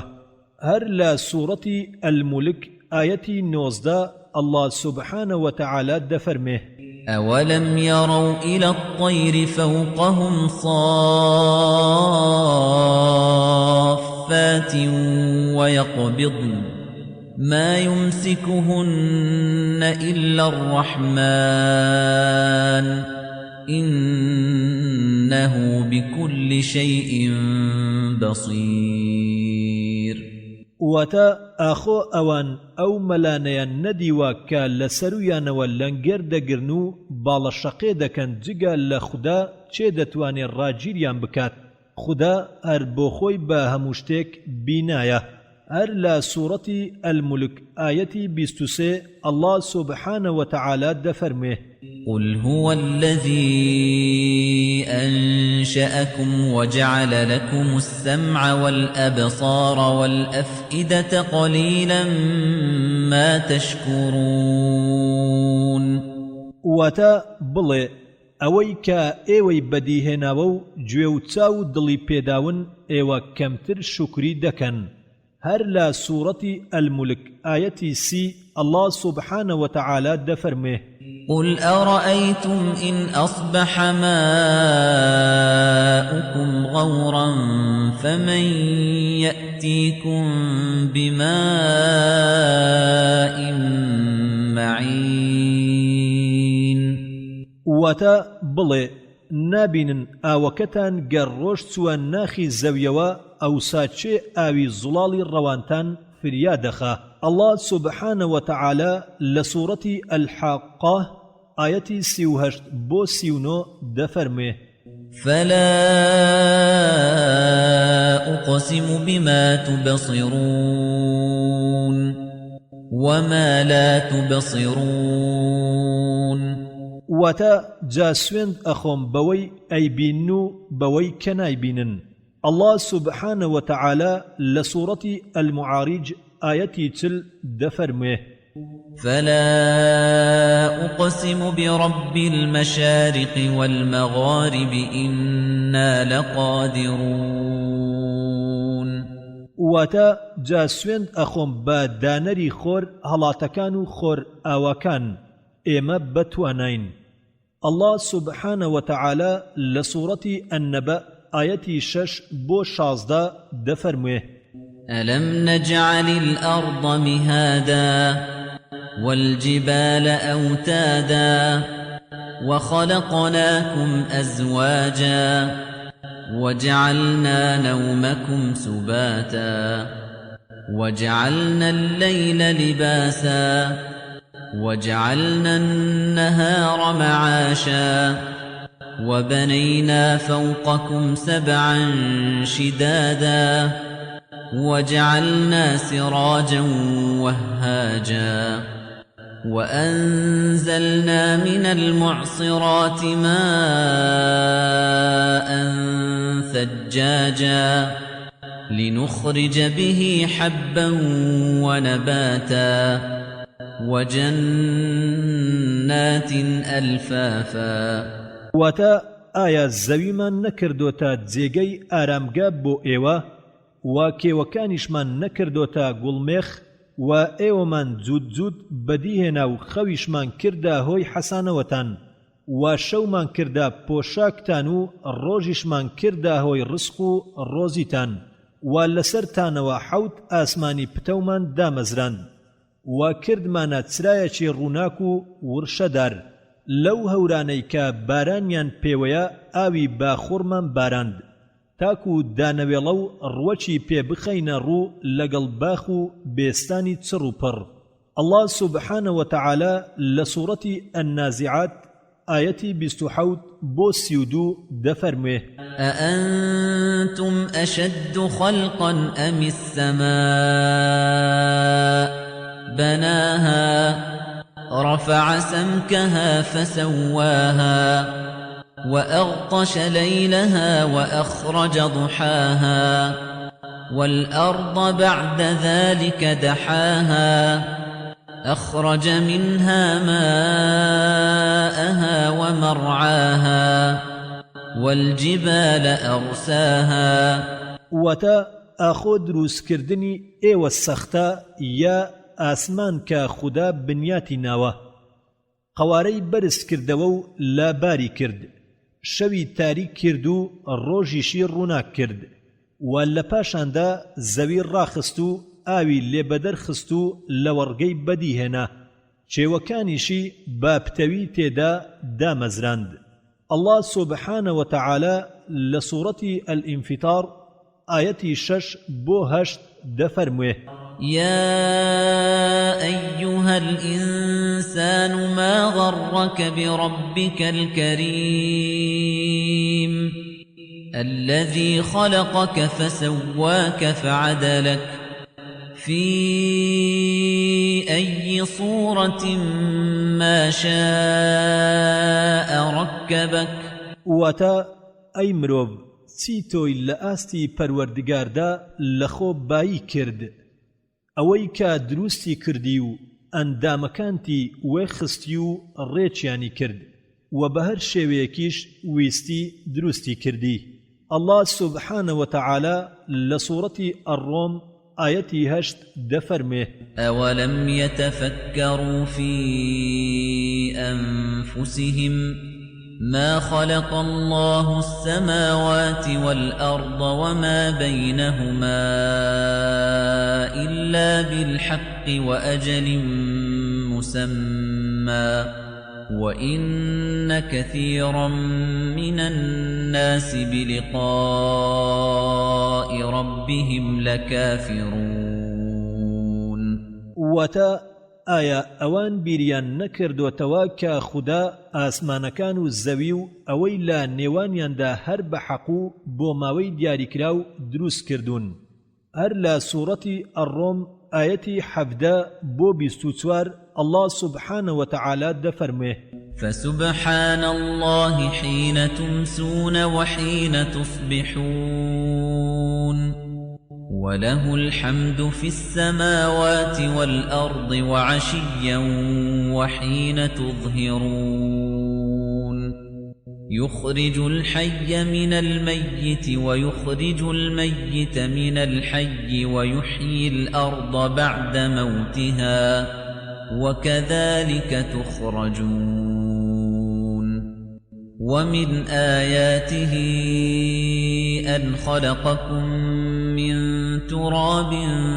ثم إذا أنتم بشر تنتشرون ومن آياته أن خلق لكم من أنفسكم أزواجا لتسكنوا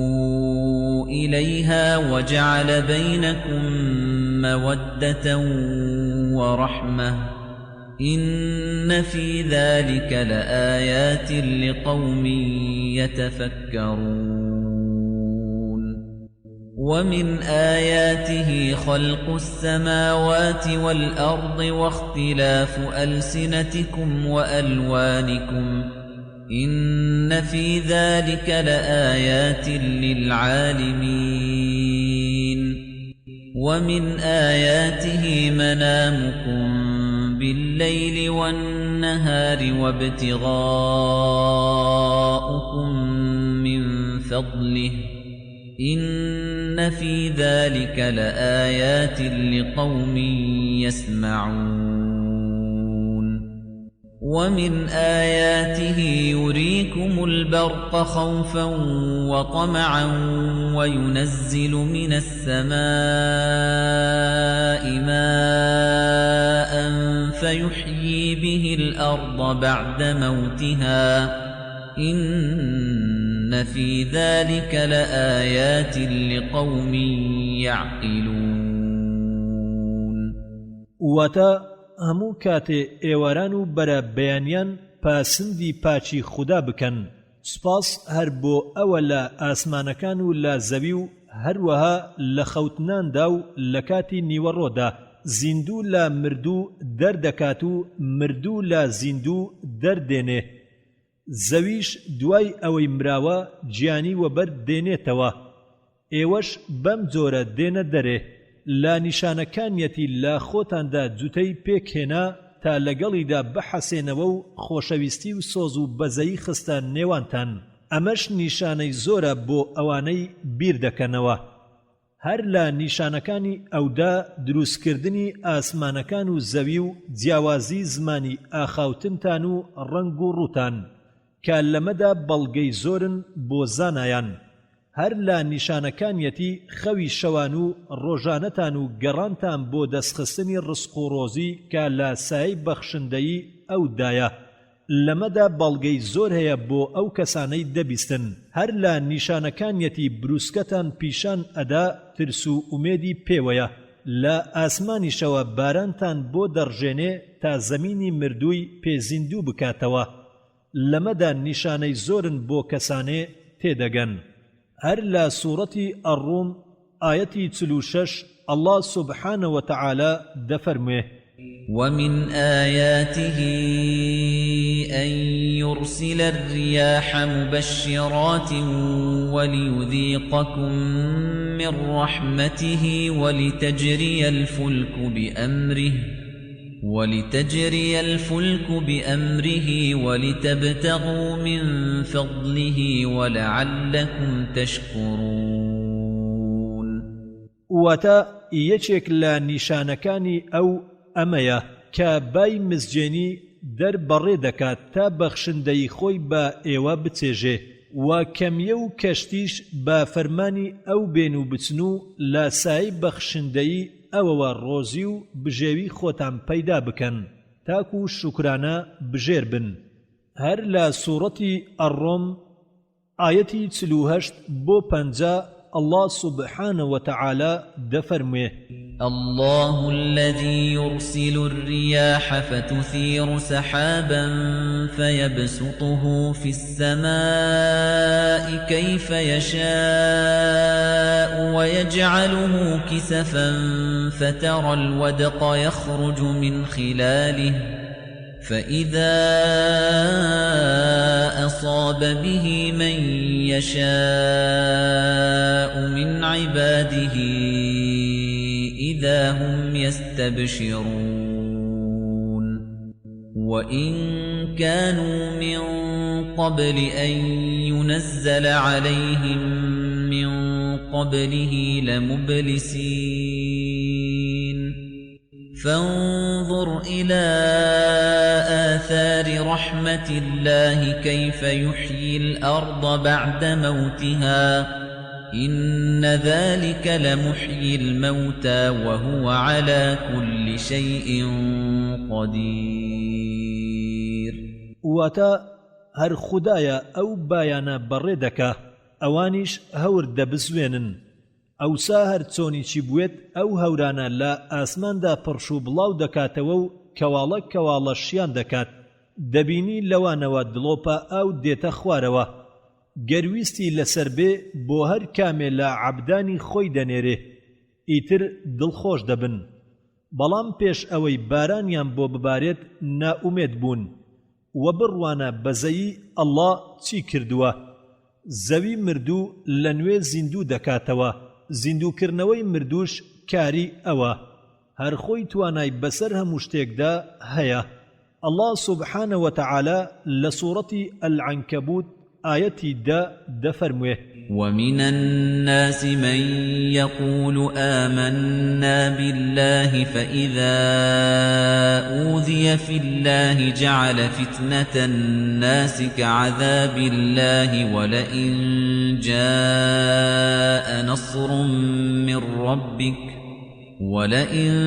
جاء نصر من ربك ليقولن إنا كنا معكم أوليس الله بأعلم بما في صدور العالمين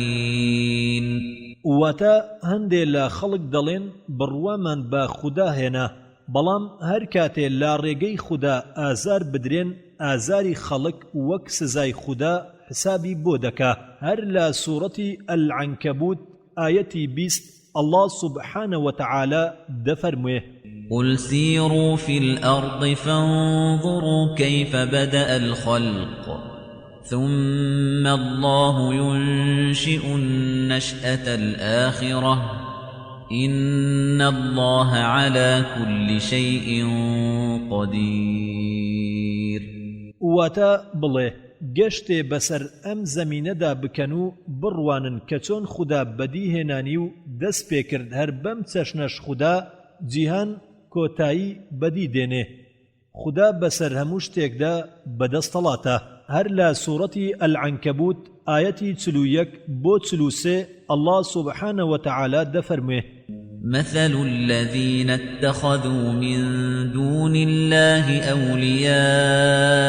كمثل العنكبوت اتخذت بيتا وإن أوهن البيوت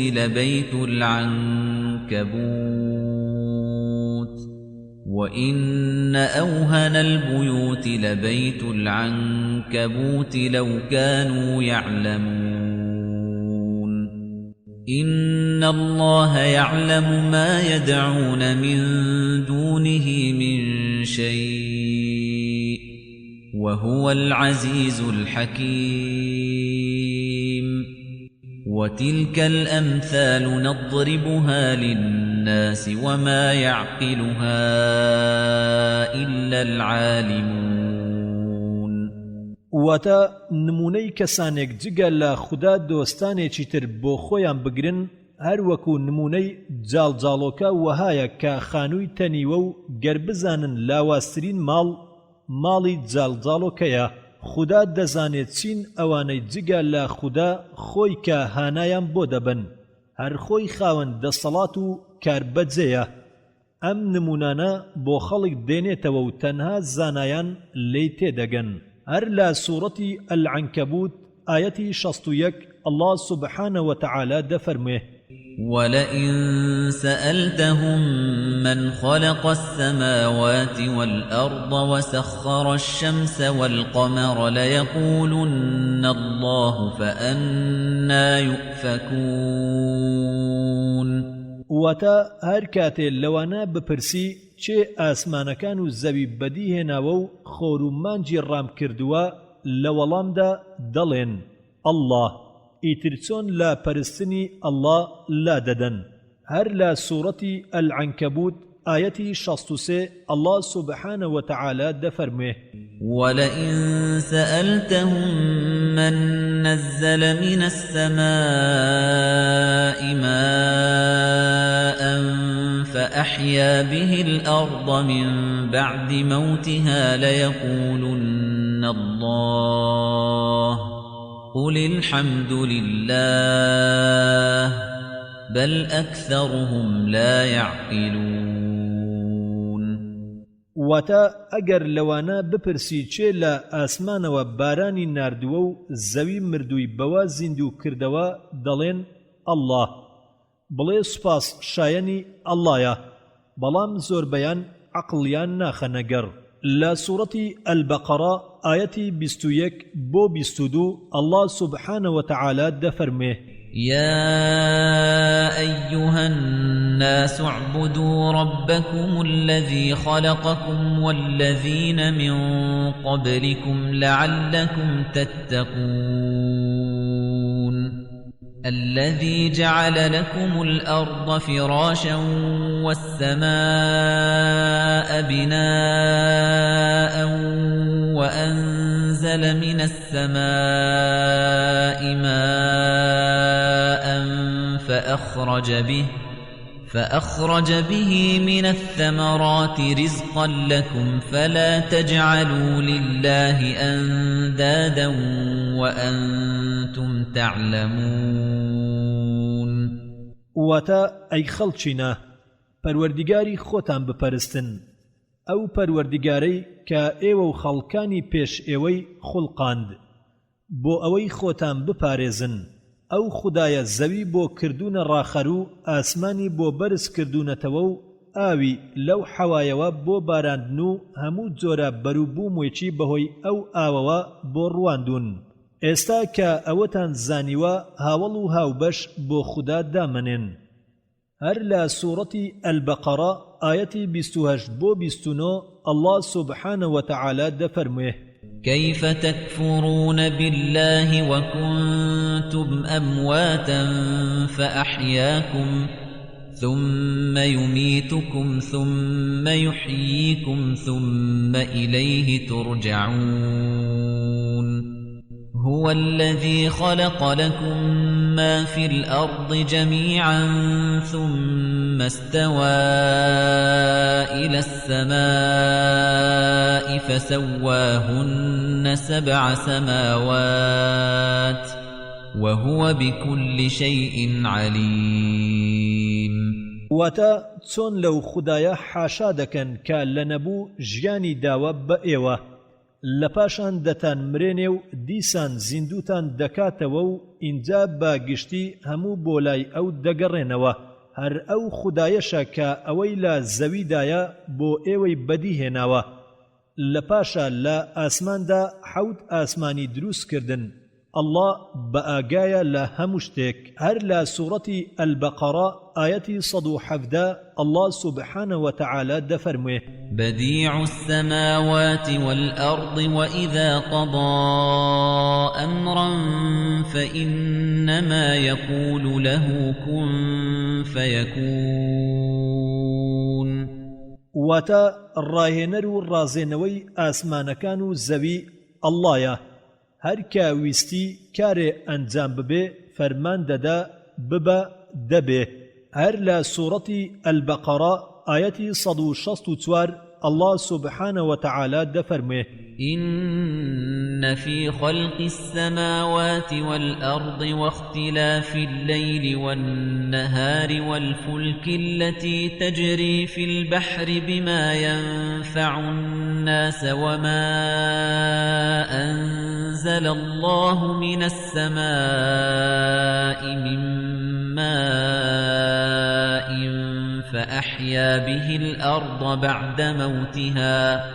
فأحيا به الأرض بعد موتها وبث فيها من كل دابة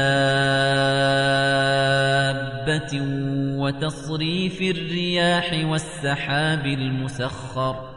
والسحاب المسخر بين السماء والأرض لآيات لقوم يعقلون واتا لا دروستکردنی ئاسمانەکان و زەوی و هاتوچۆی شەو و ڕۆژ ئەو کەشتانە لە دەریا دێن و دەچن کە سوودیان بۆ مرۆڤ هەیە و ئەو کە خوددا لە ئاسمانەوە باراندی و بەهۆی ئەو بارانەوە زەوی دوای مردنی زیندوو کردەوە و هەموو جۆرە گیان لەبەرێکی تێدا بڵاو کردەوە بای جولاند و هەوری ڕامکرد لە نێوەند ئاسمان و زەویدا هەموو بەگشتی نیشانەی زۆرن بۆ کەسانێ کە تێدەگەن هر لا سورة البقرة آية 171 الله سبحانه وتعالى دفرمه ومثل الذين كفروا كمثل الذي ينعق بما لا يسمع إلا دعاء ونداء صم بكم عمي فهم لا يعقلون عقلی ئەو خوانەناسانە وەک عقلی ئەو ئاژەڵەیە کە دەنگ دەدرێ و جگە لە خوڕین و چڕین هیچی تر نابیستن کەڕن لاڵن کوێرن هەر لە سوورەتی البەقەرە ئایەتی 189 الله سبحانه وتعالى دفرمه يسألونك عن الأهلة قل هي مواقيت للناس والحج وليس البر بأن تأتوا البيوت من ظهورها ولكن البر من اتقى وأتوا البيوت من أبوابها واتقوا الله لعلكم تفلحون واتا دربارەی مانگەکانی یەکشەوە لێت دەپرسن بڵێ بۆ زانینی کاتوو چوونە حەجی خەڵک سوود دەگێنن و لسورة آل عمران آية 6 بو حوت الله سبحانه وتعالى دفرمه هو الذي يصوركم في الأرحام كيف يشاء لا إله إلا هو العزيز الحكيم هو الذي أنزل عليك الكتاب منه آيات محكمات هن أم الكتاب وأخر متشابهات فأما الذين في قلوبهم زيغ فيتبعون ما تشابه منه ابتغاء الفتنة وابتغاء تأويله وما يعلم تأويله إلا الله والراسخون في العلم يقولون آمنا به كل من عند ربنا وما يذكر إلا أولو الألباب واتا هر خدایە کە ئێوەی لە منداڵدانی دایکدا لەسەر هەر شێوەیەک بوێت وێنەی دەکێشێ جگە لەو خوددا هیچ خواوەندێکی تر نییە کە توانا و کاربەجێ بێت هەر ئەوە قورئانی بۆت ناردووە کە هەندێ ئایەتی فەرمان و بڕیارن ئەوانە سەرچاوەی قورئان و ئایەتەکانی تریش هاوشێوەن و ئەوانەی دڵیان دەخزەدارە هەر ئەوان لە دووی دەکەون با مەبەستی هەڵخەڵەتاندن و هەر چۆنێ دڵیان بیەوێت لێکی دەدەنەوە تەنها خوددا لێکدانەوەیان دەزانێت ئەوانەی کە زۆر زانان لە زانستدا ڕۆچوون دەڵێن باوەڕمان پێی هەیە و هەمووی لالایان پەروەردیگارمانەوەیە تەنها خاوەن عەقڵ و ژیری بیری قوڵی لێ دەکەنەوە هەر لە سوورەتی ئالی عیمران ئایەتی 18 الله سبحانه وتعالى دفرمه شهد الله أنه لا إله إلا هو والملائكة وأولو العلم قائما بالقسط لا إله إلا هو العزيز الحكيم واتا خدا بۆ خۆی ئاگادار و فریشتەکانی و خاوەن زانست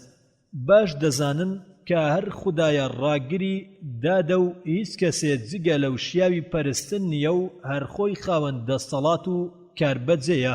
هەر لە سوورەتی ئالی عیمران ئایەتی 26 بۆ 27 الله سبحانه وتعالى دفرمه قل اللهم مالك الملك تؤتي الملك من تشاء وتنزع الملك ممن تشاء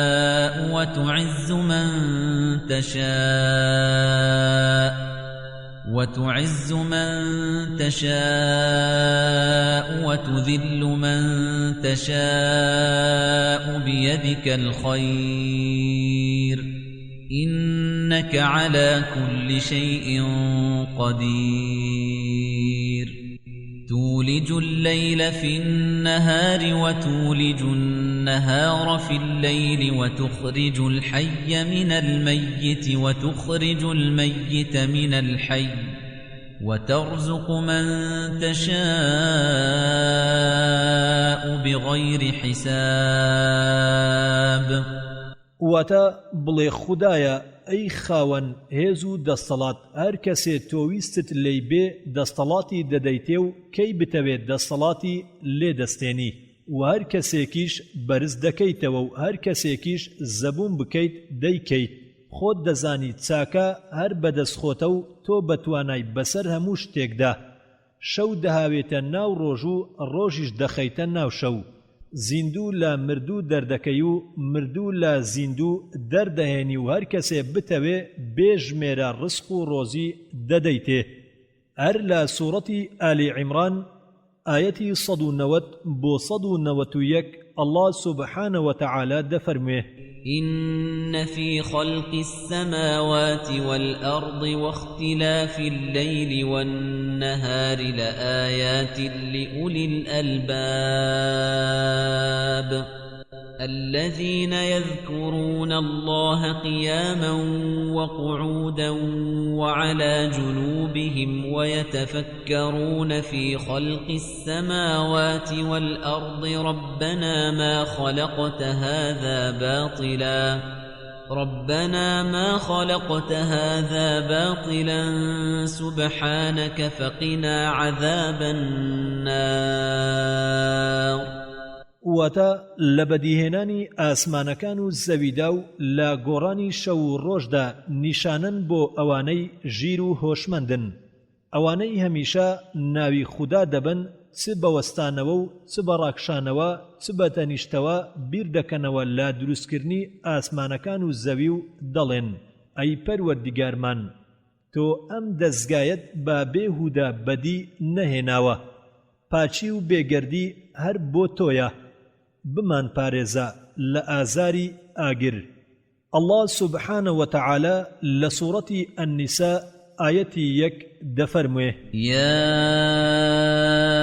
أيها الناس اتقوا ربكم الذي خلقكم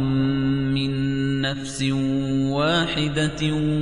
وخلق منها زوجها وبث منهما رجالا كثيرا ونساء واتقوا الله الذي تساءلون به والأرحام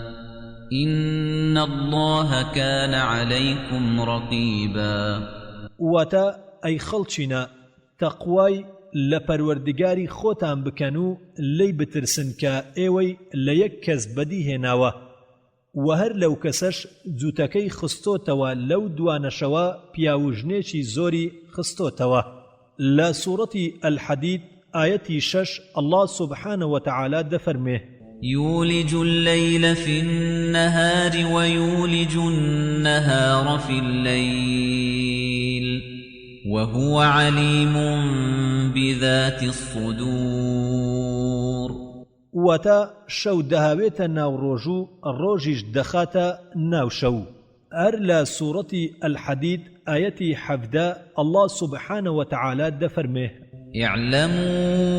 اعلموا أن الله يحيي الأرض بعد موتها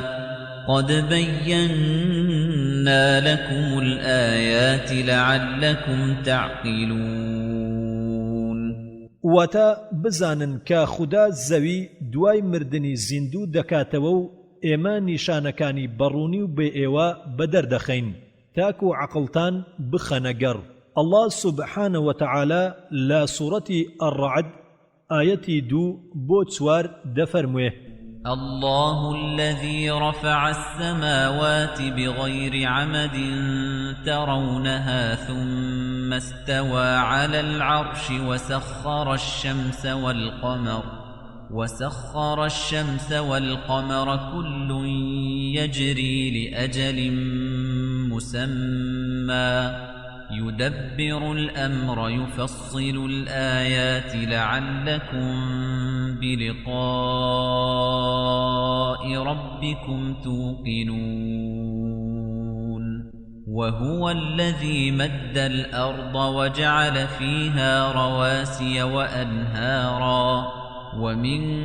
كل الثمرات جعل فيها زوجين اثنين يغشي الليل النهار إن في ذلك لآيات لقوم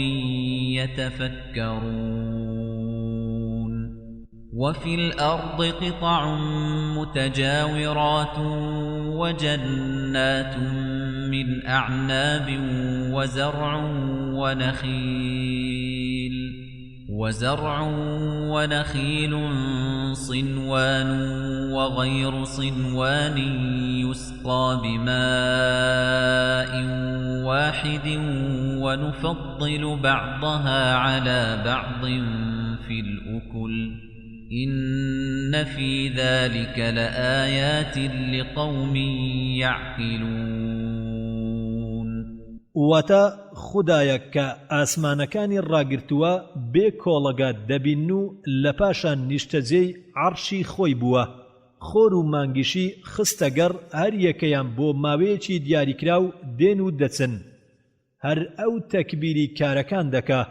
تاکو بە دیداری خوددا یەقین پەیدا بکەن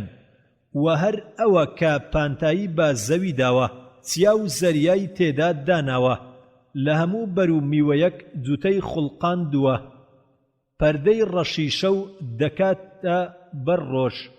ئەمانە بەگشتی نیشانەی زۆرن بۆ ئەوانەی بیر دەکەنەوە لە زەویدا گەڵێک پارچەی جیاواز لاتەک یەکەوە هەنوو گەلێک باخ و بێستان هەن لا ڕەز و کشت و کاڵ و دارخورمای لەسەر یەک و بەجیان کە هەمویان بە یەک ئاو دەدرێن و لە تام و چێژدا هەندێکیان پەسند و نازدارترن بەسەر هەندێکی تریاندا ئەمانە بە گشتی نیشانن بۆ ئەو کەسانەی هۆشمەندن هەر لە سوورەتی الرعد ئاەتی 12 الله سبحانه وتعالى دەفەرموێ هو الذي يريكم البرق خوفا وطمعا وينشئ السحاب الثقال واتا هر او خدایە بروسکەتان نیشان ئەدا کاهۆی ترس و ئومێدە و هەوری بارقورسی پڕ لە باران بەدی دەهێنێ هەر لە سوورەتی الرعد ئاەتی 16 الله سبحانه وتعالى دەفەرموێ قل من رب السماوات والأرض قل الله قل أفاتخذتم من دونه أولياء لا يملكون لأنفسهم نفعا ولا ضرا قل هل يستوي الأعمى والبصير أم هل تستوي الظلمات والنور أم جعلوا لله شركاء خلقوا كخلقه فتشابه الخلق عليهم قل الله خالق كل شيء وهو الواحد القهار واتا بڵێ چێ پەروەردیگاری ئاسمانەکان و زەویە بڵێ ئەڵڵایە بڵێ ئایا چەند گەورەتان بۆ خۆتان داناوە کە دەستەڵاتی هیچ سود و زەرەرێکیان نییە تەنانەت بۆ خۆیانیش نەک بۆ ئێوە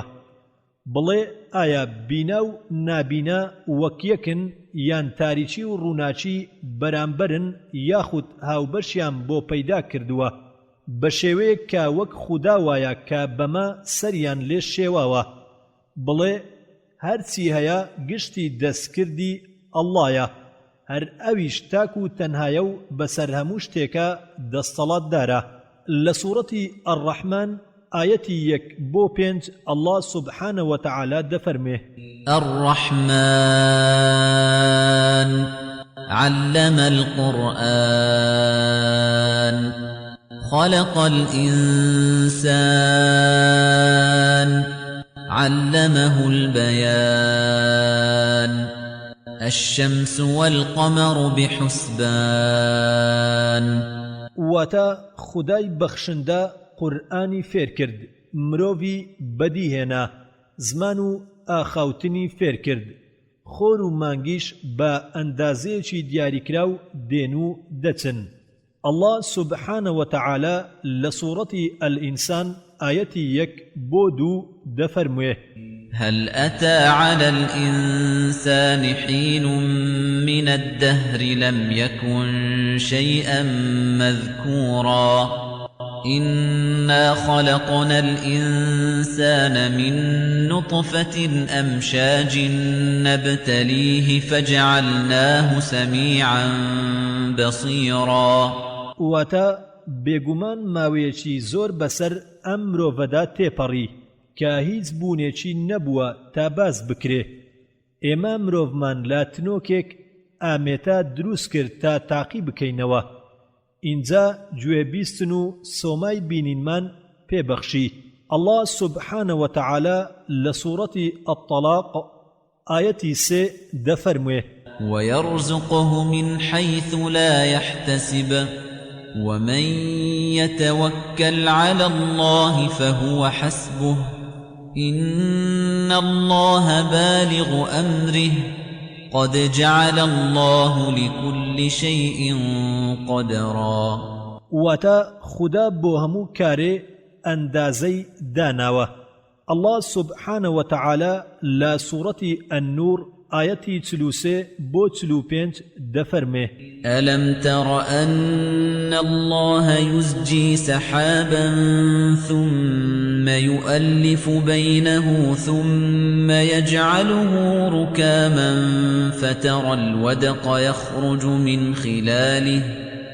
فترى الودق يخرج من خلاله وينزل من السماء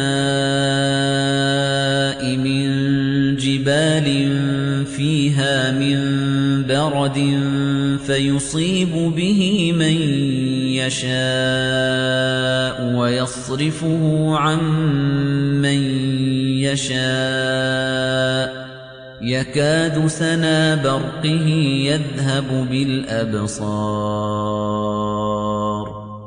يقلب الله الليل والنهار إن في ذلك لعبرة لأولي الأبصار والله خلق كل دابة من ماء فمنهم من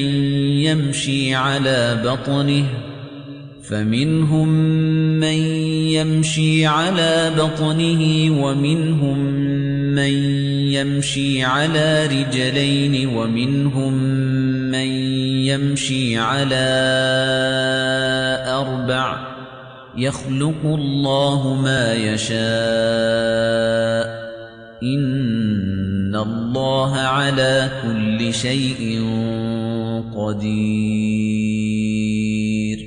واتا خدا هەور لەسەر خۆی دەبزوێنێ پاشان چەند پارچە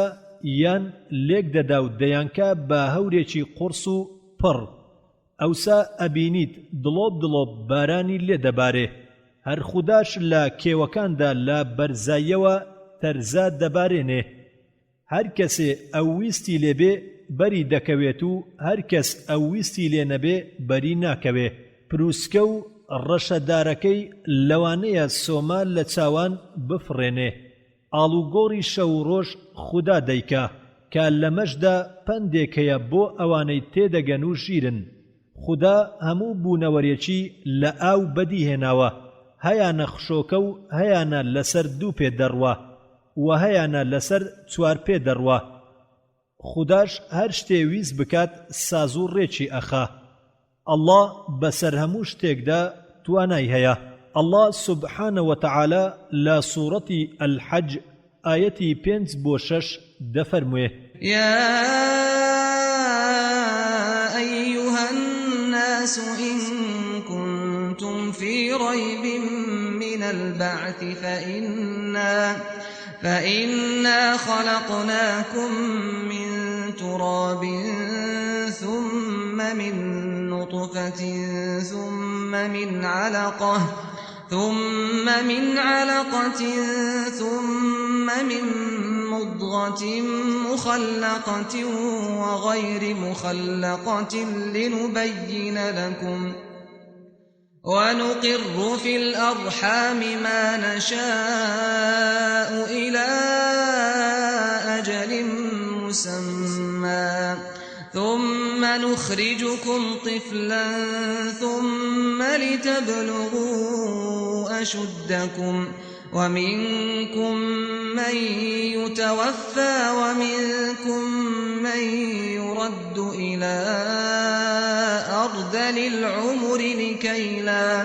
لكي لا يعلم من بعد علم شيئا وترى الأرض هامدة فإذا أنزلنا عليها الماء اهتزت وربت وأنبتت من كل زوج بهيج ذلك بأن الله هو الحق وأنه يحيي الموتى وأنه على كل شيء قدير واتا أي خلچينا گر لزندو بونوا با گومانن او بزانن ئێوەمان دروست کردووە سەرەتا لە خاک پاشان لە تنۆکێک و پاشان لە پارچە گۆشتێکی هەڵواسرا و اینجا لە پارچە گۆشتێکی جویراوی پچم پێدراو یا پچم پێنەدراو تا ئەم پلانەتان بۆ ڕوون بکەینەوە و بیسەلمێنین و لە پاشدا لە منداڵداندا چەندمان بووێت دەیهێڵینەوە پاشان بە ساوایی دەهێنرێتە دەرێ پاشان دەگەنە ئەو پەڕی تواناتان و هەندێکتان دەمرن و هەندێکتان دەگەنە ئەو پەڕی پیری بە چەشنێک کە هیچ زانیاری و زانستێک سەبارەت بە خۆتان بەیاد نەیەتەوە ئەم زەمینە دەیبینی بێهەست و مردووە هەر کاتێک بارانمان بەسەردا باراند بە خۆدا دێت و گەشە دەکا و هەموو جووتێکی ڕوەچی دیمەنجوان لە خۆیدا دەڕوێنێ هەروایە تەنها خوا ڕاستە و بێگومان هەر ئەویش مردووەکان زیندوو دەکاتەوە بەسەر هەموو شتێکیشدا توانات دارە هەر لە سوورەتی الحەج ئایەتی 11 الله سبحانه وتعالى دفرمه ومن الناس من يعبد الله على حرف فإن أصابه خير اطمأن به وإن أصابته فتنة انقلب على وجهه خسر الدنيا والآخرة ذلك هو الخسران المبين واتا هەندێ لە خەڵکان هەن سەرزارەکی خواپەرستن گەر خێر ڕووی تێکردن لە خودا دڵنیا دەبێ و گەر دووچاری ناخۆشیەک بوو ڕوو لە خودا وەردەجێڕێ بەمەش دنیا و قیامەت لەدەست دەدا ئەمەیە زەرەرمەندی گەورە و هەردوو دنیا لەدەست چوو هەر لە سوورەتی الحەج ئایەتی 46 الله سبحانه وتعالى دفرمه أفلم يسيروا في الأرض فتكون لهم قلوب يعقلون بها أو آذان يسمعون بها فإنها لا تعمى الأبصار ولكن تعمى القلوب التي في الصدور ئاخۆ هێشتا بەسەر زەویدا نەگەڕاون تا ببنە خاوەنی دڵ و بەهۆیەوە عەقڵیان بەگەڕخەن یا ببنە خاوەنی دڵ و بەهۆیەوە بیسەر بن لە ڕاستیدا چاوچوێر نابێ بەڵکو ئەو دڵانە کوێر دەبن کە لە سنگدان هەر لە سوورەتی الحەج ئایەتی 61 بۆ 66 الله سبحانه وتعالى دفرمه ذلك بأن الله يولج الليل في النهار ويولج النهار في الليل وأن الله سميع بصير ذلك بأن الله هو الحق وأن ما يدعون من دونه هو الباطل وأن الله هو العلي الكبير ألم تر أن الله أنزل من السماء ماء فتصبح الأرض مخضرة إن الله لطيف خبير له ما في السماوات وما في الأرض وإن الله لهو الغني الحميد ألم تر أن الله سخر لكم ما في الأرض والفلك تجري في البحر بأمره ويمسك السماء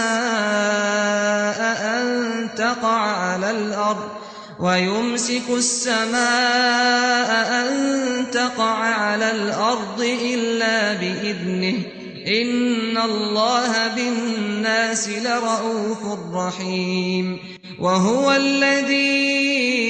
أحياكم ثم يميتكم ثم يحييكم إن الإنسان لكفور واتا چونکە هەر خودایە ڕاستە و هەر شتێک بێجگە لەو هانا و پەنا بۆ بەرن لە پڕ و پوچ بەدەر نییە باڵادەستی هەرە مەزن هەر ئەڵڵایە ئەدی نەتاندیوە ئەڵڵا بارانی لەو حەوایەوە باراند و زەوی سەوز هەڵ ئەگەڕێ دیارە ئەڵڵا لە هەموو وردەکاریەک بە ئاگایە هەرچی لە ئاسمان و زەمیندا هەیە موڵکی ئەوە خوددا بۆ خۆی بێنیازە و شیاوی ستایشە ئایا نەدیوە هەموو شتێکی ناوزەوی بۆ ڕام کردوون و کەمیەکان بە فەرمانی ئەو لە دەریادا دێن و دەچن و ئاسمانی ڕاگرتووە کە هەتا بەسەر زەویدا نەکەوێت مەگەر بە فەرمانی خۆی خوددا بۆ خەڵکان زۆر بە سۆز و بەزەیە هەر خوددایە ژیانی پێبەخشیون و لە پاشدا دەتانمرێنێ و دووبارە زیندوتان دەکاتەوە بەڕاستی مرۆڤ زۆر بێ باوەڕە هەر لە سوورەتی ئەلحەج ئایەتی 73 بۆ 74 الله سبحانه وتعالى دفرمه يا أيها الناس ضرب مثل فاستمعوا له إن الذين تدعون من دون الله لن يخلقوا ذبابا ولو اجتمعوا له وإن يسلبهم الذباب شيئا لا يستنقذوه منه ضعف الطالب والمطلوب ما قدر الله حق قدره إن الله لقوي عزيز واتا أي خلچينا پندێک هێنراوەتەوە گوێ بیستی بن ئەوانەی پەناوهانە بۆ کەسانێک جگە لە ئەڵڵا دەبن توانای دروستکردنی مێشێکیان نییە وەگەر مێشێک شتێکیان لێ بفڕێنێ ناتوانن لێی بستێننەوە داواکەر و داوالێکرا و چەند لاواز و زەبوونن بەڕاستی بەو جۆرەی کە پێویستە خوددا بناسن نەیان ناسی خوددا زۆر بە توانا و بەدەستەڵاتە الله سبحانه وتعالى لا سورة التغابن آية 3 دفرمه خلق السماوات والأرض بالحق وصوركم فأحسن صوركم وإليه المصير واتا ئاسمانەکان و زەوی بە حەق دروست کردووە و وێنەی بۆ کێشاون و جوانترین شێوەی پێبەخشیون و لا کۆتاییدا چارەنووسان بۆ لای ئەوە حەیرانی کوڕی ئەزعەف دەڵێت کاتی تەواوبوونی خوێندنەوەی ئەم ئاەتانە بە شێخ مەوزونم وت ئەڵڵا پاداشتی چاکت بداتەوە دەرحەق من سوێن بێ بەخوا ئێستاکە ئەم ئاەتانم خوێندەوە هەر وەکو لەوە و پێش نەم خوێندبێتەوە وایە و بە دووری نازانم کە هۆکەی بگەڕێنمەوە بۆ وازهێنانم لە بیرکردنەوەی قوڵ و لێکدانەوەی ئەم ئاەتانم تەنها کە تەنها بۆ تەعەبود دەخوێندەوە شێخ وتی خوێندنەوەی ئەم ئاەتانە بۆ جارێک و دووجار سوودمەند نابێت بەڵکو پێویستە پۆڵێنێکی تەواوی بکەیت و بیان خەیتە بەرچاوت لەو هەموو شتانەی کە خوددا دروستی کردن و ئەو ئاەتانە کە ئاماژەیان بۆ کراوە لەوانەیە هەندێکیان سەرتاسەری بێت بۆ زۆر شت گەردووبارەش بکرێتەوە قەیدی نییە ئێستا هەستە لە دەفتەرەکەت کە پڕت کردوتەوە بیان نووسەوە و بەیانی وەرەوە بۆلام تا وتەکانمان تەواو بکەین خوێنەری بەڕێز ئەم تڕاکە بە کۆتا هات